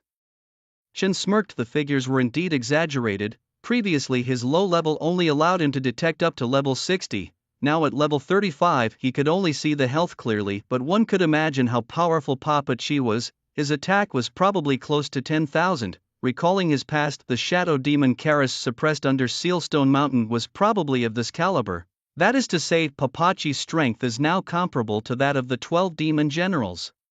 While browsing the forums, he learned that above the demon generals were the demon lords and demon gods, who probably had tens of millions, even hundreds of millions of hit points. "I'll slay you all sooner or later." "Huh, what are you saying?" Papa Chi, scrutinizing the old man Chen's face, couldn't help but ask with a puzzled expression when he heard him mumbling. Chen Beishian coughed lightly, waving his hand to change the subject. "Oh, nothing. Did you need something from me?" Papa Chi, his attention successfully diverted, paused to think and then asked, "Your merit points are sufficient for you to leave? What are your thoughts?" His gaze was fixed intently on old man Chen's face, trying to catch every slight change, but Chen Beishian didn't pause to think and spoke directly. "I'm not leaving." "Not leaving? It's so dangerous here, don't you want to go home?" "First comes the country, then the home." Papa Chi gasped in shock, staring at him. He had never expected such a high level of ideological awareness from the old man. "Well done, truly well done, you are impressive." Seeing Papachi's astonished face, Chen Beishian chuckled inwardly. After thousands of years, a few words from the grand culture of Huaxia can still have such an impact. "I haven't completed 1,000,000 merit points yet, nor have I visited the treasury. How could I possibly leave now?" Papa Chi smiled in relief and slapped the table. "Good, I really did not misjudge you. I've decided you will lead the exploration team into the demon realm for a mission. If you can complete it, you can choose anything from the treasury." Ding! Papa Chi issues you an A-level hidden mission to delve into the demon realm. Accept. Delve into the demon realm. A-level hidden mission brief. The demon realm is preparing a massive attack, and you need to buy time for the human realm's armies. Mission requirements: destroy the demon realm's Twilight City teleportation array, 0/5. Time limit: within 8 hours. Mission reward: choose any one item from the treasury. Note: death in the demon realm will cause a direct logout and you cannot log in for the rest of the day. After reading the mission brief, Chen Beishian raised an eyebrow. The dangers of the demon realm were undeniable. If the human realm had strong figures like Papa Chi, the demon realm was bound to be more formidable, especially since Papa Chi was not even a city lord but merely a squad leader. The city lord of Twilight City must be a diamond-level boss. The penalty for death was severe, likely another of the peculiar world rules. However, the bigger the storm, the more valuable the fish. Risks and rewards coexist. He was confident and fearless. "I need to meet the other members of the squad. If their strength is not up to my standard, I'd rather go alone." Chen Beishian stared at Papa Chi, his gaze unwavering. Papa Chi, tapping his fingers on the table and recalling the old man's performance on the battlefield, called out after a moment, "Someone bring the exploration team to meet me." "Yes," came a response from outside the tent. The army encampment was close by, and within minutes footsteps were heard approaching. Swish! The tent's curtain was lifted and then fell. 6 figures with distinct styles walked in, both men and women included. Papa Chi leisurely sipped his water and set down the cup. Everyone's here, take a look, he said. Without needing further instruction, Qin Beixian had already begun scouting. As members of the exploration team each possessed unique skills and considerable strength. There were 6 individuals, all silver-level bosses, with the highest reaching level 40, however his choice surprised everyone. Pointing at one of the shorter figures among them, Qin Beixian declared, I choose him, I don't need the others. Pedro, the one selected, looked utterly baffled. He was the weakest among the 6. Why choose him? Even Papa Chi wore a puzzled expression. Delving into the demon world was no child's play. You need to think this through, he cautioned. Qin Beixian, confident, replied while looking at the information before him, I'm sure, it's him I choose. Pedro, the master thief, was a level 30 silver boss with 250,000 health, 1800 attack, 1400 defense and 1300 magic resistance. His skills included stealth, clairvoyance, thunderous wolf sprint, disguise and theft. His boss specialties were advanced toughness, health plus 150%, master thief, theft probability increased by 300% and movement speed by 100%, and disguise mastery, effective disguise skills increased by 100%. His motto in life was to never pass by without taking something. Since they were venturing deep into the demon world, the best approach was to infiltrate under disguise. His previously learned skill, Veil of Shadows, was perfect for the job. Moreover, his thunderous wolf sprint, above that significantly increased speed, was an excellent tactical retreat skill. A larger group would be more conspicuous, making it less advantageous for behind enemy lines operations. Just 2 were perfect for the task. Papa Chi observed him for a moment and then nodded. Since you're confident, I won't say much, just make sure you come back alive. Qin Beixian accepted the mission with a smile. Definitely. At this moment, the other 5 who weren't chosen breathed a sigh of relief, visibly relieved. Venturing into the demon world was akin to a suicidal mission. If possible, no one wanted to go. Pedro's face was clouded with worry, as if he had been sentenced to death. Inside, his conscience was furiously protesting. God, why choose me? I don't want to go. Oh. Just then a wrinkled hand suddenly patted his shoulder. Pedro looked up into Qin Beixian's deep and serious eyes. Don't be disheartened, believe in yourself, I see potential in you. With that, Qin Beixian turned and walked out of the tent, leaving Pedro standing there stunned. The tent flap lifted and fell. Suddenly Qin Beixian re-entered with a stern face, reaching out his hand. Give it here. Pedro snapped out of his daze, saw the gold coins in his hand and quickly handed them back. Somewhat embarrassed. Sorry, it's a habit. You from now on don't come within a meter of me, got it? Pedro nodded like a pecking chicken. Got it. He had seen the old man's deeds the day before and held deep respect for him. Remembering the words, I believe in you, a smile couldn't help but spread across his face.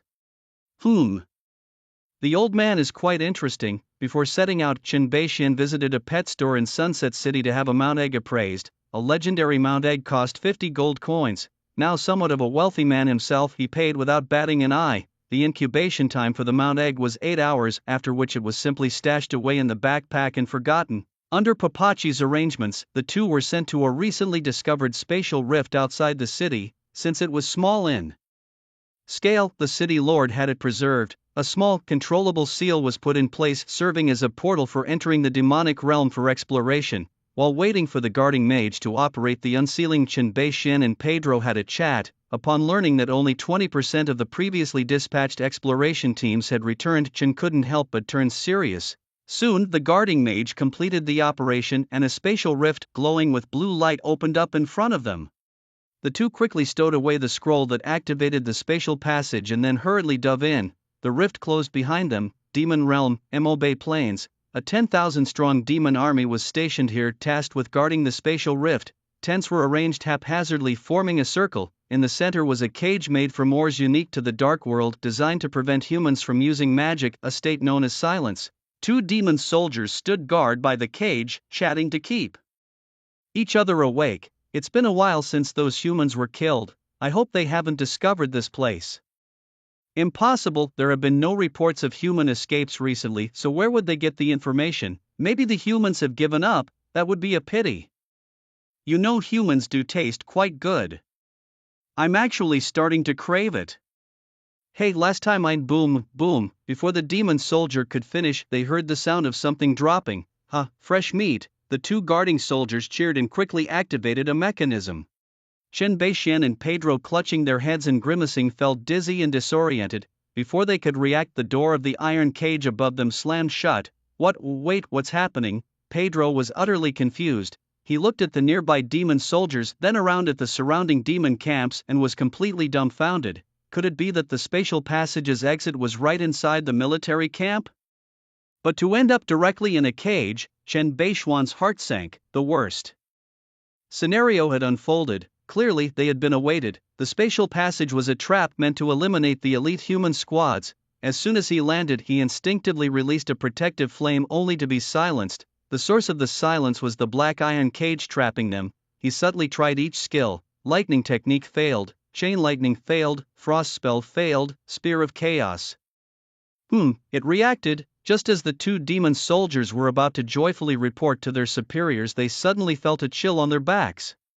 Turning around, they were terrified out of their wits. Several golden spears materialized above the cage, heading straight for their faces. Puff puff puff, true damage, minus 30,348. A light spear instantly pierced one of the demon soldiers. Following a target lock, another one was penetrated. Puff puff, true damage minus 30,348. Target lock also comes with automatic target search. Not bad, since the spear of chaos can be used then. Chen Beixian thought to himself and silently muttered. He stepped into the void. Whoosh, the world darkened, time slowed down. He reached out to try, and indeed he was not obstructed by the iron cage and passed right through it. In 3 steps he was outside the cage and then walked out from the void. Pedro was still studying the structure of the iron cage's lock. Turning around, he was shocked. Holy cow, how did you get out? Can you use skills? Chen Beixian spread his hands and said nonchalantly, it's simple, first this way, then that way, and then I came out. Pedro, relying on oneself is better than relying on others, and my reputation as a master thief is not for nothing. Pedro pulled out a small wire he carried with him and tried to pick the lock on tiptoes, but the design of the iron cage was too high with closely spaced bars. He barely managed to jump up and grab the bars, but could only extend half of his palm. After several unsuccessful attempts, even Chen Beixian grew tired of watching. At that moment, a patrolling demon soldier finally noticed the situation and blew the alarm. Woo woo woo, a sound similar to blowing a conch spread throughout the camp. And a mass of footsteps approached from all around. Seeing this, Chen Beixian decisively took action. Move aside, lightning technique. After a loud bang, the iron cage was successfully split open, but Pedro also spat out foam and his hair frizzed up. Oh no, I forgot metal conducts electricity. Sorry, get up, it's cold on the ground. Chen Beixian stepped forward, grabbed him by the collar and threw him outside. Pedro was thrown into a mess and struggled to get up, mumbling, hurry, let's run. Run, why run when we can kill them all? Chen Beixian sneered. His heart moved and he summoned the Beixian turtle. From the patrolling demon soldiers, he learned that these demon soldiers were between levels 25 and 30. Even with a leader, they probably wouldn't exceed level 40. To him, they were just experienced babies, just right for leveling up the Beixian turtle. Protective flames. Whoosh, damage numbers minus 10,116, minus 10,116, minus 10,116 floated above the heads of the surrounding demon soldiers. Ding, pet extreme cold black turtle level increased to 2-inch. Attributes improved. Ding, pet extreme cold black turtle level increased to 6. Ding, pet extreme cold black turtle level increased to 12. His level was too high, so all the experience went directly into the pet. Golden light cascaded down and the Beixian turtle's level soared rapidly. Pedro watched this scene utterly shocked. Watching from the city wall was one thing, but seeing it up close was another. The densely packed demon soldiers fearlessly rushed forward one after another. Yet, they were all turned to ash by the fierce flames, piling up one after another. The horror of this close encounter was indescribably shocking to him. He couldn't help but exclaim, too strong.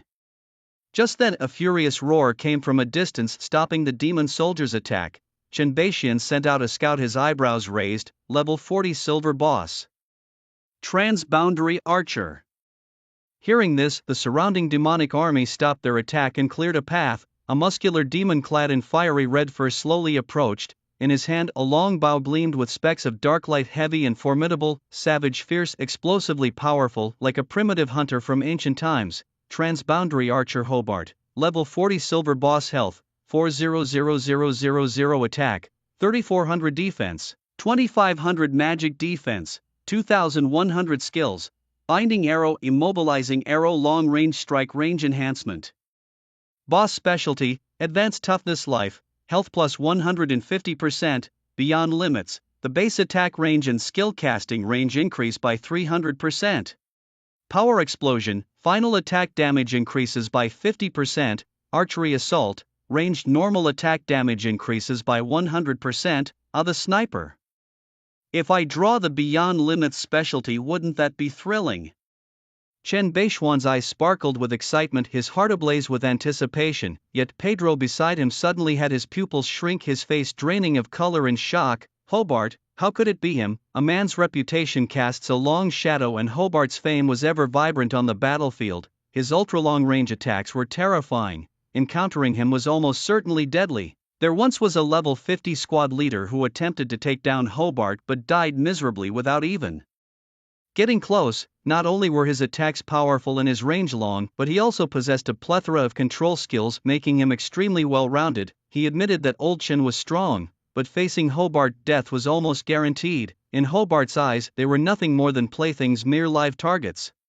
Hobart, who was at a distance, had excellent hearing. Overhearing Pedro recognizing him, he was somewhat surprised. Recognizing me is quite impressive. Since you know who I am, I would advise you both to surrender now to avoid unnecessary suffering. He had been observing in secret during the previous demonic soldier's attack and had a clear understanding of the situation. The elder of the two clearly had stronger capabilities, with spellcasting ranges far beyond those of a typical mage, and his attack damage was not to be underestimated. His position was cleverly chosen, exactly 40 meters away, perfect for either approach or retreat. Considering mages moved slowly, keeping a distance of 40 meters was already a high estimation. If it weren't for orders to capture them alive for interrogation, he could have slain them from 100 meters away. Hearing this, Pedro's face turned sour and he quietly discussed with Chen Beixian, "Master Chen, how about we pretend to surrender and then seize a chance to escape? Trust me, I'm a master thief. Hobart is a long-range archer. We're at a disadvantage in a fight." Master Chen, seeing Old Chen remain silent, holding his staff and mumbling something indecipherable, Pedro was on the verge of despair. Seeing his indifference, Pedro reluctantly pulled out a scroll from his pocket, his expression resolute. "Well, today I'll take a risk. This forbidden spell scroll is my last treasure. It should hold him off for a while. I'll throw it and we run. Maybe there's still a chance." Before he could finish, a hand was placed on his shoulder. Chen Beixian spoke calmly, "Pack up and take care of yourself, I'll be right back." After speaking, he turned his head to look at Hobart with a piercing gaze. He had already prayed over a dozen times in his heart, wishing to exchange his son Chen Fan's kidney weakness for the chance to draw a transcendental specialty. After all, there's no harm in using it if it's free. With successful cases before him, he was now full of confidence. He stretched out 2 fingers, the corners of his mouth curving slightly upward. 2 moves and you're down. Having said that, he put away the Beixian turtle. His figure blurred as he rushed towards Hobart, moving so fast he almost left an afterimage. Pedro was dumbstruck, unable to intercept him. So fast, Hobart was startled, but fortunately he had kept a distance of 40 meters. He quickly retreated while firing an arrow. Paralysis arrow, whoosh, the obsidian-like arrow dragged a black luminescence rapidly enlarging in Chen Beishuan's pupils. His gaze slightly focused, his staff emitted a mocha-white light, vanish into the void. The next second, the arrow pierced the afterimage and Chen Beixian disappeared. Hobart's pupils contracted, immediately drawing his bow and firing at the ground beneath his feet. Spirit-seeking arrow. The arrow had exploded upon hitting the ground, scattering energy like a sonar wave, but found nothing, not invisibility. Hobart's brow furrowed. If it wasn't invisibility, it must be a spatial skill. Just keep retreating until he reappears. His figure moved back swiftly like the wind. The numerous demon soldiers trying to help couldn't catch up to the two at all. After 3 seconds, Chen Beixian suddenly reappeared. With a super high movement speed boost, the distance between them rapidly closed. Hobart smirked coldly, raising his hand and firing 3 consecutive arrows, binding arrows. Using all his life-saving tricks, let's see how you dodge this. The 3 arrows approached in a triangular formation. Chen Beishuan's lips quirked, amused. "You think too highly of yourself." Protective flame, the previously vanished protective flame reignited and 2 magical arrays appeared simultaneously, Following that, the 3 arrows struck the divine array's light screen, instantly weakening, all slowing down and plunging into the ground. Hobart, his eyes widened, shocked. His arrows blocked by this light screen. There was such a skill. If he remembered correctly, this light screen seemed to be a continuous, seamless linking skill. That means, his attacks were ineffective against this old man, a tough opponent. Could it be hand-to-hand combat? No, my skills are all ranged, that's too disadvantageous. In a mere instant he abandoned that idea. Now, there was only one option left: abandon everything here and go back to report. But for him, a transcendent archer, to be driven back by a mage, to return would be a laughingstock among the demon tribe. At least kill one before leaving. Various thoughts flashed through his mind in an instant. He defiantly fired a few more arrows, but just like before, they had no effect. Seeing this, he began to change direction, trying to circle back and kill that small dwarf assassin. Shen Beixian noticed Hobart's subtle movements and immediately understood what the other intended to do. As the distance was almost right, he whispered at the right moment, instant shadow technique. Swish, his figure instantly vanished, reappearing 20 meters ahead in the shadow of a dry tree trunk. Then, under Hobart's astonished gaze, he raised his staff. Spear of Chaos Light. 11 holy light spears burst forth, consecutively striking Hobart's body. Puff puff puff, true damage minus 30,348, minus 30,348, over 330,000 damage poured down, and Hobart's health bar instantly dropped significantly. Puff, he violently coughed up a mouthful of fresh blood, his face reddening with heat. The Berserk skill activated automatically, but it was to no avail. The massive inertia of the spear knocked him to the ground and he rolled away quite a distance, ignoring the pain in his body. Hobart quickly tried to get up, but just as he propped up his upper body, he saw a pair of pure black boots right in front of him. His heart skipped a beat. Slowly Hobart raised his head, meeting the old man's unflinching gaze. You dare? Thunderbolt, cold-blooded. True damage minus 48,472, inch minus 36,354. Hobart's eyes widened as the last bit of his health bar was emptied. The powers of ruin and combo hadn't even been triggered. His body crashed to the ground with a thud, an orange pillar of light illuminating. Ding! You have defeated Silver Tier Boss Transcendent Archer Hobart LV40, earning 12,300 experience points. Ding! Divine Theft triggered. You have gained the boss specialty Transcendence. Ding! You have leveled up to level 36, gaining 3 free attribute points. Ding! Enchantment activated, effective, gaining the golden enchantment chain reaction. He got it. After calming his excitement, he checked the new enchantment, chain reaction, gold grade effect description. When a skill kills a target, it will be released again on a random target within the attack range, can be triggered repeatedly with no extra cost, limited to single target skills.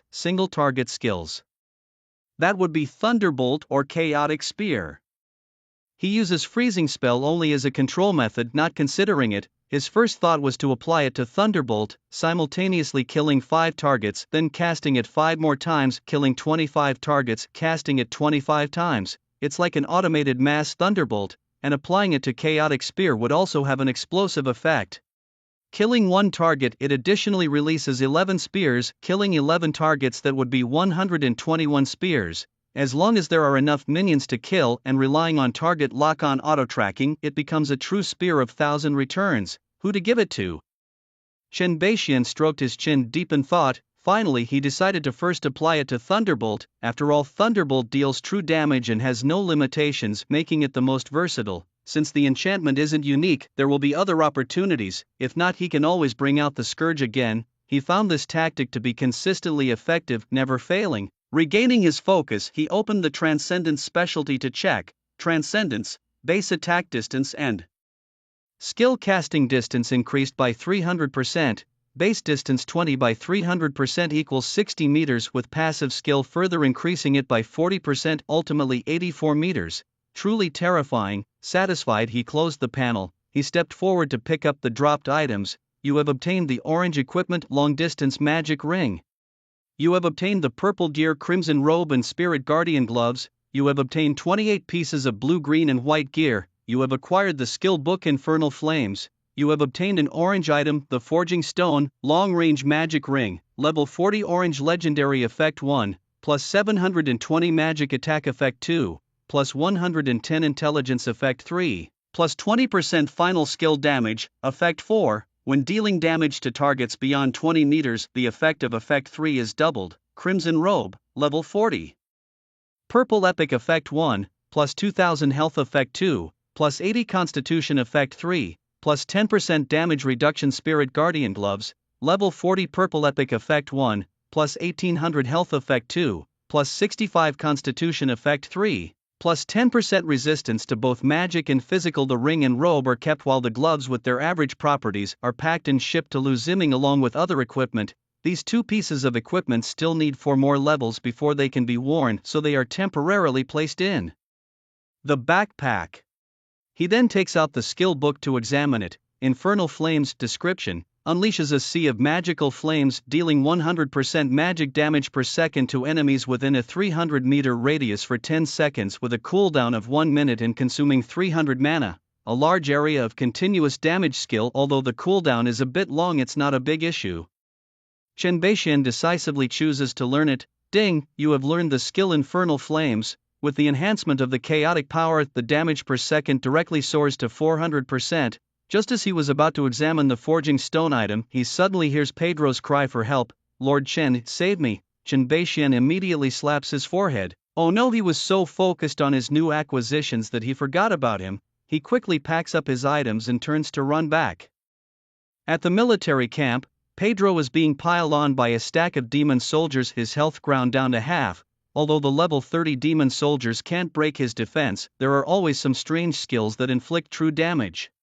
Like the demonic chicken carrying a backpack, each peck causes him to lose a few drops of blood. It won't kill him, but it's annoying. After barely managing to stick his head out to shout, he's not sure if Lord Chen heard him, or is it that Lord Chen is more likely dead than alive. He clutches the scroll tightly in his hand, nervous. Wait another minute. If Lord Chen doesn't come back by then, he'll have to run. Just then he suddenly smells the scent of burning feathers, followed by, to his shock, he sees through the gaps of limbs a high-temperature assault. Whoosh! Black and purple flames descend from the sky, engulfing Pedro and all the demon soldiers. Minus 13,056, minus 13,098, minus 13,021. A dense barrage of damage numbers appears simultaneously, resplendent with light. If this were any other game, it would definitely crash. Pedro feels his body lighten as the demon soldiers piling on him turn to ash. Then a white light appears before him. The light bursts, the shockwave scatters, the ashes of the demon race are swept clean, disappearing like smoke. It's still that wrinkled hand. Pedro is momentarily stunned, then smiles and reaches out to grab it. Standing up, he looks around. The infernal flames have nearly destroyed the entire camp, leaving no demons alive. Lord Chen surviving means that Hobart must be dead. The super realm archer Hobart, who terrified the human race, has been killed by Lord Chen. For a moment he didn't quite know what to say. Chen Beixian paid him no heed and took out the smelting stone to examine. Smelting stone can double the effects of any gold quality or lower attributes, one-time use only. Note: applicable to skill attributes, equipment attributes, upgrade golden attributes doubling. He brightened up seeing the effects, highly versatile indeed. If applied to a powerful strike, an extra 200% damage bonus could turn into 400%. For Thunder Needle, that would mean 50% becomes 100%. For Flying Man, that would mean 200% speed bonus, but what if probabilities double too? Lucky Combo becoming 200% combo plus 2 100% combo plus 4 50% combo plus 6 25% combo plus 8 to gamble or not to gamble. Chen Beixian weighed the stone in his hand, pondering for a moment. Suddenly he cracked a grin. All in, at worst it's a doubling, just do it. The moment he chose to use it, the smelting stone dissolved into specks of golden light. Simultaneously a notification chimed. Ding, attribute Lucky Combo effects doubled. He couldn't wait to check the results. Lucky Combo, gold quality, smelted, introduction, 100% combo twice 100% combo 4 times 50% combo 6 times 25% combo 8 times 125% combo 10 times. Combos cost nothing, damage does not decrease. Yes. Chen Beixian clenched his fist, silently smiling. Indeed, going all in is a kind of wisdom. He now had 2,810 in magic attack, 100% combo plus 4-inch. That's like casting 5 thunders in one go. A single thunder spell could deal over 240,000 damage. and that's without considering other bonuses like powerful strike, cold blood, etc. The damage increase was significant. With no monsters around to use as targets, he had to hold back on experimenting for now. At that moment, Pedro had already taken out a worn-out map of the demon realm to figure out their direction.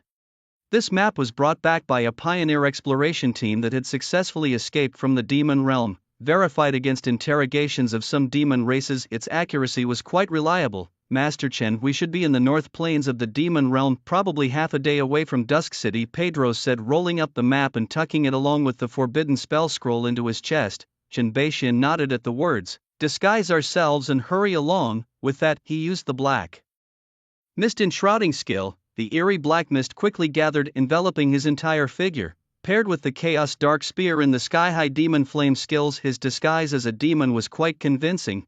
Pedro's disguise technique was more complicated, involving face-changing and dressing up. It took him about 15 minutes to complete, and honestly, unless you looked closely, it was almost indistinguishable from the real thing. However, Chen Beixian always felt something was missing. Suddenly an idea struck him. He pulled out a demon race badge from his bag and pinned it on Pedro, then nodded satisfactorily. Now it was foolproof. Pedro looked down at the badge on his chest, then at Chen Beixian. You've given me one, don't you need it? Chen Beixian pulled out a demon general badge and smiled. I'll just use this, let's go. Pedro glanced at the badge flickering in his hand, feeling something was amiss, yet he trusted Mr. Chen wouldn't trick him, so he didn't dwell on it. Following the map, they headed towards the City of Dusk. Deep underground in a cavern stood a fierce statue of a demon king. Greg stood before the statue, bowing slightly. Suddenly, the eyes of the demon king statue lit up with a red glow and a deep, powerful voice boomed. Why did you mobilize the elite troops on your own? Greg's gaze hardened, and he bowed his head, replying, My Lord Demon King, a prodigious talent appeared in the human Sunset City, so I mobilized the elite troops for a covert assassination. But you failed, and failures must be punished. Upon hearing this, Greg didn't hesitate. He stretched out his little finger and slammed it onto the blade of a broadsword placed nearby. Chop! A segment of his finger fell to the ground, yet he seemed to feel no pain, not even furrowing his brow. Crimson blood dripped down, seeping into the crevices of the stone floor beneath the statue. The red glow in the Demon King's eyes intensified, clearly pleased. You are not to attack the human realm for 3 days, until the army is fully assembled. Wait for my command, understood? After speaking, the glow in the statue's eyes faded. Greg straightened up, grabbed the sword handle and walked out. Passing a lamp, he stopped. Looking at the red-hot lamp base, he pressed his wounded finger against it. Sizzle, he slightly frowned and after a few seconds pulled back. Seeing the wound had stopped bleeding, he grabbed his great sword and left without looking back. Upon reaching the surface, a scout came to report, Lord Greg, we've lost contact with Hobart and his men who were guarding the north plains of the demons. When did this happen? An hour ago during our routine check. Inform the surrounding cities, strictly scrutinize those entering and enhance defenses. Dispatch scouts to track any traces of human invaders and report immediately. Yes, the scout left with the orders. The loss of contact with Hobart was almost certainly the work of humans. However, according to the treaty between the two realms, no one above level 50 may cross the border. Anyone below level 50 capable of killing Hobart couldn't be that simple. The human infiltration was surely either for gathering intelligence or for sabotage. As long as the main cities were well guarded and the identities of those entering were thoroughly checked, there would be no issues. The sky of the demon realm was forever a dull yellow, like an everlasting sandstorm, the air filled with swirling dust. The two ran through the endless barren wasteland, which was desolate all around. Suddenly a notification startled Chen Beixian. Ding, the equipment flame.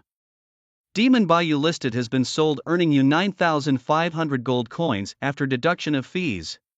Pfft, cough, cough, cough. He almost choked on his own saliva. Staring at the notification, he was utterly shocked. No way someone actually bought it. Let me see who this sucker is.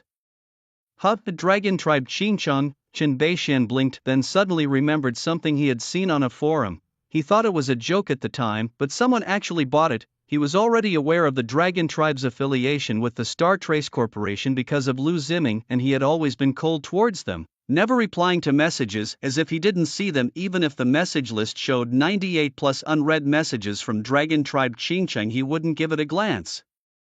As the saying goes, the less you do, the fewer mistakes you make. Do nothing and make no mistakes. He didn't want to get too involved in the reconciliation that was bound to happen between the father and son eventually. Merely guiding Lu Ziming alone would be enough for him to win the bet, but now someone had gone and spent $1 billion on equipment, which was a bit embarrassing for him.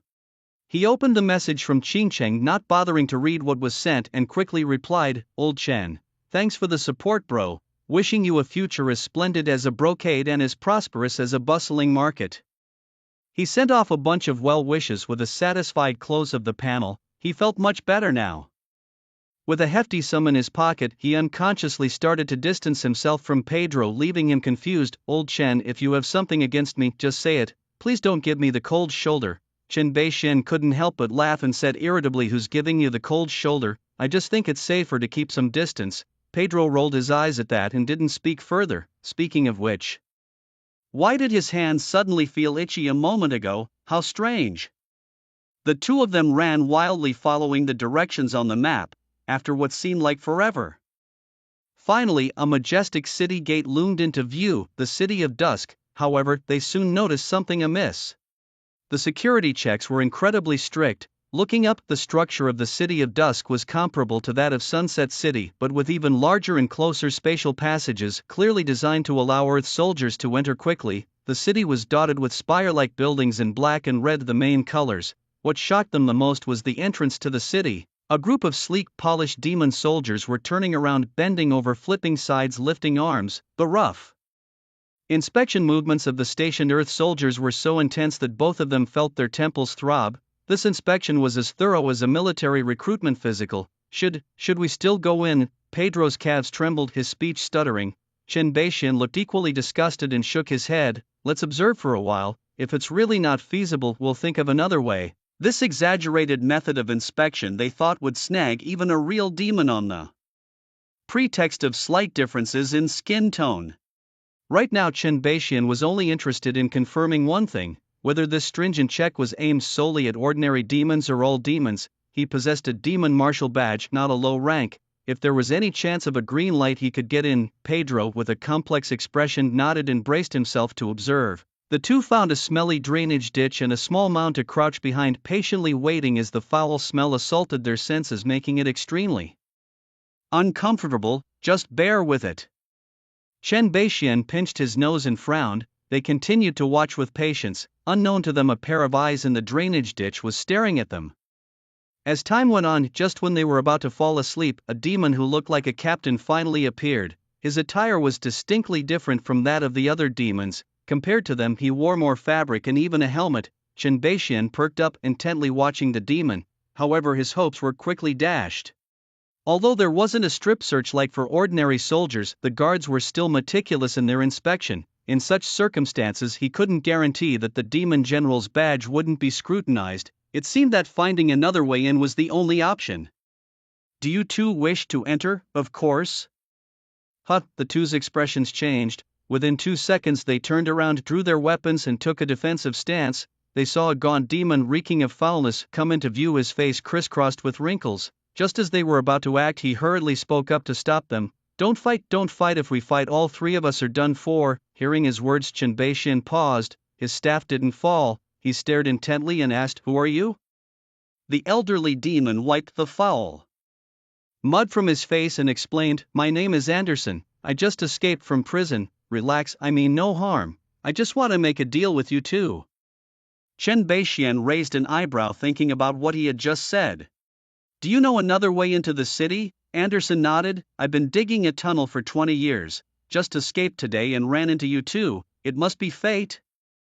"I want a full outfit and 10 gold coins. Agree and I'll tell you where the tunnel is." Chen Beixian was shocked to hear this. "A 20-year tunnel? You are the redeemer of Twilight City." However, it seemed like this guy hadn't figured out their real identities, perhaps mistaking them for petty thieves. Considering his tattered appearance, it likely wasn't a lie that he had just come from prison, which made it somewhat credible. Thinking this, he counted on his fingers 2 people, 10 gold coins. So for one person it's 5 gold coins. Pay up. He kicked Pedro, who was watching the scene unfold, signaling him to pay. Pedro looked confused. "Why is this my problem? Wasn't it between you two?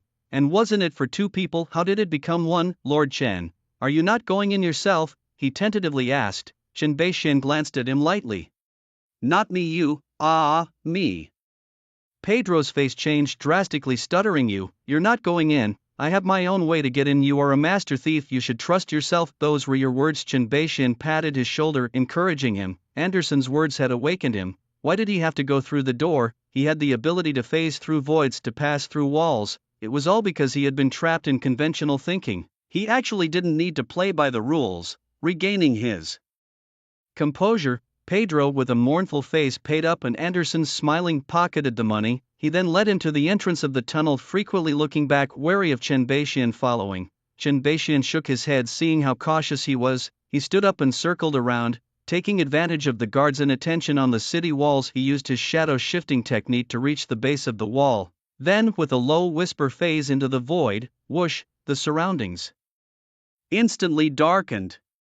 Without a moment's hesitation, he swiftly crossed the city wall. Inside the wall lay narrow alleyways free of demon clans. Miraculously, the title of First Man worked even here, boosting his movement speed by 50%. He controlled his pace as he moved out of the alley and blended into the crowd within a few strides. His eyes darted around, searching for the location of the teleportation arrays. As a warfront stronghold, this place was essentially a massive barracks. The city was mostly filled with demon soldiers, somewhat similar to the situation in Sunset City. The streets were teeming with demons cloaked in black mist like him. As long as he wasn't faced by a high-level boss, he didn't worry about being exposed. Moreover, he was clutching a demon general's badge, which could mask part of his aura. Patiently, he roamed around a great deal. Finally, he managed to locate all 5 teleportation arrays. There was good news and bad news. The good news was that the 5 arrays were close together. If he stood in the middle, he could destroy them all with a single thunder spell. The bad news was that a red-haired, muscular man sat in the middle, all his attributes marked by question marks. Bloodthirsty Demon Greg, level 80 boss, health, attack, danger level, extremely deadly. When he threw out a scout, that red-haired boss suddenly glanced his way. It startled him then. Fortunately, he was mingled in the crowd, which prevented him from being spotted. This was the first time such a thing had happened. Even when he had scouted Papaki, there hadn't been any reaction. Papaki was a level 60 gold boss. Could this red-haired man be a level 80 diamond boss? This was going to be tough. Chen Beixian knew this mission wouldn't be so simple. Choosing any item from the treasury was equivalent to 1 million merit points. If it had been that easy, it would have been strange. First, he needed to meet up with Pedro. Whether it was a diversion or luring the enemy out of its den, at least 2 people needed to coordinate. Just then, a patrol of demon soldiers hurried through the crowd as if something had occurred. A demon from the crowd who recognized one of the soldiers asked, "Brother, what's happened?" "Someone has escaped." The demon soldier didn't stop or turn back as he replied. Hearing this, Chen Beixian's mind raced and he quietly followed them. He reached near the prison, but before he could assess the situation, a hand suddenly landed on his shoulder. Trying to mimic me, he raised an eyebrow and turned around. Chen Beixian thought it was Pedro, but he froze in shock when he turned back. It was the last person he expected to see, and he couldn't help but exclaim in surprise, "It's you." Why couldn't it be me?" Callus still looked like his usual hunched old self, smiling warmly. "You've been wandering around with my badge. I sensed it as soon as you entered the demon realm." Hearing this, Chen Beixian grew cautious, quietly gripping the teleportation talisman in his hand. Although he had saved Callus in a sense, demons were still demons, and if they turned against him, it was better to be safe than sorry. "What now? Are you going to capture me? Or are you planning to kill me?" His body was enveloped in black mist, making his expression unreadable. Based solely on the tone of his voice, Callus could imagine the man raising his eyebrows. "I mean you no harm. This is not the place to talk. Come with me." Seeing that Chen Beixian did not move, he couldn't help but laugh a bit. "Your friend is also at my place, so you can rest easy." With that, he turned and slowly walked towards a narrow alley. After a moment of thought, Chen Beixian followed him. Arriving at Calis's residence, the spire-shaped building was surprisingly spacious inside. Upon entering, they saw Pedro tied up and thrown on the floor. Calis claimed this was a quick method to calm him down. When Pedro saw Chen Beixian enter, he wriggled excitedly like a maggot, a gag muffling his sounds. Chen Beixian went forward to untie him, soothing him with a brief explanation before the 3 of them sat down. Pedro, exuding resentment, sat silently, not uttering a word. Just out of prison and already bound again. So much for the name of a master thief. Chen ignored his thoughts and sat down, his gaze sharply fixed on Calis. "Speak, I'm all ears." Calis shook his head with a wry smile. "How about I tell you another story? Chen Beixian interrupted him, his scouting skills quietly in play. Khalees the Shadow Demon, level 70 Golden Boss Health, Attack, Danger Level, Extremely Deadly. Introduction. Once one of the 12 demon generals tortured by a century-long sealing emerged to find the world completely changed. Khalees's strength surpasses even Papa Chi? It seems the demon generals might rival the human lords. Papa Chi is slightly inferior but also nearing lord-level strength. Noting the last phrase, the world completely changed, Chen Beixian felt a vague guess forming. Hearing this, Khalees decided to be straightforward. If I'm not mistaken, your mission targets are to destroy the teleportation array. Help me with one thing and I will distract Greg for you, the rest will be up to your own skills. What do you need? Chen Beixian asked, narrowing his eyes. Khalees looked at him and slowly said, help me steal my divine staff from the city treasury. At this, even Pedro, who had been ignoring his own kidnapping, lit up. Steal from the treasury? Where is it? What guards are there? Smack! Ouch! He hadn't finished his sentence when Chen Beixian slapped the back of his head. Mention stealing and you get excited. Shut up and behave. After scolding Pedro, Chen Beixian turned back, suspiciously eyeing Khalees. You a demon helping us? Give me a reasonable explanation. Could it be you're planning to switch sides? Khalees burst into laughter upon hearing this. You old man, you're really cautious. He paused for a moment and then added, it's not about switching sides. I just want to reclaim what's mine. The 12 demon generals no longer have a place for me. To rise again, I must challenge them. But sealed for 100 years, my strength has waned and my divine staff is locked in the treasury. Dreaming of a successful challenge is just that, a dream. Strength can gradually increase, but the divine artifact in the treasury, Greg refuses to return it to me. I can't blatantly snatch it, otherwise I'll truly become a traitor who has betrayed the demonic race. Thus I need you, who possess both strength and a legitimate status, to help me. I thought it would be many years before you could come to the demon realm, but it seems I was mistaken.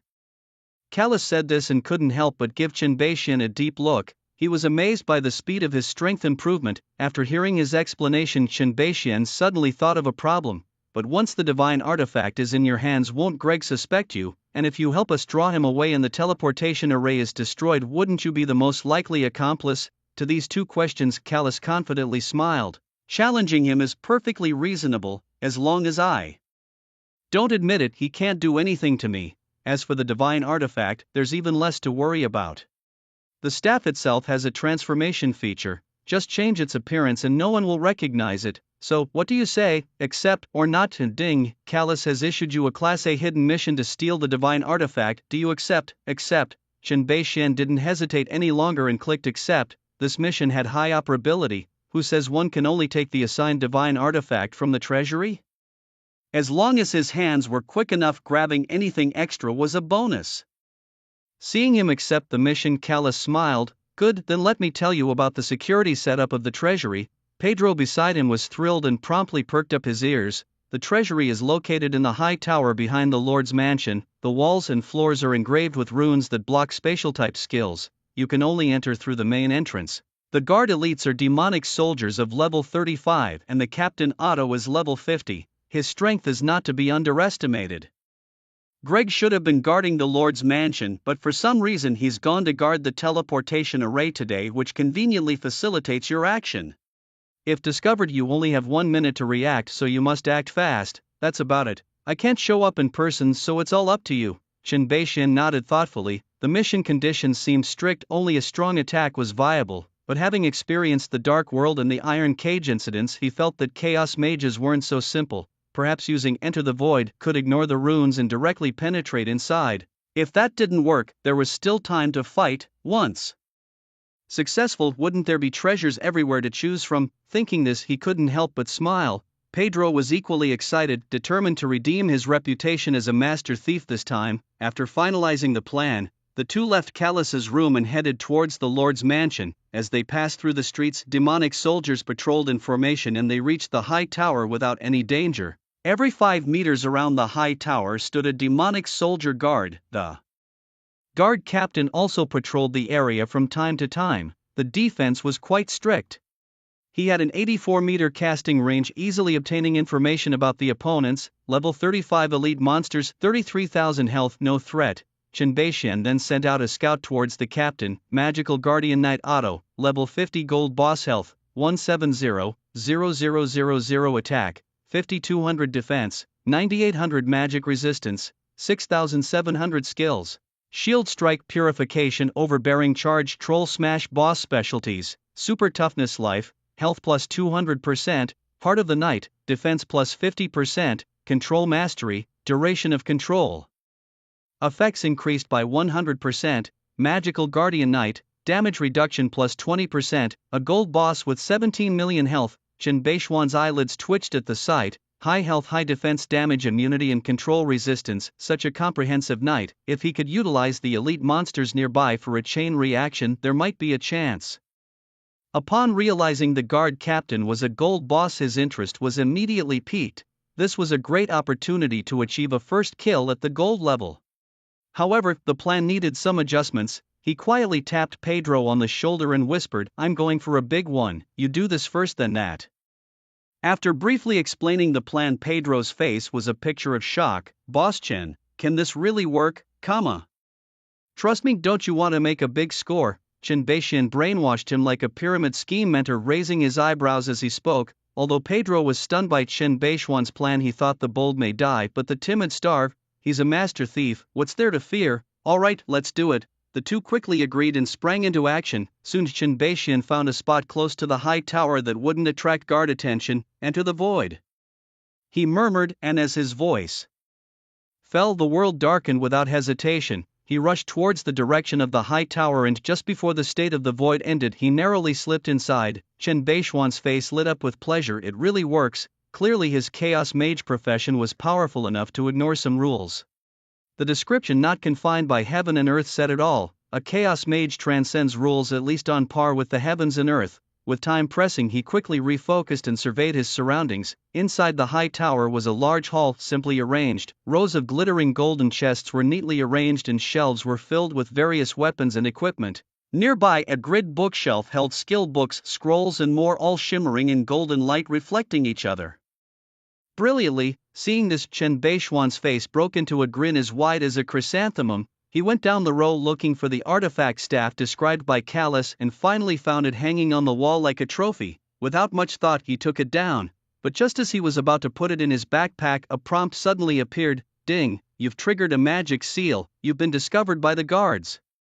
Chen Baishuan's brow furrowed slightly, but he was not panicked. Anti-theft measures were expected. If there weren't any, that would be strange. "Grab what I can first." He stowed the artifact staff and moved quickly, darting between the shelves, his hands almost a blur. In a frenzy of looting, anything below purple quality was ignored. Prompts kept coming. "You've obtained the skill book, Icebound Miles. You've obtained the gold equipment, Sigh of Regret. You've obtained the gold item, Skill Fusion Stone. You've obtained the gold scroll, Forbidden 10 Seals Imprisonment Array. You've obtained the orange item, Forging Stone." Boom! The vault door burst open and Otto rushed in with a grim face, followed by a team of a dozen elite magical guardians. "Kill him." Without a second thought, Otto charged forward with an overpowering rush. As planned, Chen Baixian immediately ceased his attack, unleashing the instant shadow technique without hesitation. Otto, passing through the afterimage, crashed into a row of shelves. Meanwhile, Chen Baixian had already positioned himself amidst a dozen demonic guards, his eyes slightly narrowed as he released two consecutive skills. Protective Flame, Chaos Spear, Light. As the flames spread, 11 long spears shot out. Their target was the charging golden boss Otto. Unfazed, Otto raised his shield to block 0 minus 26,301 block 0. The sounds of metal clanging. 7 or 8 out of the 11 spears were deflected, only 2 made contact. The combat strength of the golden boss was not just reflected in his attributes but also in his battle experience and flexible use of various special skills. It was quite normal for projectile skills to be blocked by the earthen shield. The surrounding elite demonic guards reacted, drawing their swords and slashing fiercely. Clang clang clang, 0 minus 0 minus 0. Seeing that their attacks had no effect, the guards were momentarily stunned. Chen Baixian sneered at this. Once his defensive formation was activated with a high double resistance of 1880 points, it was impenetrable. Seeing that the surrounding elite demonic soldiers would soon be scorched to death, he did not hesitate and cast his spell. Vanish into the void. 3 seconds later, he reappeared 25 meters away, raising his staff high. Lightning technique, 5 bolts of lightning struck down, not targeting Boss Otto but the surrounding elite demonic guards. The lightning illuminated their fierce and astonished faces, engulfing them instantly. Boom, boom, boom. True damage minus 32,568, minus 32,568. White numbers of true damage floated up, triggering a chain reaction. 25 bolts of lightning descended from the sky, striking the remaining guards and Otto on their heads. Boom. Strong true damage minus 78,163, minus 31,265. Destruction minus 136,000. Lucky combo plus 4. Boom. True damage minus 26,054, minus 10,421. Aside from Otto, the struck elite demonic guards triggered yet another chain reaction. Countless bolts of lightning thundered down, engulfing their location in a white haze. Otto had endured more than 10 occurrences of 5-hit lightning techniques. Although the damage was reduced due to damage immunity, he still couldn't withstand over 2 million in damage. With a reluctant roar, the storm clouds dispersed and Otto's body burst out numerous light columns. Various notifications flooded the screen like water. At this moment, Chen Beixian simply didn't have time to check. He grabbed 2 orange light columns and ran. Such commotion would surely attract Greg's support. He had to race against time, doing everything possible to buy time for Pedro. A Chaos Singularity expel was released, directly demolishing the obstructing building. Chen Beixian had removed his disguise as soon as Otto entered the building. Now on the street, a large number of demonic soldiers directly attacked him, but they could hardly withstand the damage from the protective flame. Anyone who charged in was turned to ash. Chen Beixian directly unleashed a lightning technique, activating the automatic area-wide lightning technique. Then, without pausing for breath, he dashed in the opposite direction of the teleportation circle. With an ultra-high speed boost, his running was incredibly fast. The automatic thunder magic roared louder and louder, becoming more and more exaggerated. From 5 to 25 inch, 25 to 125, 125 to 625. Anyone within his 84-meter attack range was almost certainly doomed. Finally, he was seen sprinting through the city of dusk, enveloped in a storm of thunder, leaving a trail of apocalyptic devastation where nothing could survive, until a furious roar erupted from behind. Chen Beixian glanced back, his pupils suddenly shrank. Death. Gregor's eyes blazed with fire and his dark broadsword slashed fiercely through the air. A crimson sword aura tens of meters high surged forward. The terrifying force carved a trench in the ground as it advanced. It reached Chen Beixian's back in the blink of an eye. Just as Chen Beixian turned around, his pupils contracted sharply again. Instant shadow technique. In the nick of time, his figure vanished, only to reappear from beneath the shadow of a nearby building. The sword aura continued unabated, shattering several high towers before it dissipated. Seeing this, Gregor immediately guessed his identity. The instant shadow technique was a skill known to belong to Gregor's follower, shadow assassin Cardi. Now, seeing it used by this human elder, it explained everything. Gregor's eyes grew colder, his broadsword dragged sparks across the ground. But before he could make his next move, suddenly multiple bolts of lightning struck from the sky. Boom. True damage minus 48,852, minus 12,213. Devastation minus 125,000. Lucky combo plus 4. Boom. True damage minus 16,284, minus 8,142. The lightning overwhelmed Gregor, catching him off guard. It turned out that while he was attacking, Chen Beixian had stopped moving, causing the enemy targets within the 84-meter range to gradually disappear, naturally shifting the focus to Gregor himself. Chen Beixian chuckled coldly. Even if hundreds of thunderbolts couldn't kill him, they'd give him a hard time. Gregor, being a level 80 boss of unknown rank, wouldn't be easily defeated. The force of devastation hit for 125,000, clearly indicating high damage resistance. As expected, amidst the storm of lightning, a furious roar erupted, blood fury. Immediately, the damage from the lightning spells dramatically decreased.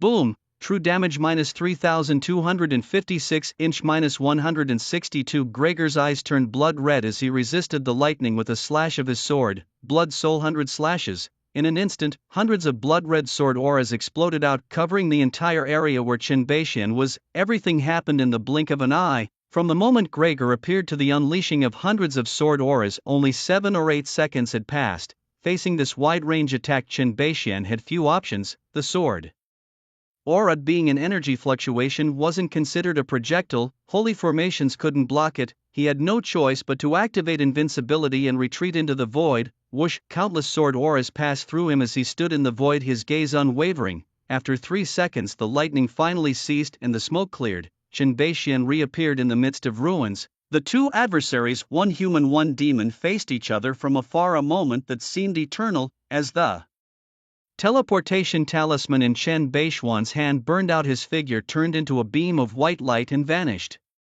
With a dark, grim expression, Gregor turned and left.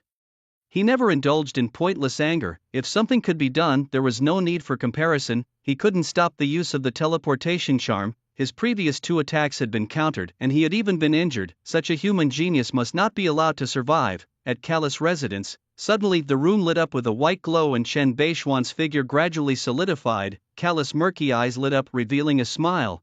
"Your artifact." Without waiting for him to speak, Chen Beixian threw the magical staff to him. Callus caught the staff, his palms gently caressing it. "Old friend, finally we meet again." Then he muttered a few spells. In the blink of an eye the staff transformed into an unremarkable walking stick. "Before you proceed, I will challenge Greg, the rest is up to you." Callus was delighted to have his weapon back. Smiling as he spoke, Chen Beixian gave a nod, symbolically uninterested in further conversation. He flopped down onto a chair. He opened his panel, clicked on the message he hadn't had time to check. Ding! Congratulations on defeating the level 50 gold tier boss, the Demon Guard Knight Otto, on your first try. A server-wide announcement will now be made. Would you like to hide your identity? No. The next second, the entire server shook. Server-wide announcement.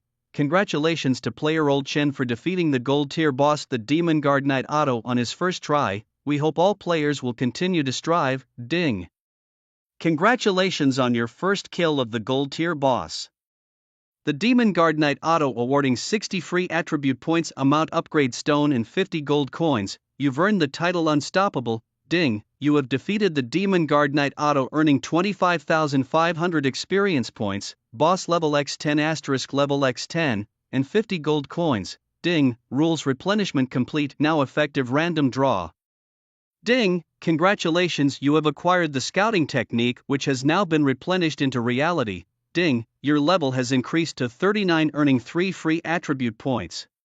Ding! Talent allocation golden entry in effect.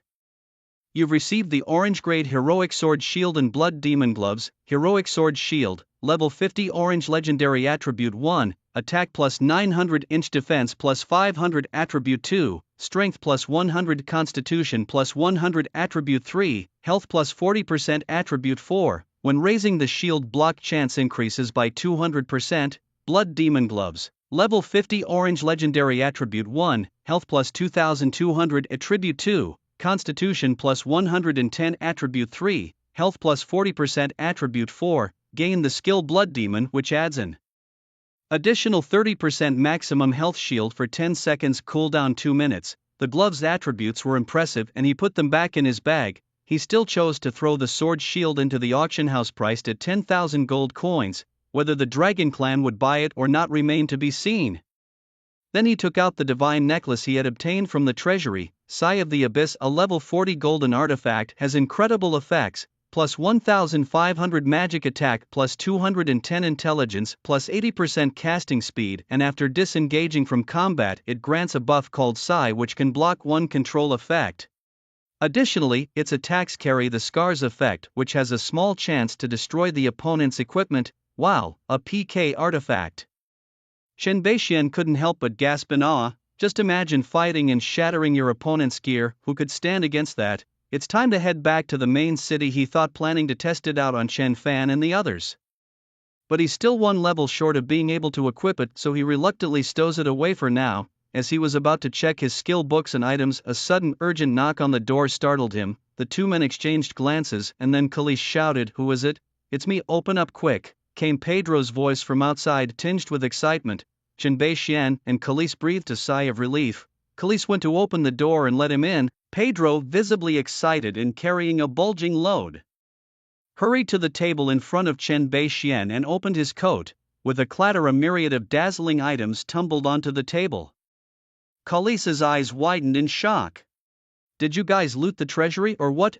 Pretty much all the good stuff is here. Pedro and Chen Beixian shared a smile. Their plan had been for him to kill the guards and draw the demon's attention by running away while Pedro sneaked back in to steal the treasures. The plan was a resounding success. Didn't the magical wards trigger when you took the items? Chen suddenly asked. I am the master thief, how could such minor wards pose a problem for me? Pedro boasted, hands on his hips. To earn his title of master thief, he had indeed pulled out all the stops. Just a minor ward, easy to handle. Chen nodded in agreement. Everyone has their specialty, no comparison there. Oh, and I also took something special for you. Pedro grinned mysteriously, loosening the rope around his waist and pulling out a long staff. It shimmered with golden light, radiantly splendid. Chen Beixian's eyes were instantly drawn to the staff as he reached out to examine it. Hell devouring staff, a level 40. Golden artifact with effects of plus 2100 magic attack, plus 280 intelligence, plus 50% mana and soul devour, which converts 20% of damage dealt into mana. Its final effect, soul kill, adds an attack that deals true damage equal to 500% of the wielder's maximum mana. Chen Beixian was so overwhelmed by the surprise that he was momentarily lost for words. He stood up, patted Pedro on the shoulder with a broad smile. See, I always said you could do it, and you even brought me a big gift. Well, I'll gladly accept it. I'm not stingy. Pick whatever you like from the table. Chen gestured grandly at the table. Pedro's face lit up in disbelief. Really, of course, anything on the table, just pick. But as Pedro turned to look at the table, his smile froze. Holy crap! Where did all the shiny stuff go? Staring at a pile of blue and purple equipment on the table, he was completely baffled. Chen Beixian grabbed his shoulder, his eyebrows slightly raised. Why aren't you picking? Don't you like them? His shadow staff flickered with hidden lightning, casting eerie shadows across his crumpled face, giving off a menacing vibe as if he was ready to cleave Pedro if he dared to refuse. Sitting next to him, Callus twitched at the corner of his mouth upon witnessing the scene, but he preferred not to interfere in the matter between the two, acting as if he saw nothing. Pedro's forehead began to sweat slightly, and he couldn't help but swallow. With a forced smile, he said, I like it, I'll choose now. He went forward and pretended to pick, but felt incredibly aggrieved inside. After all the fuss, he only got a few pieces of equipment. Where is the justice in this? Just then several orange scrolls were suddenly thrown onto the table. Huh? Forbidden spell scrolls? Pedro turned his head, looking puzzled at Chen Beixian. Master Chen, what's this? Take them. I was just joking earlier, I won't shortchange you, but you still said I should choose. That was a joke too. Pedro was speechless. Chen Beixian, pleased with himself, sat back down and opened his backpack to inventory his gains. The total haul included 8 melding stones, which were the most numerous, 3 skill fusion stones of golden quality, 1 bottle of resurrection spring water, 2 professional skill books, Blizzard and Icebound Miles. He kept 2 golden quality forbidden spell scrolls for himself. The orange ones, which were average in effect, he gave to Pedro along with a golden necklace and golden weapon. He had also acquired other professional skill books and orange gear, a massive haul indeed. Feeling satisfied, he first examined the 2 skills. Blizzard description. Triggers snowfall at a designated location, causing 100% magic damage per second to enemies within a 300-meter radius, slowing them by 20% for 10 seconds. With a cooldown of 1 minute and a mana cost of 300, Icebound Miles description. Releases frosty cold air, dealing 400% magic damage to enemies in a 300-meter fan-shaped area in front, freezing them for 1 second, with a cooldown of 20 seconds and a mana cost of 300. Both are large area skills, very nice indeed. Chen Beixian immediately chose to learn them. Ding! You have learned the skill Blizzard. Ding! You have learned the skill Icebound Miles. Then he took out the skill Fusion Stone to examine. Skill Fusion Stone, a golden item description. Confuse any 2 skills into a more powerful skill, retaining the skill entries, a one-time use item. After reviewing its effects, Chen Beixian fell into deep thought. As the damage from his lightning technique and chaos spear became more explosive, others like chain lightning and frost technique began to fall out of favor. With the 3 new skills acquired, he had many fusion options.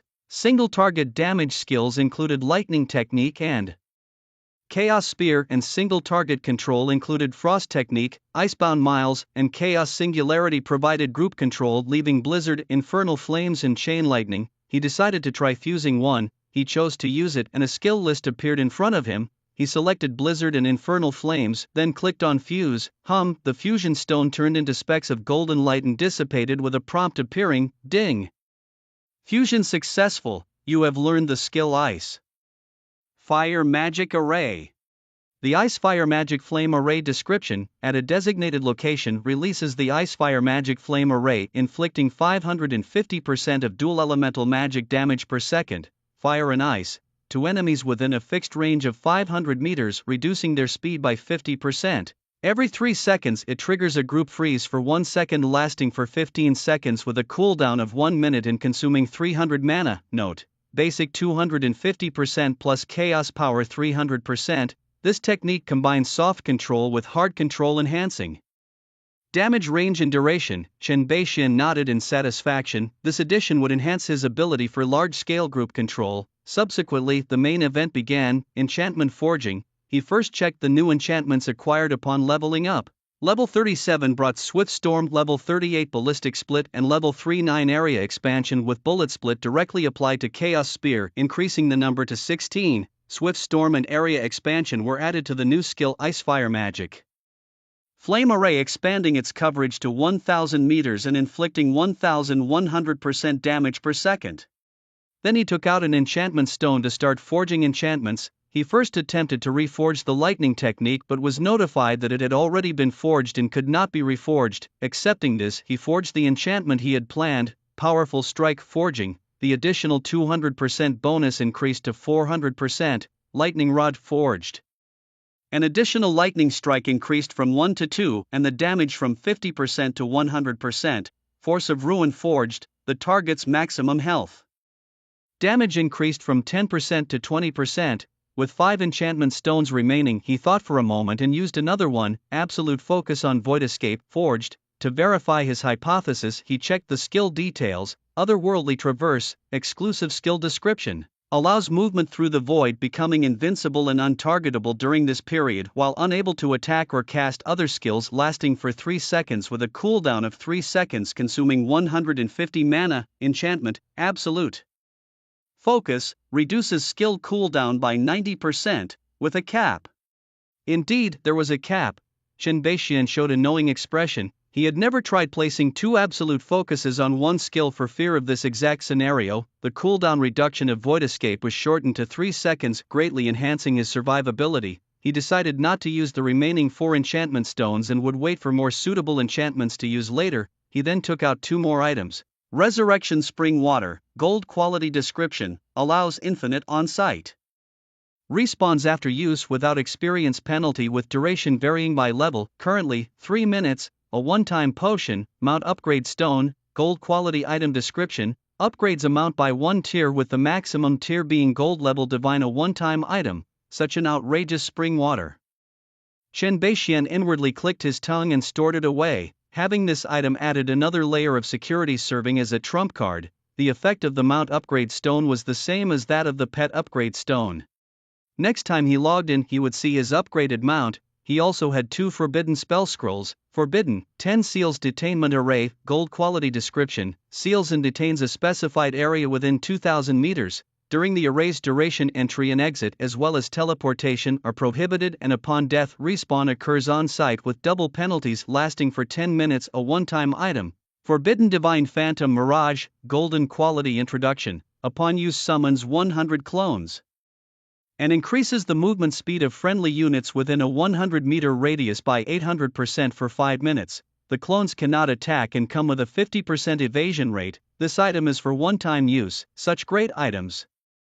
Chen Beixian's face creased with a smile as he collected them all. The haul was undeniably massive, a real jackpot. Whether it's murder or arson for a gold belt, robbery still brings in money faster. After a brief moment of contemplation, he invested all his attribute points into intelligence and magical attack, reaching 3,350 points.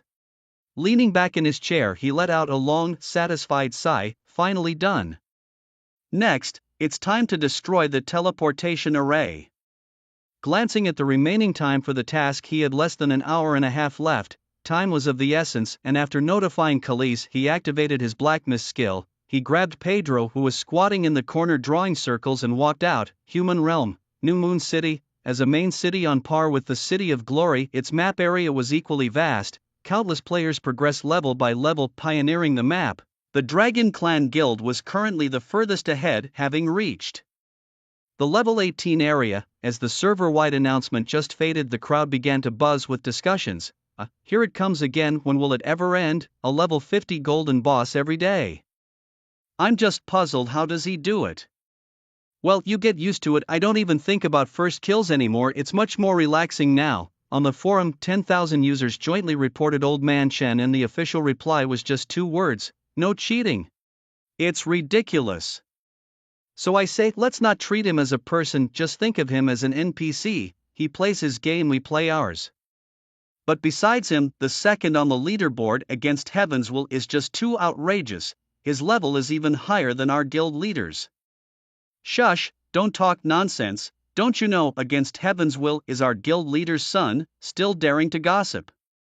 Haven't you seen the guild leader's face has been dark all this while? Keep talking and you'll face the consequences. Oh, I didn't know, let's drop it. The idle chatter around penetrated into Lu Hongxiang's ears, causing him to frown slightly. He called over Zhao Qingcheng and said in a deep voice, have you figured out the reason for the level increase? Zhao Qingcheng sensed trouble, quickly bowing his head and said, young master is in the City of Glory and the Old Man Chen we're looking for is also there. So he didn't continue, but the implication was clear. No one but Old Man Chen could have helped Lu Ziming to rise to level 20 so rapidly. Lu Hongxiang also understood his meaning and immediately felt annoyed. Why didn't you say so earlier? I just received the news too. Zhao Qingcheng dared not look up as he spoke. It's funny really, just after the guild leader instructed him to buy the Flame Demon Bow, he received the message from the extinct guild. He had asked about Old Man Chen yesterday, but for some reason the message only came through today. What's more infuriating is that buying the Flame Demon Bow was meant to win over Old Man Chen and show sincerity. But what did Old Man Chen send him? It was more perfunctory than those mass-sent holiday greetings. Not even a fist bump, fireworks, or a red packet emoji. He still doesn't know how to tell the chairman about this. Should he say you spent $1 billion on a blessing, and a mass-sent one at that? He didn't even want to think about how horribly he might end up dead. Perhaps after speaking today there would be an additional body along the riverbank tomorrow. Zhao Qingcheng stood still, his eyes on his nose and his nose on his heart, silently praying. Please don't ask about the purchase of the bow, please no. Has Old Chen replied yet? Zhao Qingcheng thought, frustrated, and then with a grimace he knelt down. Cough, he replied. His mind raced, thinking about how to phrase his response to make it more acceptable to the chairman. Lu Hongxiang's brows furrowed slightly and he spoke indifferently. What are you nervous about? Did he refuse? Hearing this, Zhao Qingcheng's eyes lit up and he nodded vigorously like a pecking chicken. Yes, he said he doesn't want to join the guild and has politely declined. After saying this, he immediately wiped the sweat from his brow. Old Chen sending a blessing was also a form of refusal. It wasn't lying. Ungrateful. Did you find his real location? Lu Hongxiang coldly huffed, his face darkening as he asked. We've pinpointed him in Chunfeng City. Based on bank transactions we found a few potential targets and our men have already set out, Zhao Qingcheng truthfully replied. Lu Hongxiang nodded coldly, a sneer in his heart. Refusing $1 billion just forces me to be rough. Once we catch him we can shape him however we want. Old Chen, ranked number 1, must be put to use for us. In the City of Glory, thanks to funding from headquarters, the extinct guild has acquired a large amount of equipment to arm its members.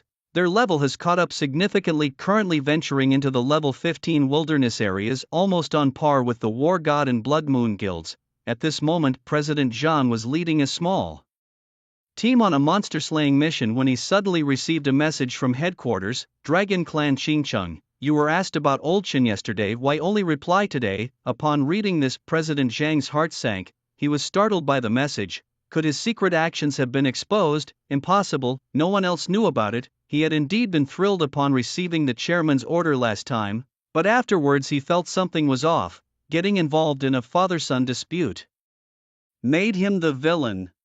What would happen to him once the father and son reconciled? Just a minor branch manager, they wouldn't blink an eye at wiping him out. After realizing the stakes, he broke out in a cold sweat. He decided to outwardly suppress the group's prince while secretly helping wherever possible. He didn't want to become a casualty in a father-son conflict. Therefore, when Zhao Qingcheng asked yesterday whether he knew Old Chen and Lu Ziming, he did not reply immediately but waited until the second installment of funding was secured today before responding, just in case the issue with Old Chen caused a change in plans that might favor him. Now however his delay had caused dissatisfaction and questioning from Zhao Qingcheng. Life is like walking on thin ice. President Zhang opened the message panel ready to reply. Extinct Archer God, I'm sorry, President Zhao, it was my incompetence. Perhaps you should scold me to vent your anger. At this point, any defense would only deepen the conflict. Admitting his fault was the correct solution. Indeed, over there, Zhao Qingcheng seemed to have found an outlet for his emotions, unleashing a torrent of scolding at him. The barrage of messages, intense as artillery fire, finally ceased after a relentless 10-minute bombardment. All was quiet again a few hundred meters away from Director Zhang. Chen Fan and Lu Ruyun, following with their guild members, teamed up to battle monsters. Though their faces were clearly marked with displeasure, Kohen Gu and the Skinny One had parted ways with them, as there was a saying that following Chen Fan often brought bad luck. Coincidentally, as soon as Kohen Gu and the Skinny One joined another team, they continuously scored several pieces of equipment. In just one day, their fortunes soared. Every time they saw Chen Fan and Lu Ruyun, they were immensely grateful, thanking the couple for letting them and the Skinny One go, which led to their subsequent good luck. This was absolutely heart-wrenching. Aside from infuriating Lu Ruyun, Chen Fan was unusually quiet. What are you daydreaming about? You've been out of it all night. The team leader looked at Chen Fan with some disdain. Everyone was diligently fighting monsters to level up, but this guy was lost in thought, holding them back. You guys go ahead, I have something to deal with. Ruyun, come here. Chen Fan snapped back to reality and pulled a confused Lu Ruyun out of the team. The team leader was only too happy to see them leave, sparing his team any further waste of time. Never mind them, call two more from the guild and let's continue, he told the others. Lu Ruyun was pulled aside by Chen Fan, feeling utterly baffled. Honey, what's going on? We finally got into a team. Just hear me out, I have a bold theory, Chen Fan said earnestly, even passionately. I think old man Chen might be my dad. What? Lu Ruyun first froze, then looked at him as if he were insane. Has your hair loss made your brain wrinkle too? If he's your dad, then Lu Ruyun will eat this magic staff. Can't you think of something more realistic and not so fanciful? No, wife, listen to my analysis. Chen Fan became anxious, seeing her disbelief. Remember the first day we met him? Wasn't his attitude extremely hostile? Lu Ruyun thought for a moment, hesitating. It was hostile, so what? No, we just invited him to team up and his reaction was clearly over the top. There are many hot-tempered people. That doesn't explain anything. Lu Ruyun crossed her arms and rolled her eyes. But if you add the other two conflicts, it seems very deliberate. Chen Fan struggled to find the right word. Before Lu Ruyun could respond, he continued, at that time the guild was retreating and he still called everyone back just to target us. So, what you mean is, he is my dad, he holds a grudge against us because of the incident with the deer, so he attacks us on sight, Chen Fan said earnestly with utter conviction. He carefully recalled everything about old man Chen, increasingly believing in his own guess.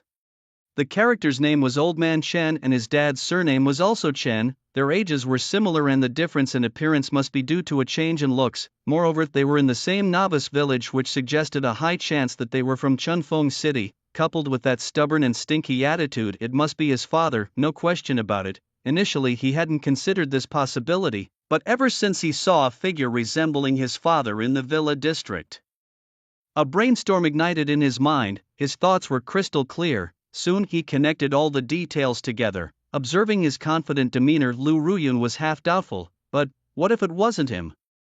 Upon hearing this, Chen Fan revealed a smug smile. Simple, let's just go check at my dad's place, then we'll know for sure. If his father really had moved into the villa district, then surely no one would be living in the happy community houses anymore. True or false, a visit would reveal all. Thinking that the elderly Chen might actually be his biological father, Chen Fan was too eager to wait. I'm logging off first, wait at home for my good news. After speaking, he logged off directly. Lu Ruyun frowned lightly, shaking her head and sighing. Had she really been so blind at the beginning? Was that blonde really that charming, dreaming such unrealistic dreams? There's no saving her. In the demon realm, the city of dusk, after suffering a severe attack, the whole city was enshrouded in a tense atmosphere. Lord Gregor had intervened but failed to kill the invaders, who managed to escape. The news spread rapidly. All the demons were uneasy, fearing on one hand that Lord Gregor would be furious enough to cause a bloodbath, and on the other hand worrying that the humans might return for a counterattack. Have you heard? From the city lord's mansion to the west gate, everything has been destroyed, countless demons dead. How outrageous that the humans dare to cause trouble in our realm. They should be skinned and deboned. Right, if I encounter them, I definitely split them into 4 pieces with a single slash. Ha, even Captain Otto guarding the treasury got turned into charcoal and you think you could do better. Not even Lord Gregor could hold that human. What makes you think you're stronger? I'm just stating my stance, it's not about strength. Ha, a loudmouth champion, Chen Beixian shrouded in black mist, was among the crowd secretly laughing at their gossip and boastful talk. They didn't know that the mastermind behind the city's attack was right among them, still making bold claims they'd all be sent packing soon. The black mist trembled slightly as he looked towards the central teleportation array in the distance where Gregor was confronting and talking with Khalees. Pedro had been positioned by him at the east gate closest to the spatial channel of the battlefield. Indeed, they didn't plan to return the same way but intended to destroy the teleportation array and strike unexpectedly from the spatial channel at the front line. At that moment Khalees and Gregor headed towards the outskirts of the city, clearly accepting Khalees's challenge. Chen Beixuan's gaze sharpened, waiting for the two to move further away. He then made his way through the crowd to the center of the 5 teleportation arrays, ready to act. Just as he raised his staff, a sudden change occurred. Lightning magic. 5 bolts of lightning struck down fiercely on the 5 teleportation arrays, shaking the ground violently. Suddenly, an anomaly occurred. Countless black and red smokes exploded around the teleportation arrays, gradually forming a giant demon lord projection. As its eyes lit up with red light, a chilling roar echoed throughout the city. Seeing this, countless demons knelt down, shouting the name of the demon lord. Outside the city, as Greg and Callus prepared for battle, their faces changed simultaneously. Trouble was brewing. A projection of the demon lord appeared. Without a second thought, Greg rushed towards the city. Callus hesitated briefly but then followed suit. With the demon lord's projection present, he felt compelled to make his stance clear. He hadn't expected that the teleportation array would leave behind such a fallback as the demon lord's projection. However, having lured Greg out of the city as agreed, he considered his mission accomplished. The life or death of Old Man Chen was now irrelevant to him. Now, it was only a matter of demons versus humans. Chen Beixuan's gaze moved past the projection and landed on the teleportation array, which was enveloped in a sinister red mist and remained intact. He frowned slightly and threw a scouting spell at the projection. Held Demon Lord Zachariah, projection clone level 120, danger level, extremely deadly. Description: a projection clone of Zachariah, the supreme demon lord of the demon world, possesses formidable strength. Do not entertain any thoughts of resisting him. Level 120. Chen Beixian was startled. 81 levels higher than him, it would take ages to defeat. Not dwelling on his thoughts, the demon lord's projection quickly locked its gaze on Chen Beixian. With his level, he saw through the disguise instantly and let out a cold snort. The audacity of a mere human to act recklessly in the realm of demons. You are courting death. I offer you 2 choices. 1. Die a gruesome death. 2. Spill all the information you know and I might grant you a swift end. By then Greg and Callus had arrived and bowed to the projection. We have failed in our duties, please punish us, Lord Demon, they said. The demon lord Zachariah glanced at them coldly and with a flick of his hand a wave of demonic energy struck Greg. Greg grunted and stumbled back several meters, blood trickling from the corner of his mouth. From Chen Beixuan's perspective, this attack from the demon lord took away 1/3 of Greg's health. True damage 852,600. He marveled inwardly. A casual strike inflicting 850,000 true damage, such was the demon lord's power. He still had much to improve. After punishing Greg, the demon lord turned his gaze back to Chen Beixian and spoke in a deep voice. You have 3 seconds to choose, speak or die. Chen Beixuan's eyes flickered rapidly as he analyzed the situation and made his decision. He looked up at the demon lord with a dangerous smile. I actually didn't want to use Plan B. Thunderbolt technique. As the demon lord Greg and Callus watched in astonishment, Chen Beixian boldly made his move. 5 bolts of lightning instantly struck the crowd of demon onlookers. A chain reaction was triggered. Boom! Massive damage. True damage minus 192,625, minus 192,625. Lucky combo plus 4. Boom! True damage minus 192,625, minus 192,625. 5 turns into 25, 25 into 125. In just a second, the lightning transformed into hundreds of bolts. Various screams of agony erupted one after another, throwing the demons into chaos. It was only at this moment that the 3 from the demon lord's side snapped back to reality. Foolish choice, kill him. With minions around, it was naturally not the demon lord's turn to make a move. Greg and Callus immediately acted, their blood-red sword energy and black demonic aura bursting forth simultaneously, targeting Chen Beixian. Directly, as Chen Beixian made his move, he instantly stepped back, having been on alert the whole time.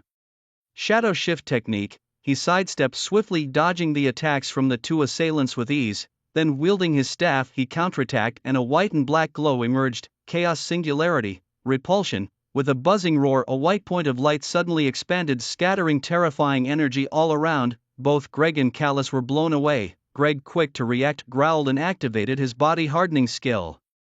Landing back on the ground, he pushed off and charged forward. Again, Callus fared worse, hurled 200 meters away and stunned for 3 seconds. Seeing this, the Demon Lord frowned slightly. To think Callus has become so weak after a century of imprisonment, what a waste. Just as he was contemplating, several bolts of lightning abruptly struck him from above. Boom, massive damage, real injuries. Minus 96,312, minus 96,312, ruination, minus 1 million, lucky strike plus 4, true damage, minus 19,262, minus 19,262, over 15 million damage dealt in the first round, shaking the Demon Lord to his core. Then a red glow flashed over his body, seemingly activating a skill. The subsequent lightning damage drastically reduced, with the next 3 strikes causing less than 300,000 damage. Chen Beixian, swiftly moving, caught this scene and understood. Lightning spells dealing 192,625 damage to ordinary demon soldiers, but only half to the Demon Lord. This indicated that the Demon Lord had at least 50% damage mitigation from his stats, even higher when a skill was activated. Considering the Ruination's force, where 1 million damage was reduced, this damage had to be doubled to 2 million. Ruination's force equates to 20% of the target's total health. From this, it was calculated that the Demon Lord's health was at least 10 million. There was no need to calculate attack. It was clear he couldn't withstand it, evident from the strike that hit Greg. Knowing the exact health made things easier. Meanwhile, the chain reaction of the lightning spell spread rapidly, continually striking both the Demon Lord and Greg. In contrast, Callus, who had been pushed 100 meters away by the repulsive force, was unharmed. Greg quickly closed in, his body hardening and damage mitigation skills activated. Although Chen Beixian had a high movement speed buff, his base agility was too low. In back and forth movements, his speed was actually not as fast as Greg's. Soon Greg closed in on him. Blood burst. Greg's eyes gleamed fiercely, his blade slamming into the ground cracked, swiftly spreading to Chen Beixian's feet in the blink of an eye. Then a torrent of blood shot out from the cracks like arrows. Chen Beixian's gaze sharpened, and he immediately used a skill, phase into the void. With a swoosh, his figure vanished just as the blood splashed a bit, leaving damage numbers hanging in midair. Corrosion, minus 14,245. Greg's eyes swiftly scanned around, searching for Chen Beixian. 3 seconds later, Chen Beixian reappeared several dozen meters away, perfectly positioned between the 3 bosses. His health instantly restored under the automatic lightning spells. The demon soldiers within an 84-meter radius were almost completely wiped out. The continuous chain reaction of the lightning spells rained down heavily on the 3 bosses. Damage numbers floated densely. Before Callus could even make a move, he was frozen by a frost spell from Chen Beixian. You can't break free, so it's you. Callus's face changed slightly, but he couldn't move. He hadn't expected that in just a few hours. Old Man Chen had grown even stronger. Being the weakest among the 3 demons, this old man was targeting him first. Talk about ruthless. As the lightning spells continued to strike relentlessly, his health bar was instantly depleted. However, Callus seemed to have breathed a sigh of relief. Although he wasn't the strongest, he was certainly the hardest to kill. To him, death was merely a nap, an escape he would gladly welcome. As the corpse crashed to the ground, it exploded into countless bursts of light. Ding! You have defeated the Golda-level boss Shadow Demon Karis LV70 and gained 35,500 experience points. Ding! You have leveled up to 41, gaining 3 free attribute points. Ding! Upon reaching level 40, you have unlocked the class-specific skill Chaos Messenger. Ding! Upon reaching level 40, all class-specific skills have been upgraded to 4 stars. Ding! A brilliant unique entry takes effect. Before Chen Beixian could even pick up his loot, the sky darkened ominously. Not good. His pupils shrank. Looking up, it was just as he feared. The Demon King's blood-red giant palm, enveloped in terrifying energy, slammed down towards him. the Demon King's fearsome palm imprint was left on the ground, causing it to tremble violently and crack open. Dust billowed into the air, slowly dissipating. The Demon King's projection let out a sinister laugh, scorning everything. He was certain that the human elder would not survive this strike, but when he lifted his palm, the smile on his face froze. Not dead? Unbelieving, he opened his massive jaws. A fierce flame burst forth, engulfing Chen Beixian, minus 971,243. The horrific damage floated up slowly and Chen Beixian was reduced to ashes. The next second, a flash of white light, Chen Beixian revived once more. He could still revive. Both the Demon King and Greg's pupils dilated, quickly understanding the reason. It was the resurrection spring. He had plundered the treasury. Greg spoke up to remind him. The Demon King snorted coldly and immediately released a wide-ranging continuous damage skill. Demonic flames surged, engulfing the heavens and the earth in fire. Ding, you used the divine resurrection spring water, granting unlimited on-site revivals for 3 minutes. Taking advantage of the unlimited revival, Chen Beixian quickly opened his entries to check. Bloodthirsty body, brilliant quality, unique. For each wild beast killed, gain 1 point of basic health indefinitely. Holy fire, gold quality. When using fire-based skills against dark faction targets, convert to true damage. Since these entries were related to killing, they should be applied to the skills with the broadest coverage. He assigned them to the Ice Fire Magic Flame Array. The Holy Fire entry matched perfectly with the Ice Fire Magic Flame Array, directly enhancing it. Then he opened his newly acquired class-specific skill, Chaos Messenger. Class-specific skill fires 4 streams of chaos energy, which upon striking the ground summon 4 chaos messengers. These messengers inherit 400% of the character's attributes and possess unique skills lasting for 4 hours with a cooldown of 6 minutes. Mana cost 400. The messenger's exclusive skills are as follows. Immortality, automatically revives upon being killed during the survival period with a revival time of 6 seconds. Heart and Soul, the messenger can act remotely under the master's command. Chaos Sword, normal attacks carry sword energy reaching up to 40 meters. Chaos Armor, reflects 40% of real damage when attacked. Summoning skills, Chen Beixian glanced at it, his face showing surprise.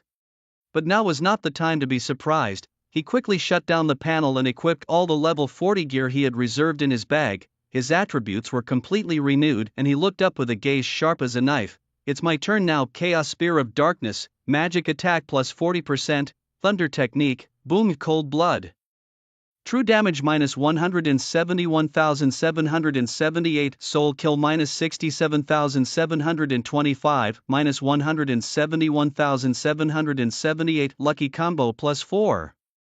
Boom, true damage minus 171,778, soul kill minus 67,725, minus 171,778, 16 long spears burst out, followed by 15 consecutive thunder strikes, but the target was not the Demon King but Greg, who was beside him. Chen Beixian noticed that the red light around him had dissipated. Clearly his damage reduction and protective skills had ended. So he locked his target directly on Greg. He had been hit by the Demon King, losing a third of his health, and had endured numerous terrifying thunderbolts. His health was already below 50%, triggering cold blood. The damage from the 16 spears after reductions from magic resistance and damage reduction was almost negligible.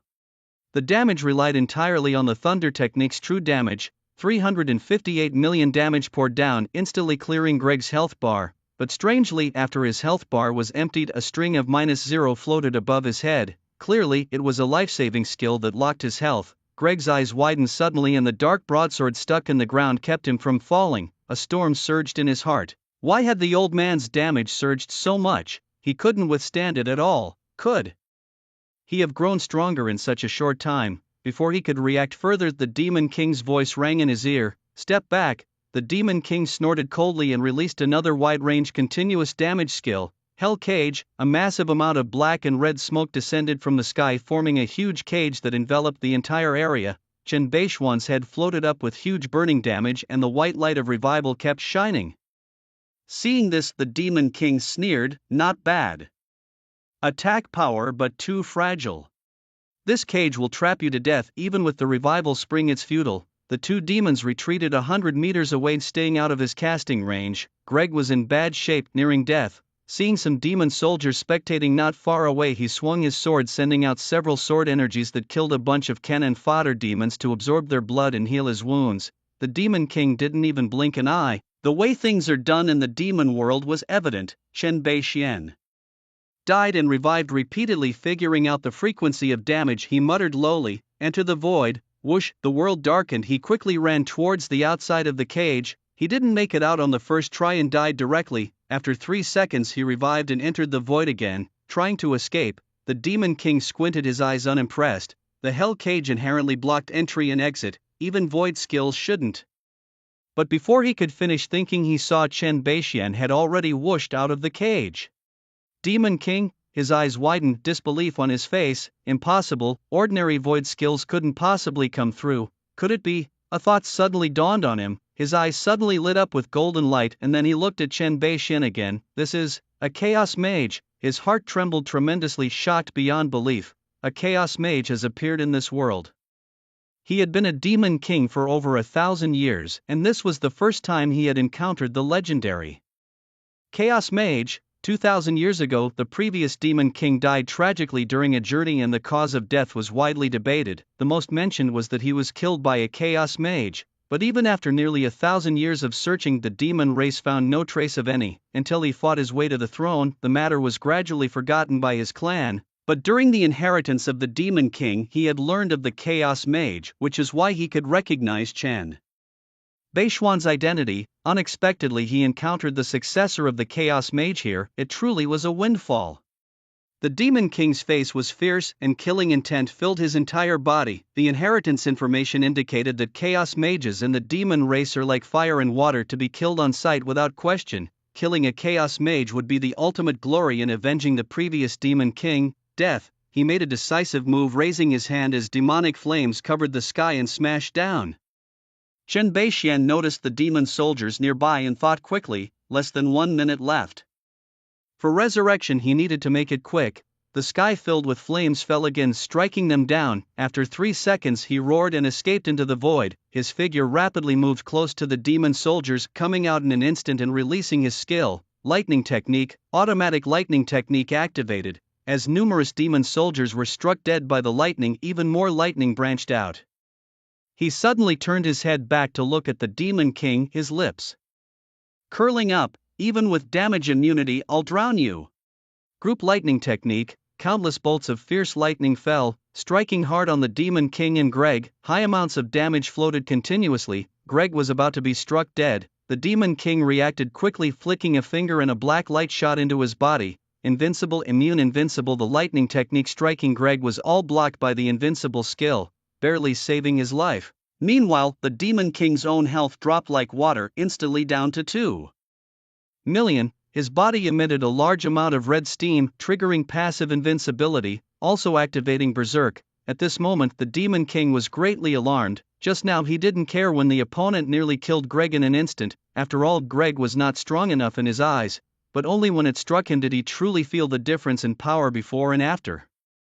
In just a few minutes his strength had grown exponentially. Such a terrifying rate of progress, he absolutely could not allow him to grow stronger. The Demon King roared, "Chaos Mage, you should not exist in this world." Saying this, he slapped his palm down, again launching a wide-range attack, killing Chen Beixian over and over again. The effects of the resurrection fountain varied from person to person, and he was unclear how long Chen Beixian could last. The Hell Cage skill was rendered useless, and he was unwilling to let go of the opportunity to defeat the Chaos Mage, so he had no choice but to face it head-on. By continuously and rapidly killing, he kept the mage in a constant state of revival, leaving no chance for casting spells. Furious energy roared tumultuously around him. As Chen Beixian kept reviving, his heart sank slightly. Truly, at level 120, the Demon Lord possessed an abundance of abnormal damage immunity and control immunity skills. His active damage immunity had ended, yet a passive invincibility took its place. However, he wasn't worried. The duration of the invincibility skill couldn't be long. Otherwise, this boss would be unsolvable. The duration of the resurrection spring was still 40 seconds. Even if the Demon Lord was invincible for 30 seconds, the remaining 10 seconds would be enough for him to strike a kill. The worst-case scenario would be to use 2 forbidden spell scrolls to retreat. After all, it was a free ride and he wouldn't mind using them. Time kept passing. When there were only 20 seconds left on the resurrection spring, the invincible state's glow suddenly vanished from the demon lord. Chen Beishuan's eyes lit up. With an 80% casting speed bonus provided by the Sigh of Despair necklace, he seized the moment between revivals to shoot out 4 streams of chaotic energy, chaos emissaries. The chaotic energy, resembling small spheres in black and white hues, mysteriously circled around each other. Upon touching the ground, they rapidly expanded, transforming into humanoid energy forms clad in pitch-black armor, faceless and flame-like, exuding a fierce and cold aura. Each held a single-handed long sword in their right hand, the blade burning with black and white flames, distorting the surrounding air. As soon as the 4 chaos emissaries appeared, they were engulfed by sky-covering demonic flames, and massive damage numbers floated above their heads: 254-8620, 254-8620. Witnessing this, Chen Beishian smiled. He had won as expected. The next second, the demon lord's face drastically changed. 4 white numbers indicating true damage suddenly appeared above his head: 509724, minus 509,724, and his 2 million health points were instantly depleted. His expression was one of shock and confusion. Before he could comprehend what had happened, his massive body exploded into a mist of blood, raining blood from the sky. The remaining demon soldiers, lying on the ground watching the disappearance of the demon lord's projection and surrounded by the chaos emissaries, felt a deep sense of despair. Meanwhile, deep in the demon realm in the city of the demon gods, Zachariah suddenly opened his eyes while meditating. An angry roar echoed from within the great hall. Abandon the otherworldly battlefields, focus all attacks on the human realm. This, behind him, Greg's eyes widened, unable to believe what he was seeing. The opponent hadn't even attacked. How could the demon lord have fallen? What exactly happened? They had lost. Ding, you have killed a gold tier boss. Demon Lord Zachariah's avatar LV-120 and received 60,500 experience points. Ding, you are the first player to kill a boss 50 levels above you and have earned the title Peerless. Ding. Your level has risen to 44 and you've received 3 free attribute points. Ding, you have gained a golden attribute. A series of notifications sounded off and Chen Beishian had no time to look closely. Apart from the killing rewards, the demon lord's avatar hadn't dropped anything else, which was somewhat disappointing, but it was just an avatar after all. This mission's gains had already far exceeded expectations, so he quickly stopped dwelling on it. He turned to look at the astonished Greg, revealing a dangerous smile. Thunder technique. Several bolts of lightning struck down from the sky. The severely wounded Greg had no power to resist and his health bar was instantly emptied. A look of confusion and shock was frozen on his face, still unable to comprehend how they had been defeated. Unfortunately, he would never have the chance to figure it out. Chen Beishuan's eyes were cold and indifferent. Numerous cases had proven that at critical moments one should speak less to avoid mistakes. If you can fight, then there's no need for words. Bang! Crash! Greg's body collapsed with a loud thud, bursting into a pile of colorful light beams. Coins, equipment and items piled up like a small hill, with a dark, broad-bladed sword standing tall among them, gleaming gold. Ding! You've killed a gold-level boss, bloodthirsty demon Greg LV-80, and earned 40,500 experience points. Ding! Your level has increased to 45-inch, gaining 3 free attribute points. Ding! Gold tier attributes applied and effective. It wasn't until the killing notification sounded that Chen Beishian finally breathed a sigh of relief. Looking at the prompts, he couldn't help but curl his lips. Just a gold level boss. I had overestimated you. It wasn't surprising that the demon lord was of gold level, as it was just an avatar, but Greg being gold level was indeed a misjudgment. He looked down and kicked Greg's corpse, raising an eyebrow and taunting, "Weren't you quite eager chasing me? Come on, get up and chase me again." Greg had no response, nor could he respond anymore. Chen Beishian shook his head and bent down to pick up the spoils of war. You have obtained the gold tier equipment Bloodthirsty Demon Greatsword. You have obtained the orange tier equipment Bloodthirsty Shoulder Armor. You have obtained 30 pieces of purple, blue, green and white equipment. You have obtained the skill books Blood Burst and Blood Fury over Body. You have obtained an orange tier item Pet Rename Card, TSK, a pet rename card. Chen Beishian was quite vexed. He had been too casual with naming initially and had always wanted to change a time for the audience to start submitting names. The card was right but misaligned. He used it immediately. Ding! Arctic Xuanwu Turtle has been renamed to Beishian Turtle. All in all, his luck was off the charts this time. guaranteed orange tier items from a gold level, and bursting out a divine greatsword was completely unexpected. Just to be safe, he clasped his hands together and bowed towards the sky. After performing the ritual using Chen Fan as a shield, he felt much more at ease. The equipment and skills were meant for warrior classes which he couldn't use. However, he still glanced at the attributes of the divine greatsword. Bloodthirsty demon greatsword, level 80 gold tier artifact, effect 1, physical attack plus 7700, effect 2, strength plus 450, agility plus 450, effect 3, health plus 50%, effect 4, attack lifesteal plus 20%, effect 5. For every demon creature killed, the weapon's physical attack permanently increases by 1 up to a maximum of 2000. Pure numerical weapon, not as good as me with pure numbers. Chen Beixian sneered, showing no envy.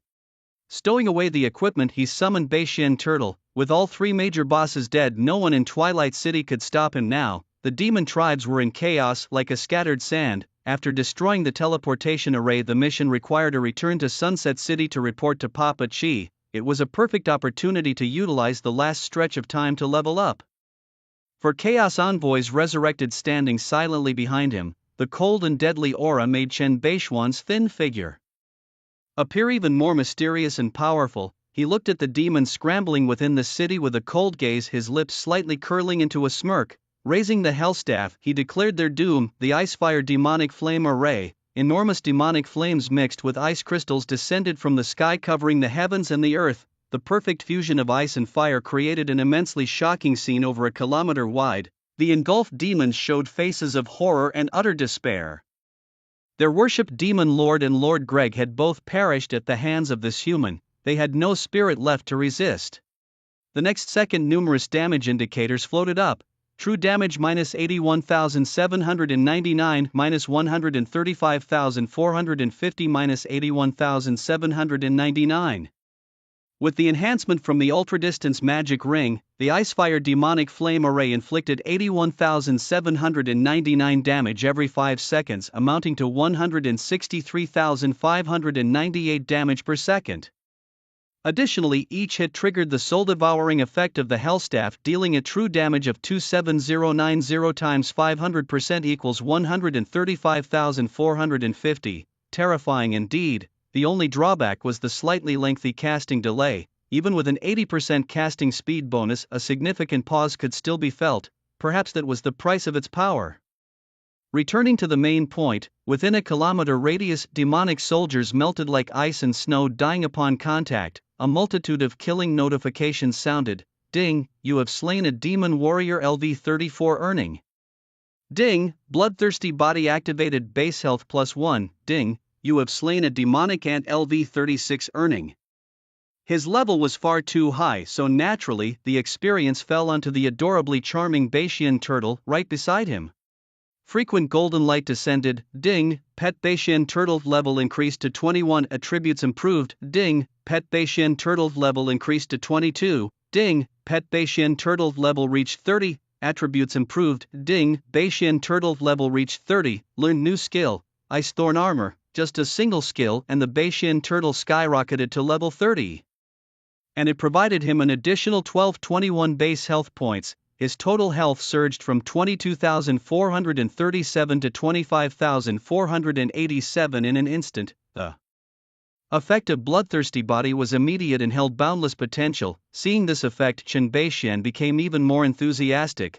With a thought, the 4 Chaos Envoys burst forth from behind him, wreaking havoc in all directions. Fearsome sword energies were unleashed, beautiful like ink paintings yet concealed, deadly intense. Any demon hit by them saw high damage figures floating above their heads.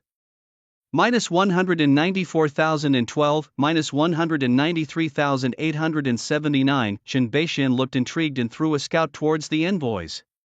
Chaos Envoy, level 45, summon creature health 101948, summoner's health times 400%.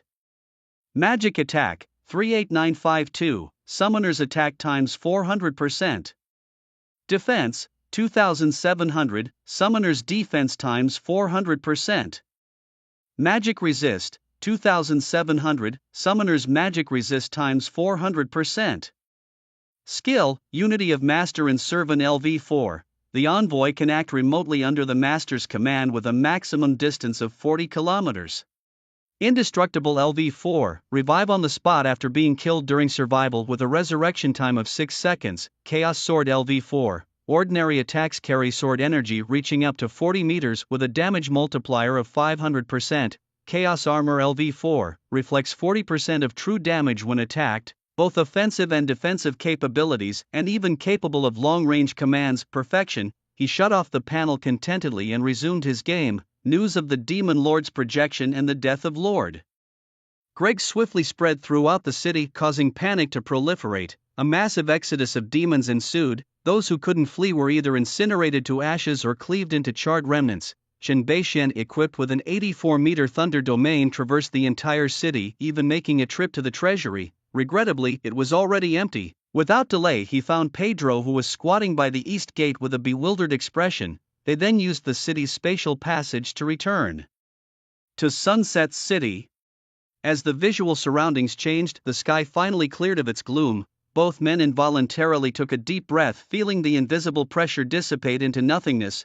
A distant scout, seeing the teleportation array light up, initially thought the demon race was launching an attack. Preparing to retreat and report, he was surprised to find two humans emerging instead. Recognizing Chen Beixian and Pedro, his face lit up with joy. "Captain Pedro and Lord Chen, you're back." Chen Beixian nodded and got straight to the point. "Where is your squadron leader?" The scout, taken aback, instinctively replied, "The squadron leader is in the camp." Before he could finish, Chen Beixian had already sprung forward, followed by a resigned sigh from Pedro, who swiftly caught up.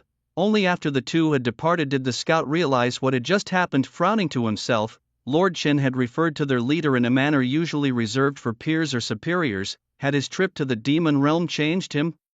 Compared to Lord Chen, Papacachi clearly held more sway in their hearts, but being just a scout, he couldn't meddle in higher affairs and decided not to dwell on it. Suddenly, the curtain at the entrance to the camp tent rustled. Papacachi looked up, first in surprise and then delight. "It's you. Did you complete the mission?" "Yes, it's done." Chen Beixian nodded, settling into a chair with an air of authority. Pedro instinctively moved to follow, but then remembered his place and stopped. Papacachi, oblivious to their hesitation, paced back and forth, fists clenched with excitement. "Great, great. This delays the demon realm's attack significantly. You've achieved a great feat." Turning around, he saw Chen Beixian sitting casually and paused, puzzled by his relaxed demeanor after the journey to the demon realm. Nonetheless, given their significant contribution, he held his tongue. "You've completed your mission. You can choose something from the treasury whenever you like. I'll give the heads up. Just go whenever you're ready." "Yes." Pedro's face lit up, thrilled to share in the rewards. "Lord Chen is awesome." The ding mission. Deep into the demon realm completed. Rewards: 18,000 experience points plus 50 gold coins. One pick from the treasury. Chen Beixian's eyebrows lifted, pleased with the prompt conclusion. He had expected a longer narrative. Since the rewards were secured, there was no need to linger. Before he could even warm his seat, he was up again, ready to leave. Just then Papachi called out to him, "Old Chen, hold on, I have something to tell you. Let's talk tomorrow." "I'm tired," replied Chen Beixian without turning back, swiftly exiting the tent with a swish. "You gotta be kidding, it's almost time," he muttered to himself. "Any tasks can wait till next time." Papachi looked stunned, while Pedro couldn't help but admire Chen. To dismiss Papachi like that, Chen was truly the first. The two exchanged glances before Papachi waved his hand dismissively. "You may go to get some rest." He had wanted to discuss the succession of the squad leader with old Chen, but it seemed it would have to wait until tomorrow.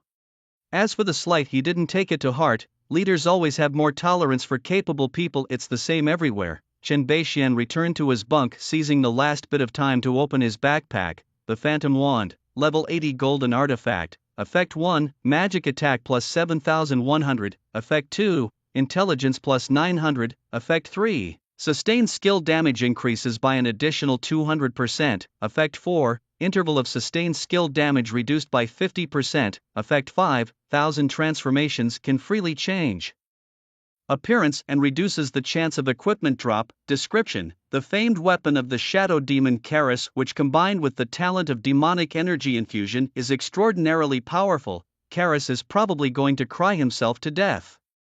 Somewhere in the dark and hidden caves of the demon world, an ancient dust-covered stone coffin lay. The magical spiders crawling over it suddenly stopped, their fine hairs trembling slightly as if sensing something. Suddenly, the lid of the coffin began to vibrate, startling them away.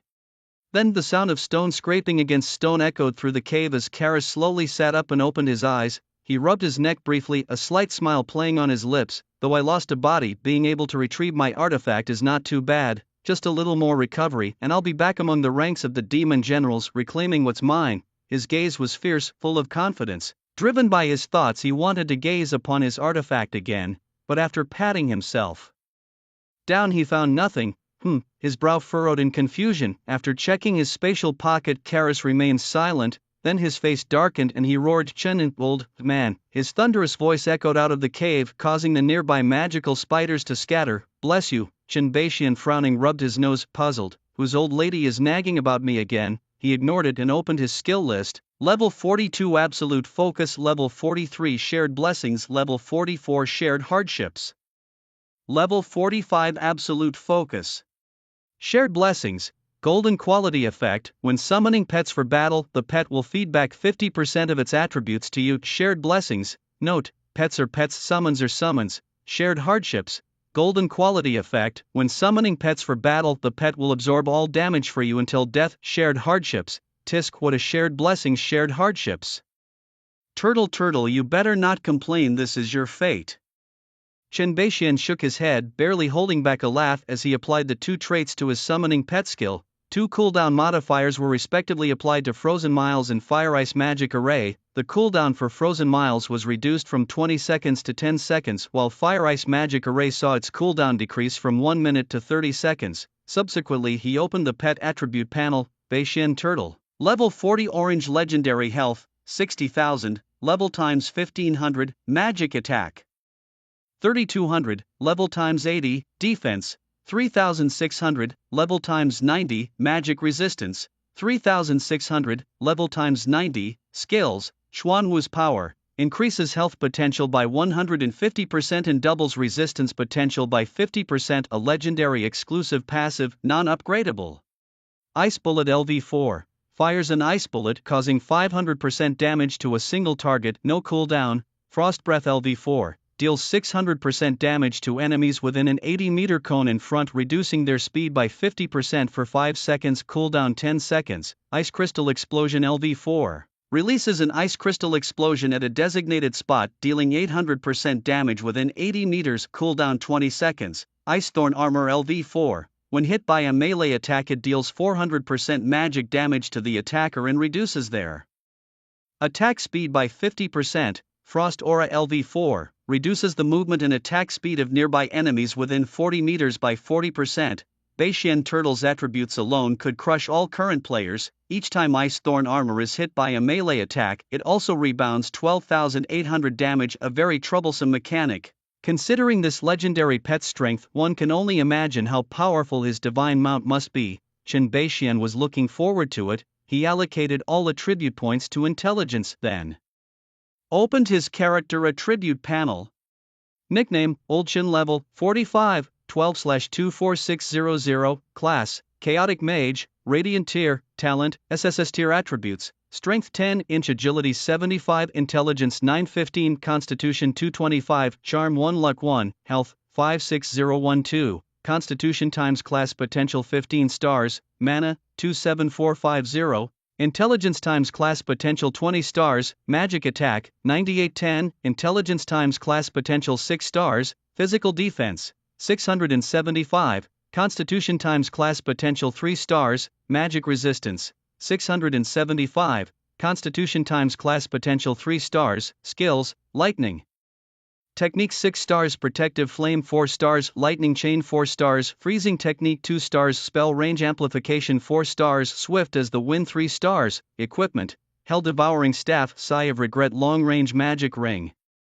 Title, Far Ahead, Leading the Charge, Expand, Boss Specialty, Advanced Robust Life, Extra plus 150% Life Transcend, Base Attack Distance and Casting Distance increased by 300%. In the Twilight City, he slaughtered numerous demons, gaining a base health of 13,431. Coupled with Advanced Robust Life, his health skyrocketed With 2 divine artifacts plus a legendary ring, his magic attack power reached a terrifying 9,810 points, not counting powerful strikes, ruin or cold-blooded, but just calculating combos and lightning needle. A single lightning technique stable damage at 176,5800, truly an invincible presence. His newly acquired title also nicely matched his temperament. Title: The Triumphs and Tribulations of Chen Beixian. In the world of gaming, Chen Beixian stood unrivaled after surpassing level 50 by defeating a boss, a feat that granted him immunity to true damage, an award as rare as it was useful. Turning off his game panel, he opened his inventory. Ever since he had spent 1 billion on the Flame Demon Bow from the Dragon Clan, he stopped counting his gold. It was just a number after all. This trip to the demon world had earned him nearly 800,000 merit points, totaling 12 million with his previous accumulations. He had exceeded his goals. The next time he logged in, he planned to see what rewards he could claim. With a content smile, Chen closed his inventory, feeling pleased.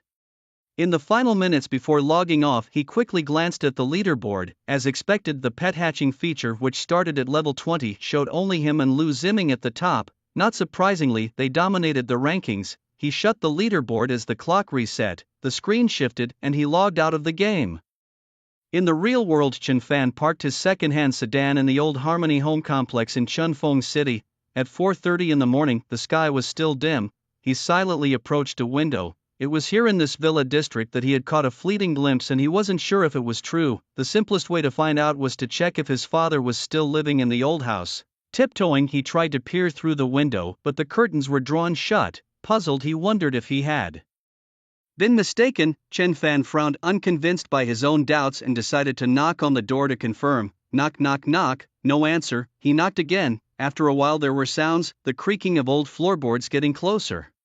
But Chen Fan's heart sank. If his father was still here, it meant all his theories were wrong. His dream of soaring high through his father's support was just a daydream. He wished no one had answered. Disheartened, he turned to leave, not wanting to endure another scolding. Just after he left, the door clicked open. Old man Wang, looking annoyed, peeked out, about to scold whoever disturbed his sleep so early, but looking left and right, he saw no one at the door. Confused, he scratched his itchy backside. Had he heard wrong? He took a deep breath and gathered the courage to knock on his neighbor's door. Xiaoyun, please open the door. I realize my mistake now. It was all Chen Beixian's bad advice, telling me a man should have a secret stash just like the West cannot be without Jerusalem. I was blinded by his words. I promise it won't happen again. Xiaoyun, please forgive me. The door opened. Xiaoyun's cold voice came out. Next time you can stay next door and don't come back. Okay, I understand, Wang joyfully exclaimed, his face folding into a smile as he darted inside. Ouch, what are you, MMH? As long as you're not mad, I'm still your old darling. One kiss. Old ghost, the door. The door's not closed. There's nothing valuable anyway, we'll talk later.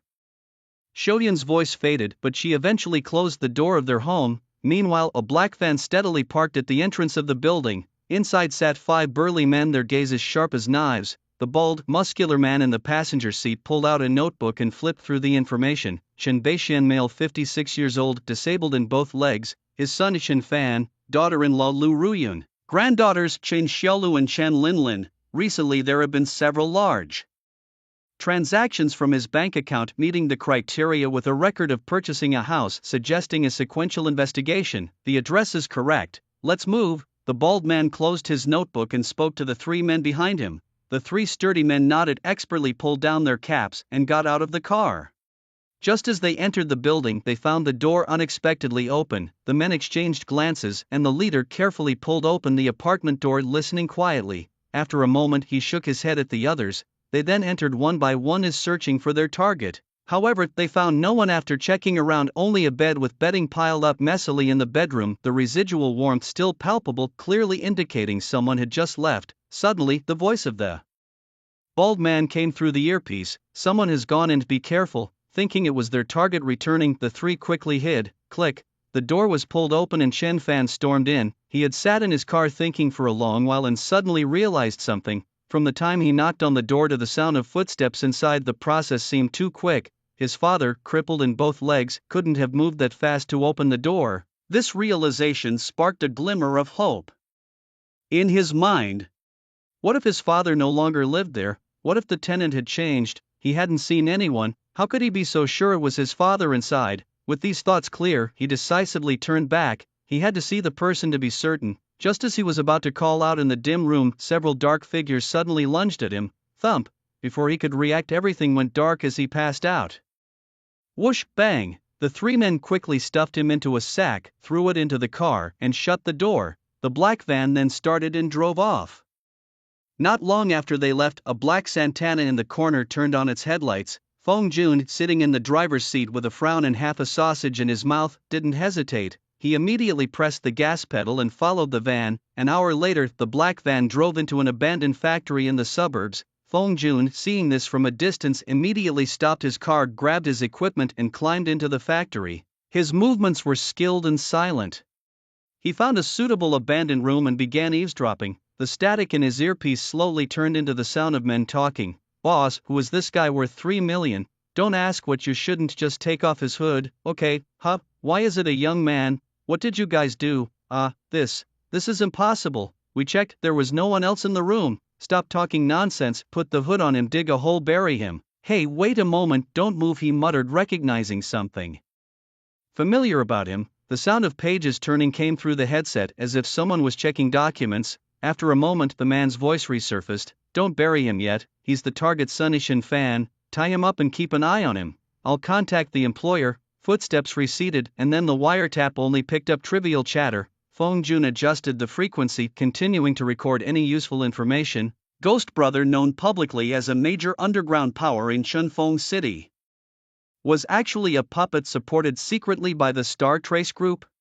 He dealt with the dirty work the group couldn't handle openly. Lying haphazardly on a luxurious bed, Ghost Brother thoughtfully ended a call with his subordinate. After pondering for a moment, he dialed Zhao Qingqing, the liaison. The call was quickly answered. Is the person captured? Zhao Qingqing's voice came through deep and resonant. Though unseen, Ghost Brother still stood up respectfully. Mr. Zhao, the person is captured, but there was a complication. Oh, what kind of complication?